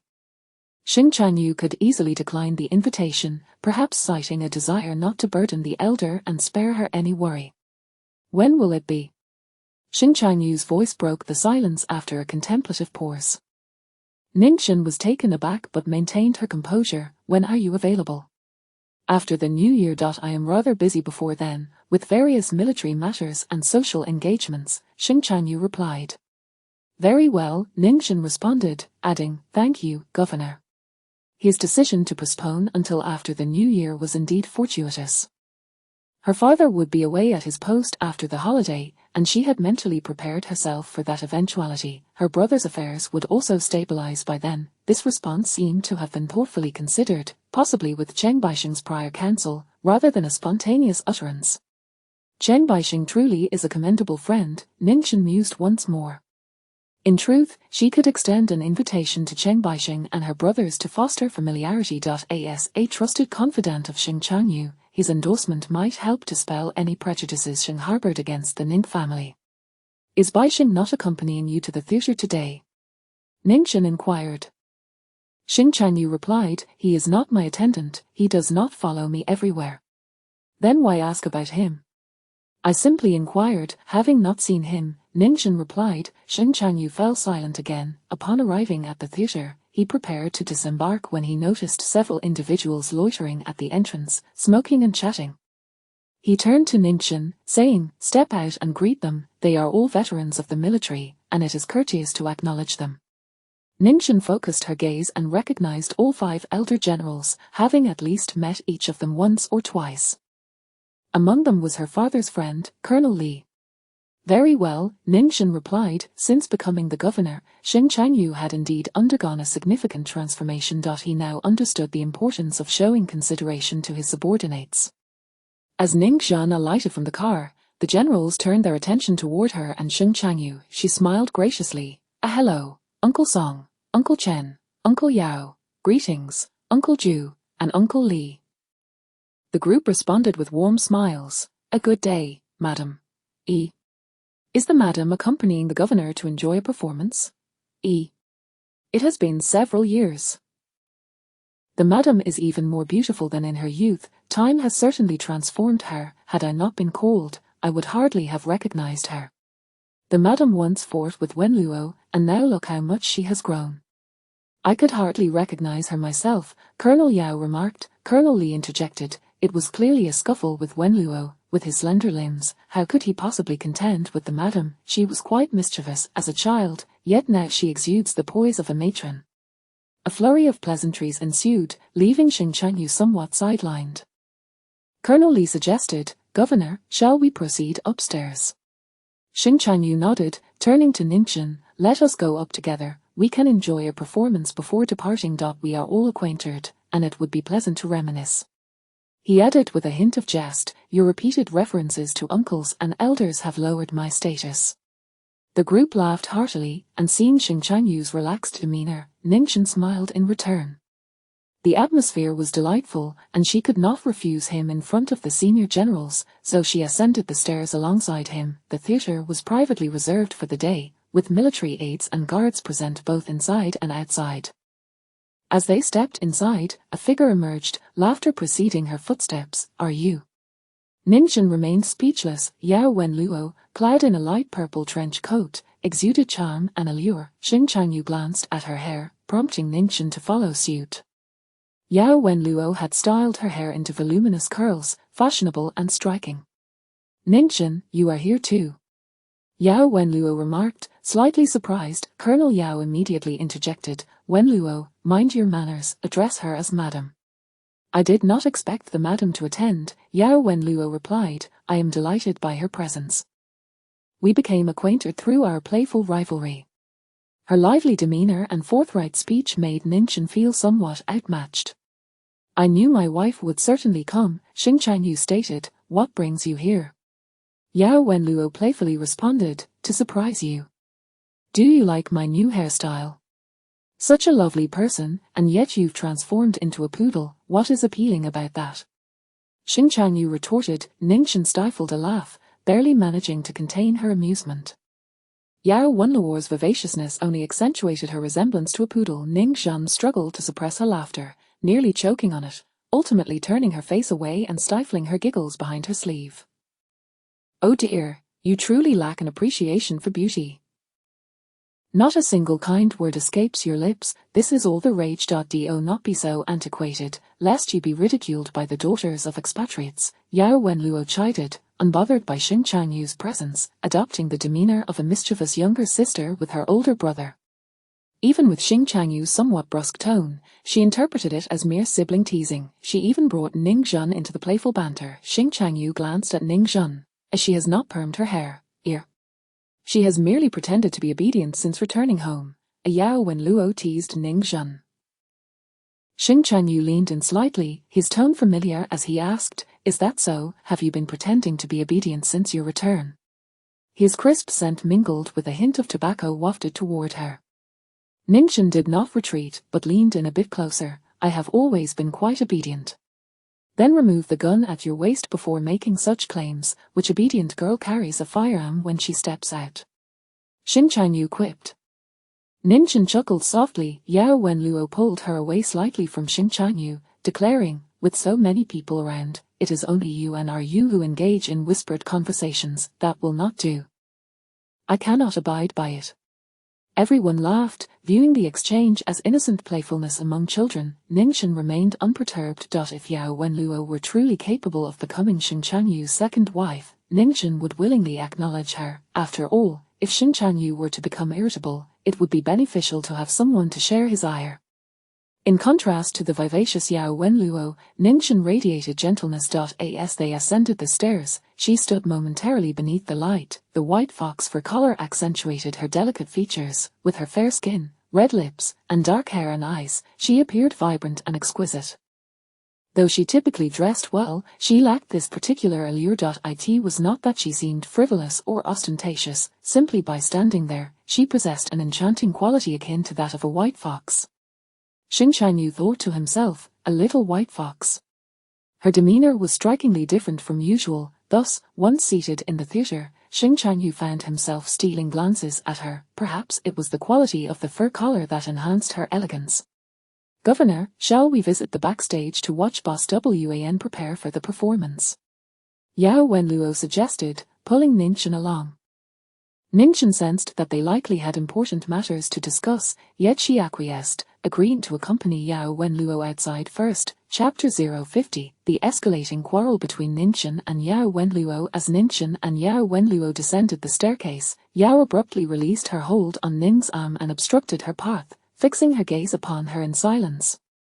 Ningxin remained still, crossing her arms and appraising Yao. Neither spoke, the tension palpable. I invited the veterans to dinner. What business do you have here? Yao Wenluo asked coldly. Ningxin retorted, that question should be posed to you. My husband invites his subordinates for a meal, why do you come? Ayu extended the invitation to me. Deceive yourself if you must. I was not brought here by any invitation, I came at the behest of the commander. Ningxin replied, he personally went to the old residence to fetch me, waiting 2 hours while I prepared. Yao Wenluo's jaw tightened as she bit down hard on her molars. Ninchen's expression remained calm. Shall we retreat to the backstage, or should we part ways here, Miss Yao? It would be prudent for you to remain composed. You have offended me, and your father will not come to your aid. You wield your authority like a feather, thinking it a scepter. Ayu assists you solely for the sake of his reputation. His wife is merely a reflection of his status. It would be the same with anyone else. Yao Wenluo countered. This statement held some truth. Regardless of who occupied the position of Commander's wife, Xing Changyu would ensure her protection. It was not merely a matter of pride, but also of maintaining authority. Ningchen represented his accolades. He cared not which medal he displayed, but it was imperative that it shone brilliantly when he did.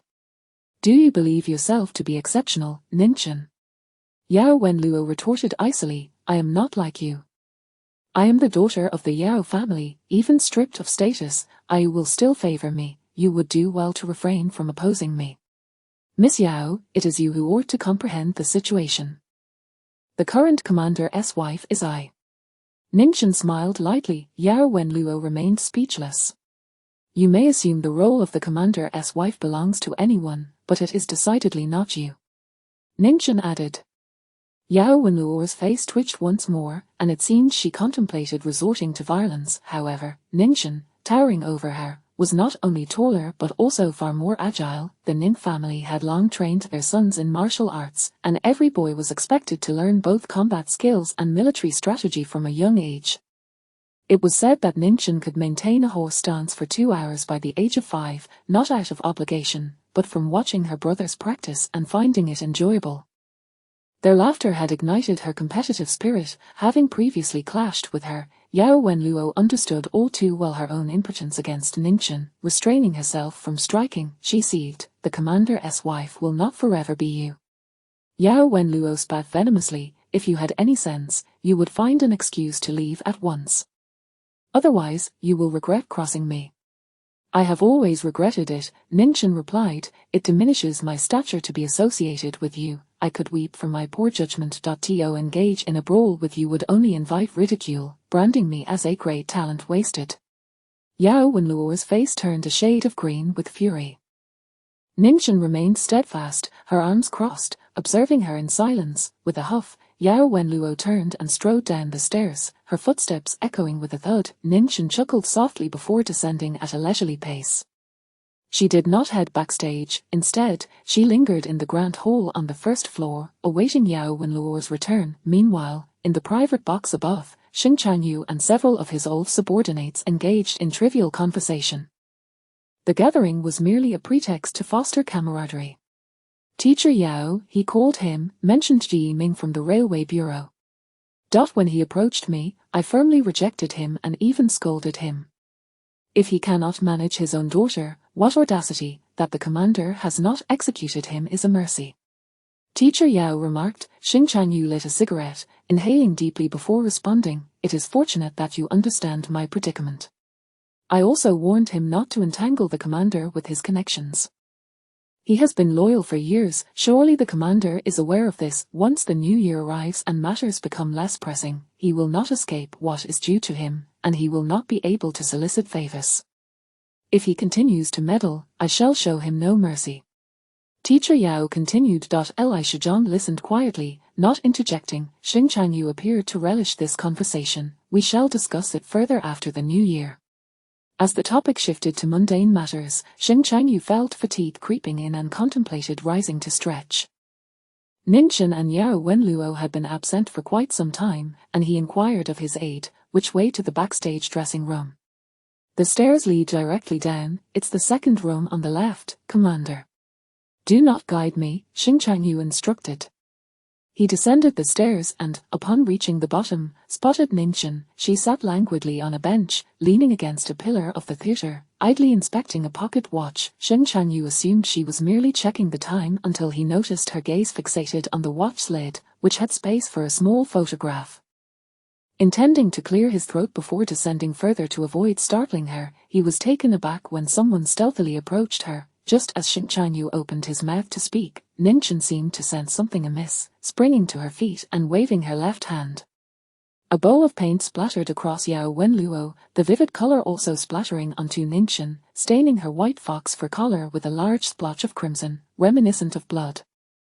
Xing Changyu felt an inexplicable irritation rising within him. Yao Wenluo, momentarily stunned, burst into tears, her wails echoing throughout the upper floors. Xing Changyu descended the stairs, commanding a silence. Yao Wenluo's face was smeared with the red paint intended for stage makeup, resembling a boiled lobster in her disarray. "Ayu, look at her. I merely showed her the paint, and she doused me with it." Yao Wenluo cried out. "My hair, my dress, both brand new, utterly ruined, Ayu." Xing Changyu's previous position was obscured by a pillar, and he had only seen Yao Wenluo approach, unaware of the details of the incident. However, the large blotch of red paint on Ningxin's collar indicated that Yao Wenluo had attempted to douse her instead, only to be thwarted. "Where did this paint come from?" Xing Changyu asked coldly. "I brought it." You would not have brought it, nor would you have approached her, had there been no incident." Xing Changyu's expression grew serious. Yao Wenluo stood momentarily stunned before bursting into tears once more. At that moment, several other commanders descended to assess the situation. Yao Wenluo rushed to her father, staining his military uniform with splatters of red. "Father, Ayu and Ningxin are ganging up on me. Look at my face. Despite my condition, Ayu still scolds me on Ningxin's behalf." She sobbed uncontrollably. Everyone else stood in stunned silence. "She intended to douse me first," and Ningxin interjected. Teacher Yao forced a smile. "Madam, I sincerely apologize. Wenluo has been excessively pampered. She is merely a child with a temper. Today, she was in the wrong." Li Shizhong chimed in, "Whose daughter isn't cherished, Jin'er is favored in her family more than Wenluo." "Indeed, both are spoiled children," Teacher Yao conceded. "Wenluo is more unruly, perhaps taking after me, unlike Madam, who resembles old Ning and possesses a broader perspective." The other commanders exchanged knowing glances. "Like old Ning" was a precise jab at the lady in question. Everyone knew that the commander harbored a profound disdain for Ning Jutong. Despite Ning Jutong's capabilities, he was not someone the commander could easily dispose of, which only fueled his animosity further. Marrying the daughter of Ning Jutong had been a mere expedient choice, a hasty remedy for the commander's impulsiveness. At this juncture, Teacher Yao's mention of Ning Jutong felt particularly cruel to the commander's wife. Miss Yao is not like her father. Her faults cannot be attributed to her parents, Xing Changyu stated firmly. "Someone, escort Miss Yao home, from now on, without my invitation. Miss Yao is not to approach me or my wife." Teacher Yao could only remain silent. Chapter 051, the photograph in the pocket watch. Yao Wenluo was taken away, and it was evident that Xing Changyu was not pleased. Regardless of the attempts by those around him to offer comfort, his expression remained stoic. "I must take my leave. Teacher, esteemed guests, enjoy the performance. Today's show is quite splendid. Boss Wan has a remarkable voice, and it is rare to have him perform," Xing Changyu remarked. Several individuals rose to see him off, with Ningxin accompanying him. What was meant to be a bonding experience over a theatrical performance had devolved into a farce, leaving Ningxin feeling quite disheartened. As they exited the theater at 7 in the evening, the streets were ablaze with neon lights. The bare sycamore trees of early winter stood stark against the chill, their gnarled branches rustling in the cold wind, resembling the mournful hooting of an owl. She removed her scarf, and with her hair styled in a low bun, the winter breeze crept into her collar, sending a shiver down her spine. "Is it possible to clean it?" he suddenly inquired. Ningxin replied, "The scarf. Will the stains from that red still come out?" "It cannot be washed out, however. My scarf was not particularly valuable, so it is no great loss if it is ruined," Ningxin responded. Xing Changyu fell silent. Abruptly, he turned to the driver, instructing, "Take me to the fur shop." Ningxin interjected, "Governor, you need not compensate me. This matter is between Yao Wenluo and myself. It does not concern you. She dared to act against you because she relied on the connection I share with the teacher," Xing Changyu stated. Ningxin thought to herself, this was not entirely true. She wished to marry you as your second wife, yet she did not refuse his offer. Xing Changyu was quite particular about his pride. Since he believed this matter was tied to him, and a mere scarf held little value, Ninchin felt it unnecessary to stubbornly reject his goodwill. However, after visiting 3 fur shops without finding what he deemed satisfactory, Ninchin grew increasingly frustrated. Was this to go on indefinitely? There was one scarf she rather liked, and she asked him, "May I purchase this one?" "Certainly," Xing Changyu replied. After the purchase, he added, "There is nothing identical, we must continue searching." Ninchin thought, because he insisted on compensating her with an identical scarf, she had followed him to 5 fur shops. Hunger gnawed at her. Why must he be so insistent? Ning Zhan pondered, though she dared not reveal a hint of her feelings. In the 6th shop, they finally found an identical scarf. Xing Changyu's expression softened, and Ninchin felt a great sense of relief. Let us give it a try. He took the scarf and wrapped it around her neck. It was warm against her skin. The scarf provided warmth, but it was also the heat from his proximity that seeped through her clothing. Ninchin felt an urge to step back but resisted. It is indeed the same. Wouldn't you agree, Governor? She asked, glancing at her reflection in the mirror. Xing Changyu stood behind her, gazing at her reflection with deep-set eyes. His gaze, initially calm and profound, began to ripple as if a vortex had formed, drawing in everything around it. Ninchin felt inexplicably uneasy and averted her gaze from the mirror, avoiding his eyes. Yes, it is the same, this one is particularly lovely, he finally remarked after a long silence. Ninchin felt a wave of relief wash over her.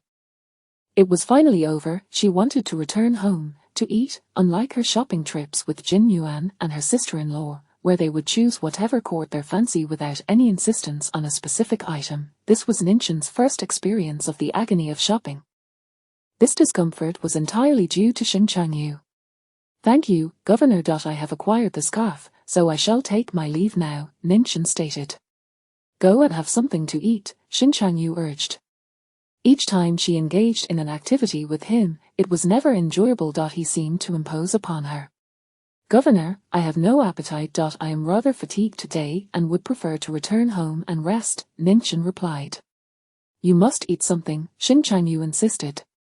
"How about some kanji?" Xing Changyu selected a traditional kanji shop. At this hour, the establishment was on the verge of closing. Once his aide entered, they rolled down the shutters, leaving only a narrow gap for entry and exit. Ning Zhan and Xing Changyu sat in the farthest corner. After taking a seat, he pulled out a cigarette and placed the matchbox on the table. Ninchin, feeling inspired, struck a match and brought the small flame to his lips. He glanced at her, leaning in slightly. Ninchin felt the warmth of her palm. She couldn't tell if it was the flame or his breath. His presence was overwhelmingly strong, especially in the biting cold of winter. His nearness brought a wave of warmth that enveloped her. The faint scent of tobacco was not unpleasant. As Xing Changyu smoked, Ninchin sat quietly, and they engaged in idle conversation. His mood had considerably improved since earlier. "What time is it?" he suddenly asked. "I do not know," Ninchin replied. "Where is your pocket watch? Let me have a look," he requested. Ninchin retrieved it from her coat pocket. Before she could even open the cover, he reached out, saying, "Let me see." Without hesitation, she placed it in his hand. The moment her fingers brushed against his palm, he swiftly closed it. Before she could express her surprise, he remarked, "Your hands are quite cold." As he spoke, he released her hand, as if merely a casual gesture while holding the watch. While examining it, he instructed his aide, "Go to the kitchen and hurry up with the food for the lady." The aide complied. Ninchin watched as he opened the pocket watch, feeling a bit awkward. Xing Changyu noticed a small photograph nestled inside the case, an image of her as a child. The black and white photograph accentuated her youthful features. Her fluffy hair and cherubic face made her appear almost childlike. "What age was this taken?" he asked, sounding genuinely curious. "Before I went abroad," Ninchin replied, adding, "This was a farewell gift from Jin Yuan. She took the photograph as well. I have grown accustomed to using it and have kept it ever since." The pocket watch was indeed old, but as a cherished memento from a dear friend, Ninchin treasured it and never left it behind. Xing Changyu closed the cover and returned it to her, saying, "It seems to have lost some accuracy." "It often does, it tends to slow down as I walk," Ninchin explained. Have you considered buying a wristwatch? He inquired. These days, fashionable ladies often wore wristwatches. I have a few. I have purchased several wristwatches, yet I find I am more accustomed to using a pocket watch, Ningxin responded. Just then, a steaming bowl of congee was brought to their table. Ningxin's portion was a delightful mixture of greens and meat. At first glance, it appeared unremarkable, but upon tasting it, she was pleasantly surprised by its exquisite flavor. The savory meat blended beautifully with the sweetness of the rice, making it particularly delectable. Feeling quite famished, she lost herself in the bowl, soon breaking into a light sweat. After consuming half the bowl, warmth spread through her stomach, and her spirits lifted considerably. Delicious, Ningxin praised. This shop serves excellent congee, Xing Changyu replied. I did not expect you to know about good eateries, Ningxin remarked with a smile. I grew up here, Xing Changyu responded, adding, in contrast, you seem like an outsider. Ningxin remained silent. I have a question for you, he continued. Go ahead, she replied. What have you been busy with all these years? For over 20 years, it seems I have not seen you. Su city is rather small. Xing Changyu mused. Ningxin remained silent. Chapter 052 The General's Birthday. Xing Changyu's inquiry left Ningxin momentarily at a loss for words. She had embarked on her studies abroad at the tender age of 16. Before her departure, during her teenage years, was there ever a day that was not spent in the pursuit of knowledge or martial arts, rising early and retiring late? With so many brothers at home, where could she not indulge in play? Jin Yuan's family, brimming with sisters, provided ample opportunity for merriment during her brief stays. The numerous cousins from her maternal grandmother's side would take turns attending to her, allowing the day to slip away effortlessly. How many days could she possibly rest each month? Who, if not a wastrel, would squander their time idly wandering the city? Being underage, her parents' social engagements were meant for networking, and young ladies were seldom included. By the time Ningxin turned 15 and was deemed suitable to accompany social gatherings, she was already preoccupied with preparations for studying abroad. Xing Changyu, for years her senior, had grown up in the military. Was it not entirely natural for him to have never encountered her? Ningxin's sister-in-law, Xing Changyin, was similarly engrossed in her studies, diligently learning the piano, with but a few friends. Do you know many young ladies? Ningxin inquired. Xing Changyu replied, not particularly. Then is it not quite normal for you to have never met me? Ningxin retorted. Xing Changyu frowned slightly, clearly displeased with her rebuttal. Ningxin buried her head in her bowl, finishing her porridge. Xing Changyu ate a little more casually. Ningxin silently prayed, please, let there be no further disturbances. I wish to return and rest. I am utterly exhausted. The heavens showed her mercy that day. After dinner, Xing Changyu's vehicle took Ningxin back to the old residence, and the journey was uneventful. Within the confines of the Yao family, the servants had retreated to the courtyard. Colonel Yao Xiao was scolding his daughter. Your impatience and reliance on underhanded tactics will only serve to alienate Changyu further, he admonished. Yao Wenluo, with swollen eyes from crying, lamented, I have endured a day's worth of grievances. Ningxin bullies me, and now even you criticizes me. Soon, you will also chastise me. Colonel Yao, frustrated, replied, whom can you blame? I have repeatedly instructed you to simply perform your duties. A daughter of the Yao family need not compete for anything. What is rightfully yours, Changyu will certainly provide. Will he marry me? Yao Wenluo wept. Colonel Yao was at a loss for words. You and mother previously stated that you would undoubtedly marry me. Yet he has wed Ningxin, who is now the general's wife. Yao Wenluo cried out. Xing Changyu's marriage had been arranged with remarkable haste. From engagement to wedding, not even half a month elapsed.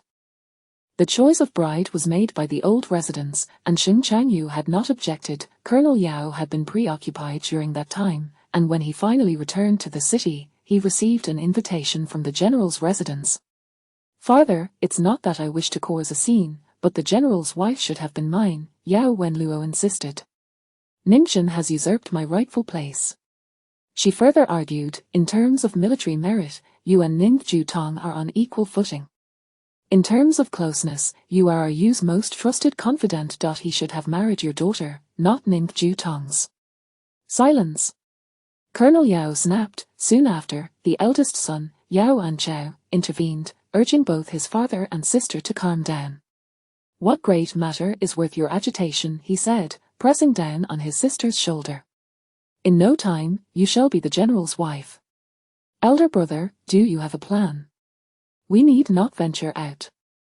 There are many who disapprove of Miss Ning occupying the position of general's wife. Those closest to her can be our allies. We need only sow a few seeds of discord," Yao Anchao proposed.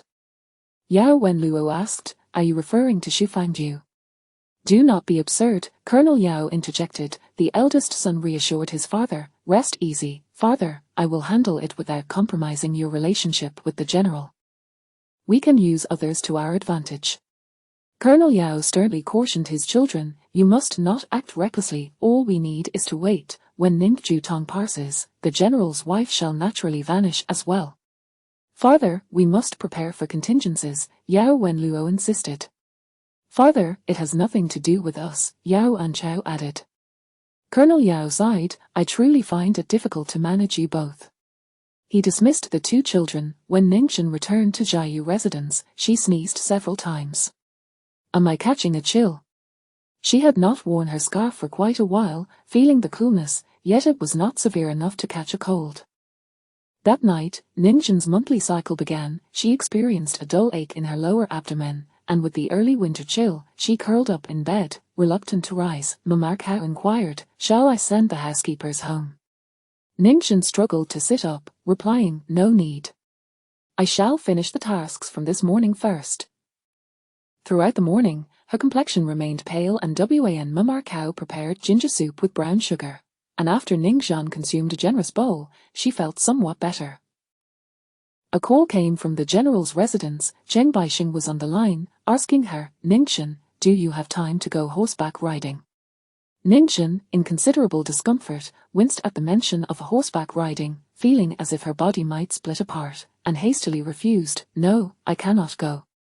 "Are you afraid of the cold?" "Indeed," Ningxian replied. Remembering something, she asked him, "Baixing, have you been busy lately?" "Not particularly, I am awaiting the general's arrangements. He has been in the city for the past 2 weeks, attending to various social obligations," Cheng Baixing explained. Ningxian continued, "My second and third brothers would like to invite you for a meal. When are you available?" "Just me. They also wish to invite the general, but fear he may suspect ulterior motives. Moreover, inviting the general requires my father. My brothers lack the influence for such a gesture," Ningxian clarified. She then inquired, "Is there any merit in inviting you?" "Certainly," Cheng Baixing chuckled. "All right, set a date, and I shall be there." Ningxian suggested, "How about early next month?" "Sounds good." After hanging up, Cheng Baixing felt a tinge of helplessness. He remarked to Xing Changyu, "She does not wish to go out," citing the cold as her reason. "Should I directly inform her that today is the general's birthday and invite her to celebrate?" Xing Changyu retorted, "Who asked you to make that call? I was concerned you might feel bored. You, of all people, are the most tedious." Xing Changyu responded with irritation, "I had no intention of celebrating my birthday. Shall we go out for a drink? Just prepare a bowl of longevity noodles in the kitchen." "There's no need for extravagance," Xing Changyu replied. Cheng Baixing acquiesced, "Very well, as you wish." He then added, "Ningxian mentioned inviting me for a meal." Xing Changyu lifted his gaze, his eyes sharp as blades. "What meal is she inviting you for?" "Her second and third brothers are involved as well," Cheng Baixing replied with a smile. Xing Changyu demanded, "Speak all at once." "Yeah. I have already finished. Her second and third brothers have secured positions and wish to cultivate a relationship with me by treating me to a meal," Cheng Baixing explained. Xing Changyu questioned, "Who arranged their positions? How come you are the one dining? Are you going?" "Of course." "Yet you will not attend. They are merely trying to ingratiate themselves with you through your acquaintances. Can you not tolerate that?" Cheng Baixing chuckled. Xing Changyu, unwilling to continue the conversation, pointed toward the study door, indicating for him to leave. A moment later, Cheng Baixing returned with a bowl of longevity noodles, placing it by Xing Changyu's side before silently exiting. Xing Changyu gazed at the bowl of noodles, lost in thought for a long while. October 26th marked his birthday. Each year around this time felt rather absurd. Simultaneously, the Xing family's old residence was arranging transportation to deliver birthday gifts to the matriarch. The presents were exceedingly lavish. Ningxin, curious, asked, which matriarch? The general's younger sister, born half an hour after him. She is the daughter of the third concubine and has married into the Zhu family, the kitchen steward informed her. Chapter 053, the commander personally answers the phone. The Xing family boasts several aunts, all of whom are referred to as aunt by the servants. Among them is Xing Changrong, who was once almost betrothed to Ningxing's elder brother. The family never disclosed the reasons for the elder brother's disinterest, but eventually, Xing Changrong married into the Zhu family. This Zhu family is not of humble origins. It is, in fact, the maternal family of Ningxing's mother-in-law, the matriarch of the Xing family. The matriarch holds great affection for aunt, Ningxing remarked. The steward replied, the matriarch regards all of the general's children as her own. Ningxing inquired, since they share the same birthday, what gift have we prepared for the commander today? The steward hesitated. Ningxing remained silent, pondering the irony that while the children born of the matriarch were cherished as her own, those born from her own flesh and blood seemed to be disregarded. She chose not to engage the steward further and sought out Aunt Cow, asking her to inquire how the matriarch typically celebrated the commander's birthday each year. While Aunt Cow went about her task, Ningxing prepared to leave. She felt discomfort. A heavy sensation tugged at her lower abdomen, compelling her to apply rouge to her cheeks to improve her complexion. Despite her unease, Ningxing proceeded to the church-affiliated girls' school where Xing Changyin studied. She arrived early to fetch Xing Changyin, excusing her from the last afternoon class to treat her to a Western meal, which delighted the young girl immensely. How have the commander's birthdays been celebrated in previous years? Ningxing casually asked while they dined. Xing Changyin replied, there are always arguments. When father was alive, my elder brother and mother managed to restrain themselves, but after father passed, chaos ensued. The year before last, mother had someone prepare longevity noodles for my elder brother, but he threw them in front of the servant. The servant, not understanding the gravity of the situation, reported it to mother, who wept in rage. Mother even contemplated ending her life at father's grave, but the Yao family intervened, and my elder brother apologized, which allowed the matter to settle. He declared that henceforth, they would not celebrate this birthday. Last year, they abstained, and there was peace between them. I suspect they will not celebrate this year either. My elder brother has a terrible temper, and if he is irritated, he explodes. Ningxing remained silent, reflecting on the discord she had heard regarding the commander's second wife. In truth, the real conflict lay between Xing Changyu and the matriarch. And what of your sister? Ningxing prompted. Rome, my sister, she shares the same birthday today. Mother dotes on her, especially since she married my cousin. Mother sends her birthday gifts every year, Xing Changyin explained. Ningxing observed Xing Changyin and considered the commander's appearance. In fact, Xing Changyu and Xing Changyin bore resemblance, particularly in the upper halves of their faces, both inheriting the matriarch's striking eyes, which were nearly identical. After finishing their steak, Ningxing escorted Xing Changyin home. Aunt Cow had also gathered information, which aligned closely with what Xing Changyin had shared. Each year, they celebrated the children's birthdays with lavish gifts, not exclusive to the aunts. As for Commander Xing Changyu, he had declared a cessation of birthday celebrations with the matriarch, thus she prepared nothing for him. What could be causing their quarrels? Aunt Cow pondered, somewhat perplexed. Ningxing replied, the discord is long-standing. The commander once shot his uncle and even forced his brother to leave the country. Aunt Cow exclaimed, how could they go to such extremes, being mother and son? Ningxing suddenly asked, do you truly believe they are close as mother and son? Is there? They are blood siblings, Aunt Cow remarked. Ningxing chose not to elaborate further. She still felt unwell and sipped a bowl of ginger-infused brown sugar water. I shall make a phone call, she said. The call connected to the outer study of the commander's residence. Ningxing inquired of the officer on duty, is Chief of Staff Cheng still at the commander's residence? He is. Please have him take the call, Ningxing requested. Moments later, a deep, magnetic voice responded, who is this? Hesitant, Ning Zheng replied, Baixing, this is Ning Zheng. I am Xing Changyu. It came the response from the other end. Ning Zheng was taken aback, not expecting him to answer personally. Commander, I hope I am not disturbing you. Is Baixing not on duty? Do you have something to discuss? Actually, I sought Baixing to inquire about you, Commander. I just learned this afternoon that today is your birthday. I wish you peace, longevity, and good health. Thank you, that is thoughtful of you, he replied, his tone even and devoid of emotion. May I send a small cake? I am uncertain of your preferences and have not prepared a gift, but I wish to convey a modest token of my regard. A cake will suffice, as Xing Changyu responded. I will ensure it is fresh, but it may take some time. I will arrive by 8 o'clock, will that disturb your rest? I do not retire at 8 like an elderly person, he replied. Then I shall see you at 8, Commander. After finalizing the arrangements, Ning Zheng quickly changed her attire and set out. Though her complexion remained somewhat pallid, she applied another layer of rouge to appear more vibrant. Aunt Cow expressed concern, will you be able to manage? This is an excellent opportunity, it would be a pity to miss it. I must go, regardless of any discomfort, Ning Zheng asserted. Fill a bottle with hot water and wrap it in a wine bottle to warm my abdomen on the way. As Aunt Cow instructed the servants to prepare, she voiced her apprehension, the commander's mood may not be favorable. Could this timing work against you? Ning Zheng pondered this, she shared the same concern, yet Cheng Baixing remained at the commander's residence, and the officer had clearly informed Ning Zheng that it was Xing Changyu who answered the call. His willingness to take her call indicated that his spirits might not be entirely dire, unless circumstances had shifted unexpectedly. Fortune favors the bold, Ning Zheng declared. One must seize opportunities when they arise.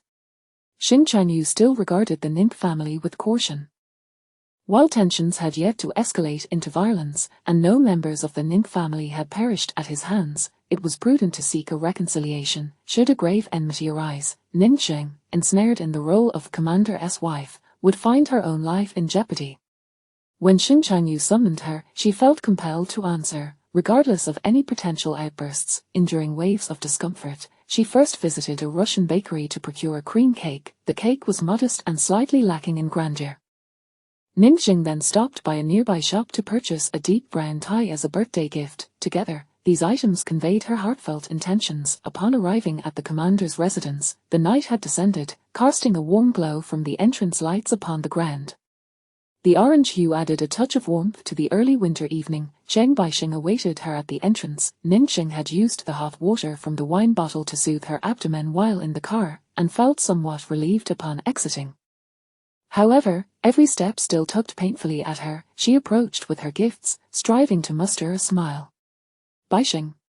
Chen Baixing stepped forward to accept her offerings. I didn't expect you to come, Ning Zheng, thank you.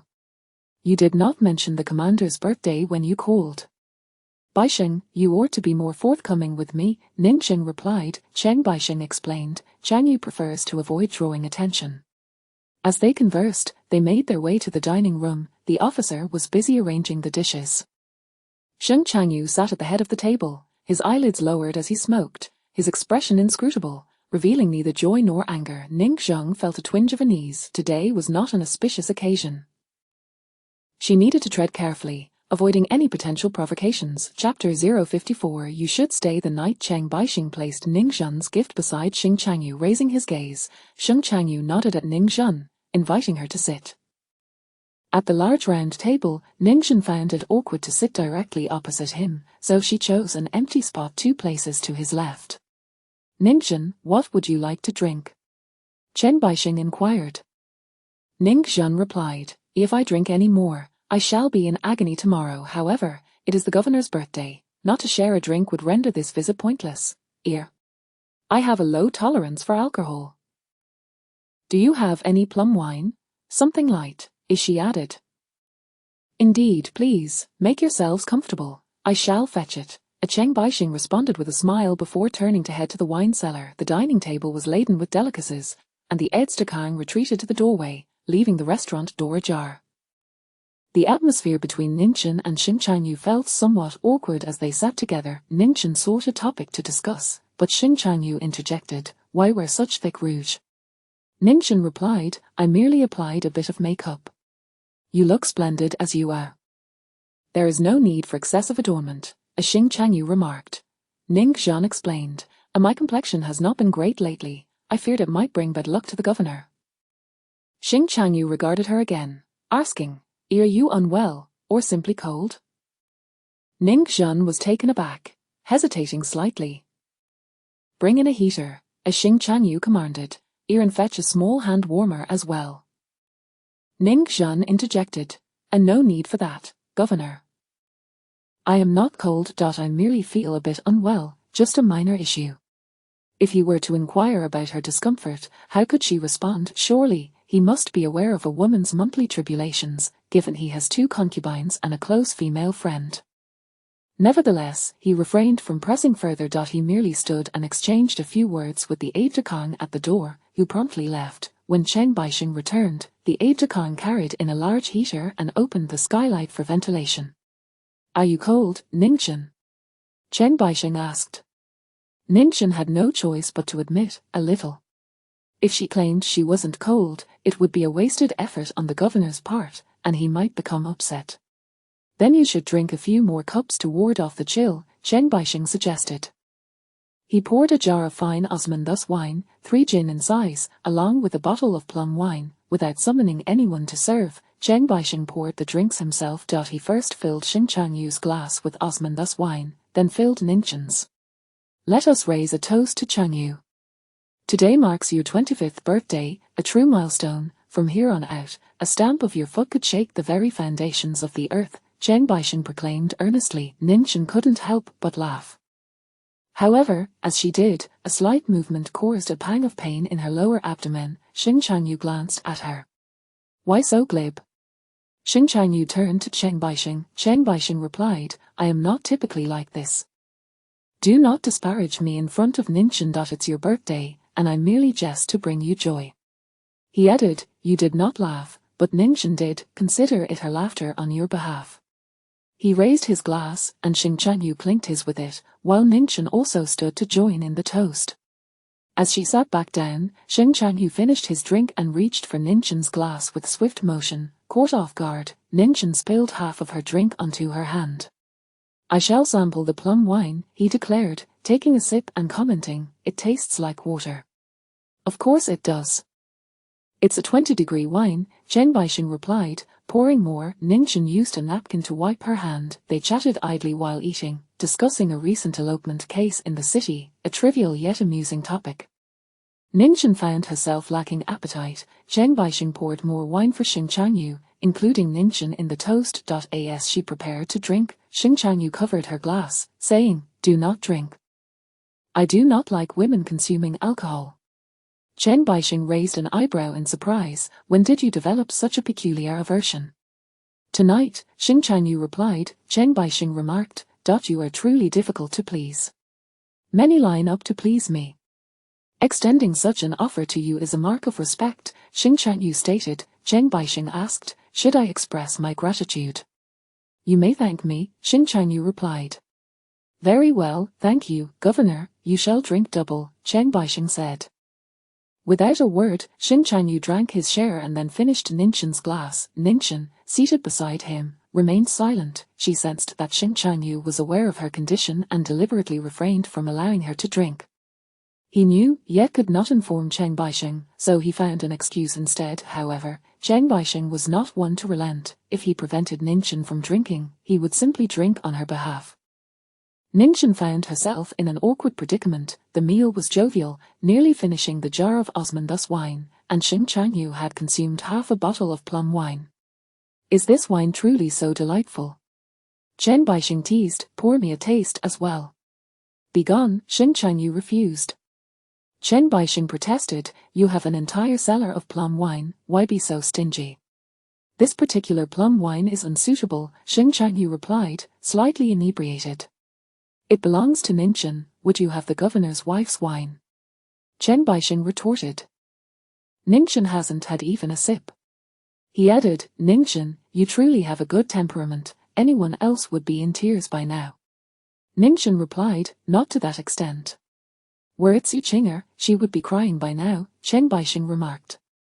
Ningxin was startled by Cheng Baixing's words. Had he perhaps indulged a bit too much, with 7 parts intoxication and the birthday boy's discontent? Mentioning Su Qing'er was akin to throwing a torch into a barrel of oil. It could ignite an explosion. Ningxin cautiously glanced at Xing Changyu. Should he lose his temper and overturn the table, she would need to distance herself to avoid being splashed with soup. Xing Changyu's cheeks bore a slight flush, indicative of intoxication, yet his demeanor remained calm, devoid of fury. He merely said, "Do not meddle in matters that do not concern you." Ningxin felt a wave of relief wash over her. Had she not been experiencing discomfort, she might have indulged in a moment of quiet joy. After the meal, they shared the small cake Ningxin had brought. The cake was so petite that the 3 of them finished it with just 2 spoonfuls each. The kitchen then served longevity noodles, prepared in 3 bowls. Ningxin still lacked appetite, and neither Xing Changyu nor Cheng Baixing could finish theirs. Thus, Xing Changyu suggested, "Let us drink the noodle broth instead." He lifted a bowl and took a small sip before offering it to Ningxin, encouraging her to have a taste. As she leaned in to drink, he did not release the bowl, signaling for her to come closer. As long as she did not have to force herself to eat the noodles, Ningxin was willing to comply. Cheng Baixing's lips curled into a slight smile. "Baixing, arrange a guest room for Ningxin to stay," Xing Changyu instructed. "It's quite late, she should stay here." Cheng Baixing replied, "Let her stay in the inner courtyard." "The inner courtyard has not been tidied. It cannot be cleaned up in time," Xing Changyu countered. Ningxin thought to herself, the inner courtyard has not been cleaned. Where does he usually reside? Upon reflection, she realized he must either be at the military camp or at the bustling guest house. The governor's residence only serves as an official residence, with the inner courtyard uninhabited. "No need for that. It is merely a few steps. I shall return home," Ningxin insisted. However, Xing Changyu pressed down on her shoulder. He might truly be intoxicated, his hand resting heavily yet gently on her shoulder. "Stay the night." With that, he loosened his grip and exited the room. The weight of his hand lingered on Ningxin's shoulder for a long time, refusing to dissipate. Reluctantly, Ningxin decided to stay. She felt a surge of anxiety within, as it was indeed inconvenient for her to stay outside. As she contemplated her predicament, a maid entered with a menstrual pad and a bowl of steaming herbal soup. "Madam, the governor says this medicine is a secret formula from a renowned physician, specifically designed to alleviate women's monthly discomforts. If you manage to drink it down, you will feel a bit better," the maid informed her. Ningxin could only stare in disbelief. Chapter 055. I cherish her. In the depths of the night, twinkling stars cascaded upon the window frame, resembling remnants of pure white snow.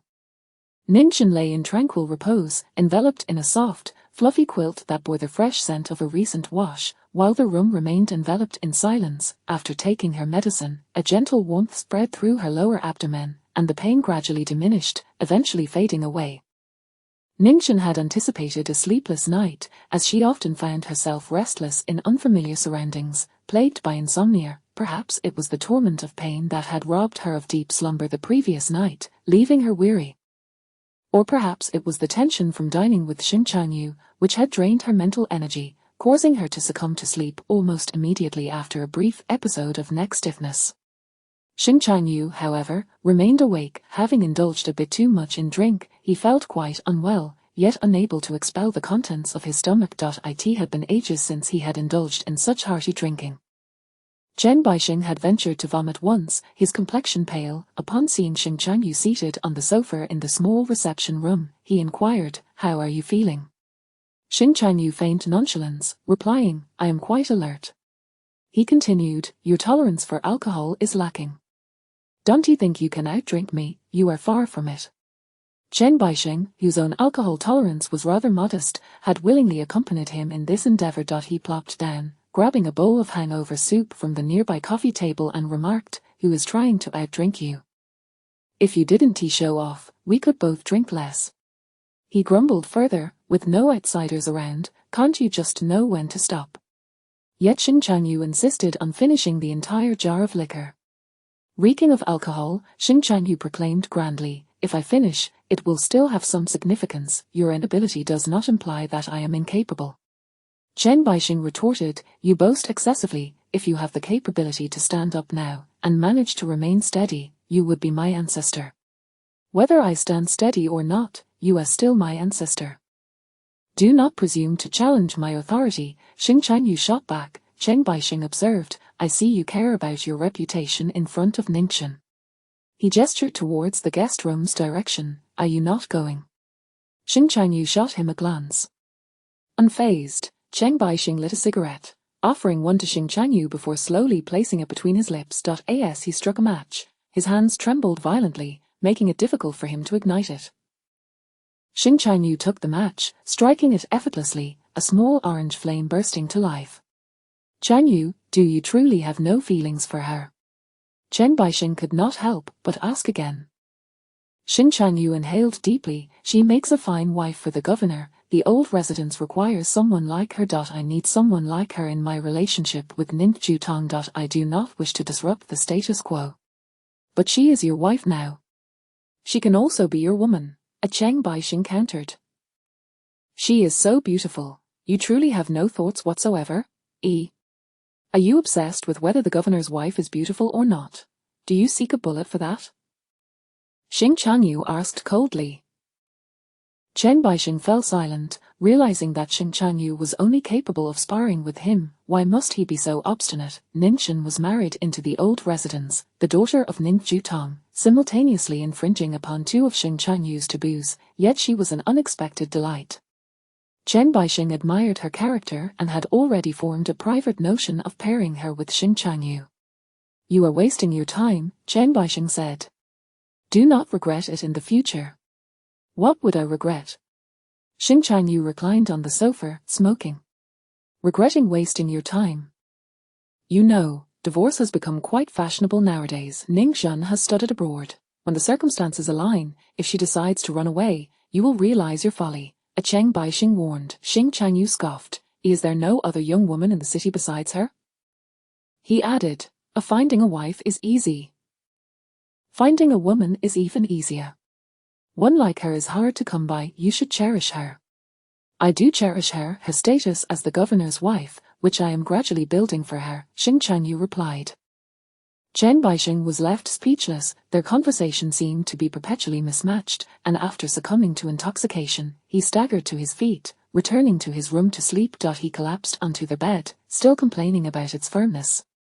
In the latter part of the night, Xing Changyu also vomited once, ensuring that Chen Baixing remained unaware. The following morning, Ningxin awoke feeling refreshed. A maid brought her a bowl of medicinal soup.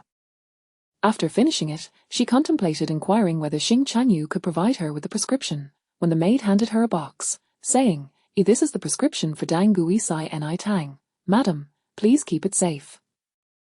The governor said that it is the prescription from the old divine doctor. You should brew and consume it each time your monthly cycle arrives for 3 months, and afterward, you will no longer experience pain." Ningxin expressed her gratitude. The sandalwood box felt heavy in her hands, and she could not help but ponder, why such a large box for a prescription? She had previously consumed Dang Gui Sai Ni Tang, but its effects had not been particularly remarkable. Ningxin then asked the maid, "Has the governor risen?" She wished to greet him before departing. The maid replied, "Not yet. The chief of staff has not risen either. Shall I bring your breakfast first?" Ningxin declined, "No need." She knew that Xing Changyu had not yet eaten. If he found out she had eaten first, he would likely be displeased. That governor was not known for his easygoing nature and had a penchant for nitpicking. Ningxin wished to avoid provoking him. After washing up and finding herself with nothing to do, she opened the box the maid had given her. The top lay a prescription, and beneath it were some medicinal pills, labeled Shixiaosan. It appeared to be a unique concoction crafted by the divine physician. Ningxin noted that the Dang Gui Sai Ni Tang she had previously consumed did not contain Shixiaosan. This must be the secret ingredient that makes it so effective, she mused. This medicine seems quite promising. If it could cure my ailment, life would become much easier. Ningxin gently traced the edge of the box. By 8 in the morning, Chen Baixing and Xing Changyu gradually rose from their slumber. nursing headache. Nin could discern that Xing Chanyu was suffering more acutely. As he continually furrowed his brow, she felt a tremor of anxiety, hoping not to draw unwanted attention. Drink some rice porridge. I have no appetite, Chen Baixing remarked, then turned to Nin. Nin, would you prefer chicken soup, wontons or noodles? I'll have rice porridge as well, something light in the morning, Nin replied. Xing Chanyu echoed, the same. Soon, the aide brought in 7 or 8 small dishes, followed by a bowl of white rice porridge for each of them. The atmosphere at the table was rather subdued. Xing Chanyu, disregarding the small dishes, quickly consumed his bowl of porridge and sat there, lost in thought, the headache still lingering. The aide entered, reporting, Governor, someone from the special envoy's office has arrived. The envoy himself has come. Nin continued sipping her porridge, aware that the aide was referring to Wen Wanyan. She had no desire to see him, not only because his features bore a striking resemblance to her late fiancé, Wen Lianyu, which stirred melancholic feelings, but also because he often ridiculed her, blaming her for Wen Lianyu's demise. Do not obstruct him. If the reporters catch wind of this, they will berate the governor, Chen Baixing interjected. Invite him to the small reception room, let us treat him to some fine tea. He then addressed Xing Chanyu, you need not pay him any mind. I shall attend to him. Xing Chanyu grumbled, what brings him here so early in the morning to cause a ruckus? Director Tang from the Bureau of Official Silver, his third concubine eloped with someone, and the whole city is aware. Did I not mention this to you last night? I used the excuse of finding someone to have the Security Bureau search the special envoy's office, and they returned with several confidential documents. The prince has only just discovered this and is here to vent his anger, Zheng Baixing explained. Nin was taken aback. She had not anticipated that the seemingly refined Zheng Baixing could be so cunning. Yet, it made sense, like attracts like, and those around Xing Chanyu were hardly of gentle or virtuous character. Chapter 056, The Commander-in-Chief and the Lore. After finishing her breakfast, Nin rose to take her leave. Zheng Baixing offered to see her off, but was halted by Xing Chanyu. Xing Chanyu commanded, hurry up and send that pest away. Zheng Baixing replied, rest assured, I have no leverage for him. I mean, send him back to the presidential office in the northern city. He has been here for nearly 4 months, like a bothersome fly. It's quite vexing, Xing Chanyu said. Zheng Baixing retorted, are you only now feeling troubled? If you had heeded my words back then. At this point, he caught sight of Nin and abruptly ceased his discourse. With a sigh, he conceded, all right, you are the commander-in-chief, your word is law. I shall handle it promptly. Nin was aware that it pertained to the explosion of a cruise ship near the port, which had resulted in the deaths of several officials dispatched from the presidential office in the northern city.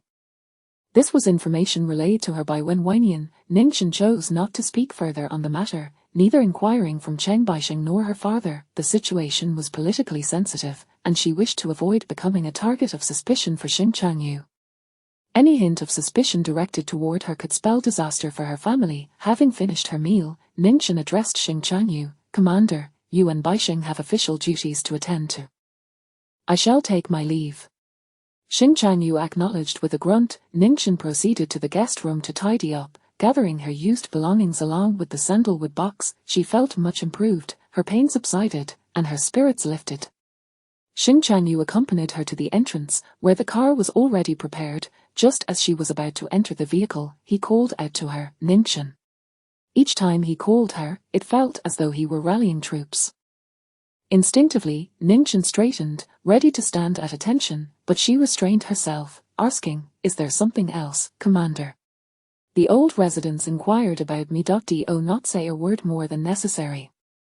As for you, simply state that Baixing summoned you on short notice. You are unaware of the purpose of your visit, Xing Chanyu instructed. Nin could only remain silent. She longed to feign ignorance, yet this required a deft touch in performance, a skill she lacked as much as her marksmanship was proficient.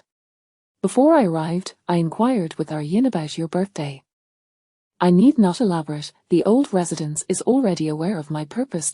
Yin cannot keep a secret, Nin remarked, glancing at his expression. His gaze remained fixed upon her face, the early winter sunlight illuminating his eyes, casting a dazzling glare. Nin looked at him in confusion, as he, this time, displayed an unexpected courtesy by averting his eyes. Do not mention it further. If you say too much, the old residents will involve you in every matter, expecting you to relay it to me. Should I choose not to oblige, do not blame me for my ruthlessness. I have warned you in advance, Xing Changyu stated. This was a clear indication that she should not harbor illusions of maneuvering between the old residents and Xing Changyu, attempting to play both sides. I understand, Commander, Ningchen responded. She had always known that playing the moderate was a precarious position, resolute in aligning with the matriarch. Unfortunately, there were too many standing with the matriarch, leaving no room for her. Xing Changyu was difficult to deal with, his temperament harsh, and with numerous concubines surrounding him, there was no space for Ningchen, yet compared to the matriarch, he seemed to value the title of Madam Commander more. His concubines, including Su Qinger, could not surpass his wife in precedence. Ningchen vaguely sensed that within his faction, there might indeed be a place for her. This her need not refer solely to Ningchen but could also encompass any woman bearing the title of a Madam Commander, and by coincidence, that woman was currently Ningchen. Her ultimate goal was to ease the relationship between Xing Changyu and the Ning family. Previously, aligning with the matriarch had rendered her unable to approach Xing Changyu or even catch a glimpse of him. But now one cannot walk a straight path indefinitely, one must learn to navigate turns and, when faced with danger, retrace steps to forge new paths. After half a year in the Xing household, Ningchen needed to reassess her trajectory. The first adjustment required was to realign her superior. She must seek benefit and avoid harm, placing herself in alignment with Xing Changyu. Should she choose poorly and suffer the consequences, she could always redirect later. Take your time on the road, Xing Changyu advised, gesturing for his aide to open the car door. The aide stepped forward and opened the rear door, saying, "Madam, please." Ningchen replied, "Commander, I shall be on my way." Just as she was about to enter, a man dashed out from the commander's residence.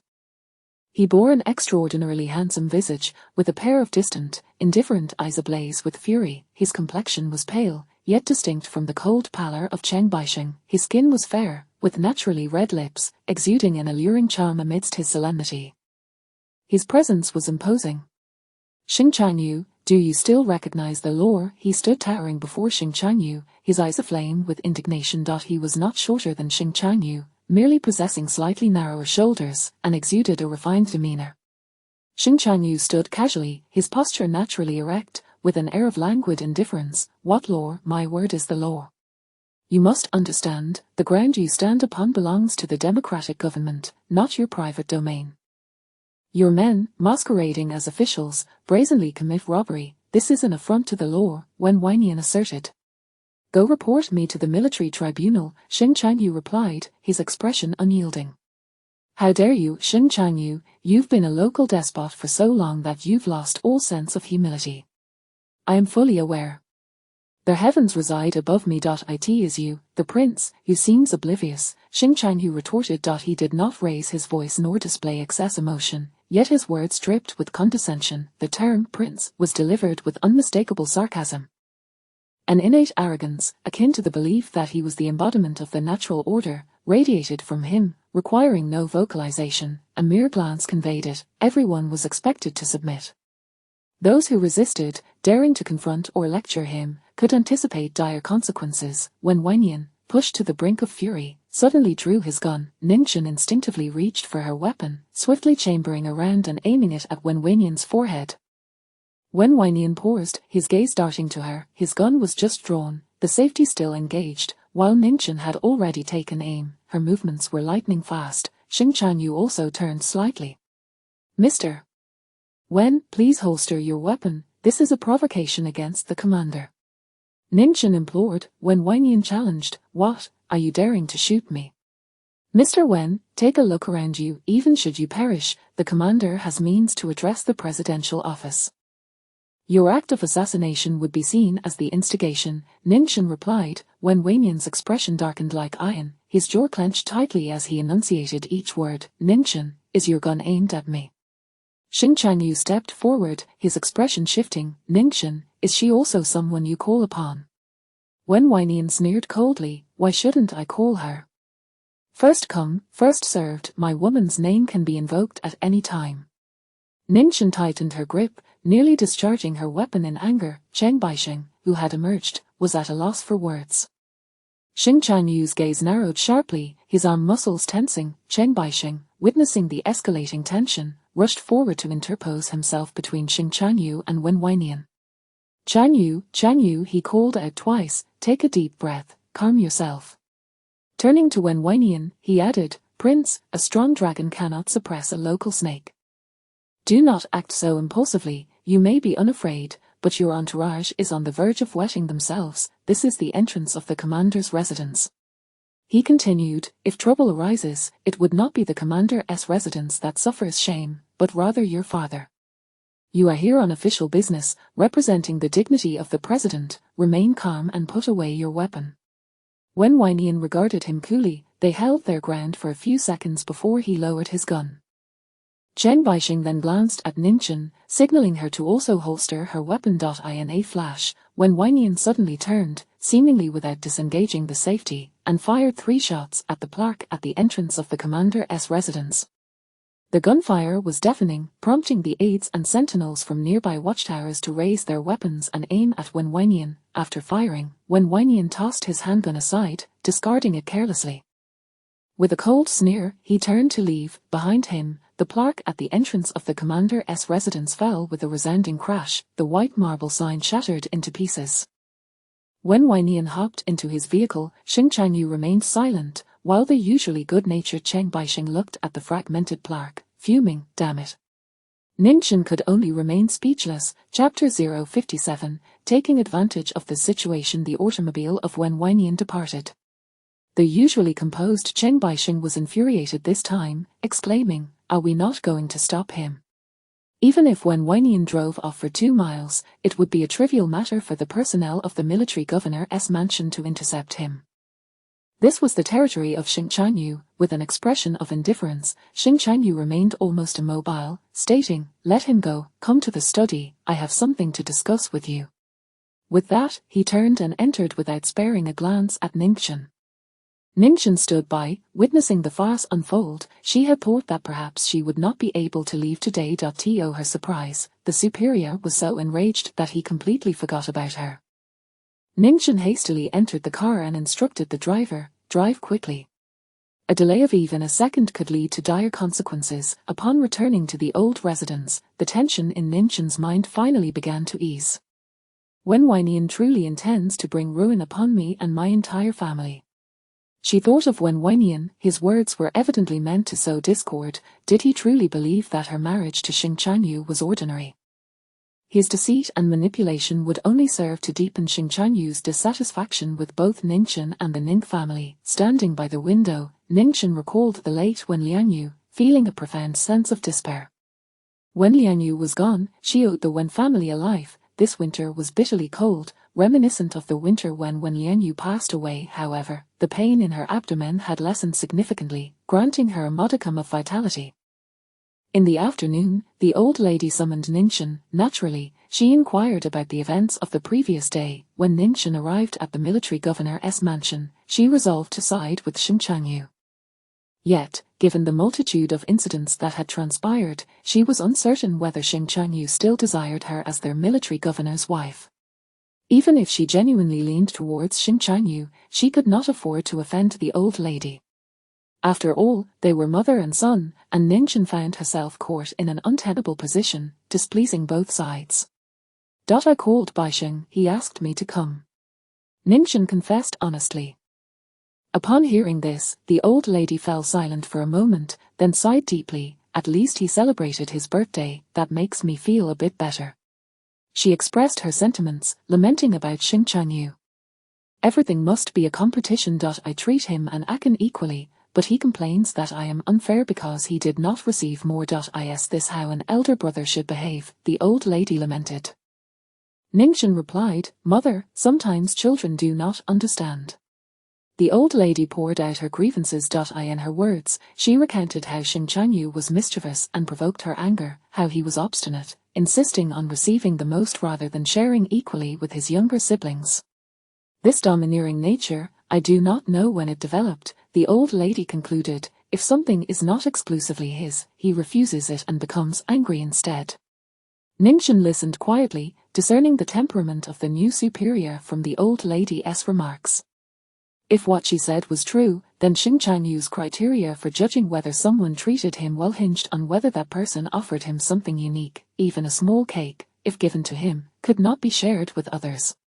But a mother does not have only one child. When the old lady made him a pair of shoes and then made another pair for his brother, he had the audacity to cut the pair she painstakingly crafted for him. He is truly terrifying. He himself has several concubines, including Su Qinger, Yao Wenluo, and Miss Jiang. He has not been exclusive, so why does he impose such standards on others? Upon this reflection, it became clearer to her how difficult he was to accommodate. No wonder Ningxin's father could not get along with him. Ningju, with his 3 sons and 1 daughter, had always treated them equally and strictly, never indulging anyone. After returning from the old lady's courtyard, Ningxin found her appetite completely gone. That evening, she consumed only a bit of medicine. How is the medicine? Asked Aunt Cow. Its effectiveness is remarkable, Ningxin replied. I had been tormented by the pain from the water element, but after just 2 bowls, it has subsided significantly. Aunt Cow inquired, where did the military governor acquire this prescription? Ningxin replied, you should ask him directly when you see him next. Aunt Cow was taken aback, am I courting death? Ningxin couldn't help but chuckle. That night, Ningxin still struggled to find sleep, wondering if Xing Changyu and the presidential mansion would reach a complete rupture. Is he capable of waging war? The people in the old residence were solely concerned with whether Ningxin had consummated her marriage with Xing Changyu that night, while Ningxin was consumed with anxiety. She was perpetually attentive to the developments at the military governor's mansion, but had no channels for information. She had no choice but to return to her parental home to inquire with her elder brother and father. They went to the garrison last night. The military governor summoned people in the dead of night. Her mother informed her daughter heavy clouds settled over Ningxin's heart. The speculation among those engaged in speculative businesses within the city had recently surged dramatically. The prices of rice and cotton had been rising incessantly over the past few days. Is war truly on the horizon? Ningxin felt a chill run through her limbs. Thus, half a month passed, and Ningxin remained in a state of unease. Suddenly, her father and elder brother returned to the city. Ningxin immediately rushed back to her parental home. What is the matter? Is war averted? She inquired. Her elder brother looked surprised. Where did you hear that? I was merely speculating. Is it true? Ningxin pressed. Her brother confirmed. It is true, the army has pushed into Shandong. Ningxin was at a loss for words. Xing Changyu was truly reckless. How many troops have been assembled? Why has there been no announcement nationwide?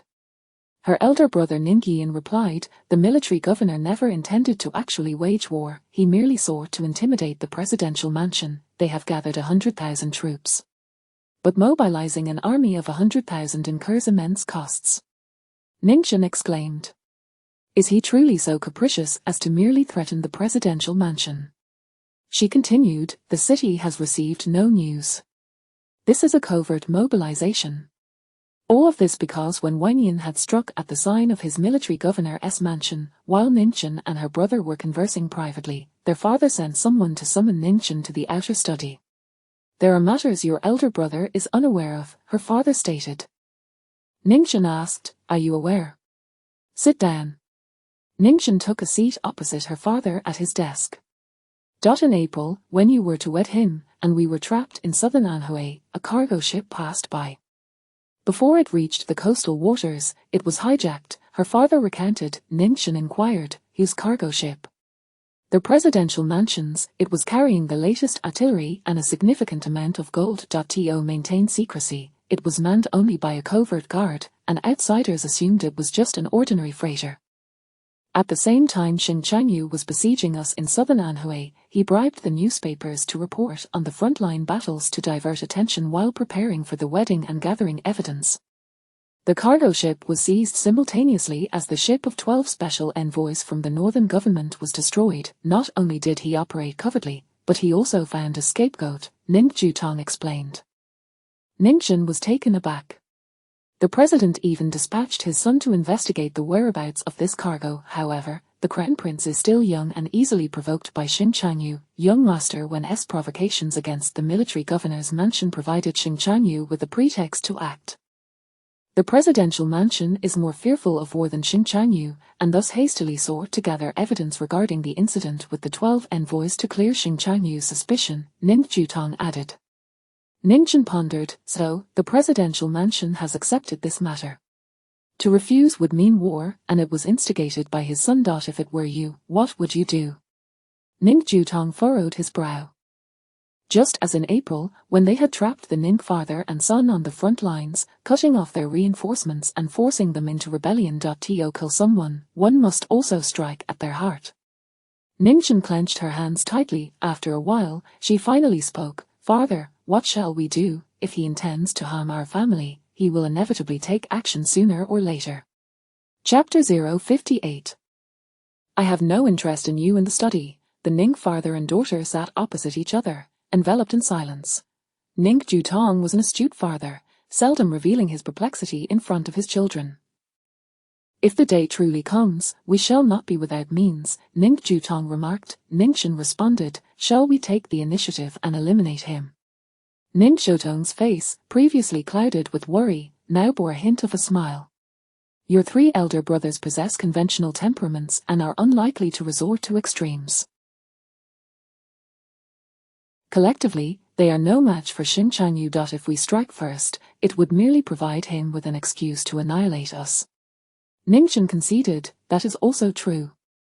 The average person cannot outmaneuver. When he resorts to underhanded tactics, he possesses a reckless determination, willing to wager even his own life to vanquish his enemies. If it truly comes to that, I shall retire and return home.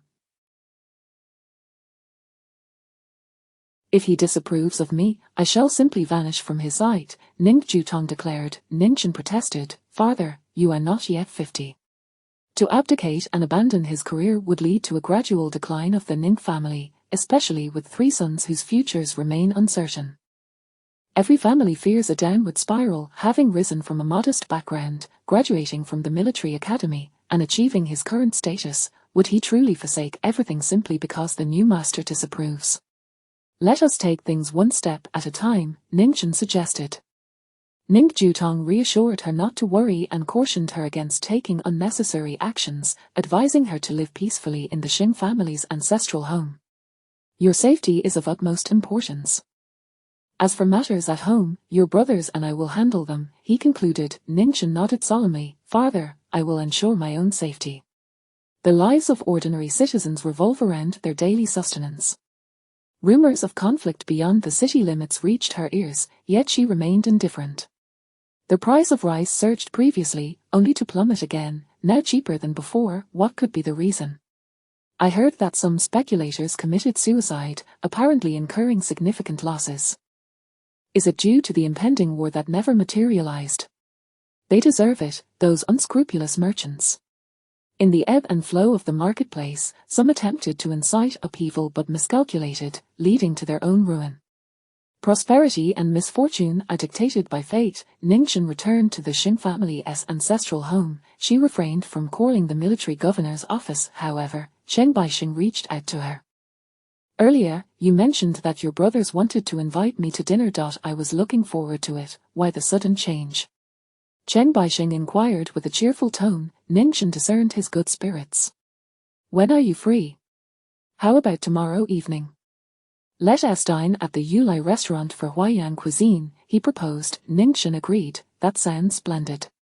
With the arrangements set, Ningchen called home to inform her 2nd and 3rd brothers. After attending to household matters in the morning and speaking with the matriarch, she left early in the afternoon, arriving at Yulai restaurant by 4 o'clock. A military vehicle pulled up, and initially, Ningchen assumed it was Cheng Bai Xianji. As she approached, she was taken aback to see the aide open the door for Xing Chanyu, who emerged from the car. Clad in a black overcoat that reached his ankles, he exuded an imposing and formidable aura. Instinctively, Ningchen took a step back, but he had already spotted her. He nodded slightly, his expression impassive. Looking for me? Governor, Ningchen smiled. Have you come for dinner? Do you have something to discuss? His tone was neutral, laced with curiosity but devoid of impatience.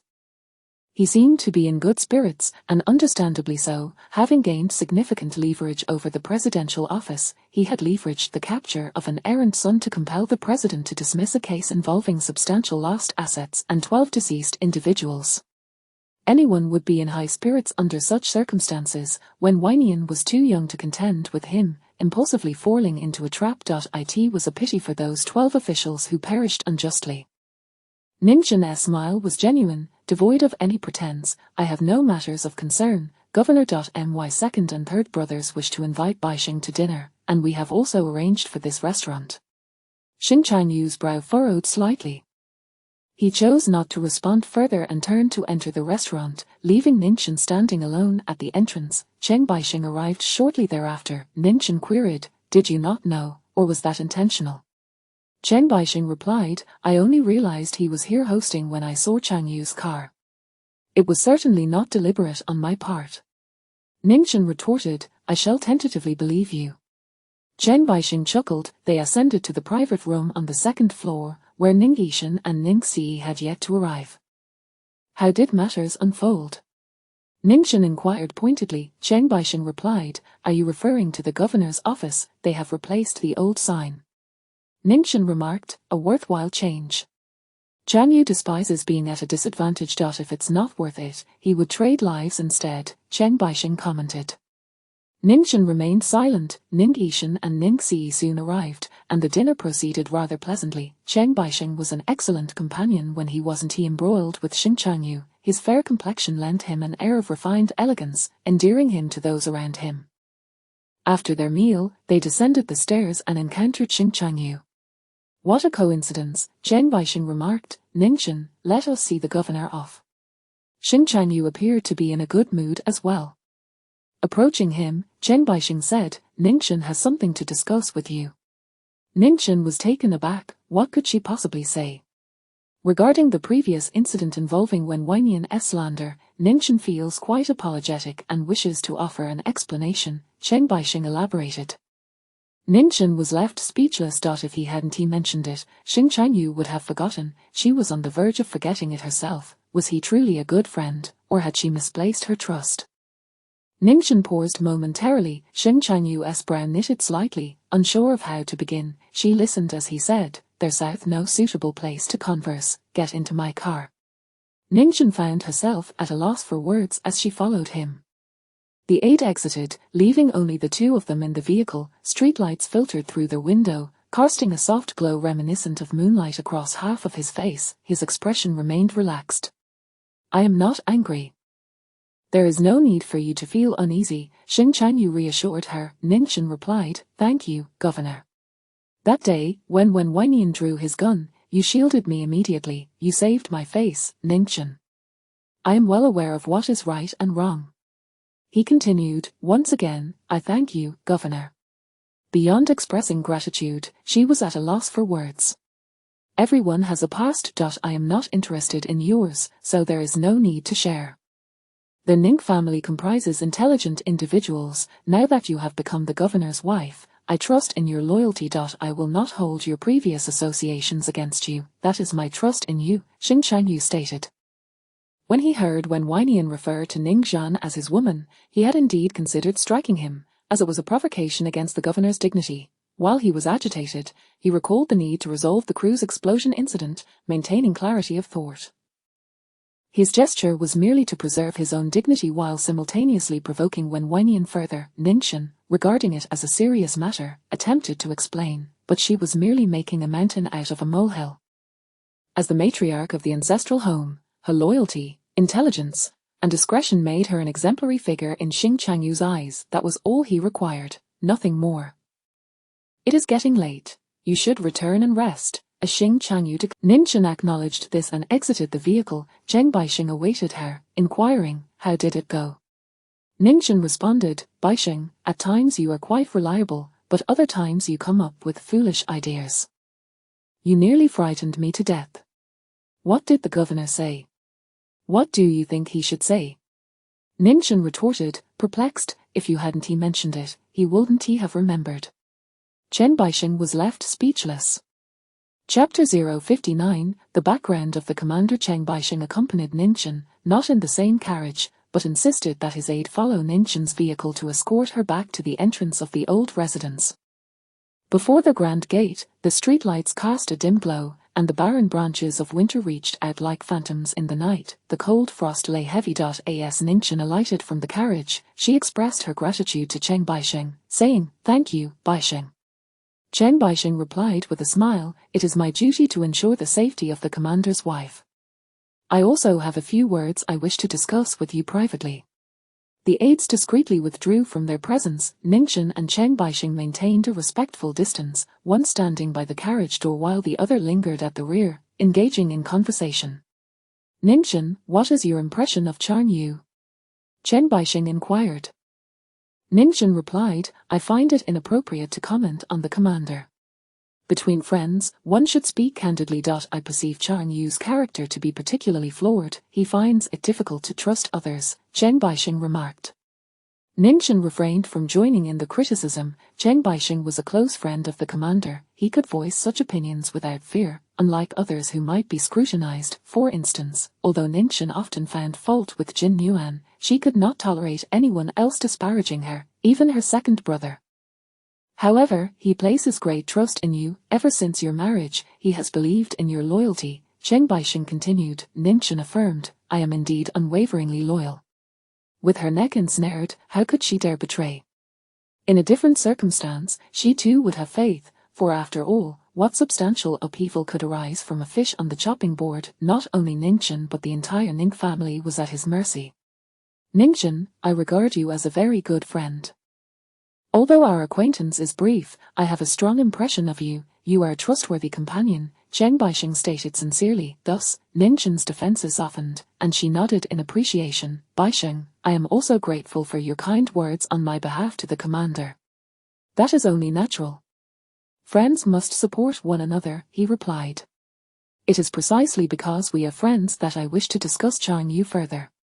Ninchin remarked, "The commander is fortunate to have a friend like you." "Indeed, he is," Cheng Baixing agreed, and both could not help but share a laugh. "I wish to reveal a secret regarding Charn Yu. In fact, you might inquire with Master Ning, he has some knowledge of the matter as well," Cheng Baixing added. Ninchin subtly shifted closer, taking a couple of steps forward. "Years ago, the old lady bore no children for 3 years after entering the family. She brought forth 2 concubines for the commander. After the 3rd concubine became pregnant, whether it was a blessing or not, the old lady finally found herself with child," Cheng Baixing recounted. Ninchin was taken aback. She had not anticipated him to begin from the very start. However, this comprehensive account would provide insight into the emotional entanglement of the Xin family. There was a nun, quite skilled in her craft, who wandered among the prominent families in the city at that time. She claimed that the lady was expecting a daughter, while the 3rd concubine was expecting a son. Cheng Baixing continued. Ninchin was astonished. Could it be the old lady went into labor first, giving birth 2 days later? After the child was delivered, she fainted from exhaustion. The 3rd concubine went into labor a day later and delivered more swiftly. The commander waited outside the delivery room, and the midwife first brought out Charn Yu for him to see, with others present at the time. An hour later, they brought out Miss Chang Rong. This event was known to many, with the commander being one of the witnesses. The old lady gave birth to Charn Yu, while the 3rd concubine bore Miss Chang Rong. "My father was also one of the witnesses," Cheng Baixing elaborated. Ninchin's heart sank. She could foresee the events that would unfold. As for the old lady, she expected to have a daughter and prepared many dresses for young girls.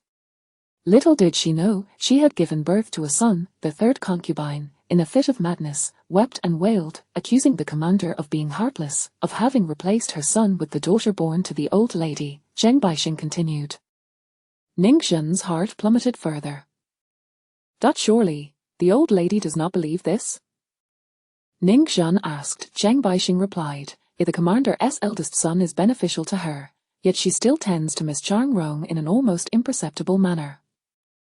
She claims not to believe it, but who can truly know her heart?" Ningxian was horrified. How absurd, the commander and she share such resemblance. One can clearly see he is her biological son. When suspicion arises, it can lead to unfounded paranoia. The third concubine went mad because of this, and she passed away within a few years. Chang Yu understood from a young age that his mother did not love him. Ironically, the old lady concealed her true feelings, never believing him in significant matters, yet treating him equally to the others in trivial matters. Chang Yu was persistently driven to madness by her actions. In his teenage years, he had a fierce confrontation with the old lady, compelling her to acknowledge her heart-held suspicions. She did not consider him her son, and they should clarify everything rather than offer him false hopes, only to gradually destroy him, Chen Baixing explained. Ningchen felt an inexplicable pang in her heart at this point. Ningchen, you observe how Chang Yu is often irritable in the old lady's presence. What you do not realize is that she deliberately provokes and pushes him to the brink of despair, only to blame. Ningchen responded, I comprehend this, it is a form of emotional abuse. Knowing his vulnerabilities, she persistently transgresses, forcing him into a state of agitation, while externally condemning him for his madness and disobedience. Chen Baixing sighed, Ningchen, I appreciate your understanding. I have attended psychology courses, Ningchen replied. Chen Baixing smiled in relief and assured her, my words carry no falsehood, you may verify with Master Ning, he is aware of some aspects. I believe you, Ningchen affirmed. Chen Baixing continued, in many instances, Chang Yu remains composed. It is only when he is questioned that he becomes particularly irritable. Ningchen nodded. She then inquired, did the commander not investigate that nun afterward? He did. An investigation was conducted before the third concubine passed. The nun confessed that she had accepted benefits from the third concubine to make those statements. The third concubine had some medical knowledge, she could discern the gender of the unborn child. She was aware that the old lady was carrying a son while she herself was expecting a daughter. From the very beginning, she intended to employ deceit, but she could not foresee that the commander would have people stationed outside the delivery room that day, thwarting her entire plan, Chen Baixing explained.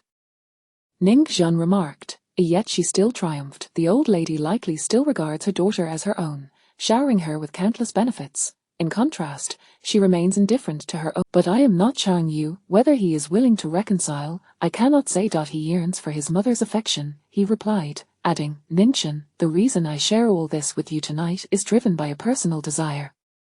My wish is that if you and he can become a genuine couple and bear your own children, he may finally extricate himself from the mire of maternal affection.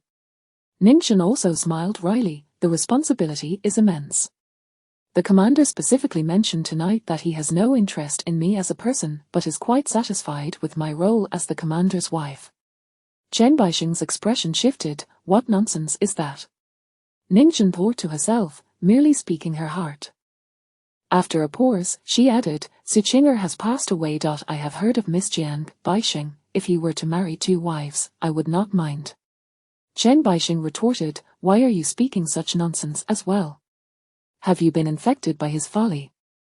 Ningchen was left speechless. Chapter 060, What about her? Chen Baixing returned to his private residence shortly after 9 in the evening. His aide informed him, the commander has made 2 phone calls, requesting your presence at the commander's residence.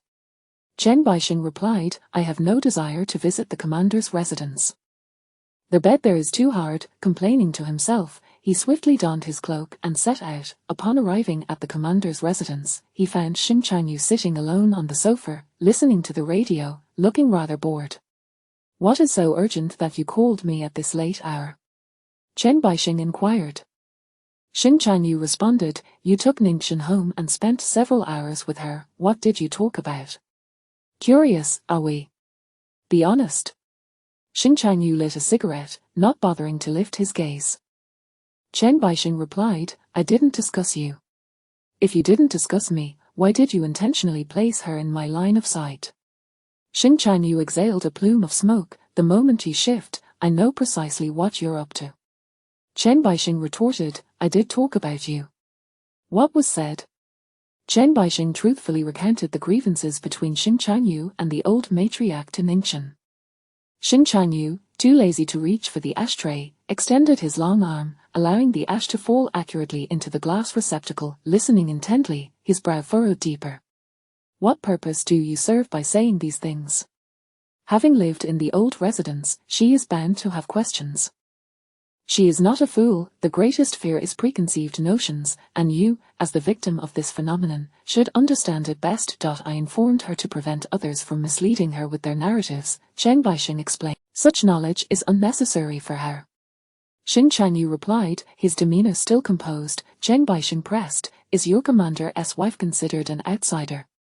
Observing Xing Chanyu's silence, he continued, do you know how she felt after hearing this? Xing Chanyu scoffed, you've laid bare my secrets for her amusement. Naturally, she will say flattering things, she's from the Ning family.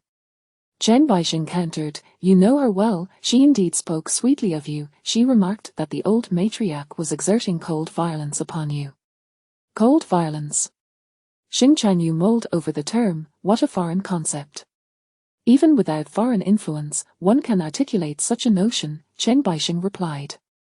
Xing Chanyu remained silent. After smoking more than half a cigarette, he extinguished it in the ashtray. What else did she say? She also mentioned that you have no interest in her. Chen Baixing sighed. From her demeanor, it seems she was quite affected. Xing Chanyu responded, she must have misheard. I stated that I had no interest in her past. What about her as a person? Xing Chanyu replied curtly, that is not for you to inquire. Yet she wishes for me to inquire, Chen Baixing said, she may very well ask next time. Our conversation is strictly between us. If you cannot maintain discretion, you should leave sooner rather than later, Xing Chanyu warned. Chen Baixing retorted, do I wish to be here, at this hour? I ought to be drifting into slumber. The two exchanged a few more indifferent remarks before Chen Baixing, weary, succumbed to sleep.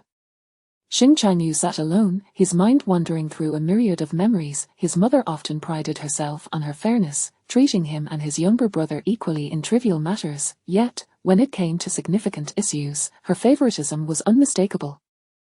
When he contracted chickenpox as a child, he was confined to his room with only a maid for company. During his fever, he repeatedly asked, can mother come to keep me company? The maid replied, Madam has never had chickenpox. She cannot come. He was 7 years old then. A few days later, his 4-year-old brother also caught the illness, and their mother devoted herself tirelessly to his bedside, visibly worn and haggard. That was the first time Xing Chanyu witnessed his mother neglecting her appearance. She was beautiful, the wife of a high-ranking general, and always presented herself with elegance and grace, rarely appearing disheveled. In that moment, he pondered the disparity between the two sons. Why did she not dare to admit her suspicions that he was not her child? Why did she insist on equating his needs with those of his brother in matters so trivial? Consequently, his accusations of her being heartless became his own fault. On another occasion, his brother, in a fit of playfulness, ventured into their father's study and pilfered a strategic map.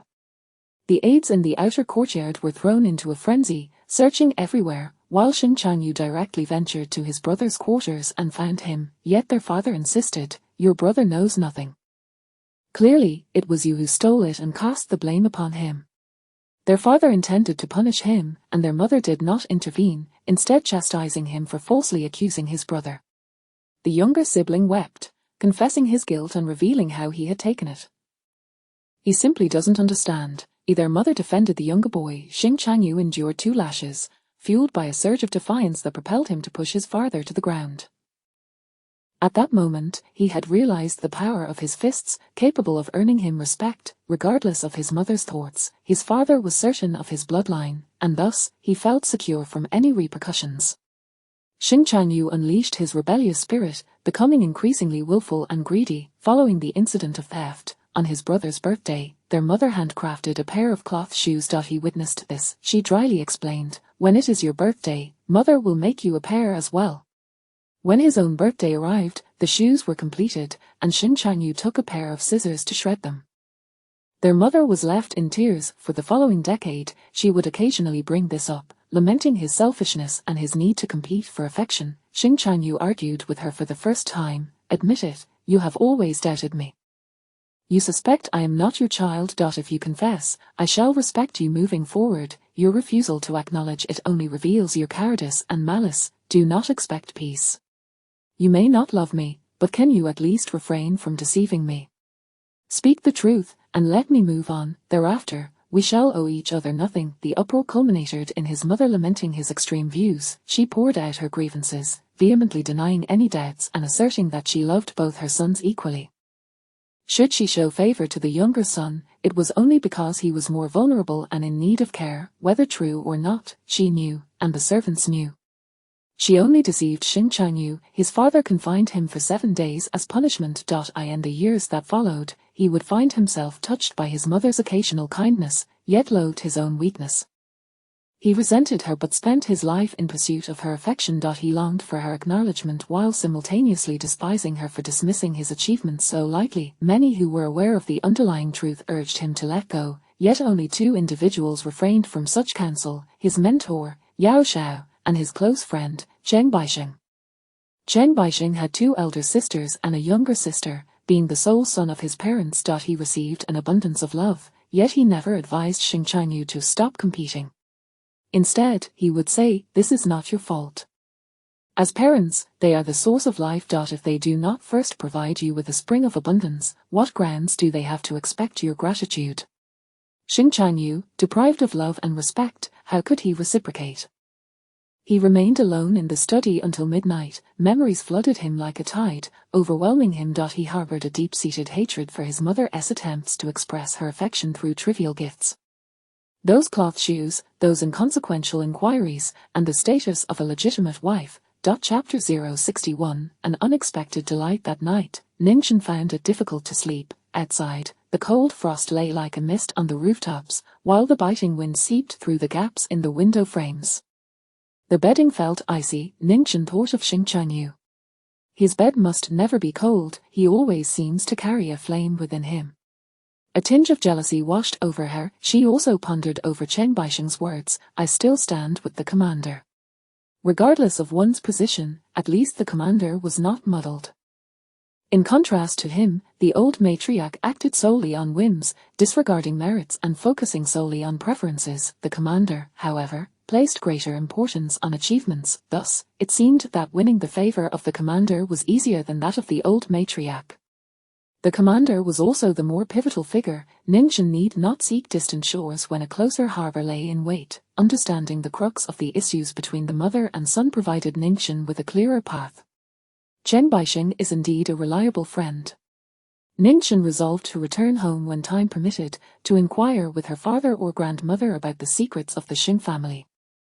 It was not that she doubted Cheng Baixing's words, rather, his perspective was inherently biased, his stance aligned with that of the commander. To gain a comprehensive understanding, Ningchen wished to hear how someone outside the interests would evaluate the matter. It was once again a day of respite for Ningchen. She rose early and made a phone call, announcing her intention to return home for a day. The household had already prepared her bed and a few of her favorite dishes. Her father was away, stationed elsewhere, but her elder brother was present. After lunch, a few of them decided to play mahjong. Setting up the table, her sister-in-law took the lead position, and Ningchen refrained from inquiring about Xing family's Miss Xing Chanrong. Eventually, she relinquished her seat to her mother and sought out her grandmother. I vaguely recall that my elder brother was once to marry Xing Chanrong, but later he declined. What was the reason? Ningchen questioned her grandmother. Her grandmother, slightly taken aback, responded, "Who told you this?" "I overheard it from the matron in charge at my maternal aunt's side. It wasn't an intentional disclosure. I happened to be present during their conversation." The grandmother replied, "This matter is not overly complicated. However, I should inform you that you are now the commander's wife. Even the smallest matters are of significance." "A minor issue." "Not a major concern," her grandmother clarified. She continued, "Initially, the Grand Marshal took a liking to your elder brother and wished to recruit him as a son-in-law. Your brother was indifferent, and the Grand Marshal hinted at him, asking how we should respond to the proposal. Your father disapproved, claiming that the Grand Marshal's daughter was difficult to deal with, essentially bringing a princess into the home, which would likely be troublesome. After much deliberation, I also disagreed. Your father and I conveyed our thoughts to your brother honestly. At that time, your brother was young and did not want someone managing him too soon, thus he declined the commander's offer." Ningchen mused, "So, this matter was never publicly discussed, only privately deliberated." "Indeed." Did you not favor Xing Changrong? Ningxin inquired further. Her grandmother pondered, carefully choosing her words. Miss Changrong's disposition lacks the vivacity and grandeur one might expect. She is the daughter of the third concubine, yet she receives the affection and indulgence of the Grand Marshal's wife, being pampered extensively. However, she also possesses a certain obstinacy, exhibiting pettiness in her actions, placing great importance on dignity. Her character is fraught with contradictions. Your elder brother, as the firstborn son, has many youngest. To marry a sister-in-law with a twisted character would undoubtedly complicate life for everyone. I saw the qualities of your sister-in-law. She is open, genuine, and optimistic. You see, after marrying her, there has been no family discord. Even when minor disagreements arise, your sister-in-law handles them adept. Had it been Xing Changrong, even a trivial quarrel would have led her to believe that the Ning family looked down upon her lineage. If unresolved, she would stir up trouble herself, which would leave your aunt and me, old as we are, utterly exhausted. Ningxin couldn't help but admire her grandmother's foresight. Given Xing Changyu's temperament, Xing Changrong's position would surely be even more extreme. Ningxin's mother-in-law had raised 2 children ineffectively. Those 2 lived in anguish, filled with doubt about what they had gained and what they had lost. Grandmother, was there truly no exchange of children back then? Ningxin asked again, feeling confident in her belief but curious about her grandmother's perspective. Her grandmother replied, I have heard this countless times. Xing Changyu was born first, taken from the delivery room of the madam, while the third concubine had not yet given birth. There was a mere half-hour difference. Half an hour is not just a few seconds. With so many witnesses, the Grand Marshal was seated outside. One child is born, and another remains in the womb. How could they be swapped?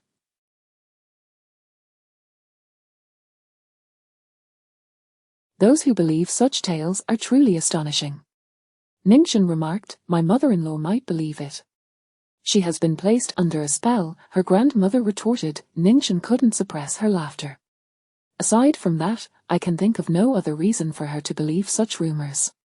The grandmother continued, as a mother, she should be well aware of which child is her own flesh and blood. To speak rather harshly, even if there had been an exchange, should the Grand Marshal have wished to raise her son, it would signify his favor and affection for her. If she possessed even a modicum of sense, she would be grateful for such care. After the third concubine passed, Changrong was also cared for. If she were indeed her daughter, she would receive equal affection, with both children having their respective nurturers. Yet, she did not. It is as if she were bewitched, harboring deep grievances over this matter, leading to a distortion in the upbringing of both children. Ningxin fell silent. This is also why I dissuaded your elder brother from marrying Xing Changrong. The tragedy of the Xing family must not befall ours. If it were possible, I would rather you not marry Xing Changyu. At this point, her grandmother's tone grew somewhat melancholic. Ningxin replied, the commander has treated me well. She added, grandmother, sometimes marriage hinges on luck. 8,000 selections may not yield the best outcome, while a chance encounter might lead to a favorable result. He is willing to grant you dignity. That brings me joy, her grandmother remarked. It is indeed unexpected. Ningxin spent the day. In the evening, her third brother returned. Aren't you going out on a date? Ningxin inquired. Ningxi replied, with whom? How would I know whom you are dating? You are an adult now, Ningxin retorted, then turned to her mother. Aren't you arranging a match for him? It is in progress, her mother responded. Ningxi's expression hardened. It's not too late to discuss it after the new year. Her sister-in-law interjected, I have a cousin who is currently being considered for a match. Ningxin recalled the young lady she had seen at the Ji family last time and asked, is it Chu Jingyu? You remember her? Her sister-in-law exclaimed joyfully. What do you think of her? She has a good personality and is beautiful, Ningxin replied. Ningxi interjected, are you two done? We can meet during the new year. Her sister-in-law disregarded him, addressing her mother. Mother, I will specifically invite her over. Her mother agreed, that's fine, but let your grandmother have a look first. Her insights are quite sharp. Grandmother will certainly approve, her sister-in-law confidently asserted. Ningxi remained silent. Amidst the laughter and chatter, Ningxi felt uncomfortable and left hastily. The next morning, Ningxin returned to the old residence of the Xing family. Upon her arrival, Aunt Cow informed her, "Yesterday, the commander's residence called and asked you to take the call." Was it the vice officer or chief of staff Cheng? Aunt Cow appeared somewhat troubled. "I couldn't distinguish. It was simply the voice of a young man." Ningchen teased her. "It couldn't be the commander, could it?" Aunt Cow grew anxious. "I couldn't tell from the phone. I didn't dare to ask." Ningchen burst into laughter. Chapter 062, The Beauty Trap. Ningchen promptly dialed the military governor's office. She requested the aide-de-camp to connect her with the chief of staff. "The governor and the chief of staff left early this morning," the aide informed her. "I merely wish to return yesterday's call. It is nothing of great importance. Please let the chief of staff know that I have returned his call," Ningchen replied. The aide hesitated for a moment before relaying, "Madam, it was the governor who called you last night." Ningchen responded with a silent pause. "Perhaps you should return the call later," the aide suggested once more. "Very well," she conceded. It was imperative that she respond. The higher-ups would not make a call without cause, and Ningchen dared not let him call again. Throughout the day, Ningchen felt a twinge of anxiety, uncertain as to why Xing Changyu sought her out.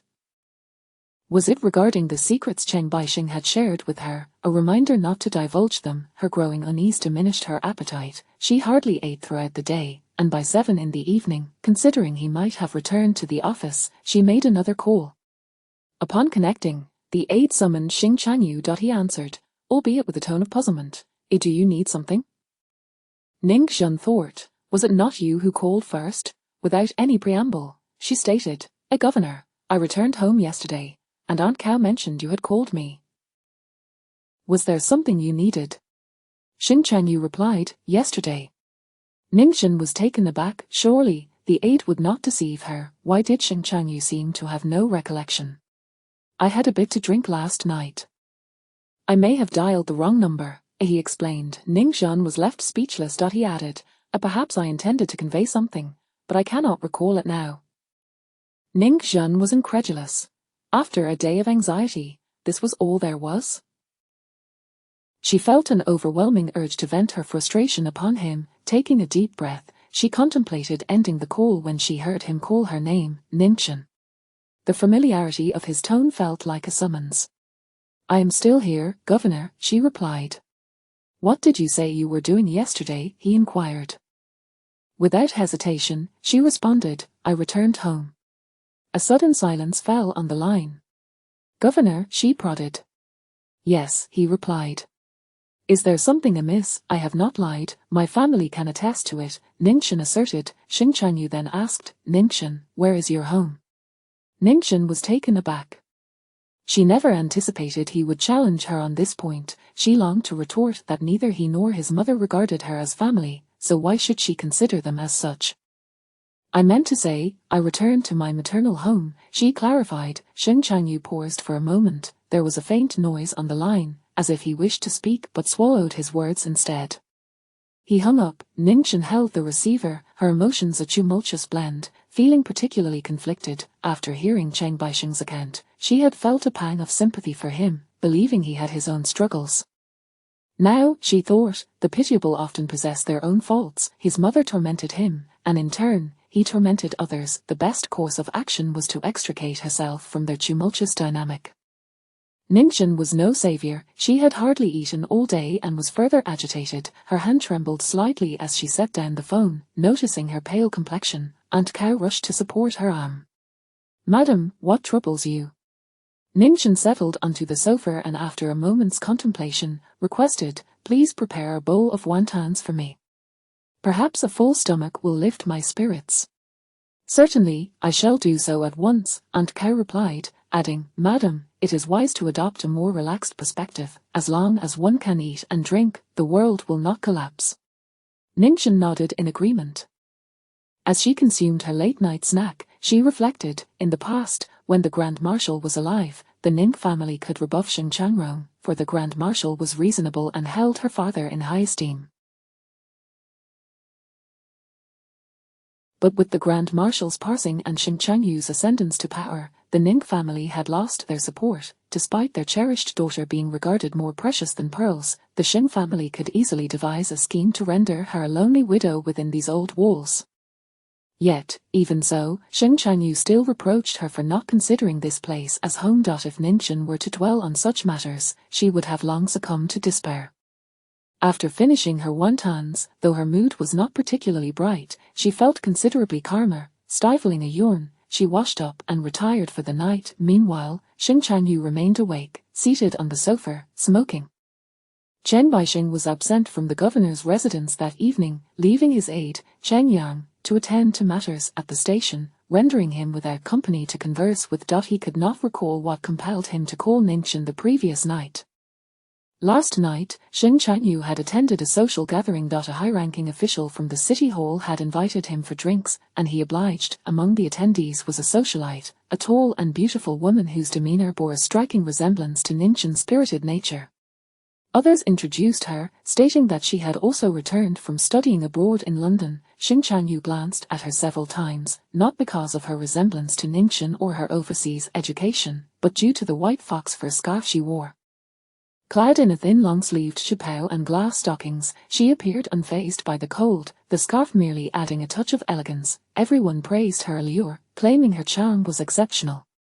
However, the more Shing Chanyu observed, the more vexed he became. The fur of that white fox scarf swayed haphazardly, irritating his eyes. He could not contain himself any longer. Where did you acquire that scarf? The governor inquires, the lady replied, quite composed, naming a boutique. It was the most renowned fur shop in Sioux City, known for its quality and high prices. If you fancy that scarf, governor, have her sit closer, you can examine it more closely, someone suggested. Shing Chanyu retorted, with such poor quality, what is there to look at? Who brought this, at my dinner table, to serve such subpar fare? Do you harbor grievances against me? The attendees turned pale with fright. The lady was equally terrified. She repeatedly explained that the scarf was quite expensive, not inferior goods, and had not intended any disrespect towards the governor. Shing Chanyu snapped, can't I discern quality? The lady was promptly escorted away. Shing Chanyu spent the entire evening in a sour mood. He had consumed a considerable amount of alcohol, yet the officials present drank even more. Nearly every one of them had been made to vomit by him, which offered him a modicum of satisfaction.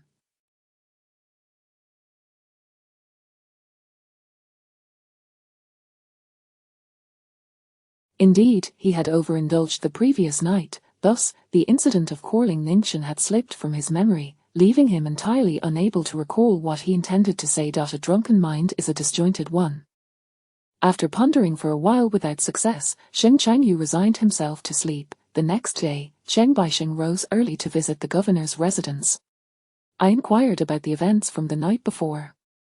It was a certain Mr. Feng who orchestrated it. General Feng has many informants who learned you took Ninchin around the city to buy a scarf, leading him to set up that little performance, Chen Baixing reported.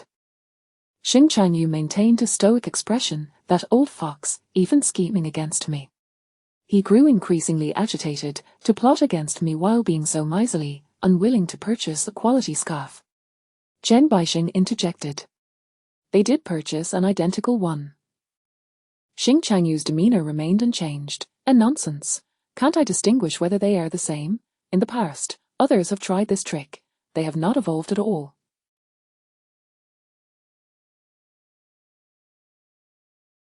Previously, someone like Su Chinger would at least find a comparable version. Now, they fall short. I cannot tell whether this is an insult to me or Ninchin. If Ninchin bore such a resemblance, she would be furious enough to leap into the river. Chen Baixing could only remain silent. Chapter 063 I can be the stand-in at a banquet held by the Chamber of Commerce. Meng Xingliang overheard a conversation about how the military governor almost resorted to violence after being invited to dinner at the city hall the previous night. His attendant entered and whispered a few words to him. Seated at the head of the table, Meng Xingliang could feel the scrutiny of the business tycoons present. He waved his hand submissively and instructed his attendant, let him cause a scene, just ensure he doesn't harm himself. The attendant withdrew. Once the meal concluded, Meng Xingliang stepped out of the private room and inquired, where is the prince? On the 4th floor, came the reply. Is he intoxicated? Completely inebriated, however, there is someone looking after him, Qing Wan. She insisted on going herself, the attendant explained. Meng Xingliang's expression remained composed, devoid of any excessive emotion as he replied, "Lead the way." Ascending to the 4th floor, he was greeted by the sound of a drunken man's voice upon reaching the door. As he pushed it open, he witnessed Wen Weinian cradling the face of the singer Qing Wan, speaking to her in a stupor. "In this world, I resemble him the most. You may regard me as him. What made your heart change so suddenly? Those antiquated warlords are devoid of ideals, merely seizing territories, arms, and women, utterly corrupt and repugnant. Why would you choose to marry such a man? Have you truly fallen so low?" The singer continuously soothed him. "Young master, perhaps you should rest for a while." Observing the scene, Meng Xingliang ordered for Qing Wan to be removed. He summoned a robust matron to assist Wen Weinian to the bathroom to expel the contents of his stomach and arranged for him to rest afterward. Inform Qing Wan that if a single word of what she hears escapes her lips, she shall never speak again, Meng Xingliang instructed. The attendant acknowledged. Wen Weinian only succumbed to slumber in the early hours of the morning. When he awoke the next day for breakfast, Meng Xingliang descended to seek him out. "Did Master Meng stay here last night?" When Weinian greeted him, Meng Xingliang replied, "This is my establishment. It is not uncommon for me to spend a night here. How are you feeling? Better?" "I have caused you trouble," Wen Weinian responded. "You are being overly polite. It is merely a trifling matter." Meng Xingliang smiled. "Have you made your decision? Will you return to Beicheng, or will you heed your father's command and remain here to serve?" When Weinian had landed himself in significant trouble, the task assigned by his father not only remained unaccomplished, but had nearly compelled Xing Changyu to mobilize troops northward. The presidential office had no choice but to concede, erasing Xing Changyu's actions from the records. However, Xing Changyu's military government could not operate in total secrecy, with 60% of the political officials appointed by the Beicheng government. Naturally, these officials would align themselves based on the prevailing power dynamics. If local warlords were weak, they would engage in corruption. If strong, they would seek alternative allegiances. Presently, which official in Sioux City did not rely on Xing Changyu's favor to survive? Having caused a debacle, when Weinian intended to return to regroup, yet his father issued a transfer order. He was required to serve as deputy director at the official silver office in the 4 provinces of East China. He was unaware that the official silver office was Xing Changyu's private domain. Forcing Wen Weinian to serve there was tantamount to placing him under Xing Changyu's thumb. He would be better off as a special envoy with some authority. Furious, Wen Weinian vehemently protested through 3 telegrams, receiving only the curt reply, "Failure to complete the task, no need to return home." It was a call for him to endure humiliation and continue searching for the whereabouts and evidence of the cruise ship previously seized by Xing Changyu. "The president's orders are not to be disobeyed," Wen Weinian stated, lowering his gaze, his emotions unreadable. "Without entering the tiger's den, how can one seize the tiger cub?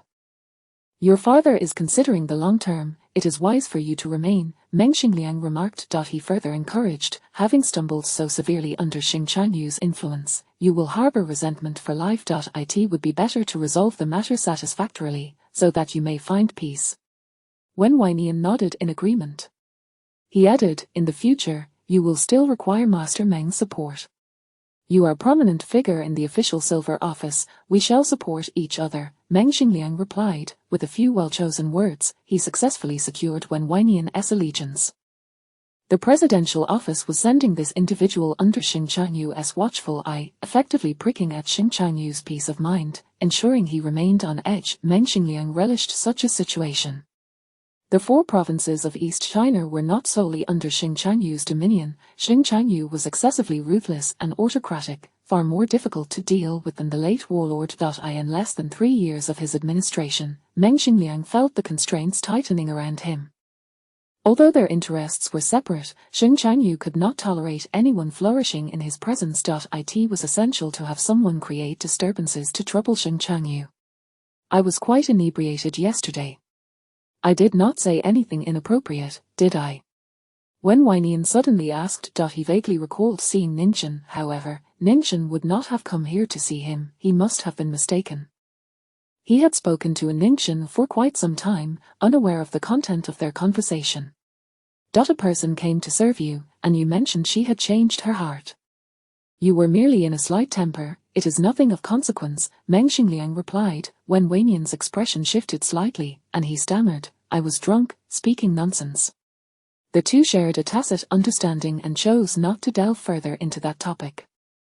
After breakfast, when Wei Nian returned to his modest residence, a house he had purchased on a whim, he found himself reflecting on the events of that day. The day before the incident, Zheng Baixing had sent individuals to search his official residence, taking away nothing of classified importance. He knew they had deliberately sought to provoke him. Before he went to the military governor's office, he had prepared himself for a back-and-forth confrontation with Xing Changyu, yet upon seeing Ning Zhan, his emotions spiraled out of control.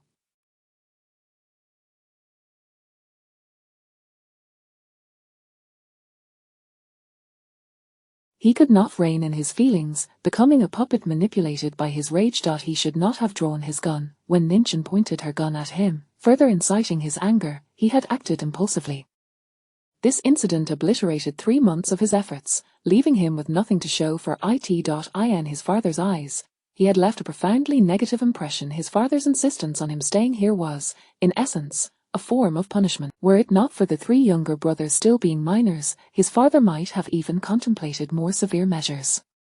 He Yang is an engineer at the factory. He is a classmate of the military governor's wife and the prince. He mentioned that the military governor's wife fell in love with the prince's brother during her trip to London, and they were very close. However, after a tragic fire, the prince's brother along with 2 other women perished. Following this incident, the prince and the military governor's wife severed ties and ceased all communication. Meng Xingliang listened to his attendant's words, pondering deeply. Have someone keep an eye on He Yang to see if anyone from the military governor's office attempts to contact him, Meng Xingliang ordered. The attendant asked, should we consider bribing him? Not for now, let us proceed step by step, and Meng Xingliang instructed. As the attendant exited, Meng Xingliang called him back at the door. Does He Yang have any relatives? Yes. Secretly summon him. It must remain unknown to outsiders, Meng Xingliang commanded. I have matters to discuss with him. Also, spread the word that He Yang, the military governor's wife, and the prince are classmates. The attendant nodded in agreement.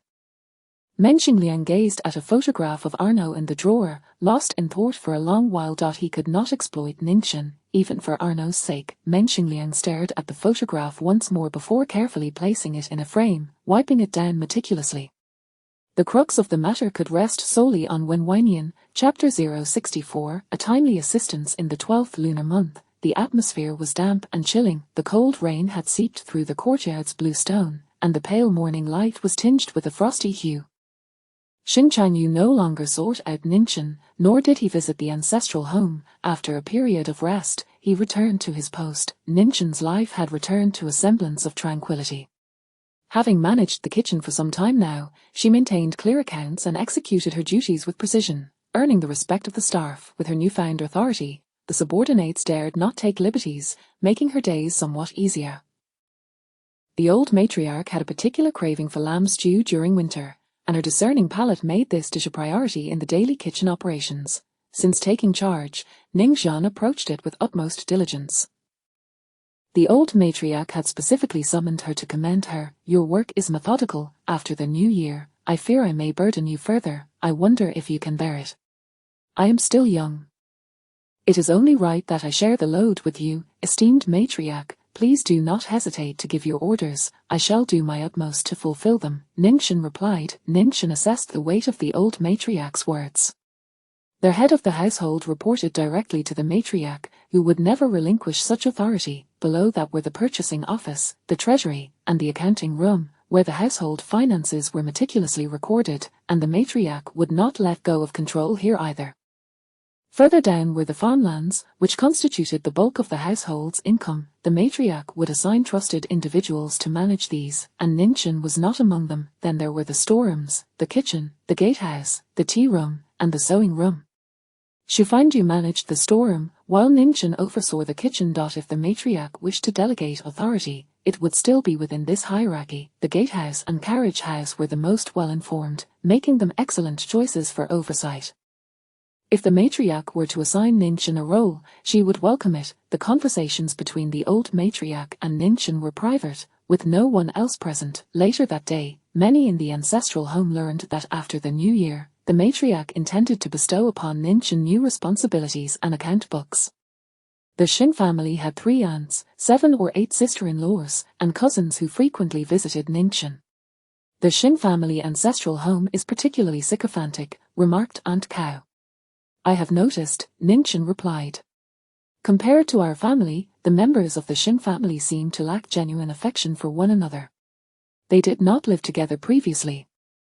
It was only after the great general's passing that the matriarch brought them all together. Each person seeks to gain an advantage, Aunt Cow added. Ninchin took a sip of tea as Aunt Cow continued. The matriarch might have deliberately leaked this information to see if you have become frivolous during this period. That is certainly a possibility. Madam, there is another crucial matter, Aunt Cow said in a lowered voice. Ninchin feared it might pertain to offspring, as she wished to avoid any encounter with Xing Changyu.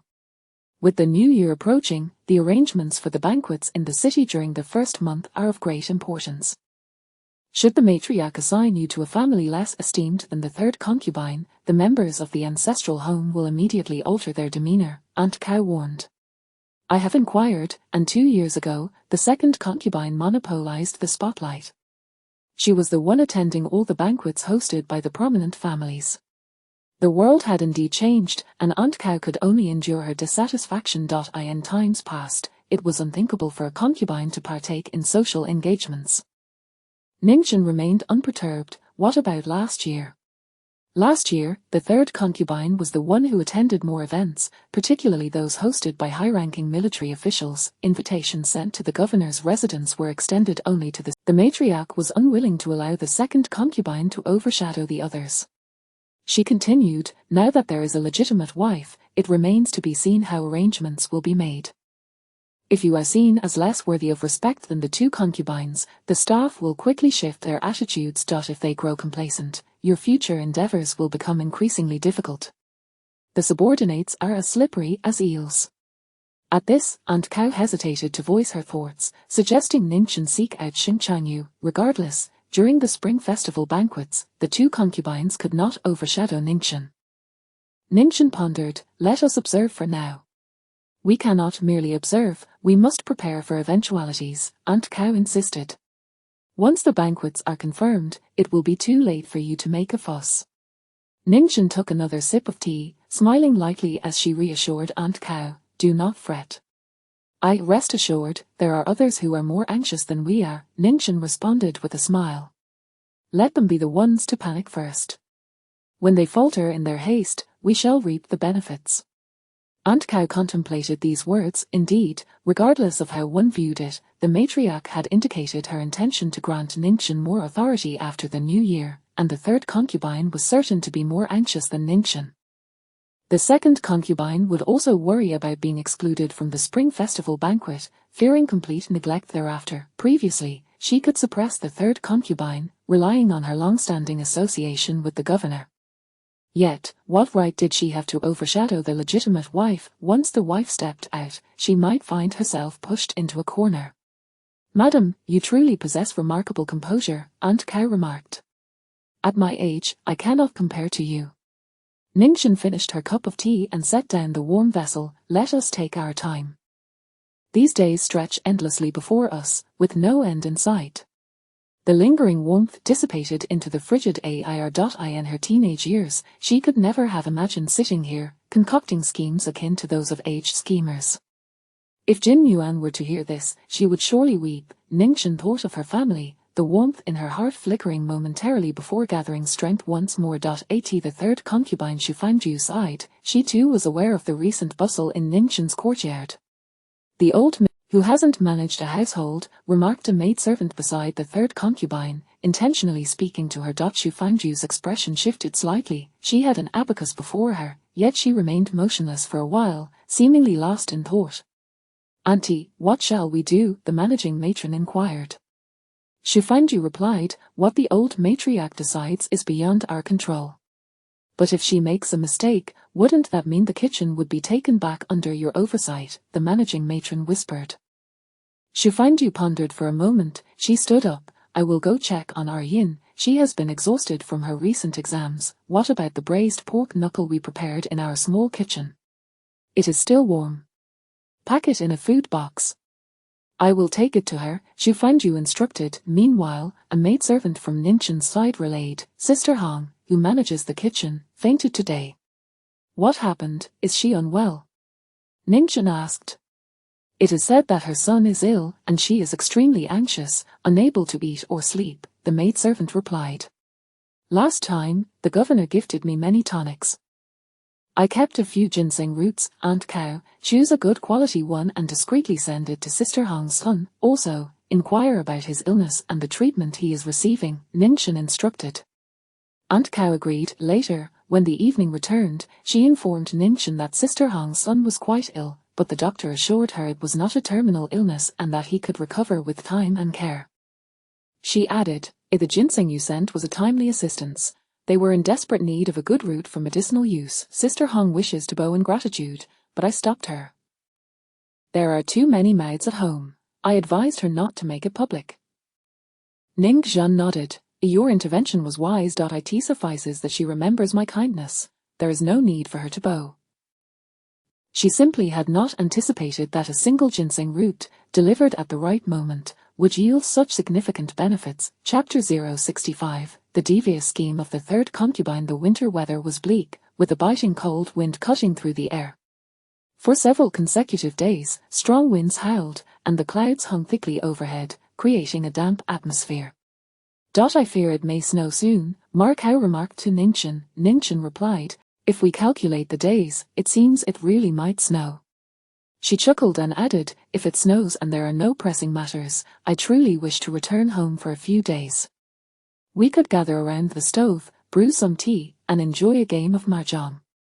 Upon mentioning going home, her expression suddenly shifted, and she quickly corrected herself. I meant to say, return to my maternal home. She reminded herself not to make such a slip in front of Xing Changyu and the old matron, lest it provoke their displeasure. Ma Cow observed, as for the kitchen affairs, I fear they will be quite busy even through the new year. You won't have a moment's respite. She expressed pity for her. As the head of the household, your authority may not be substantial, yet the responsibilities are many. Ning Zhan found amusement in her words.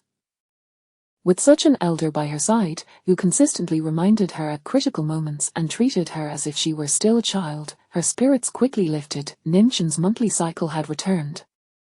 She summoned someone to fetch medicine, which included the unique xixiao powder from the prescription, brewing a dose daily. Remarkably, the discomfort had subsided, her lower abdomen felt warm, and her hands and feet were no longer so icy. Since I began menstruating, I have always experienced pain. The winters are the hardest to bear, leaving me shivering from the cold. It has been a long time since I felt this light and free, Ningchen remarked. Ma Cow replied, the prescription from the supervisor is truly remarkable. Indeed, Ningchen concurred. Reflecting on this, she felt as though she owed Xing Changyu a significant favor. For several days, she diligently consumed her medicine, and by the end of her cycle, she experienced little discomfort.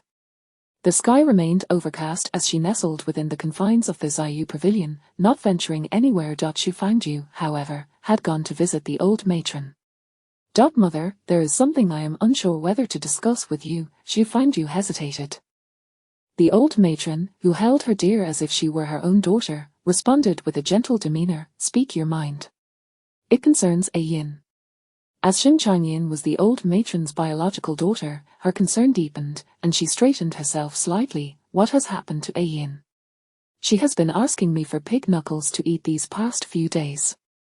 I fear she may gain weight and suffer the consequences, so I inquired about the matter. However, she refused to divulge anything. Her wet nurse confided that she has been unable to satisfy her hunger during dinner, going to bed each night with an empty stomach, Xu Fangju explained.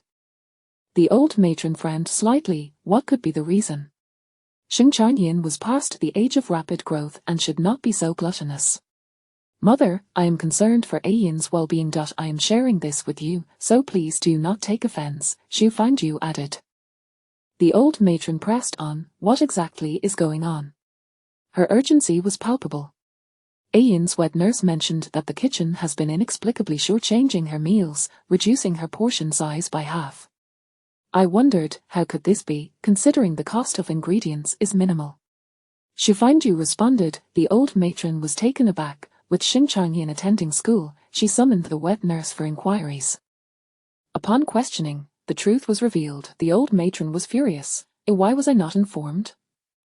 The wet nurse knelt, trembling. My lady, the kitchen is currently under the lady's management. She must have her reasons for this.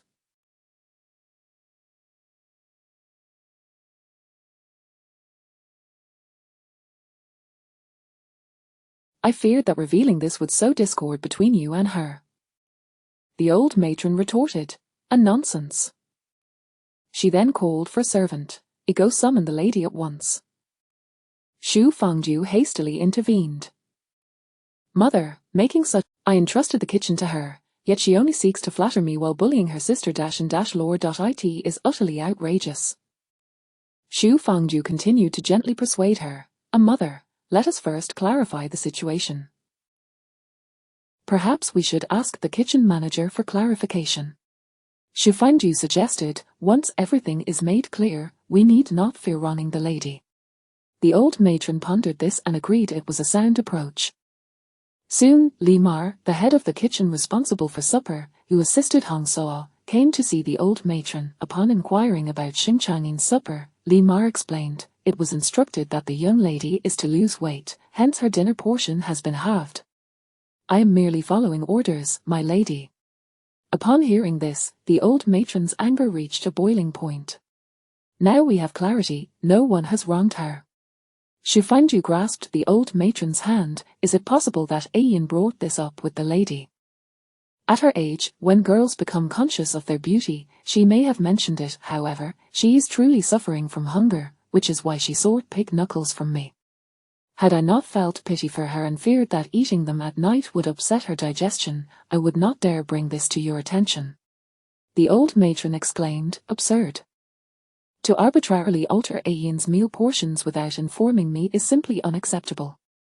In truth, under normal circumstances, the meal portions for each household are determined by the person in charge, which is Ningchen. There was no need for Ningchen to specifically inform the old matron. Each month's meal portions are predetermined, specifying the quantities of chicken, duck, fish, and meat. As long as one does not exceed the limits, it is acceptable. Exceeding requires personal compensation. Reductions are also permissible. The old matron, infuriated, lashed out at Ningchen for not informing her.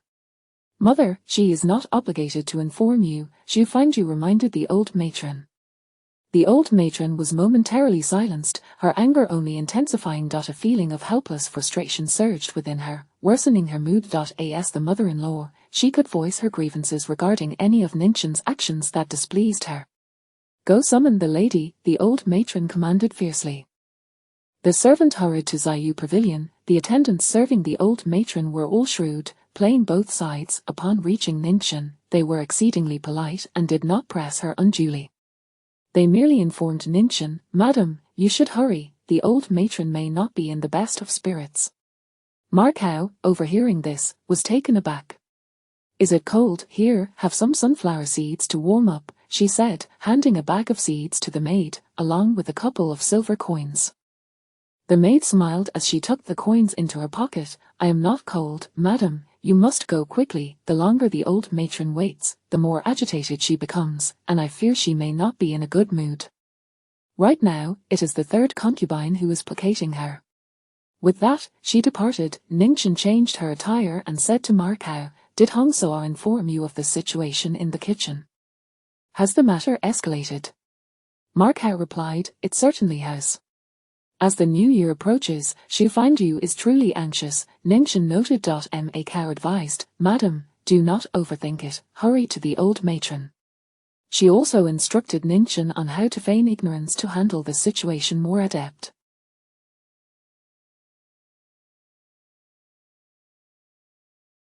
She warned Ningchen, Madam, be aware of your position. If you involve yourself too deeply, delaying until Miss Changyin returns, she will clarify matters for you. It is best to remain silent. Given the old matron's temperament, she may become infuriated, and you may find yourself unjustly accused. Ninchin acknowledged, I understand. She is your mother-in-law, allow her to vent her frustration first, only then will she be more receptive to further discussion.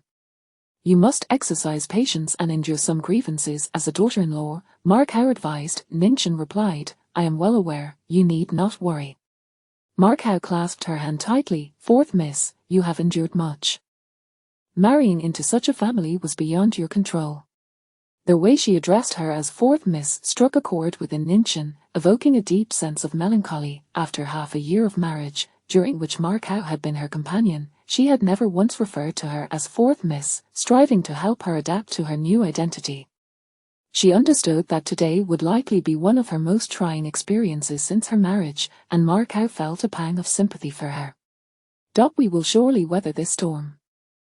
Thankfully, my menstrual discomfort has subsided, Ninchin remarked. Markow felt both sorrowful and amused. She accompanied Ninchin to the old matron's courtyard. Outside, the air was frigid, and Ninchin donned a bright scarlet cloak.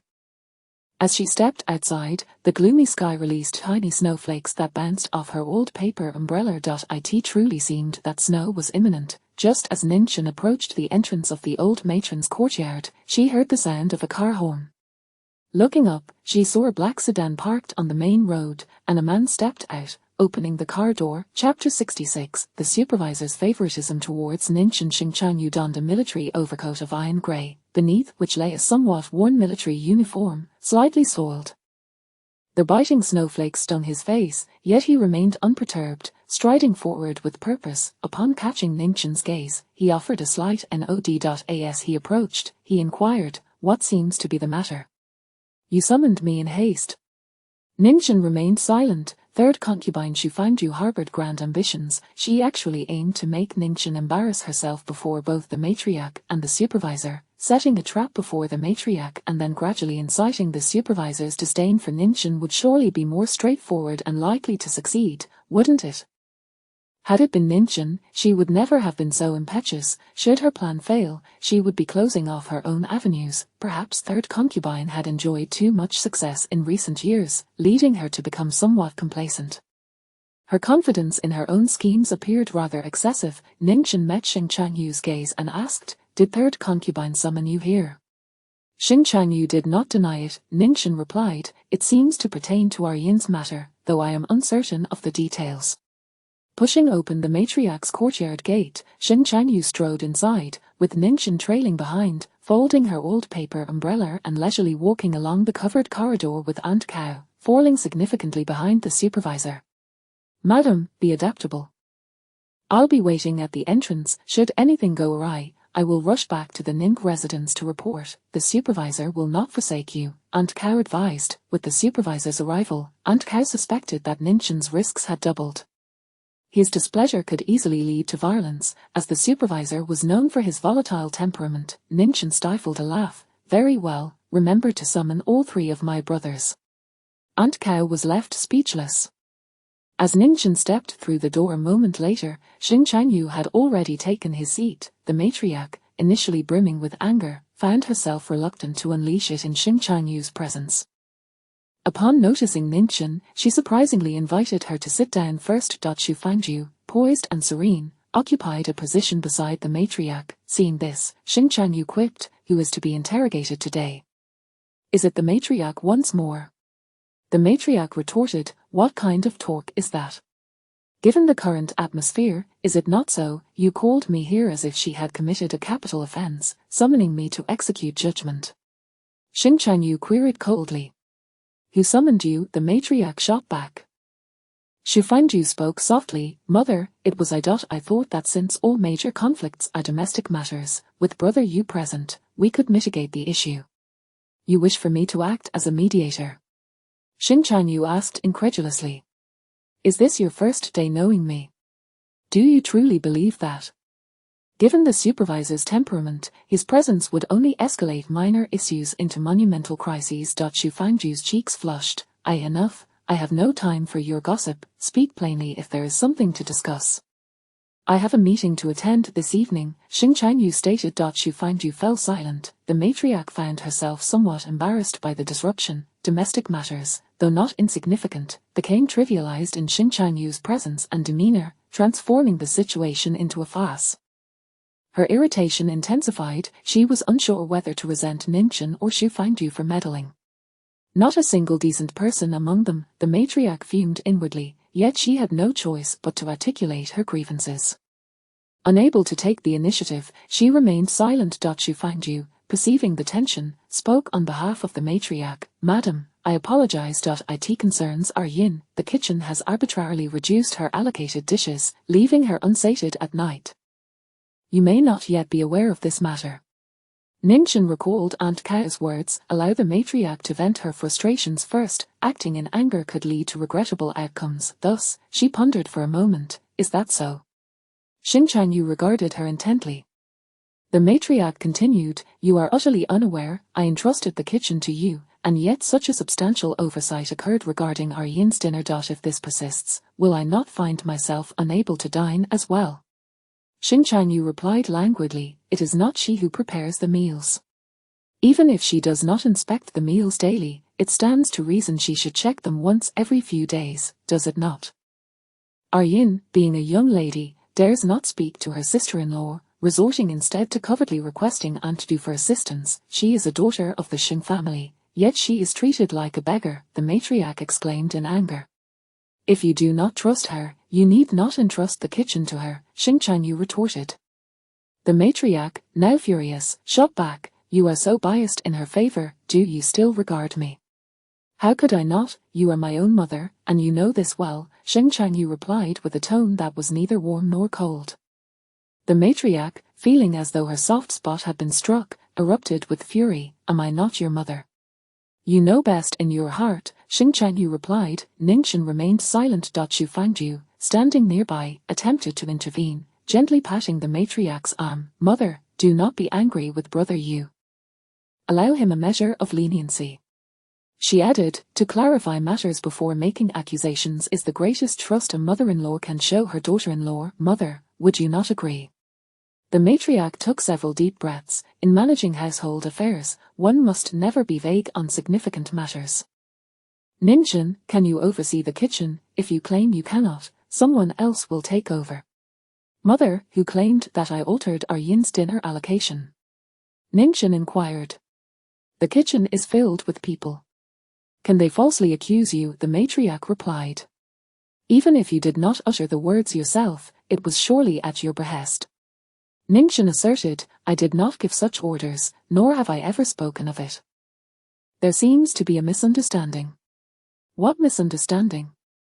At that moment, Xing Changyin returned, entering the matriarch's courtyard with an anxious expression. Just in time, our yin has arrived, the matriarch called out. Come here. What is the matter with your dinner? Did you tell your sister-in-law to reduce the allocated dishes? Xing Changyin remained silent. Xu Fangju approached, grasping Xing Changyin's icy hand. A mother, please do not frighten our yin. She gently comforted her. Er yin, your wet nurse comes here every Your allocated dishes have been halved. Mother is somewhat upset upon learning this. The matriarch here feels wronged as well. Please, tell us the truth. Xing Changyin glanced nervously between them, then at Xu Fangju, biting her lip in silence. Did you speak to your sister-in-law about reducing the portion? The matriarch pressed. Xing Changyu observed her quietly. After a long moment, Xing Changyin finally shook her head. I did not. The matriarch let out a sigh of relief. See. After a pause, Xing Changyin seemed to muster courage. I did not ask my wet nurse to fetch braised pork, nor am I starving. Aunt Hong prepares fish soup noodles for me every evening. The room fell into sudden silence. Xu Fangju's expression shifted. Xing Changyin's wet nurse, once composed, now displayed profound astonishment at the mention of fish soup noodles. It is after I finish practicing the piano that Aunt Hong prepares fish soup noodles for me, as Xing Changyin continued. Aunt Hong said my wet nurse informed the kitchen that my allocated dishes were to be halved. Regarding this matter, Aunt Hong inquired of my sister-in-law, who claimed ignorance, wishing to ask my wet nurse what had transpired. I told my sister-in-law not to inquire, as I had discovered something that might be related. Chapter 67. Unveiling the secrets of the third concubine. Xing Changyu was initially somewhat agitated. Having just returned from the site, he received a call summoning him to the ancestral home. Though he was reluctant to go, the matter concerned his general's wife, which made it inherently relevant to him. Since it was indeed his affair, he felt justified in seeking out trouble. He was not averse to such endeavours. As he arrived, snow fell gently, and under the oiled paper umbrella, a lady donned a vibrant crimson cloak, her complexion fairer than the snow itself, a truly delightful sight. Ning Zhen's greatest virtue was her beauty. She moved with such grace that even adorned with a white fox fur collar, she appeared more vivacious than others. Beauty can often be absolute, resembling the peony in full bloom. One might criticize its exuberance, yet cannot deny its allure. Such absolute beauty is independent of personal dislike. Even those who harbor disdain cannot, in good conscience, declare her unattractive. The first person Xing Changyu encountered upon exiting the vehicle was Ning Zhen, which lifted his spirits slightly. However, as he listened to the trivial matters discussed within the ancestral home, he found the mudslinging rather beneath him, further aggravating his mood. Why should my general's wife play the role of a housekeeper here, only to be scrutinized by you? He thought suddenly. This notion struck him unexpectedly, though it was fleeting. Without further contemplation, after all, the general's wife was best suited for her position at the ancestral home. There was no other place that required her presence. Feeling somewhat disgruntled, Xing Changyu attentively listened to every word spoken, searching for inconsistencies. Unexpectedly, his sister Xing Changyin returned, turning the tide dramatically. They were embroiled in a significant matter, engaging in a strategic exchange. She produced a check and handed it to the old matriarch. "Mother, this is a check that my wet nurse had hidden away. I have found it." Xing Changyu cast a glance at the wet nurse, who had been standing quietly, seemingly confident. Yet, upon the appearance of the check, her complexion visibly paled, panic overtaking her. The elegant and gentle Xu Fangju trembled slightly. At this juncture, the situation became crystal clear to Xing Changyu. "What check?" the old matriarch inquired. "Mother, this is my own." Xing Changyin stepped forward, interrupting. "Mother, do you not understand?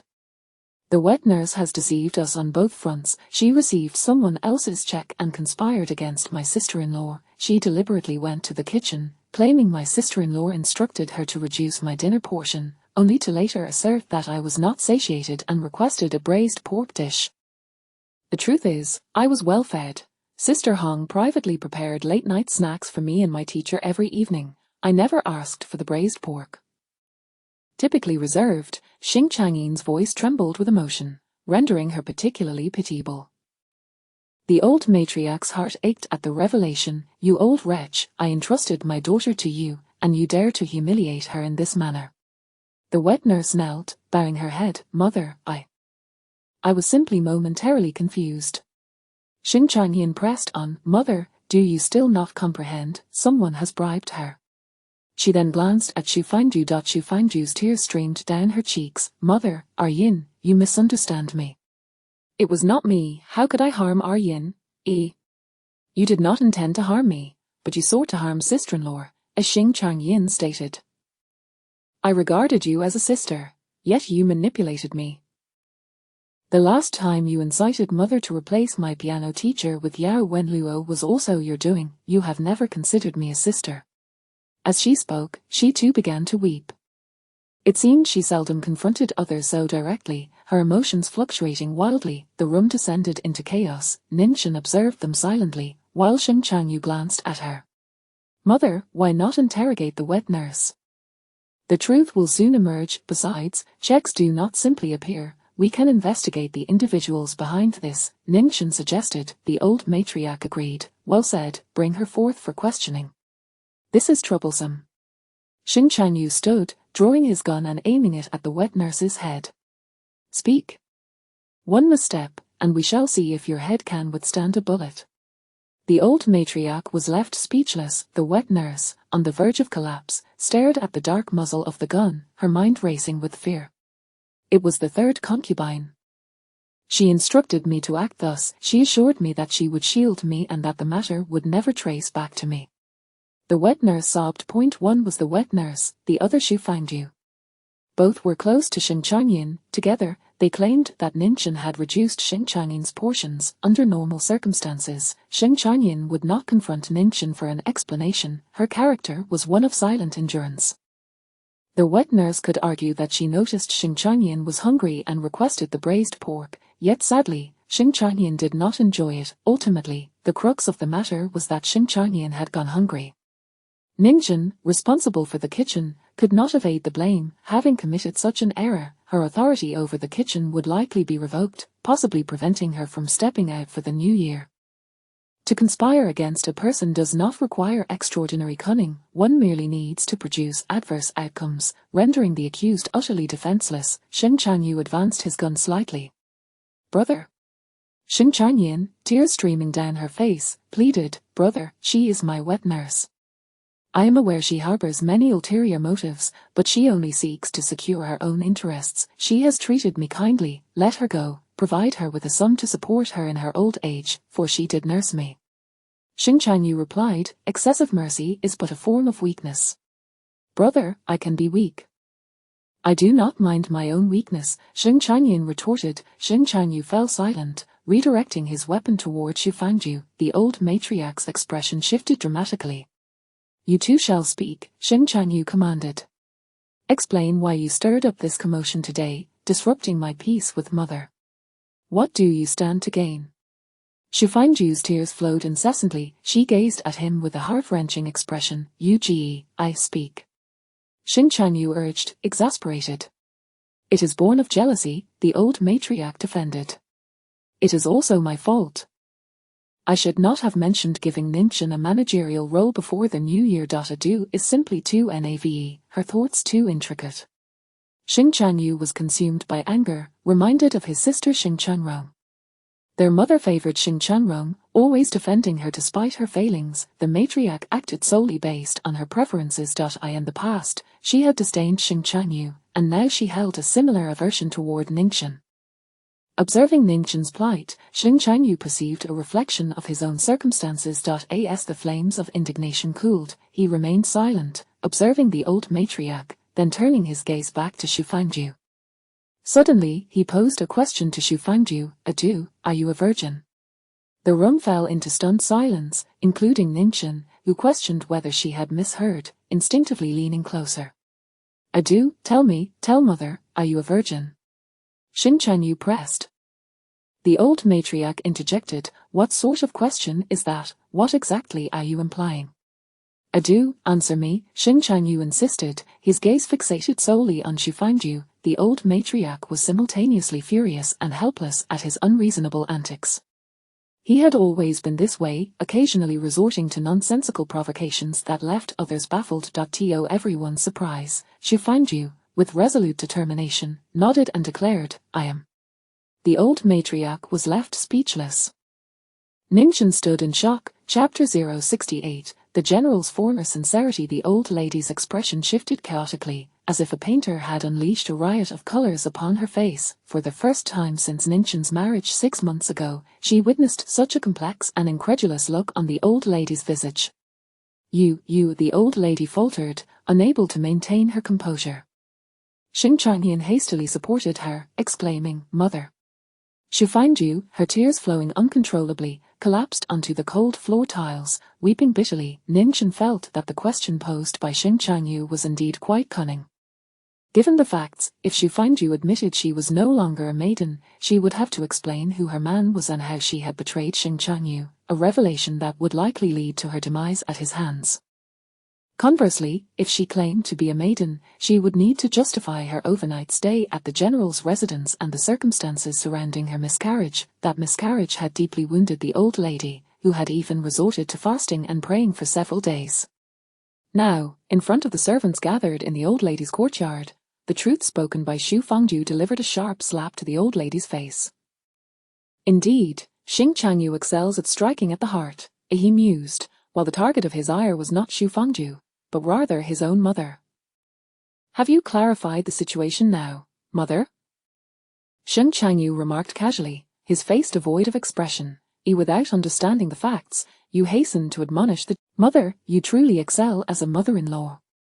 The old lady was nearly convulsed with rage. Xing Changyin looked at him pleadingly. Eldest brother, perhaps you should refrain from speaking further. The old lady's breathing was erratic. Xing Changyu retorted, had you not summoned me, I would have had no desire to speak. He turned on his heel and strode away. The room descended into chaos, while outside, the snowflakes had shifted to a gentle flurry. The snow fell gracefully, soon cloaking the rooftops and ground in a delicate layer of silvery white. As he stepped outside, he glanced back at Ningchen, commanding, come along. Ningchen eagerly followed. Remaining indoors would only subject her to the unbearable awkwardness that permeated the air. The disarray within the room was insurmountable. All she wished was to extricate herself from it swiftly. Yes, she replied, accompanying Xing Changyu out.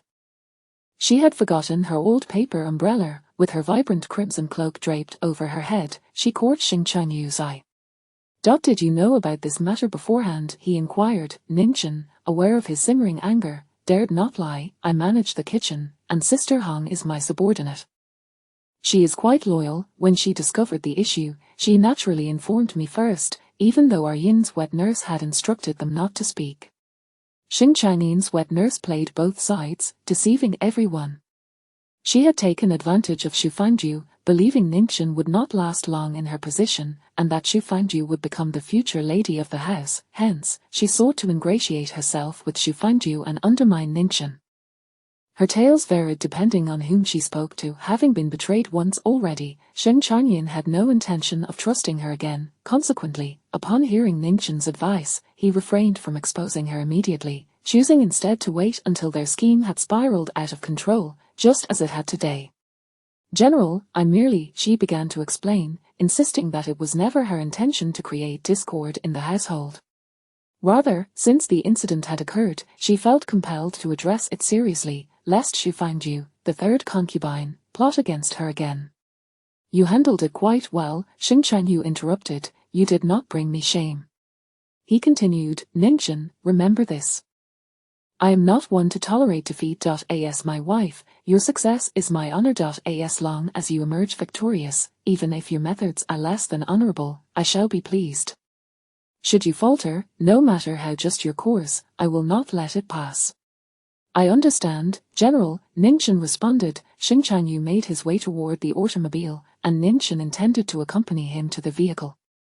To her surprise, he did not enter the car but continued walking forward. Ningxian hesitated for a moment before quickening her pace to walk beside him. The snow fell densely, yet it was not heavy, with thin flakes landing gently on the ground. The lake lay still. Xing Changyu spoke again. Mother will handle the matter regarding the third concubine. Should she fail to do so, I will intervene. He added, Ningchen, do you know how patient I was while raising her for those several years? Ningchen replied honestly, I have heard about it. Her father entrusted her to me on his deathbed, and I promised to care for her. I held her close to my heart, always thinking of what good things I could provide for her. I even set aside a sum for her dowry, Xing Changyu revealed. He paused. I even arranged for her husband, intending to promote him to a small captaincy so that she would not suffer in life. Ningchen listened, feeling a pang of sympathy for him. A heart full of sincerity had birthed nothing but greed in Xu Fangju, who desired not merely to be a captain's wife, but the general's wife. She insisted on being with me, and mother insisted on bringing her closer. If she is willing, then I shall grant her dignity, Xing Changyu added. Ningchen raised her gaze to him, snowflakes settled on his temples and shoulders, cloaking him in a layer of frost, and at that moment, she sensed that the warmth within Xing Changyu had dissipated entirely. He appeared cold, emotionally and physically. General, would you care to visit Jiayu Pavilion for some tea? It might be warmer there, and Ningxian suggested. Xing Changyu replied, I do not wish to. He took a few steps forward and, noticing her silence, queried, shall I not inquire further? Ningxian, attempting to placate him, offered, then may I accompany you for a drink? I have some yellow wine. I do not wish to drink alcohol. Ningxian thought it futile to press further. Shall I inquire again? Do I appear to be someone who is easily trifled with? She retorted, a hint of ire in her tone. Xing Changyu nearly lost his composure, the corners of his lips curling slightly. Ask me one more time, and I shall consider it. Ningxin pondered. Zhaoyu Pavilion has some delightful soup. Making you guess is quite the effort, he remarked. I do not wish to go to Zhaoyu Pavilion. Ningxin thought to herself, what is wrong with Zhaoyu Pavilion? It is such a warm and inviting place. If he does not wish to go, why should I care? Let us go to the general's residence. He beckoned, and the car behind them followed suit. Xing Changyu opened the car door. Ningxin initially thought he was holding the door for her, but then he inclined his head, indicating she should enter from the other side, before taking his seat inside the vehicle. Ningxin thought, you do not wish to go to my Zhaoyu Pavilion, and I do not wish to go to your general's residence, yet I dare not refuse you. She entered the car, which soon arrived at the general's residence. Xing Changyu instructed his aide to notify the kitchen to warm some yellow wine for them. He then asked her, can you drink? Ningxin had just finished her modest meal, and a little alcohol would not hurt. I do not have a strong tolerance for alcohol, but I can accompany you, she replied. She then inquired, is Bai Xin not here? The general's residence is not his home, Xing Changyu responded. Ningxin found the prospect of dining alone with him rather awkward, as conversation tended to falter uncomfortably. If Bai Xin were present, the atmosphere would be significantly improved. Xing Changyu clinked glasses with her, and Ningxin took a sip, commenting that the rock candy in the yellow wine was insufficient and requested a bit more. After a few cups, Xing Changyu suddenly asked her, Ningxin, where is your scarf? Did you not replace it for me? I have kept it safely at home, she replied. Xing Changyu responded. What is the point of keeping it? It is cold, you should wear it. Ningxin thought, I am merely avoiding conflict with you. What if I accidentally stained it next time? Would you not take out your frustration on me?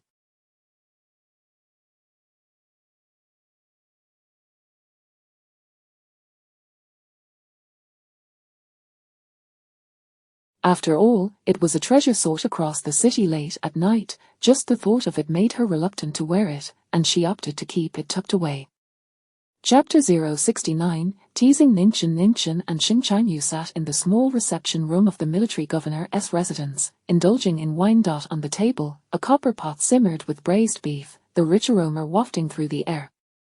Have some dishes, Governor, Ningxin offered, serving him. Outside the window, the snow fell heavier and heavier, light and loose, soon blanketing the eaves and dark tiles, the cobblestone path shimmering like crystal. Ningxin had only consumed 2 cups of wine and savored half a bowl of braised beef. Do you enjoy this? Xing Changyu inquired. Ningxin replied, in winter, consuming steaming beef and lamb is quite nourishing. Xing Changyu retorted, you women always need to supplement your nutrition. Despite all that, you remain slender. Ningxin remained silent, realizing he was merely trying to make conversation. Being too plump isn't ideal. Today's meal pleased Ningxin's palate, filling her with joy and relaxation. Thus her responses were casual and indifferent, her focus mainly on the food. What's wrong with that?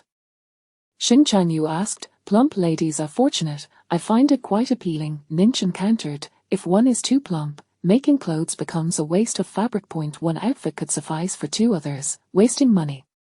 Have you ever experienced poverty? Clothing expenses must be accounted for, Xing Changyu remarked. Not at home, however. During my studies abroad, everything had to be procured by myself, and finances needed careful management, so I became accustomed to keeping track of expenses, Ningxin explained.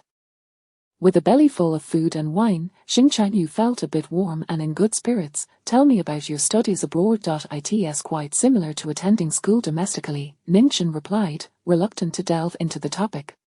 What is it like studying at school? Xing Changyu pressed further. Ningxin, surprised, lifted her gaze to meet his. The proximity allowed warmth to radiate from him. His dark eyes quietly observed her, their depth captivating.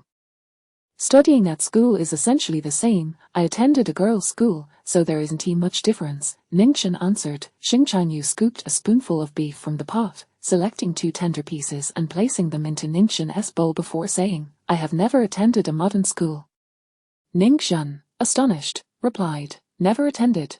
Her brothers had all gone to middle school, and subsequently, 3 of them studied abroad, attending military academies. The eldest and second brothers went. The third brother went to Germany. Xing Changyu was of similar age to her second brother, so it was expected he would have pursued education. I was taught at home during my childhood, learning to read. Then I joined the military. Sheng Changyu explained. Was it a matter of unwillingness or inability to attend? Ning Zhen inquired. Unwilling, Sheng Changyu stated. I was rather headstrong even as a child.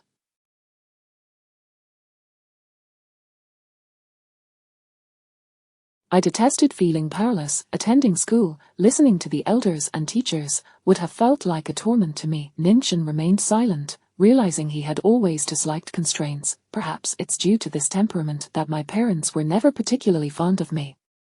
I was disobedient, Sheng Changyu added. Ning Zhen felt a pang in her heart, recalling the past that Cheng Baixing had shared with her. The emotions Sheng Changyu revealed had been either taken for granted or exploited.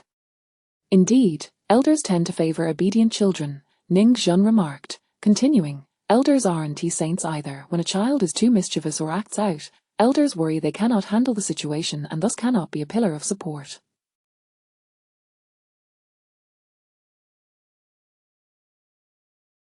Consequently, they prefer to be stricter rather than allowing too much rebellion. Disobedient children are naturally more troublesome for the elders. Sheng Changyu slightly furrowed his brows. Why do you speak with the same tone as your father?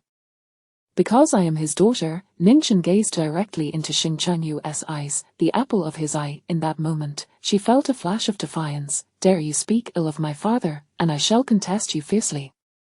Sheng Changyu met her gaze and suddenly said, You've got rice on your mouth. Ning Zhen was taken aback, her cheeks flushing with embarrassment as she reached to wipe her mouth, only to realize she hadn't touched rice yet. Sheng Changyu, appearing nonchalant, remarked, I must have seen wrongly. Ning Zhen remained speechless. The atmosphere inexplicably lightened considerably. After finishing her meal, Ning Zhen twirled her chopsticks and said, Governor, I'm quite... Sheng Changyu asked, apprehensive, because what you have experienced, I have not. Summer insects cannot speak of ice. As a mere summer insect, I cannot fathom the coldness of winter's ice and snow, Ning Zhen expressed. She added, for instance, my previous comment about elders having their helplessness must sound trivial to you, like speaking without understanding true hardship. Sheng Changyu replied, I do not hold it against you. He wasn't even angry. In the past, hearing similar sentiments would have ignited his ire, but now it was absent. Perhaps it was due to being well-fed and in a tranquil mood. It might also have been the change in circumstances that allowed him to express himself freely, or perhaps he had already vented his frustrations at the old residence. Thank you, Ning Zhen said. After their meal, Sheng Changyu, feeling slightly inebriated, instructed his aide, prepare the guest room. The lady shall stay for a few days. He then turned to Ning Zhen and said, do not return home just yet. Wait until the tumult at the old residence has settled before you go back. If you need anything, send someone to fetch it, but do not show your face there. With him backing her, Ning Zhen felt relieved from facing the old lady's wrath, which delighted her. She wasn't foolish enough to rush back for scolding. I'll call and have Aunt Cow discreetly send over a couple of changes of clothes, Ning Zhen suggested. Sheng Changyu nodded in agreement. Ning Zhen temporarily resided in the guest room of the military governor's residence, attended to by the same maid as before. On the second night, the snow had ceased, leaving everything blanketed in white. The bedding in the guest room was plush and soft, and the warmth from the stove was inviting. Before sleeping, Ning Zhen read a book, her mind wandering. So, every time the third concubine visits the military governor's residence, she merely stays in the guest room. Ning Zhen did not find it shameful that Sheng Changyu kept his distance from her. If it wasn't so, what could she do? Yet the third concubine, Xu Fangju, thought otherwise. She insisted on misleading others, even creating a false impression of miscarriage to deceive the old lady. At that time, Ning Zhen had remarked that Xu Fangju's pregnancy had ended too early to be plausible. However, the old lady, eager for grandchildren, believed it. The old lady must be infuriated, Ning Zhen mused. After 3 days at the military governor's residence, she called Aunt Cow. Aunt Cow informed her that the old lady had calmed down and inquired whether Ning Zhen had returned. Ning Zhen took her leave from Sheng Changyu. Governor, I shall head back now. If I delay any longer, Mother will think I'm being presumptuous. Sheng Changyu nodded. He added, be sharp in everything. If anyone bullies you, retaliate. I gave you a gun last time. Use my gun. If you injure or even kill someone, I will take responsibility for you. Thank you, Governor, Ning Zhen replied. Sheng Changyu nodded. Upon returning to the old residence, Sheng Changyin came to find her, bringing a box of cream cakes. I'm sorry for the trouble caused by my wet nurse. I apologize, sister-in-law, Xing Chanyin sincerely expressed. Ninchin replied, you are also a victim. The two sisters-in-law communicated openly, sharing a tacit understanding. My mother has confined the third concubine. She cannot leave her room for 3 months. The keys and tokens for managing affairs have been taken back, Xing Chanyin informed Ninchin. She no longer referred to her as Sister Adu. Your mother must be very angry, Ninchin inquired. It is because of the deception surrounding the fake miscarriage that mother felt deceived, Xing Chanyin explained. Ninchin remained silent, reflecting on how the old lady was not angry at Xu Fangju for buying off her own daughter's wet nurse, which caused turmoil in her biological daughter's yard, nearly implicating her. Nor did she express anger towards Xu Fangju's schemes against Ninchin, the military governor's wife personally chosen by her. She was simply furious about the deceit. Ninchin had no words to offer in response. Chapter 070, A fit of temper. Ninchin returned from the military governor's residence to visit the matriarch. The matriarch was indeed furious, her complexion far from rosy and somewhat haggard, although she was not yet 50, and even when dressed in an outdated manner, she still possessed a certain charm. However, the pallor on her face made her appear a decade older overnight. It was unclear whether she was angered by Xing Changyu or by Xu Fangju. The military governor kept me, stating that someone had presented some exquisite beef recently, and it would be a waste not to consume it. I decided to stay for a few days and rest in the guest room, Ninchin said proactively. The matriarch responded, she had not intended to inquire, yet could not suppress her curiosity. Ninchin replied, I received the same treatment as the third concubine, mother. The matriarch was profoundly distressed, unable to contain her frustration. She retorted, if this continues, she will overshadow us all. She comes from a brothel. No matter how much she is adored, her body will be ruined, and she will not bear any offspring. Ninchin maintained a calm demeanor. Mother, the military governor has no intentions of having children. Whether it be women or children, they are merely tools to amuse him. As long as Fan brings him joy, he is inclined to indulge her. What can we do? Ninchin suddenly interjected. The matriarch was taken aback, not anticipating that Ninchin would subtly defy her, even carrying a hint of sarcasm in her tone, which changed her expression. What foolishness are you spouting? Perhaps it is due to my own foolishness. If I were not as dim-witted as the third concubine, the military governor might show us a modicum of affection. Fan may not hail from a noble background, yet her cleverness and wit have won the governor's favor. What can we do? Ninchin asserted. To her surprise, she continued to spar with the matriarch. The matriarch, momentarily at a loss, was stunned and found herself unsure of how to respond. She gazed intently at Ninchin, and after a lengthy pause, finally spoke. Do you realize what you are saying? I am indeed foolish, as you have taught me. Mother, Ninchin persisted, refusing to relent. The matriarch, exasperated, said, are you attempting to overturn the heavens? Do you not see your mother-in-law or the distinctions of rank? Mother, even if I entered through the back door, I am still the legally wedded wife, recognized by the marriage contract with all proper ceremonies. The third concubine schemed against me. Your leniency towards her stems solely from her lies, not from any harm she inflicted upon me. If you regard me as merely an outsider, then I shall be unfilial. I cannot fulfill the role of the military governor's wife. After the new year, I intend to divorce. You have numerous candidates at your disposal. Select another suitable match for the governor, preferably one who can both annoy him and remain under your control. Ninchin smiled. The matriarch's expression shifted dramatically. Her face was suffused with a chilling anger. Are you courting death? Ninchin, whom are you speaking to? Ninchin's sharpness had crossed a line. She audaciously turned the tables on the matriarch.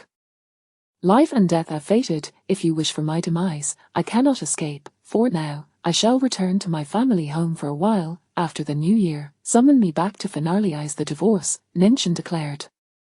With that, she turned on her heel and departed. If she did not exhibit a hint of defiance, the matriarch would trample her, treating her as lesser than even a concubine. Ninchin perceived that, despite being the biological child of the military governor, even the eldest son received no respect from the matriarch, let alone an outsider like herself. If she continued to play the obedient role, the third concubine's slap would land on her face while the matriarch feigned ignorance. If you choose to be blind, do not blame me for being glaringly visible. Ningxin returned to Ziyu to pack her belongings. Not only would she depart alone, but she also intended to take her 4 maids with her. The servants were terrified. "Madam, are we truly escalating this?" Mama Cow asked, equally alarmed. Ningxin replied, "It is a game of strategy. I shall test the matriarch's limits while revealing my own cards. What if she truly forces you to divorce?" Mama Cow inquired with concern. "If she retreats, she will send someone to bring me back for the new year, or perhaps even come herself. If she is genuinely intent on forcing my hand, then I shall kneel before her," Ningxin stated. Mama Cow was left speechless, caught between laughter and worry. Ningxin was often rational and decisive, yet, being the cherished child she was, she still had her tempers. She was not a weak and easily bullied little persimmon that anyone could squeeze. When the moment arose, Ningxin would assert herself, they would test each other, and once it became clear that one was immovable, they would return to make amends. It all depends on who can endure longer, Ningxin remarked. She drove herself, the trunk filled with her essentials, taking her 4 maids and her money box, and returned to the Ning family home. The Xing family estate was in an uproar. She wouldn't dare to divorce, would she? Ning Jutong is still the military governor's thorn in the side. If she divorces now, wouldn't that be a complete waste? It's merely for show, an attempt to intimidate the matriarch.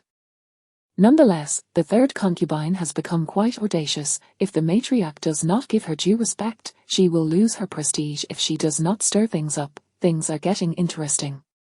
Let us see which of these 2 will yield first. The matriarch has never bowed her head in her lifetime. The madam is too willful. In due time, it will surely be the Ning family who puts on a performance, personally escorting her back to apologize to the matriarch. However, as time passed, Ningxin did not return. Those watching grew increasingly intrigued by the unfolding drama. After leaving the old residence, Ningxin made another visit to the military governor's residence. She informed Xing Chanyu of her intention to return to her family home for a brief stay before the new year. "Do as you wish," Xing Chanyu replied. With a month to go before the new year, Ningxin planned to remain until the end of the 12th lunar month. Xing Chanyu showed no objection, allowing her to feel more justified in her extended stay at home. Her mother was very supportive of her decision. Her grandmother loved her dearly but worried that her actions might leave her vulnerable to criticism.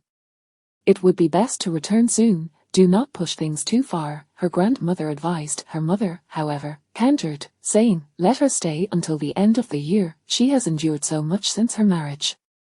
Is our daughter not deserving of consideration? As a mother-in-law myself, I would never treat a daughter-in-law in such a manner." As she spoke, tears of sympathy welled in her eyes. The grandmother felt it unwise to press further.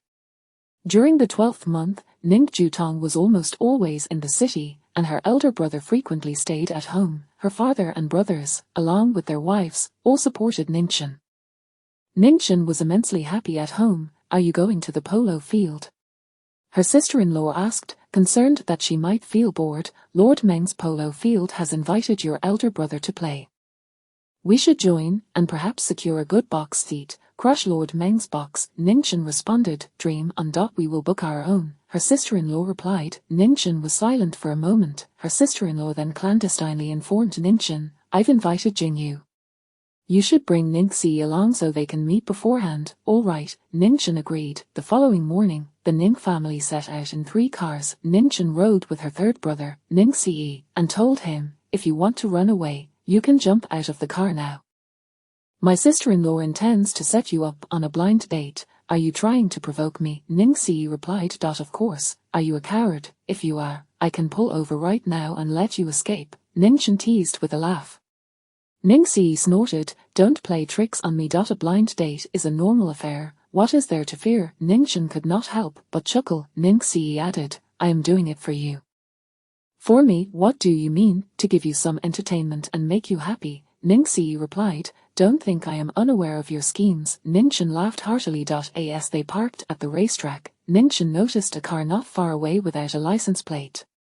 In Sioux City, vehicles without plates belong to the military government. That particular car resembled one frequently used by Xing Chanyu, one she had ridden in several times. "It seems the military governor has come to play as well," Ningxin remarked to her brother.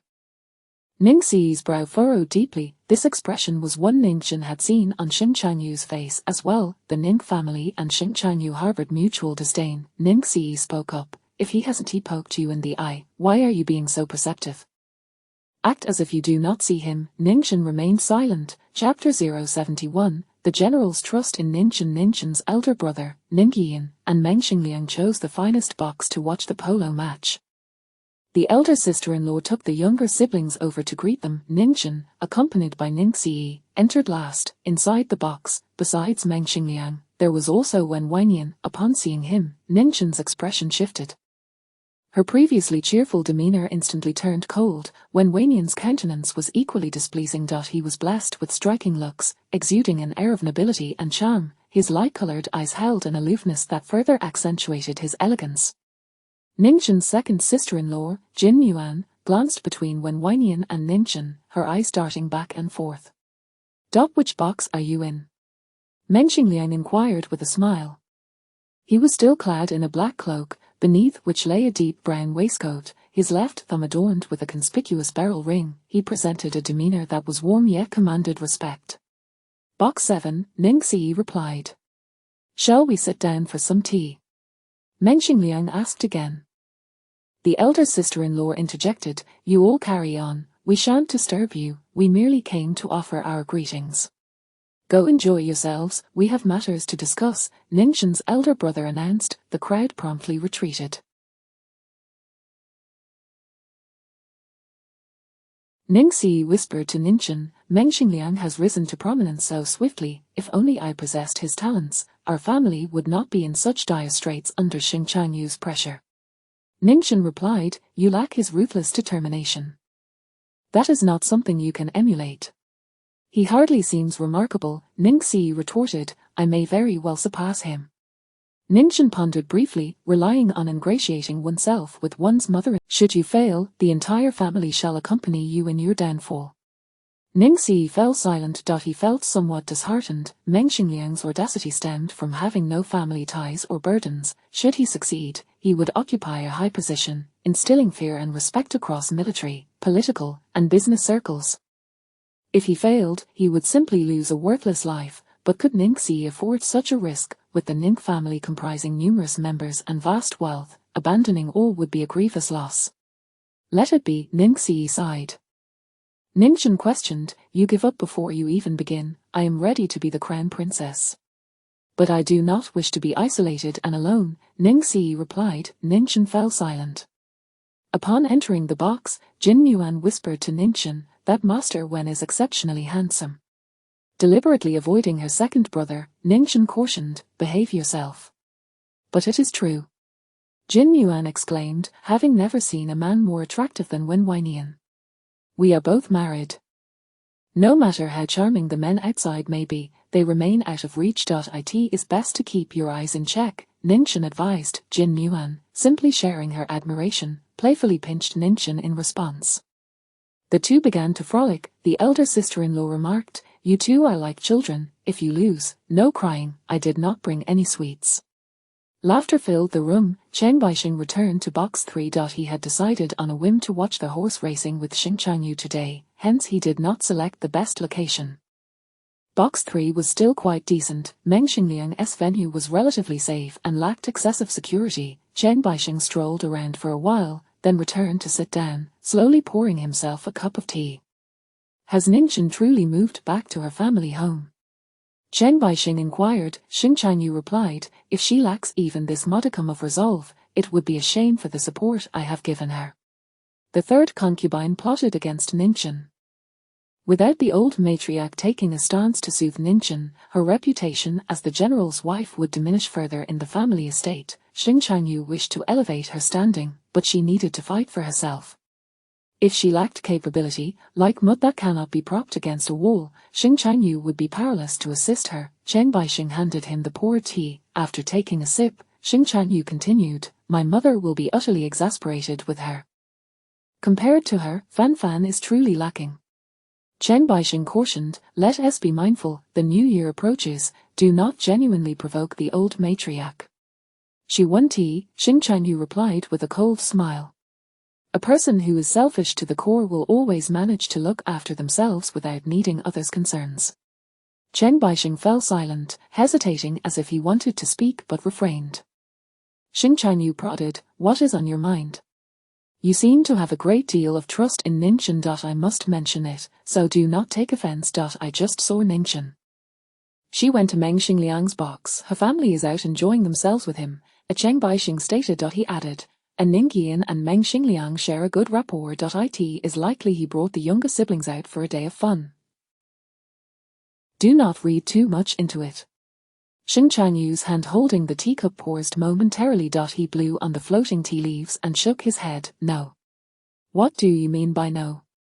Ningchen would not share a box with Meng Xingliang to watch the horse races.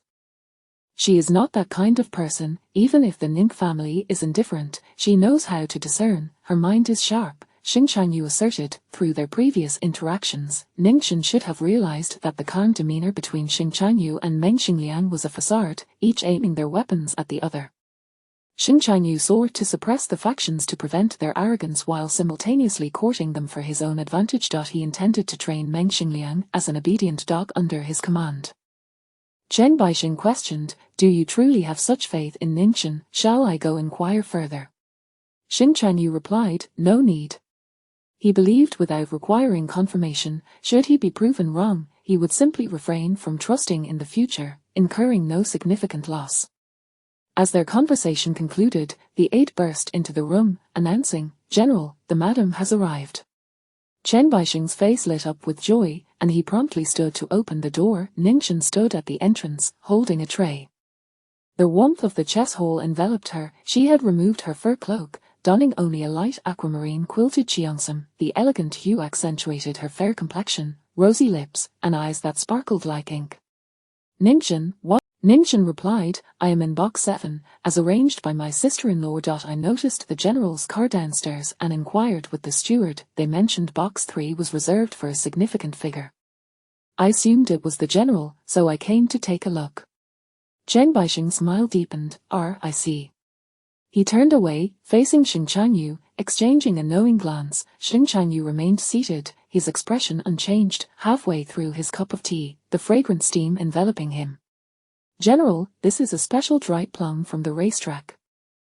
It is exceptionally delicious, please give it a try. Ningchen placed it on the table, aware of Xing Chanyu's presence. She could not feign ignorance. She had no opportunity to defend herself against any potential rebuke from him.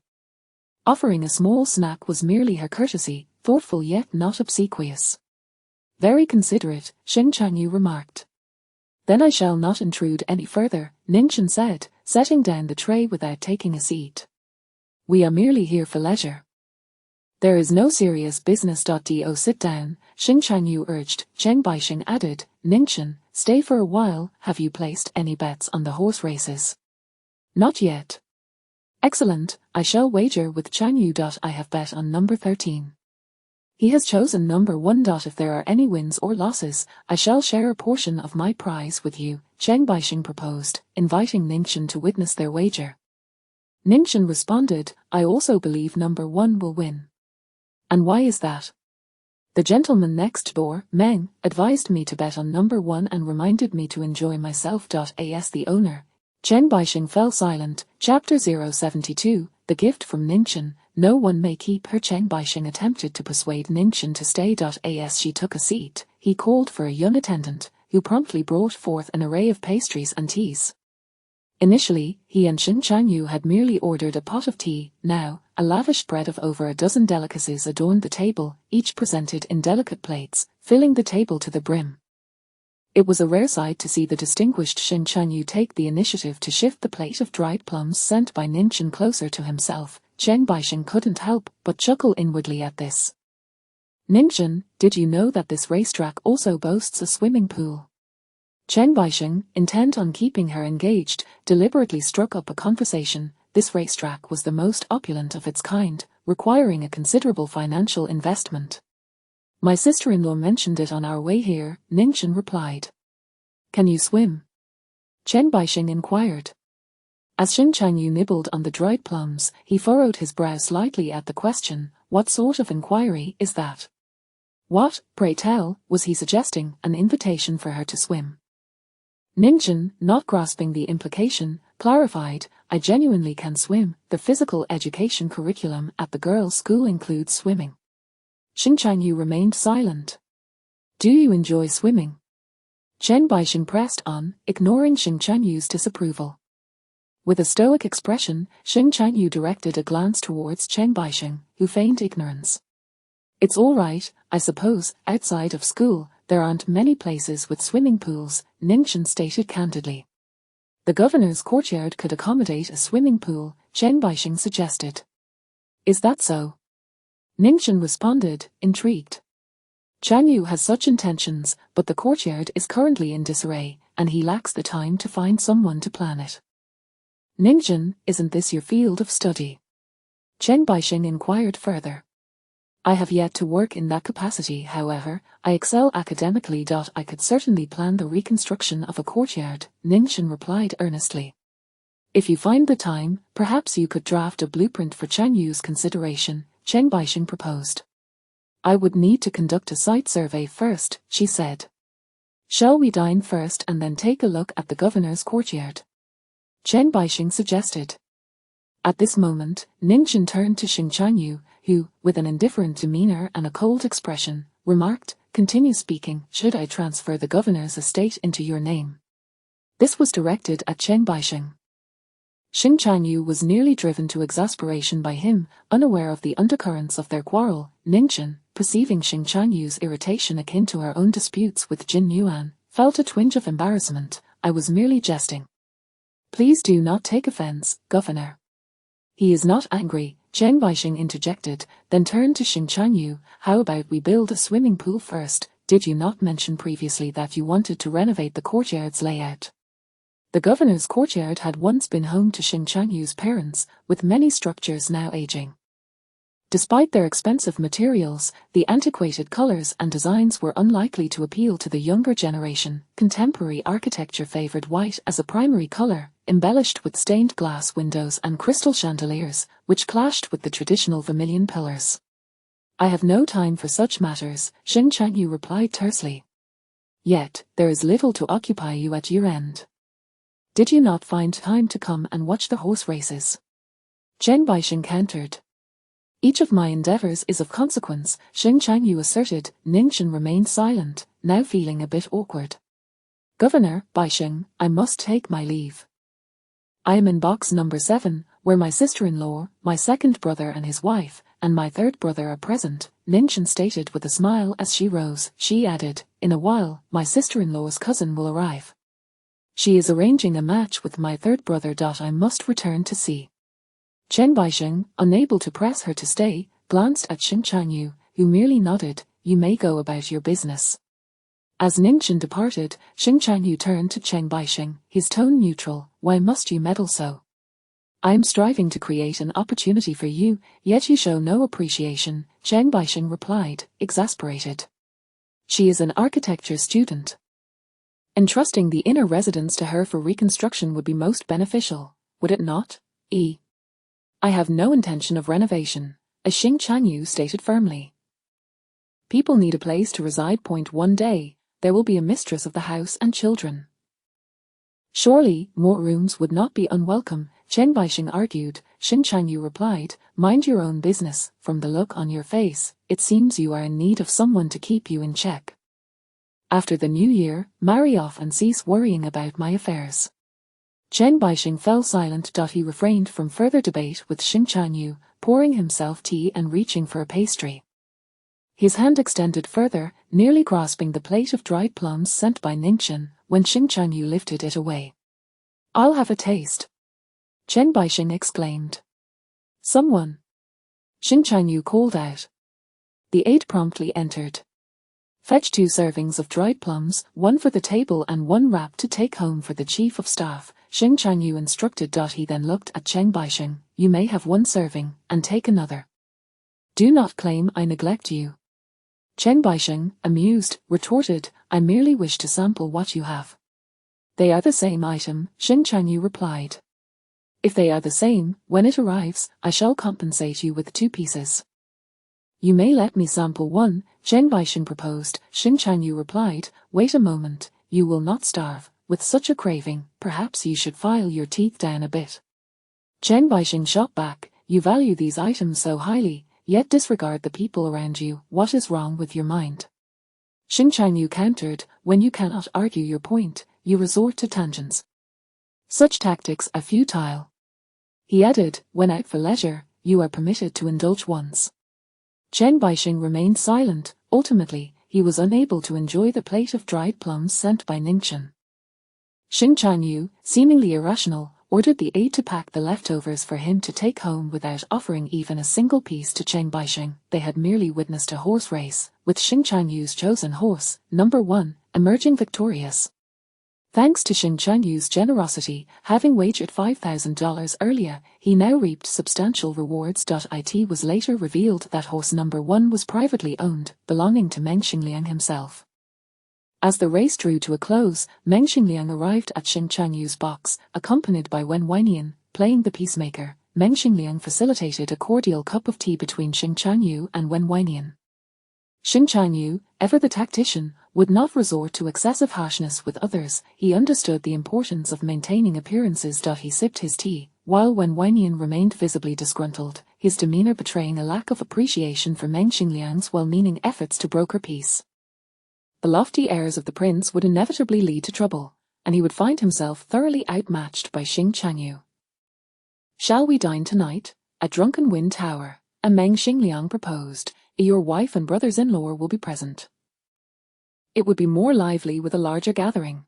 We have prior engagements this evening, a Chen Baixing replied. Postpone your commitments. At year-end, there is always time for a meal. If Lord Meng Chen Baixing remained silent, hoping that the evening would not turn contentious, with so many individuals present, each harboring grievances. The potential for conflict was high. Chen Baixing felt weary. He wished for a simple meal devoid of strife, longing instead for a restful night. Serving others was no easy task. Chapter 073. Fond of her, yet she is unworthy. In box number 7, laughter echoed continuously. Chu Jingyu had arrived. She prepared small gifts. Her skills are exceptional, Chu Jingyu remarked. Each time she brought out her embroidered creations, such as sachets or handkerchiefs, they garnered enthusiastic praise from the ladies. What fragrance is this? It's quite unique and delightful, Ningchen inquired. Chu Jingyu replied, it's the sweet aroma of pomelo, crafted by my family. Impressive, Ningchen responded. My uncle has numerous businesses, incense is merely one of them, the elder sister explained from the side. Coming from a family of merchants herself, she was part of a wealthy enterprise that operated a fleet of ships trading with India. If you enjoy this pomelo scent, I will send you some later. It is most suitable for autumn and winter, sweet and comforting, it evokes a warm feeling, Chu Jingyu offered. Ningchen's eye sparkled slightly. You voiced what I was thinking. The two shared a laugh. Chu Jingyu, tall and beautiful, exuded grace and had a refreshing demeanor, much like the elder sister. Ningchen and Jin Yuan admired the elder sister greatly, and their first impression of Chu Jingyu was exceedingly favorable. Eldest brother Ningyin, having completed his tasks, approached them and announced, we'll be dining at Zui Fenglu shortly. Master Meng is treating us. We're dining with Master Meng. Second brother Ning Yishan remarked, it's just a business meal. I'd rather not go, you all can enjoy yourselves while I take Nuan out to have fun. The eldest brother shot him a glare. What nonsense, are you 3 years old? Second brother, Ningchen hesitated. Eldest brother, she preferred not to attend. Meng Xinliang's box would also have Wen Weinian. He was sure to be present for the meal. Even if he didn't attend, Xing Changyu would be felt in the room. Ningchen dining with Wen Weinian after a confrontation with Xing Changyu would raise eyebrows. It was a matter of political stance, far more sensitive than any romantic entanglement. Regardless of what their superiors might claim about being unbothered, Ningchen had to uphold her dignity and not embarrass. The eldest brother replied, the commander and advisor Cheng will be there. Ningchen, what a waste of her contemplation, why not mention it sooner? She cast an aggrieved glance at her elder brother, who stifled a laugh, clearly teasing her. The group departed, with Ningchen waiting at the staircase for Meng Xinliang. As she donned her cloak, she hung the sachet on its outer button. Upon exiting, Meng Xinliang noticed this scene and smiled slightly. The sachet is truly beautiful. Meng Xinliang asked, may I have a look? As Ningchen had yet to fasten it, she casually handed it to him. Meng Xinliang inhaled the fragrance, his expression brightening, the scent of sweet pomelo. Such fragrance is difficult to produce. The skill of the Chu family's incense master is remarkable. Ning Zhan said, If you have the time, please take care of the Chu family's business on my behalf. Meng Xinliang, I merely spoke casually. He returned the sachet to Ningchen, who accepted it and fastened it to her button. As she looked up, she noticed Xing Changyu and Cheng Baixing emerging from the box. Xing Changyu's expression was not particularly joyful upon seeing Ningchen's brothers. The Ning brothers straightened their posture in response to him, embodying both defense and respect. Commander, Ningchen initiated. Xing Changyu nodded, scanning the group before addressing Ningyan. Is the car downstairs yours, with the license plate 082? Ningyan replied, puzzled, yes. Go fetch a car from the military government. At nearly 30 years of age, you should not be traveling with a license plate. It reflects poorly on both me and your father, Xing Changyu stated. Ningchen, the Ning family members. Ningyan was the quickest to react. He merely looked startled for a moment before respectfully and sincerely responding, thank you, Commander. Xing Changyu nodded and moved past him. Meng Xinliang engaged him in conversation, following closely behind. Cheng Baixing smiled at Ningchen and the others before promptly joining them. Ningchen tugged at her elder brother's sleeve, deliberately slowing his pace. Is this a reprimand for our family, or is he competing with Meng Xinliang? Having a military government vehicle will ensure safer travels. This is a good thing, regardless of whom it reprimands, Ningyan replied. Have you caught second brother's foolishness? Ningchen shot back. Ningyan glared at her. Are you scolding me too? You can't go against the tide.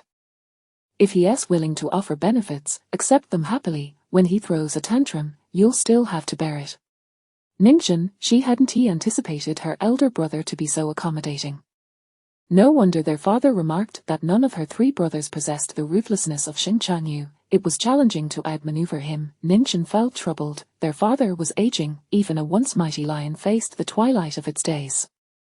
Her three brothers, raised in comfort, embodied gentility and decorum, unable to cultivate the ferocity required to contend with a young lion in the wild. To ensure the family's survival, mending relations with Xing Changyu was the only path forward for the Ning family. Divorce was out of the question. If the matriarch of the Xing family refused to relent, Ningchen would have to kneel before her. In a single day, Ningchen comprehended the dispositions of her three brothers, dispelling her naivety and wishful thinking, which she regarded as a significant gain. As the group exited, it was once again Ningchen behind the wheel, when Weinian, riding in Meng Xinliang's car, observed Ningchen as she turned a corner, glancing at her twice. Meng Xinliang remarked, Ningchen is quite adept at driving. She enjoys driving, when Weinian replied. Do people drive everywhere when abroad? Meng Xinliang inquired further, when Weinian said, many are too afraid to drive, cars can easily break down, and accidents are frequent. To drive well, one must also know how to repair and possess a bit of courage. Ningchen is a very courageous person, Meng Xinliang noted, when Weinian fell silent. Do you have feelings for her? Meng Xinliang asked.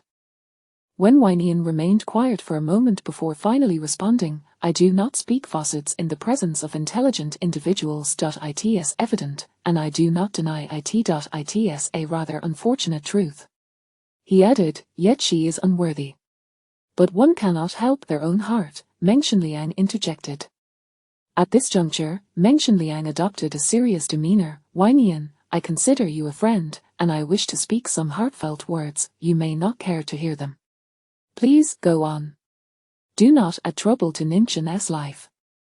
Your situation is precarious, and so is the Ning family's. You've been here long enough to have heard about the commander's wariness of Ning Jutong, and have you heard that the commander nearly eradicated the Ning family? Meng Xinliang questioned. When Weinian's expression shifted, struck by the weight of the words. He stood in stunned silence for a considerable time. She married for a strategic alliance, against her will. Her life is not easy either.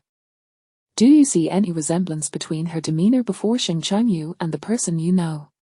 Meng Xinliang continued, when Weinian recalled Ningchen's cautious demeanor, along with her firm voice when she instructed him while wielding a gun, and an unexpected pang of sorrow surged within him.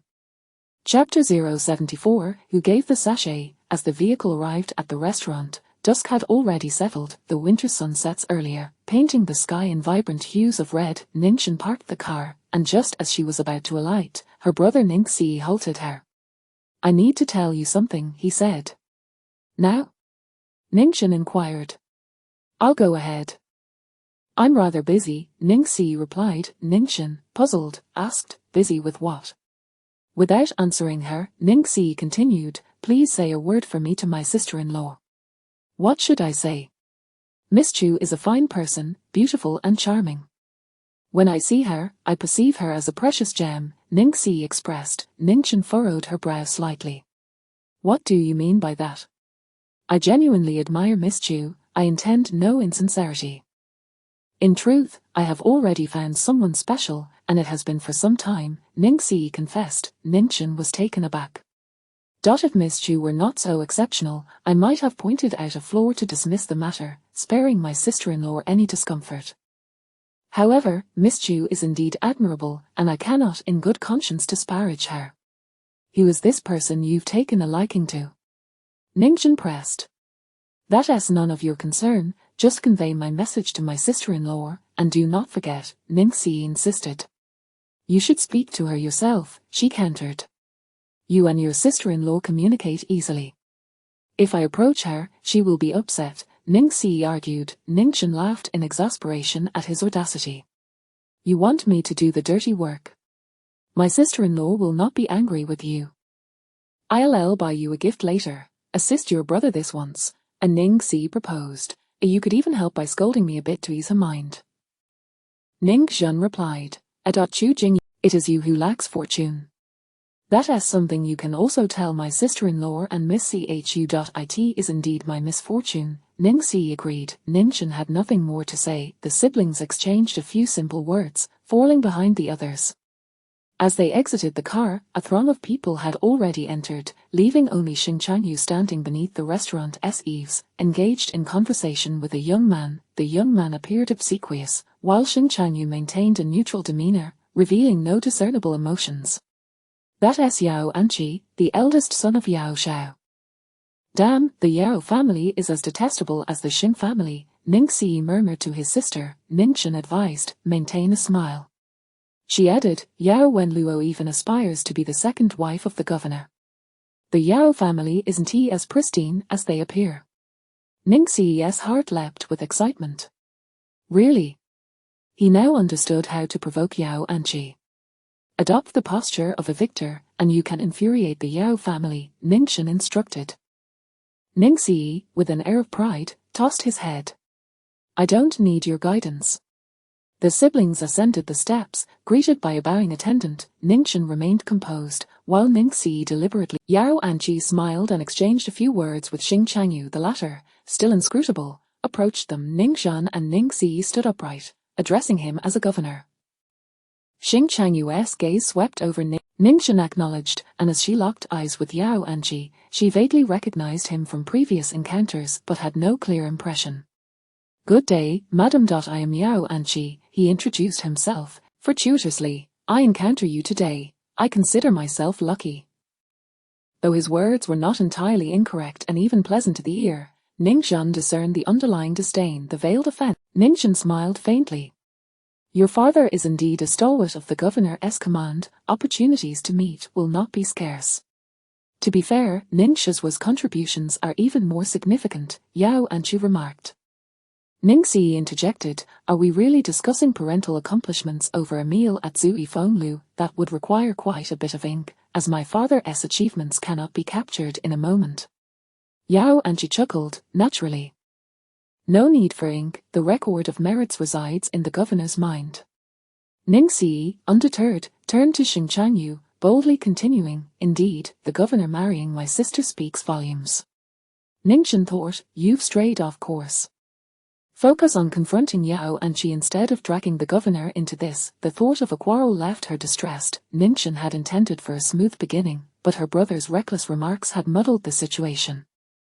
"Do you think I am unaware?" Xing Changyu suddenly interjected. Ningxian was taken aback. "Of course not," she rushed to clarify. "My brother means that were it not for the governor's esteem for my father, there would be no marriage." Do I marry any daughter I fancy? Does the governor's residence have the capacity for that? Xing Chanyu queried. Ningxin responded with a smile. The governor's residence is ample enough to accommodate, but perhaps the governor himself may find it challenging. How many could there be? Xing Chanyu replied, save that for our meal, and I shall consider it a delightful amuse-bouche. He remarked, finding her amusing. At least he refrained from continuing to berate Ningxi. Ningxi's expression soured, and he seemed poised to speak again when Ningxin shot him a pointed glance. Yao Anqi, demonstrating his acumen, had remained silent ever since Xing Chanyu spoke. As Xing Chanyu proceeded upstairs, Ningxin followed suit, casting a meaningful glance at Ningxi, signaling him to depart now and not follow her. After all, he had matters to attend to. Ningxi understood this time. He remained still, while Yao Anqi did not budge either. Ningxin and Xing Chanyu ascended the staircase, and at the turn, Xing Chanyu appeared to have something to say, slightly turning, only to collide with Ningxin. Ningxin felt her attire tighten. Glancing down, she realized her sachet had fallen to the ground, just as Xing Chanyu inadvertently stepped on it. Ningxin thought, if only he had misstepped just once. Realizing what had happened, Xing Chanyu picked it up. It's dirty. Ningxin replied, it's nothing, just a trinket. I can take it back and clean it. A trinket, if it's dirty, just toss it. Why bother cleaning it? Xing Chanyu scoffed. Where did you buy this? I can send someone to procure a replacement. Ningxin observed his actions closely, seeing he had no intention of returning it and held onto the sachet. She hesitated to approach. It's not something I bought. It was a small gift from someone else, Ningxin explained. Xing Chanyu responded, have them send you another. It's a worthless item, $1 could buy 100. It wasn't he purchased, it was made by her family as embroiderer, and the fragrance was also concocted in-house, Ningxin clarified. Xing Chanyu remarked, is she flaunting her business before you? Her family genuinely has a thriving business, it's not boasting, Ningxin defended. Unless you wish to return it to me, it doesn't he seem too dirty. Xing Chanyu held it delicately in his hand. What is this scent? It's rather peculiar. It's sweet pomelo, Ningxin explained. It has hints of floral and fruity notes, and I enjoy its fragrance. Initially, she made it for my sister-in-law. I could have asked her for more in the future. Alas, my brother claims he is not interested. Xing Chanyu replied, is your brother so selective? Did you not see Miss Chu just now? She is indeed quite beautiful. Are you encouraging your husband to admire other women's beauty? Xing Chanyu raised an eyebrow. Madam Xing, you truly are the most virtuous person under heaven. Ningxin could only remain silent. Even if she cannot become your sister-in-law, it does not preclude the possibility of friendship. Have her send you another, Xing Chanyu suggested, finally returning the sachet. The satin was easily stained, and the imprint of Xing Chanyu's boot marred it, rendering it impossible to clean. Ningxin felt a pang of regret. Xing Chanyu resumed his ascent, beckoning Ningxin to follow. She, for the moment, abandoned thoughts of the sachet. Chapter 075. The governor's office is her home. During the meal, Xing Chanyu occupied the seat of honor, with Meng Xingliang taking the second position, and Ningxin seated to Xing Chanyu's left. The atmosphere was not particularly harmonious, yet it was tolerable. A few sparks of tension were swiftly extinguished by those tasked with quelling any potential discord, namely, Ningxin and Cheng Baixing. Both of them were thoroughly exhausted. Ningxin could discern that Meng Xingliang was not inclined to instigate trouble. Unlike during their last encounter at the Foreign Office, he refrained from brandishing a firearm menacingly above Xing Chanyu's. He consistently took a step back, genuinely making an effort to enjoy this meal. In contrast to Xing Chanyu's confrontational demeanor stood the Crown Prince. When Weinian, were you and Jin classmates in the past? Inquired Ningxin's elder brother, Ning Yishan. Ningxin never anticipated that while she and Cheng Baixing were preoccupied with their endeavors, a fire would ignite within their own household. A fleeting thought crossed her mind, let those who wish to perish do so. Indeed, replied Wen Weinian. Ning Yishan seemed poised to say more, but their eldest brother discreetly stepped on his foot beneath the table. He was unable to comprehend the expression on his brother's face or the unspoken cues. He only knew the meaning of pain, thus, Ning Yishan refrained from pursuing the topic further. Meanwhile, Xing Chanyu interjected, during your academic years, who excelled in their studies? Ningchen responded, I performed exceptionally well. She had consistently achieved top marks in all her subjects, save for the semester when Liang Yu passed away. During that period, she was absent from all classes and examinations, lost in a haze. Subsequently, she studied fervently, determined to forget him and earn her diploma. The professors favored you, remarked Wen Weinian. Xing Chanyu retorted, making excuses after a loss is truly pathetic. Wen Weinian countered, a person of integrity has never known defeat. Ningchen remained silent. Xing Chanyu did not engage with Wen Weinian's comment, but slightly turned his head to regard Ningchen. With such commendable academic performance, do not let it go to waste. Were you not supposed to plan the layout of the inner courtyard for the governor's office? Zhang Baixing remained silent. Previously, she had declined, yet now she seemed to acquiesce. What peculiar behavior! Can Jenner handle such a significant task?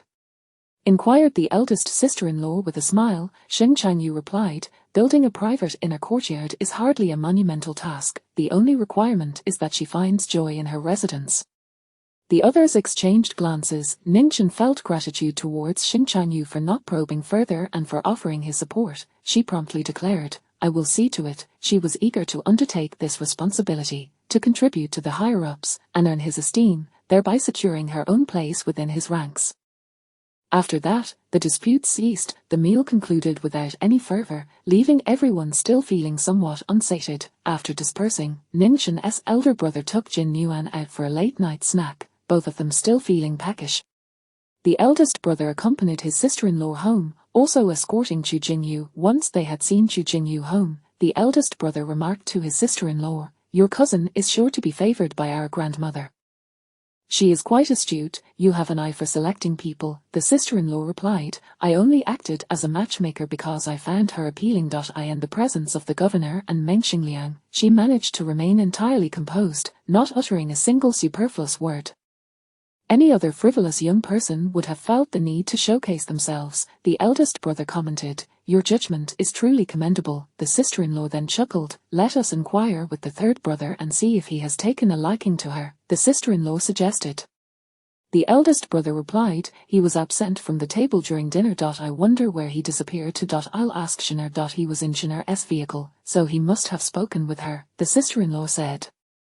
The couple held high hopes for this pair of young individuals. Unlike her brothers and sister-in-law, Ningchen remained behind, seated in a private room of the restaurant with Xing Chanyu and Cheng Baixing for a brief moment. As everyone else departed, Meng Xingliang also took Wen Weinian with him. With no one around, Cheng Baixing relaxed his previously held demeanor, sinking into the sofa beside Xing Chanyu to smoke. He was utterly worn out. The crown prince was notably restrained this evening, Cheng Baixing remarked. Meng Xingliang carries considerable weight, even the crown prince could be subdued by him. Ningchen added, Meng Yi possesses remarkable tact. I too found Wen Weinian to be in relatively good spirits tonight. He is usually so proud and arrogant, utterly dismissive of others. Cheng Baixing chuckled, was he like this during his academic years? Indeed. He has a peculiar temperament, one can never quite discern his thoughts, and he relishes being in the limelight. Do you not get along with him? I have scarcely exchanged more than a few words with him, Ning Zhun replied. Chen Baixing seemed intrigued. What caused the discord? As he asked, he discreetly cast sidelong glances at Xing Chanyu, wary that he might interrupt and prevent Ningchen from sharing. Fortunately, Xing Chanyu lit a cigarette, engrossed in his own thoughts, the haze of smoke enveloping him, his gaze serene and distant, showing no inclination to pay them any mind. I excelled academically. Ningchen, however, did not wish to continue discussing this topic, keeping her response succinct. Cheng Baixing chuckled. Is he envious of you? Indeed, exceptional talent often breeds jealousy, Ningchen replied. Ningchen, Cheng Baixing said suddenly, I must speak candidly, please do not take offense. Ningchen could surmise what he was about to say, and with Xing Chanyu still present, she smiled and remarked, I would take offense. Perhaps you should keep your candid thoughts to yourself, that simply won't do, I would suffocate with unspoken words. I merely wish to inquire about that girl in the purple dress, who is she? Chen Baixing promptly shifted the topic. Interactions among intelligent individuals tend to flow effortlessly. Chen Baixing bore no ill will towards Ningchen, and upon recognizing her discomfort, he promptly abandoned his earlier intent. She is called Chu Jingyu, reminded of her thoughtless third brother, who lacked appreciation for what he had. Ningchen turned to Cheng Baixing and asked, "What do you think of her?" "She is poised and refined, quite impressive. What is her relation to your family? Is she your third brother's girlfriend?" Cheng Baixing inquired further. Ningchen clarified, "She is my sister-in-law's cousin." Initially, there were plans to introduce her to my third brother, but he absconded. She then asked Cheng Baixing, "Do you have any interest in befriending her?" Cheng Baixing hesitated. At this moment, Xing Changyu interjected, "If you fancy her, you should marry her after the new year." Cheng Baixing was taken aback. "I have no such intentions. Moreover, who gets married suddenly?" "I did," Xing Changyu asserted. "If I can, why can't you?" Cheng Baixing was left speechless. "You are a living example of failure right before my eyes. How am I to learn from you? Are we to share in each other's misfortunes? Why must we dwell on the topic of the girl in the purple dress?" Cheng Baixing protested. "Let us not treat the young lady as a mere plaything." Upon hearing this, Ningchen interjected, "Indeed, arranged marriages are no longer in vogue, thus, if you both indulge in the old customs, I shall adhere to the new." Cheng Baixing declared, "Let us not discuss this further."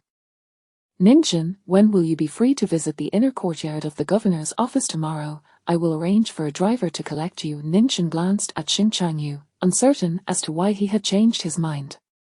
He had clearly been reluctant before. Was this a deliberate jab at Wen Weinian, or merely a casual remark? "Governor, I believe it would be more prudent to commence work in the autumn of next year."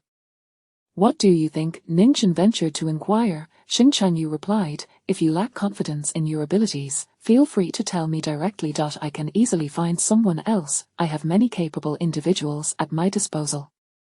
"I can do it," Ningchen asserted. "Tomorrow, go inspect the inner courtyard and provide me with the blueprints as soon as possible," Xing Changyu instructed. Ningchen's heart leapt with joy, a smile involuntarily gracing her face. She feared neither hardship nor Xing Changyu's scrutiny. She simply yearned for the opportunity to prove herself. She aspired to achieve success and to be a commendable governor's wife. Chapter 76. The luxury cars exchanged for the incense pouch. On this day, upon returning, Xing Changyu instructed Cheng Baixing to select 2 automobiles from the carriage house to be sent to the Ning family. 2. Wasn't it said that only one was to be given to Ningyin? Who will the other one be for? Cheng Baixing inquired, feigning ignorance. Xing Changyu dismissed him with indifference, turning on his heel to head for the carriage house himself. Cheng Baixing followed. "I never said I wouldn't go pick them. Why must you go personally?" "You chatter too much," Xing Changyu retorted. Cheng Baixing could not help but continue. "Others sent an incense pouch, yet you insist on sending 2 cars. Is your car so inexpensive that it can be compared to an incense pouch?" "Enough with the trivialities," Xing Changyu frowned, clearly displeased. "This matter is unrelated." Cheng Baixing pressed on. "You previously declined to repair the inner courtyard, yet now you have taken it upon yourself. I see it clearly, you are intentionally undermining my dignity." "What dignity do you possess?" "That remark is rather cold, it wounds my feelings," Cheng Baixing replied. Xing Changyu chose to ignore him. Having known him for over a decade, Cheng Baixing understood his temperament well and knew how to provoke him. If Xing Changyu remained silent, Cheng Baixing would deliberately incite him into a debate. "Others send an incense pouch. What is the big deal? You offer a car, and the Ning family will naturally be pleased. 2 cars are hardly sufficient. Who do you intend to give the other 2? He prattled on, fixated on the incense pouch. Xing Changyu continued to ignore him. The carriage house housed over a dozen automobiles, among which 2 had recently arrived, boasting a newer model with a spacious and luxurious body. Xing Changyu pointed to one and said, His incense pouch is far too valuable in your eyes. If you are so fond of incense pouches, I shall gift you a few," Xing Changyu replied nonchalantly. Remarkably, he was not angered. Cheng Baixing observed him for a moment before suddenly stating, "You seem to be in particularly good spirits tonight." "I have always had a fine temperament," Xing Changyu retorted. Cheng Baixing replied, "I was merely complimenting you, and you have begun with your nonsensical remarks again." Xing Changyu. The following day, the commander's automobile arrived at the Ning family's doorstep. It was a bit early. The Ning family had partied late the previous night and had yet to rise. Ningyin, still in a daze, was roused by his wife, Tang Yingying, who had just returned from checking on the wet nurse tending to the children. She hurriedly urged him, "The car has arrived." What car? Ningyin asked, slightly bewildered. Did not the commander promise to send you an unregistered military government car last night? It is already at the door. Hurry up, I will go inform Jenner, Tang Ying said, bustling out. Ningyin pondered, why should I inform Jenner about the arrival of my automobile? Shouldn't I first notify my parents? Not daring to neglect the commander's people, he quickly got up to wash and dress. His 5-year-old son clung to his leg. Father, I want to see the car too. All right, Ningyin replied. His 3-year-old daughter also wished to go. He took one child under each arm, both bundled up and round, and headed out. 2 wet nurses, watching from behind, were exasperated and hurried to catch up. Ningyin arrived first. The moment he laid eyes on the imposing and gleaming automobile, his heart soared with delight. This car was broader than the others, and its front was particularly innovative, resembling the one Xing Chanyu often favored, truly formidable. The commander has certainly invested heavily. Ningyin thought, feeling a twinge of anxiety. How could he give me such a fine car? What is going on? Soon, the rest of the Ning family emerged, including his younger siblings. Ningchen, upon seeing the car, exclaimed, "What a beautiful automobile." At that moment, Zheng Baixing stepped forward.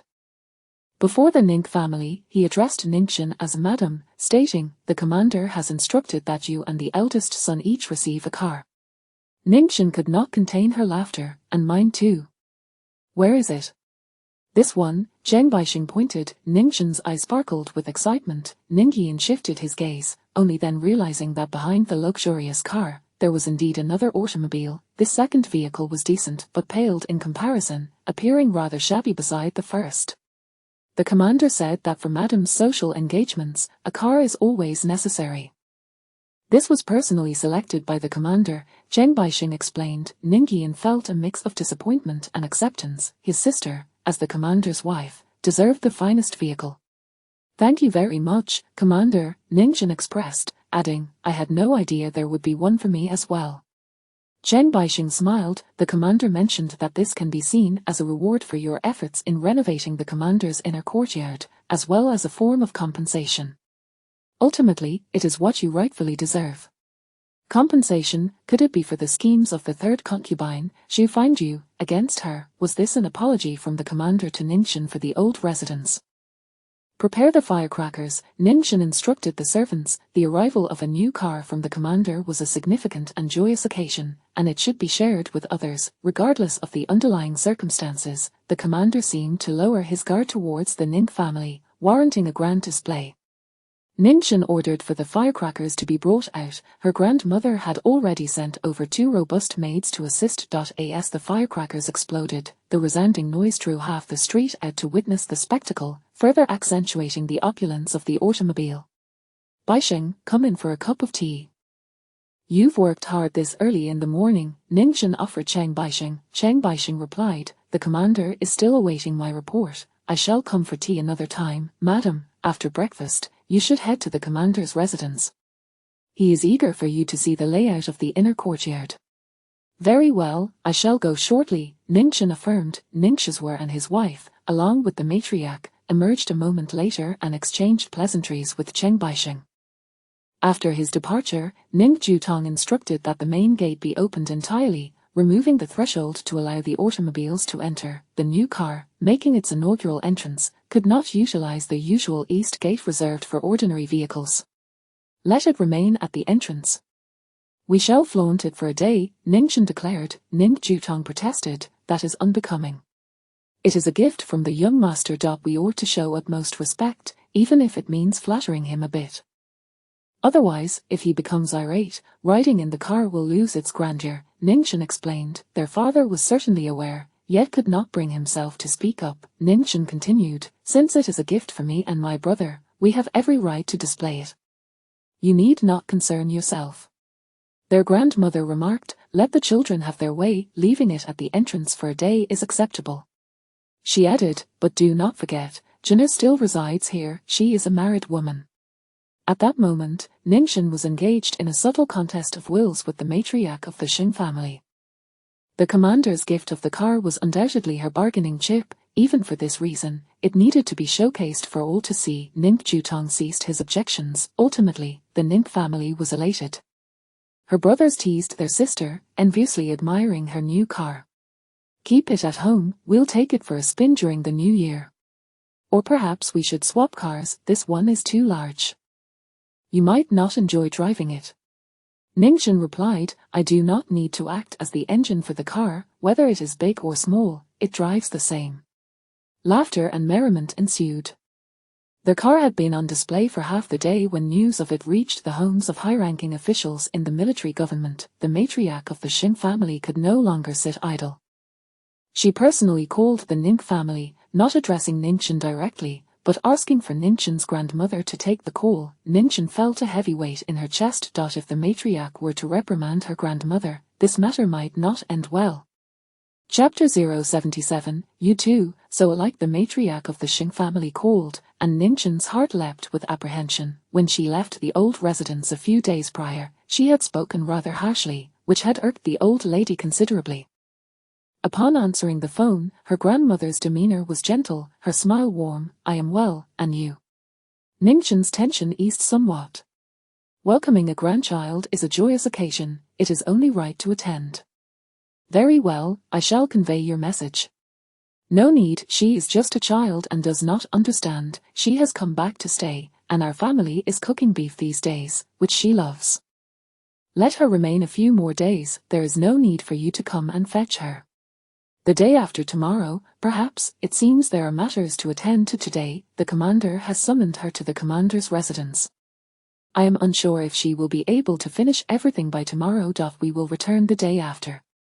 I had hoped to personally see her back." After a lively conversation, the old lady maintained her smile throughout. The family's spirits gradually settled. From her grandmother's words, it was subtly suggested that the old lady had relented. Once the call ended, the twinkle of amusement lingered in the depths of her grandmother's eyes. "Your mother-in-law wishes for you to return. On the 12th day of the 12th lunar month, the eldest grandson of Director Shi is celebrating his full moon banquet, and your mother-in-law has extended an invitation to the old lady and the commander's wife. She mentioned that Director Shi is highly regarded by the commander and asked for your presence at the feast. She even said she would come to fetch you herself, but I advised against it." Her grandmother chuckled, adding, "I wanted to escort you back, but the old lady would not allow it. She insisted that someone of my age should not be running about. She will send an aide to collect you." Her second brother could not help but interject, "What sort of transportation does the commander provide? It is more like a timely rain." He then expressed confusion, "We have done nothing to warrant such a generous favor from the commander. Does he have ulterior motives?" Everyone turned their attention to Ningchen. The commander is merely elevating his wife's status. He cares about his reputation, and thus the commander's wife must also appear respectable. She added, "He is aware that I have returned to my family and even praised my fortitude." Her grandmother interjected, "Enough, enough. Let us not dwell on this matter any further." It was best not to discuss the grievances between the Xing mother and son extensively. The more one spoke, the more errors were likely to occur. Walls have ears, and it was prudent to keep such matters from reaching the Xing family. The group dispersed, and Ningchen accompanied her grandmother for breakfast. "Your mother-in-law capitulated quite swiftly," her grandmother remarked. Ningchen replied, "She knows in her heart that she has wronged me. She may not fully realize, however, with the passing of the general, she dares not provoke the commander too much. She is aware of this. It was indeed the automobile gifted by Xing Changyu that played a pivotal role. It does not matter whether a person is selfish or clever, as long as you can discern their pulse, you can coexist with them. Your mother-in-law's pulse reveals her desire to control her son while fearing his genuine ire. She does not place much faith in mother-son affection," her grandmother explained. Ningchen nodded. "I have come to the conclusion that it would be more advantageous to seek the commander's favor rather than cling to my mother-in-law. The commander is willing to grant it." Her grandmother responded, "You have always been wise, and I need not worry. Your mother-in-law is eager for you to return immediately. We cannot simply acquiesce without a retort. I have arranged for you to return the day after tomorrow. We cannot have our family provide the transport, nor can we allow your mother-in-law to fetch you in person. She will dispatch an aide." I have prepared a gift, and upon your return, you should first offer your apologies. Ningxin agreed, understood. With their plans settled, they finished breakfast, and Ningxin set off for the commander's residence. She still drove her old car, leaving the new one to be flaunted outside. Chen Baixing was waiting for her at the entrance of the commander's residence, having been there for quite some time. Baixing, you rushed too much this morning. We prepared larber porridge at home, and I had intended to save some for you, Ningxin said. Chen Baixing replied, no need for formality, Chang Yu is waiting for my response. I brought a little for you to try. You and the commander should have some. We make larber porridge every year, but this year it is particularly well made, Ningxin offered, holding out a small food container. Chen Baixing expressed his gratitude. Xing Changyu was in the outer study. The study was equipped with a heater, and the skylight was open for ventilation, creating a cozy atmosphere indoors. Xing Changyu had no intention of going out. He was dressed rather casually in a somewhat worn grey sweater. Ningxin found herself momentarily taken aback. In his sweater, he appeared less formidable and more gentle. His handsome features, especially his striking eyes, softened as he sat behind the desk, poring over documents. The authority of his position considerably diminished. He seemed to have descended from the lofty heights of command, transforming into a young man of similar age to Ningxin, becoming more approachable. As Ningxin contemplated this, she quickly dismissed the thought. She must not underestimate him. Should she inadvertently provoke his ire, the consequences would be dire. Commander, thank you for the automobile you sent. Ningxin approached and placed the food container on a corner of the desk. We had larber porridge at home this morning. Would you like to try some? We have already had breakfast, Xing Changyu replied. Then I shall leave it here for later as a dessert, Ningxin stated. Xing Changyu said nothing further. He stood up and took a cloak from the coat rack, saying, let us take a look at the inner courtyard. Dressed in black trousers and sturdy boots, the cloak gave him a sharp, commanding presence, dispelling the warmth from earlier entirely. This was the Xing Changyu that Ningxin was familiar with. Ningxin followed him outside. The inner courtyard of the commander's residence was quite expansive, but as they walked, it felt particularly desolate, covered in dust. Ningxin recalled that the last time Chen Baixing had allowed her to stay in the inner courtyard, Xing Changyu had remarked that it had not been cleaned in some time. It was not a rejection of her entry but rather a candid statement of the current state. In the bitter cold of the 12th lunar month, the inner courtyard's vegetation was not entirely withered. There were still many evergreen trees thriving, and fallen leaves were swept daily, scattering along the pathways with the chill of the wind. Ningxin, Xing Changyu, and Chen Baixing strolled together, engaging in light conversation, primarily led by Chen Baixing. Ningxin attentively memorized the path, speaking little, occasionally jotting down notes in a small notebook. Xing Changyu rarely spoke, only correcting Chen Baixing with a word or two when errors arose. The blueprints for the gardens crafted by artisans still exist. I'll retrieve them for you later, Xing Changyu finally remarked. That would be splendid. Without the blueprints, I truly cannot recall, Ningxin responded. Before long, they had meandered for more than an hour. Chen Baixing inquired, Ningxin, are your feet tired from walking? Ningxin replied, not at all, she is quite capable, Xing Changyu interjected. A mere stroll through the inner courtyard cannot possibly exhaust her. She is no delicate flower confined to the boudoir. Ningxin added, I wouldn't go so far as to claim I'm a martial artist. I have indeed become accustomed to practicing some martial arts in the mornings to strengthen my body. Chen Baixing laughed, no wonder you two are so alike. You share the same habits. Changyu practices as well. He then suggested, why not have a sparring match to see whose skills are superior? Are we to perform martial arts for your entertainment? Xing Changyu shot him a sidelong glance. Do you take us for monkeys? Are you afraid of losing? Chen Baixing challenged. Afraid, Xing Changyu replied flatly. Ningxin remained silent. In martial arts, physicality and strength play a significant role. Unless she trained rigorously day and night, it was unlikely she would best the muscular Xing Changyu, who towered over her. Chen Baixing's provocation missed the mark, and Xing Changyu regarded him with irritation. What are you so amused about? Xing Changyu turned his attention back to Ningxin. Ningxin confessed. I was laughing at Baixing. He isn't that amusing, it's a wonder you can contain your laughter, Xing Chanyu remarked. Chen Baixing retorted, if you don't wish to be the monkey, must you make me one? Unable to suppress her laughter any longer, Ningchen burst into giggles. Xing Chanyu's comment about her being easily amused was delivered with a teasing tone. The atmosphere was refreshingly relaxed. Chapter 078 Inquiring about preferences, Xing Chanyu instructed someone to retrieve the old blueprints of the governor's courtyard. The steward hurried to comply but soon mentioned that the items were difficult to locate at the moment, requesting the governor to wait. Did we not speak of indulging in dessert? Xing Chanyu remarked. Chen Yang, please heat the larber kanji that madam brought over, and prepare some snacks as well. The adjutant acknowledged the request. Ningchen, Xing Chanyu, and Cheng Baixing sat together in the dining room. Cheng Baixing shifted slightly in his seat. I just remembered, there is a matter I need to attend to with the adjutant. You may begin eating, just leave a bowl of kanji for me. After he departed, only Ningchen and Xing Chanyu remained in the small dining area. As was customary, Ningchen felt like she was sitting on pins and needles whenever she was alone with Xing Chanyu. She could not decipher his temperament and feared that a misplaced word might provoke his ire. Seated upright, she soon saw the adjutant bringing in a variety of freshly made sweet pastries. Each had a sugary taste. Ningchen and Xing Chanyu each had a bowl of larber kanji in front of them, and she took a few sips. The raisins have melted. Xing Chanyu commented after tasting it. Melted is delicious, she replied. I prefer raisins that are thoroughly soaked, Xing Chanyu stated.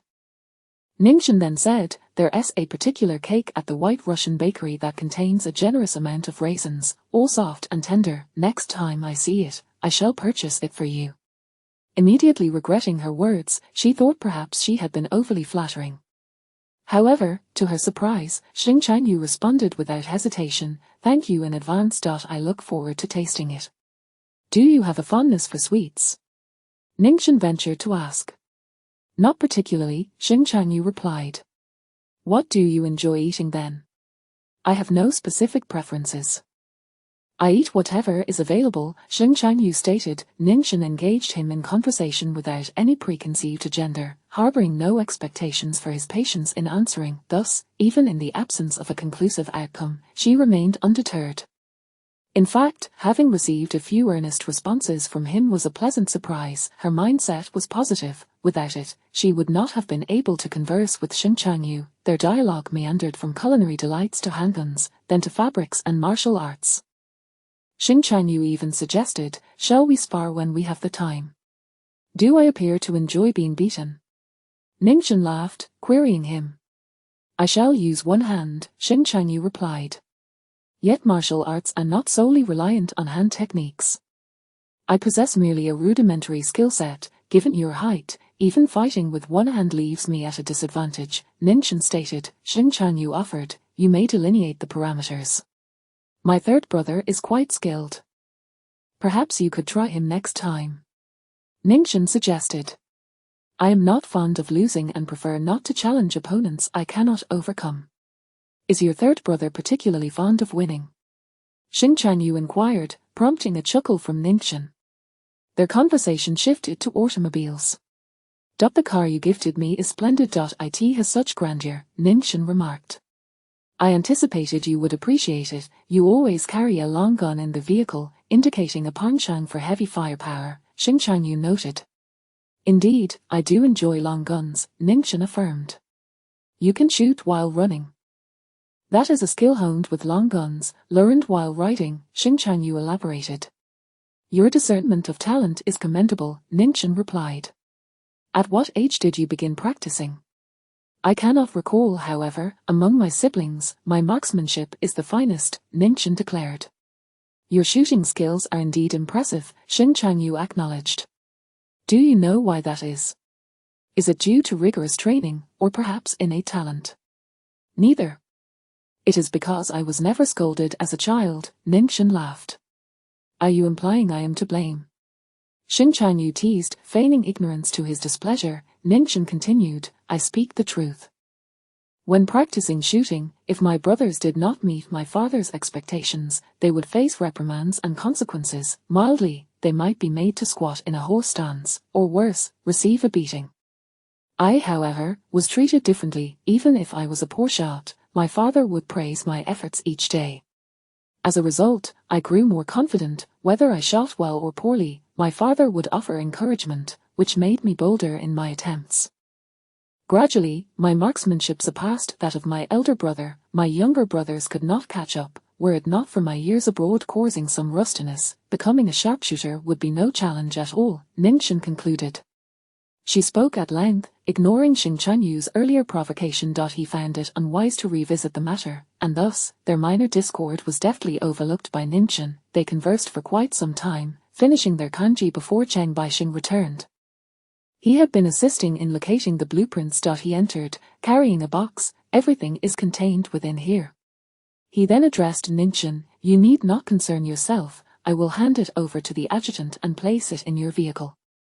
Ningchen glanced inside and expressed her gratitude. Governor, with the new year approaching, I imagine you have many matters to attend to. May I submit the new blueprints to you after the Lantern Festival? She inquired. Xing Chuanyu replied, there is no rush, take your time and apply your heart to it. Ningchen acquiesced. Cheng Baixing took a seat and asked, where is the laber kanji? Ningchen replied, it's in the small kitchen. I will have someone fetch it, Xing Chuanyu interjected. I wish to save the raisins from it for dinner, there will be none left for you. He added, our kitchen has also prepared laber kanji. Feel free to have some. Chen Baixing, are you still human? Ningchen could no longer contain her laughter, saying, you see, I invited you for breakfast this morning, and you rushed back to fulfill your duties. Do you regret it now?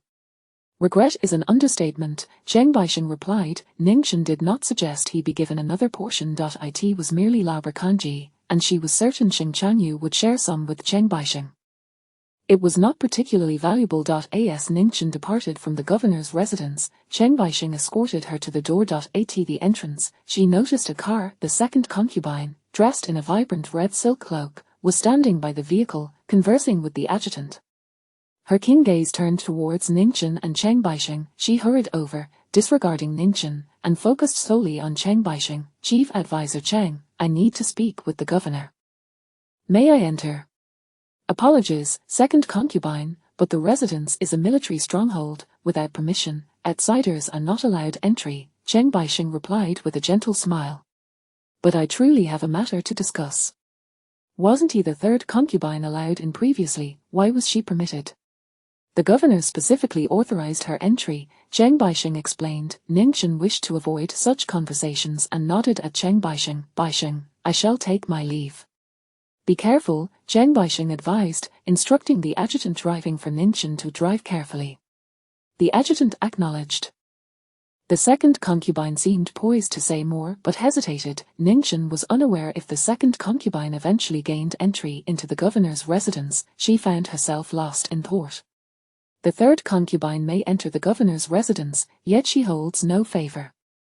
Meanwhile, the governor spends his entire year at the second concubine's side, yet she cannot gain entry. What, after all, are the governor's taboos? Previously, she believed it was a matter of the two concubines sharing the spotlight, but now it appeared that only the second concubine held sway. Ningchen's fate remained firmly in Xing Chuanyu's hands, leaving her no bandwidth to concern herself with such entangled emotions. She quickly dismissed these thoughts. Chapter 079, The Provocative Fanfan and Ningchen. On the 10th day of the 12th lunar month, the weather cleared, and the sun shone warmly, enveloping the world in a gentle embrace that made one feel languid and drowsy. Ningchen sat in the car heading back to the Xing family's ancestral home, stifling several yawns. 9 o'clock in the morning, the matriarch had sent a driver to fetch her. The automobile gifted to Ningchen by Xing Chuanyu was being driven by the deputy officer of the Ning family, carrying her luggage and four servants, as they all made their way back to the Xing residence together. Once their vehicle came to a halt, Ningchen, holding a precious homemade tonic from her family, proceeded to the matriarch's courtyard. Lacking theatrical skill, she entered with her eyes cast down, softly calling out, "Mama." She attempted to shed a few tears but was unsuccessful. "You've only just returned, yet why do I perceive that you've lost weight?" inquired the matriarch, her voice surprisingly gentle. this sentiment brought to Ninchen's mind her wedding night. On that night, Xing Changyu had not been present. A tragic explosion at the port had claimed lives, necessitating his attention. The matriarch had comforted Ningchen with a similarly soothing tone while picking jade. In that moment, Ningchen recognized the matriarch's genuine unease. She had emerged victorious in this silent contest. I haven't lost much weight, it's merely that Mama is worried about me, which makes it seem so, Ningchen replied. The matriarch beckoned her to sit beside her. Oh, my dear child, you possess such a fiery temperament, mused the matriarch with a smile. Your grandmother has remarked that you are overly indulged at home. What family doesn't dote on their daughter? I rather wish that our yin could emulate you. To be like me is unseemly, I lack decorum, Ningchen retorted. One must express grievances openly. The relationship between mothers-in-law and daughters-in-law is a lifelong affair. Harboring resentment within is detrimental to both you and me, the matriarch stated. She continued, as for the third concubine, I have confined her for 4 months. The storerooms she managed will now be under your supervision, along with the gatehouse and the sewing room. Ningchen recognized the significance of the matriarch's stance. The extension of the confinement and the transfer of authority from Xu Fangju to Ningchen signified the matriarch's position. Gratefully, Ningchen glanced at her. Thank you, Mama. I have arranged for Zhai Yuju to be cleaned. You should rest upon your return. The chief steward will deliver the inventory and account books to you tomorrow, the matriarch instructed. Ningchen rose, expressing her gratitude once more before departing. The news of her return had spread. The matriarch had sent someone to fetch her. This time, it seems the matriarch has conceded. Clearly, this general's wife is no ordinary woman. From now on, tread carefully in her presence, do not give her any reason to catch you in error. It appears Xu Fangju's position is untenable now. The general has not involved her, and the matriarch has stripped her of her managerial authority. What remains for her? She brought this upon herself, scheming against the matriarch. The third concubine is the most foolish of them all. Her confinement means she cannot even attend the spring banquet during the new year. The matriarch has strictly ordered that this matter remain confidential, yet how can such news be concealed? After 2 spring banquets, the entire city is aware, leaving her with no face left. Ningchen paid no heed to the rampant gossip at the ancestral home. She had won a significant victory, acquiring more managerial power, although the responsibilities of the chief steward, finances, and other substantial affairs were not directly related to her. The adage, the county magistrate is not as effective as the local official, rang true. She had indeed gained real authority. Ningchen first convened the kitchen stewards for a discussion, employing a blend of persuasion and warning, administering both kindness and authority. The secondary chamber of Zhai Yuju was specifically designated as her conference room. Just as she finished her affairs and had no time to sit and enjoy a cup of tea, a servant entered to announce, Madam, the second concubine is here and wishes to see you at the entrance. At the main entrance or at the Zhai Yuju entrance? Ningchen inquired. At the Zhai Yuju entrance. Ningchen remained contemplative. The gatehouse was now under her control. Starting tomorrow, she intended to establish a rule. At the very least, Fanfan should not be allowed to intrude at will. As the general's favored pet residing in a separate pavilion, she ought to remain a well-cared-for canary. The general's residence would not permit her entry, and henceforth, the ancestral home should not be her playground either. Let her in, Ningchen decided. Fanfan soon entered, and Ningchen remained vigilant, wary of any potential mischief. Dressed in a dazzling red silk cloak that gleamed with opulence, Fanfan took a seat, and Ningchen signaled for tea to be served. Madam, what attire will you wear for the banquet at General Shi's residence the day after tomorrow? I wish to avoid overshadowing you, Fanfan inquired. Ningchen was taken aback by her thoughtfulness, uncertain of her ulterior motives. I have yet to decide. I will be wearing a pale pink cloak. Rest assured, I will not overshadow you, Fanfan replied. Madam, may I attend the ancestral rites at the old residence during the new year? Ningchen chuckled softly. It was unlikely for the general to attend the ancestral rites. What was Fanfan's purpose in coming here? I cannot agree to that, Ningchen stated. The matriarch and the general have not given their consent, so I cannot take such liberties. You are the head of the household. You can certainly make this decision, Fanfan countered, her demeanor unexpectedly coy. Despite her attempts at persuasion, Ningchen sensed an ulterior motive behind Fanfan's visit. She regarded Fanfan silently. Seeing that she remained unmoved, Fanfan eventually rose to take her leave. Next to the chair she had occupied, she inadvertently left behind an item. After she departed, a servant picked it up and handed it to Ningchen. It appears to be an invitation card from the second concubine. Ningchen accepted it. Let me see. It was indeed an invitation, issued by General Shi's residence to Fanfan, inscribed with the words, cordially inviting the general and the second lady to attend. Ningchen couldn't help but chuckle. So, this was her ulterior motive all along. She then inquired of Aunt Cow, what about the invitation card for me from General Shi? Aunt Cow returned with it. Ningchen's invitation was sent in tandem with the matriarch's, both delivered in duplicate. It graciously invited the matriarch and the madam. Fanfan was undoubtedly aware of this. She was signaling to Ningchen that she held more prestige outside, as the general's companion, while others referred to her as the second lady, rather than the second concubine. She was the one invited to the banquet alongside the general, while Ningchen could only accompany the matriarch. She was merely a decorative piece within the ancestral home, labeled as the general's discarded wife. Aunt Cow, send someone to return the invitation card to the second concubine. Such a valuable item, she would be heartbroken to lose it. Ningchen instructed. Aunt Cow, who could read, had also seen the invitation. She was not as forgiving as Ningchen and felt a twinge of irritation. These high-ranking officials have no sense of propriety, elevating a concubine. One laughs at poverty but not at prostitution. She is favored. Flattering her is merely a way to curry favor with the general. If it were you, would you care for any semblance of dignity? What rules exist in this world today? Ningchen retorted. Aunt Cow replied, do not return it, let her be arrogant. Return it. If heaven wishes to destroy someone, it must first drive them mad. If she is boastful, I shall hold onto it, Ningchen declared. Aunt Cow remained silent. The invitation card was indeed returned to Fanfan's separate pavilion. Xing Changyu's deputy officer reminded him that the day after tomorrow was the full moon celebration for General Shi's eldest grandson, and the invitation card was placed on his desk. This social engagement required attendance. Initially reluctant to go, Xing Changyu reconsidered, recognizing that General Shi was someone he had personally promoted. Just as with the previous banquet for the elderly lady of the Ji family, it was essential to maintain appearances. He picked up the invitation card and casually flipped through it. First, he paid it no mind, yet as he turned the card, an inexplicable thought of Ningchen crossed his mind.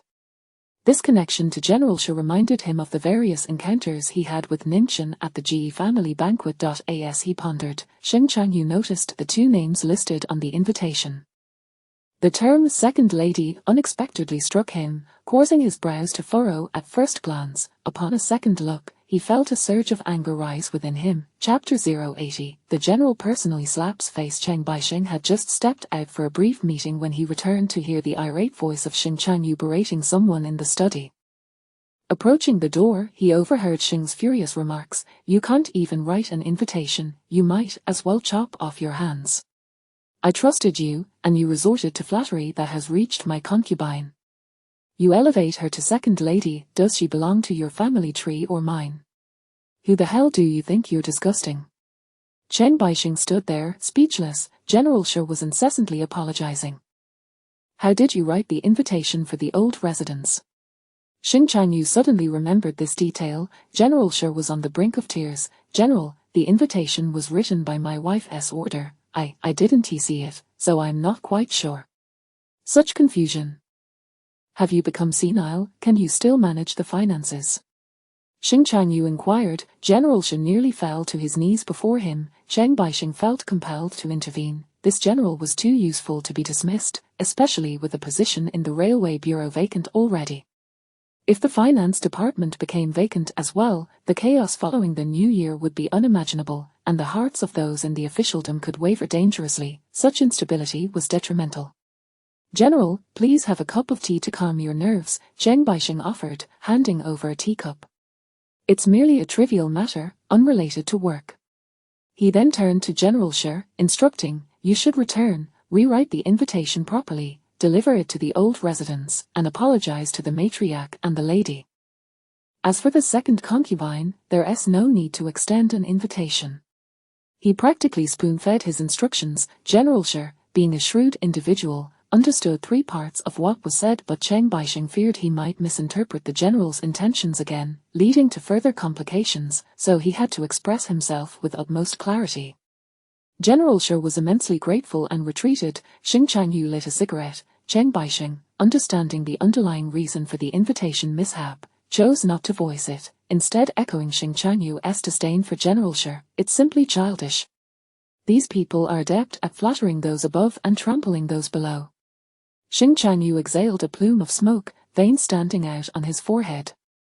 He was quite furious. Chen Baixing replied, "It's always been like this. There's no need to be incensed over such a seasoned old fox."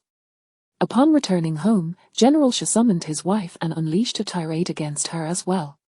Mrs. Shi, feeling utterly wronged, protested, "Last year, the general didn't attend any banquets, but when the Song family addressed him as General, Second Lady, he brought the second concubine with him."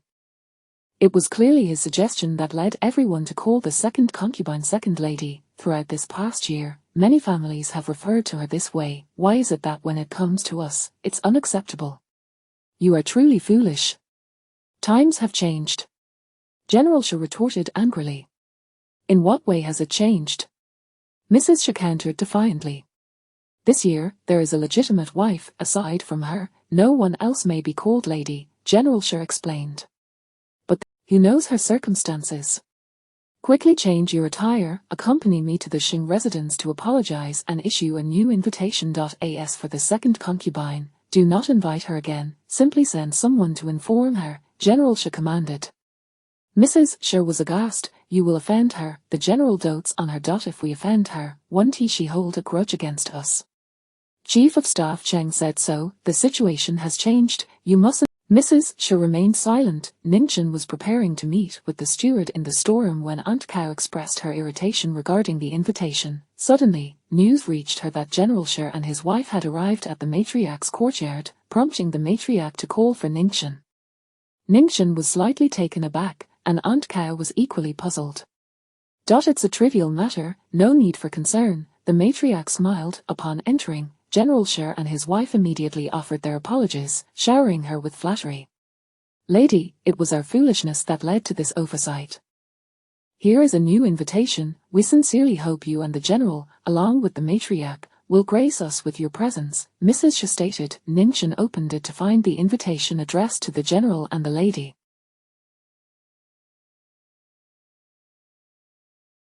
Ningchen, just as Fan Fan had boasted, she was now met with such humiliation. Was the heavens' reaction speed too swift?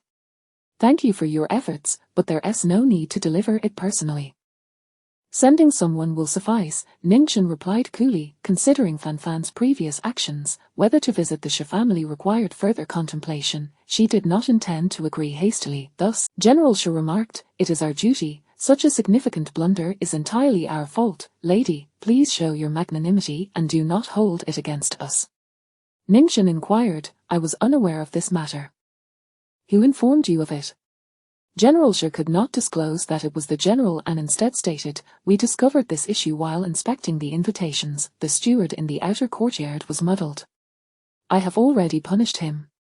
Ningchen, the Shi couple continued to heap compliments upon her. Not only was Ningchen somewhat dazed, but even the matriarch was bewildered. After their departure, the matriarch gazed at the 2 invitations, still puzzled. What seems to be the issue? Invitations have been written this way before. She added, They didn't invite the third concubine. They were quite prudent. Did the general's resident say something? Ning Zhan was at a loss as her trusted maid, aware of her whereabouts, expressed concern. A concubine. You shouldn't provoke the lady. The third concubine has just been confined. I am not a fool like Xu Fangju. Besides, this is something the general has tacitly approved.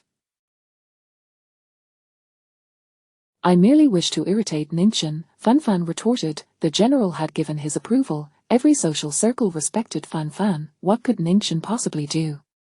She is not like Xu Fangju. She is the legitimate wife. If she were to unleash her wrath upon you, she would have the upper hand, the maid cautioned. Fan Fan scoffed. Ningchen wouldn't dare. She needs to curry favor with the general. The maid remained somewhat apprehensive. She repeatedly urged Fan Fan to think things through and not act impulsively, but alas, Fan Fan found it difficult to remain composed, her nature being rather frivolous. Those close to the general were well aware of his sentiments towards Fan Fan, though the outside world remained oblivious. The external adulation had caused Fan Fan to become quite conceited. Despite having faced several setbacks against Ningchen, she had learned nothing from them. As the maid continued her counsel, a knock echoed at the door. It was the steward from the Sha family. This steward was exceedingly shrewd and skillful, subtly conveying a message. Second concubine, the invitation was sent incorrectly, the date is not quite right, and we wish to retrieve it for revisions. Fan Fan retorted, which date is incorrect? Second concubine, you are a person of great stature, the general's foremost favorite. Please do not put me in a difficult position. I am merely executing orders, the steward replied. Fan Fan was simultaneously shocked and furious. What does General Sha mean, to recall an invitation that has already been sent? Does he not fear the general will find out and execute him? The steward responded, second concubine, you came last time, calling me second lady, now you've changed your tune. Fan Fan pressed. She was brazen, but not brainless. A mere change in address had alerted her to something amiss. Who is it? Has the old residence pressured you? Fan Fan demanded furiously. Do you heed the old residence, or the general? Her maid desperately signalled her to calm down. The situation had become glaringly obvious, yet Fan Fan, in her rage and disbelief, could not contain herself. She had just vented her ire at Ningchen, and now Ningchen had countered with this move. How could she dare? Fan Fan truly could not afford to take her on. Compared to Xu Fangju, Ningchen was far more formidable. Fan Fan even attempted to strike the steward, only to be stopped by her maid. In a fit of rage, she tore the invitation to shreds. Seeing the situation escalate, the steward could only begrudgingly return to report. I must go, even without an invitation, I will go. Fan Fan declared. If the Sha family dares to obstruct me, the general will punish them.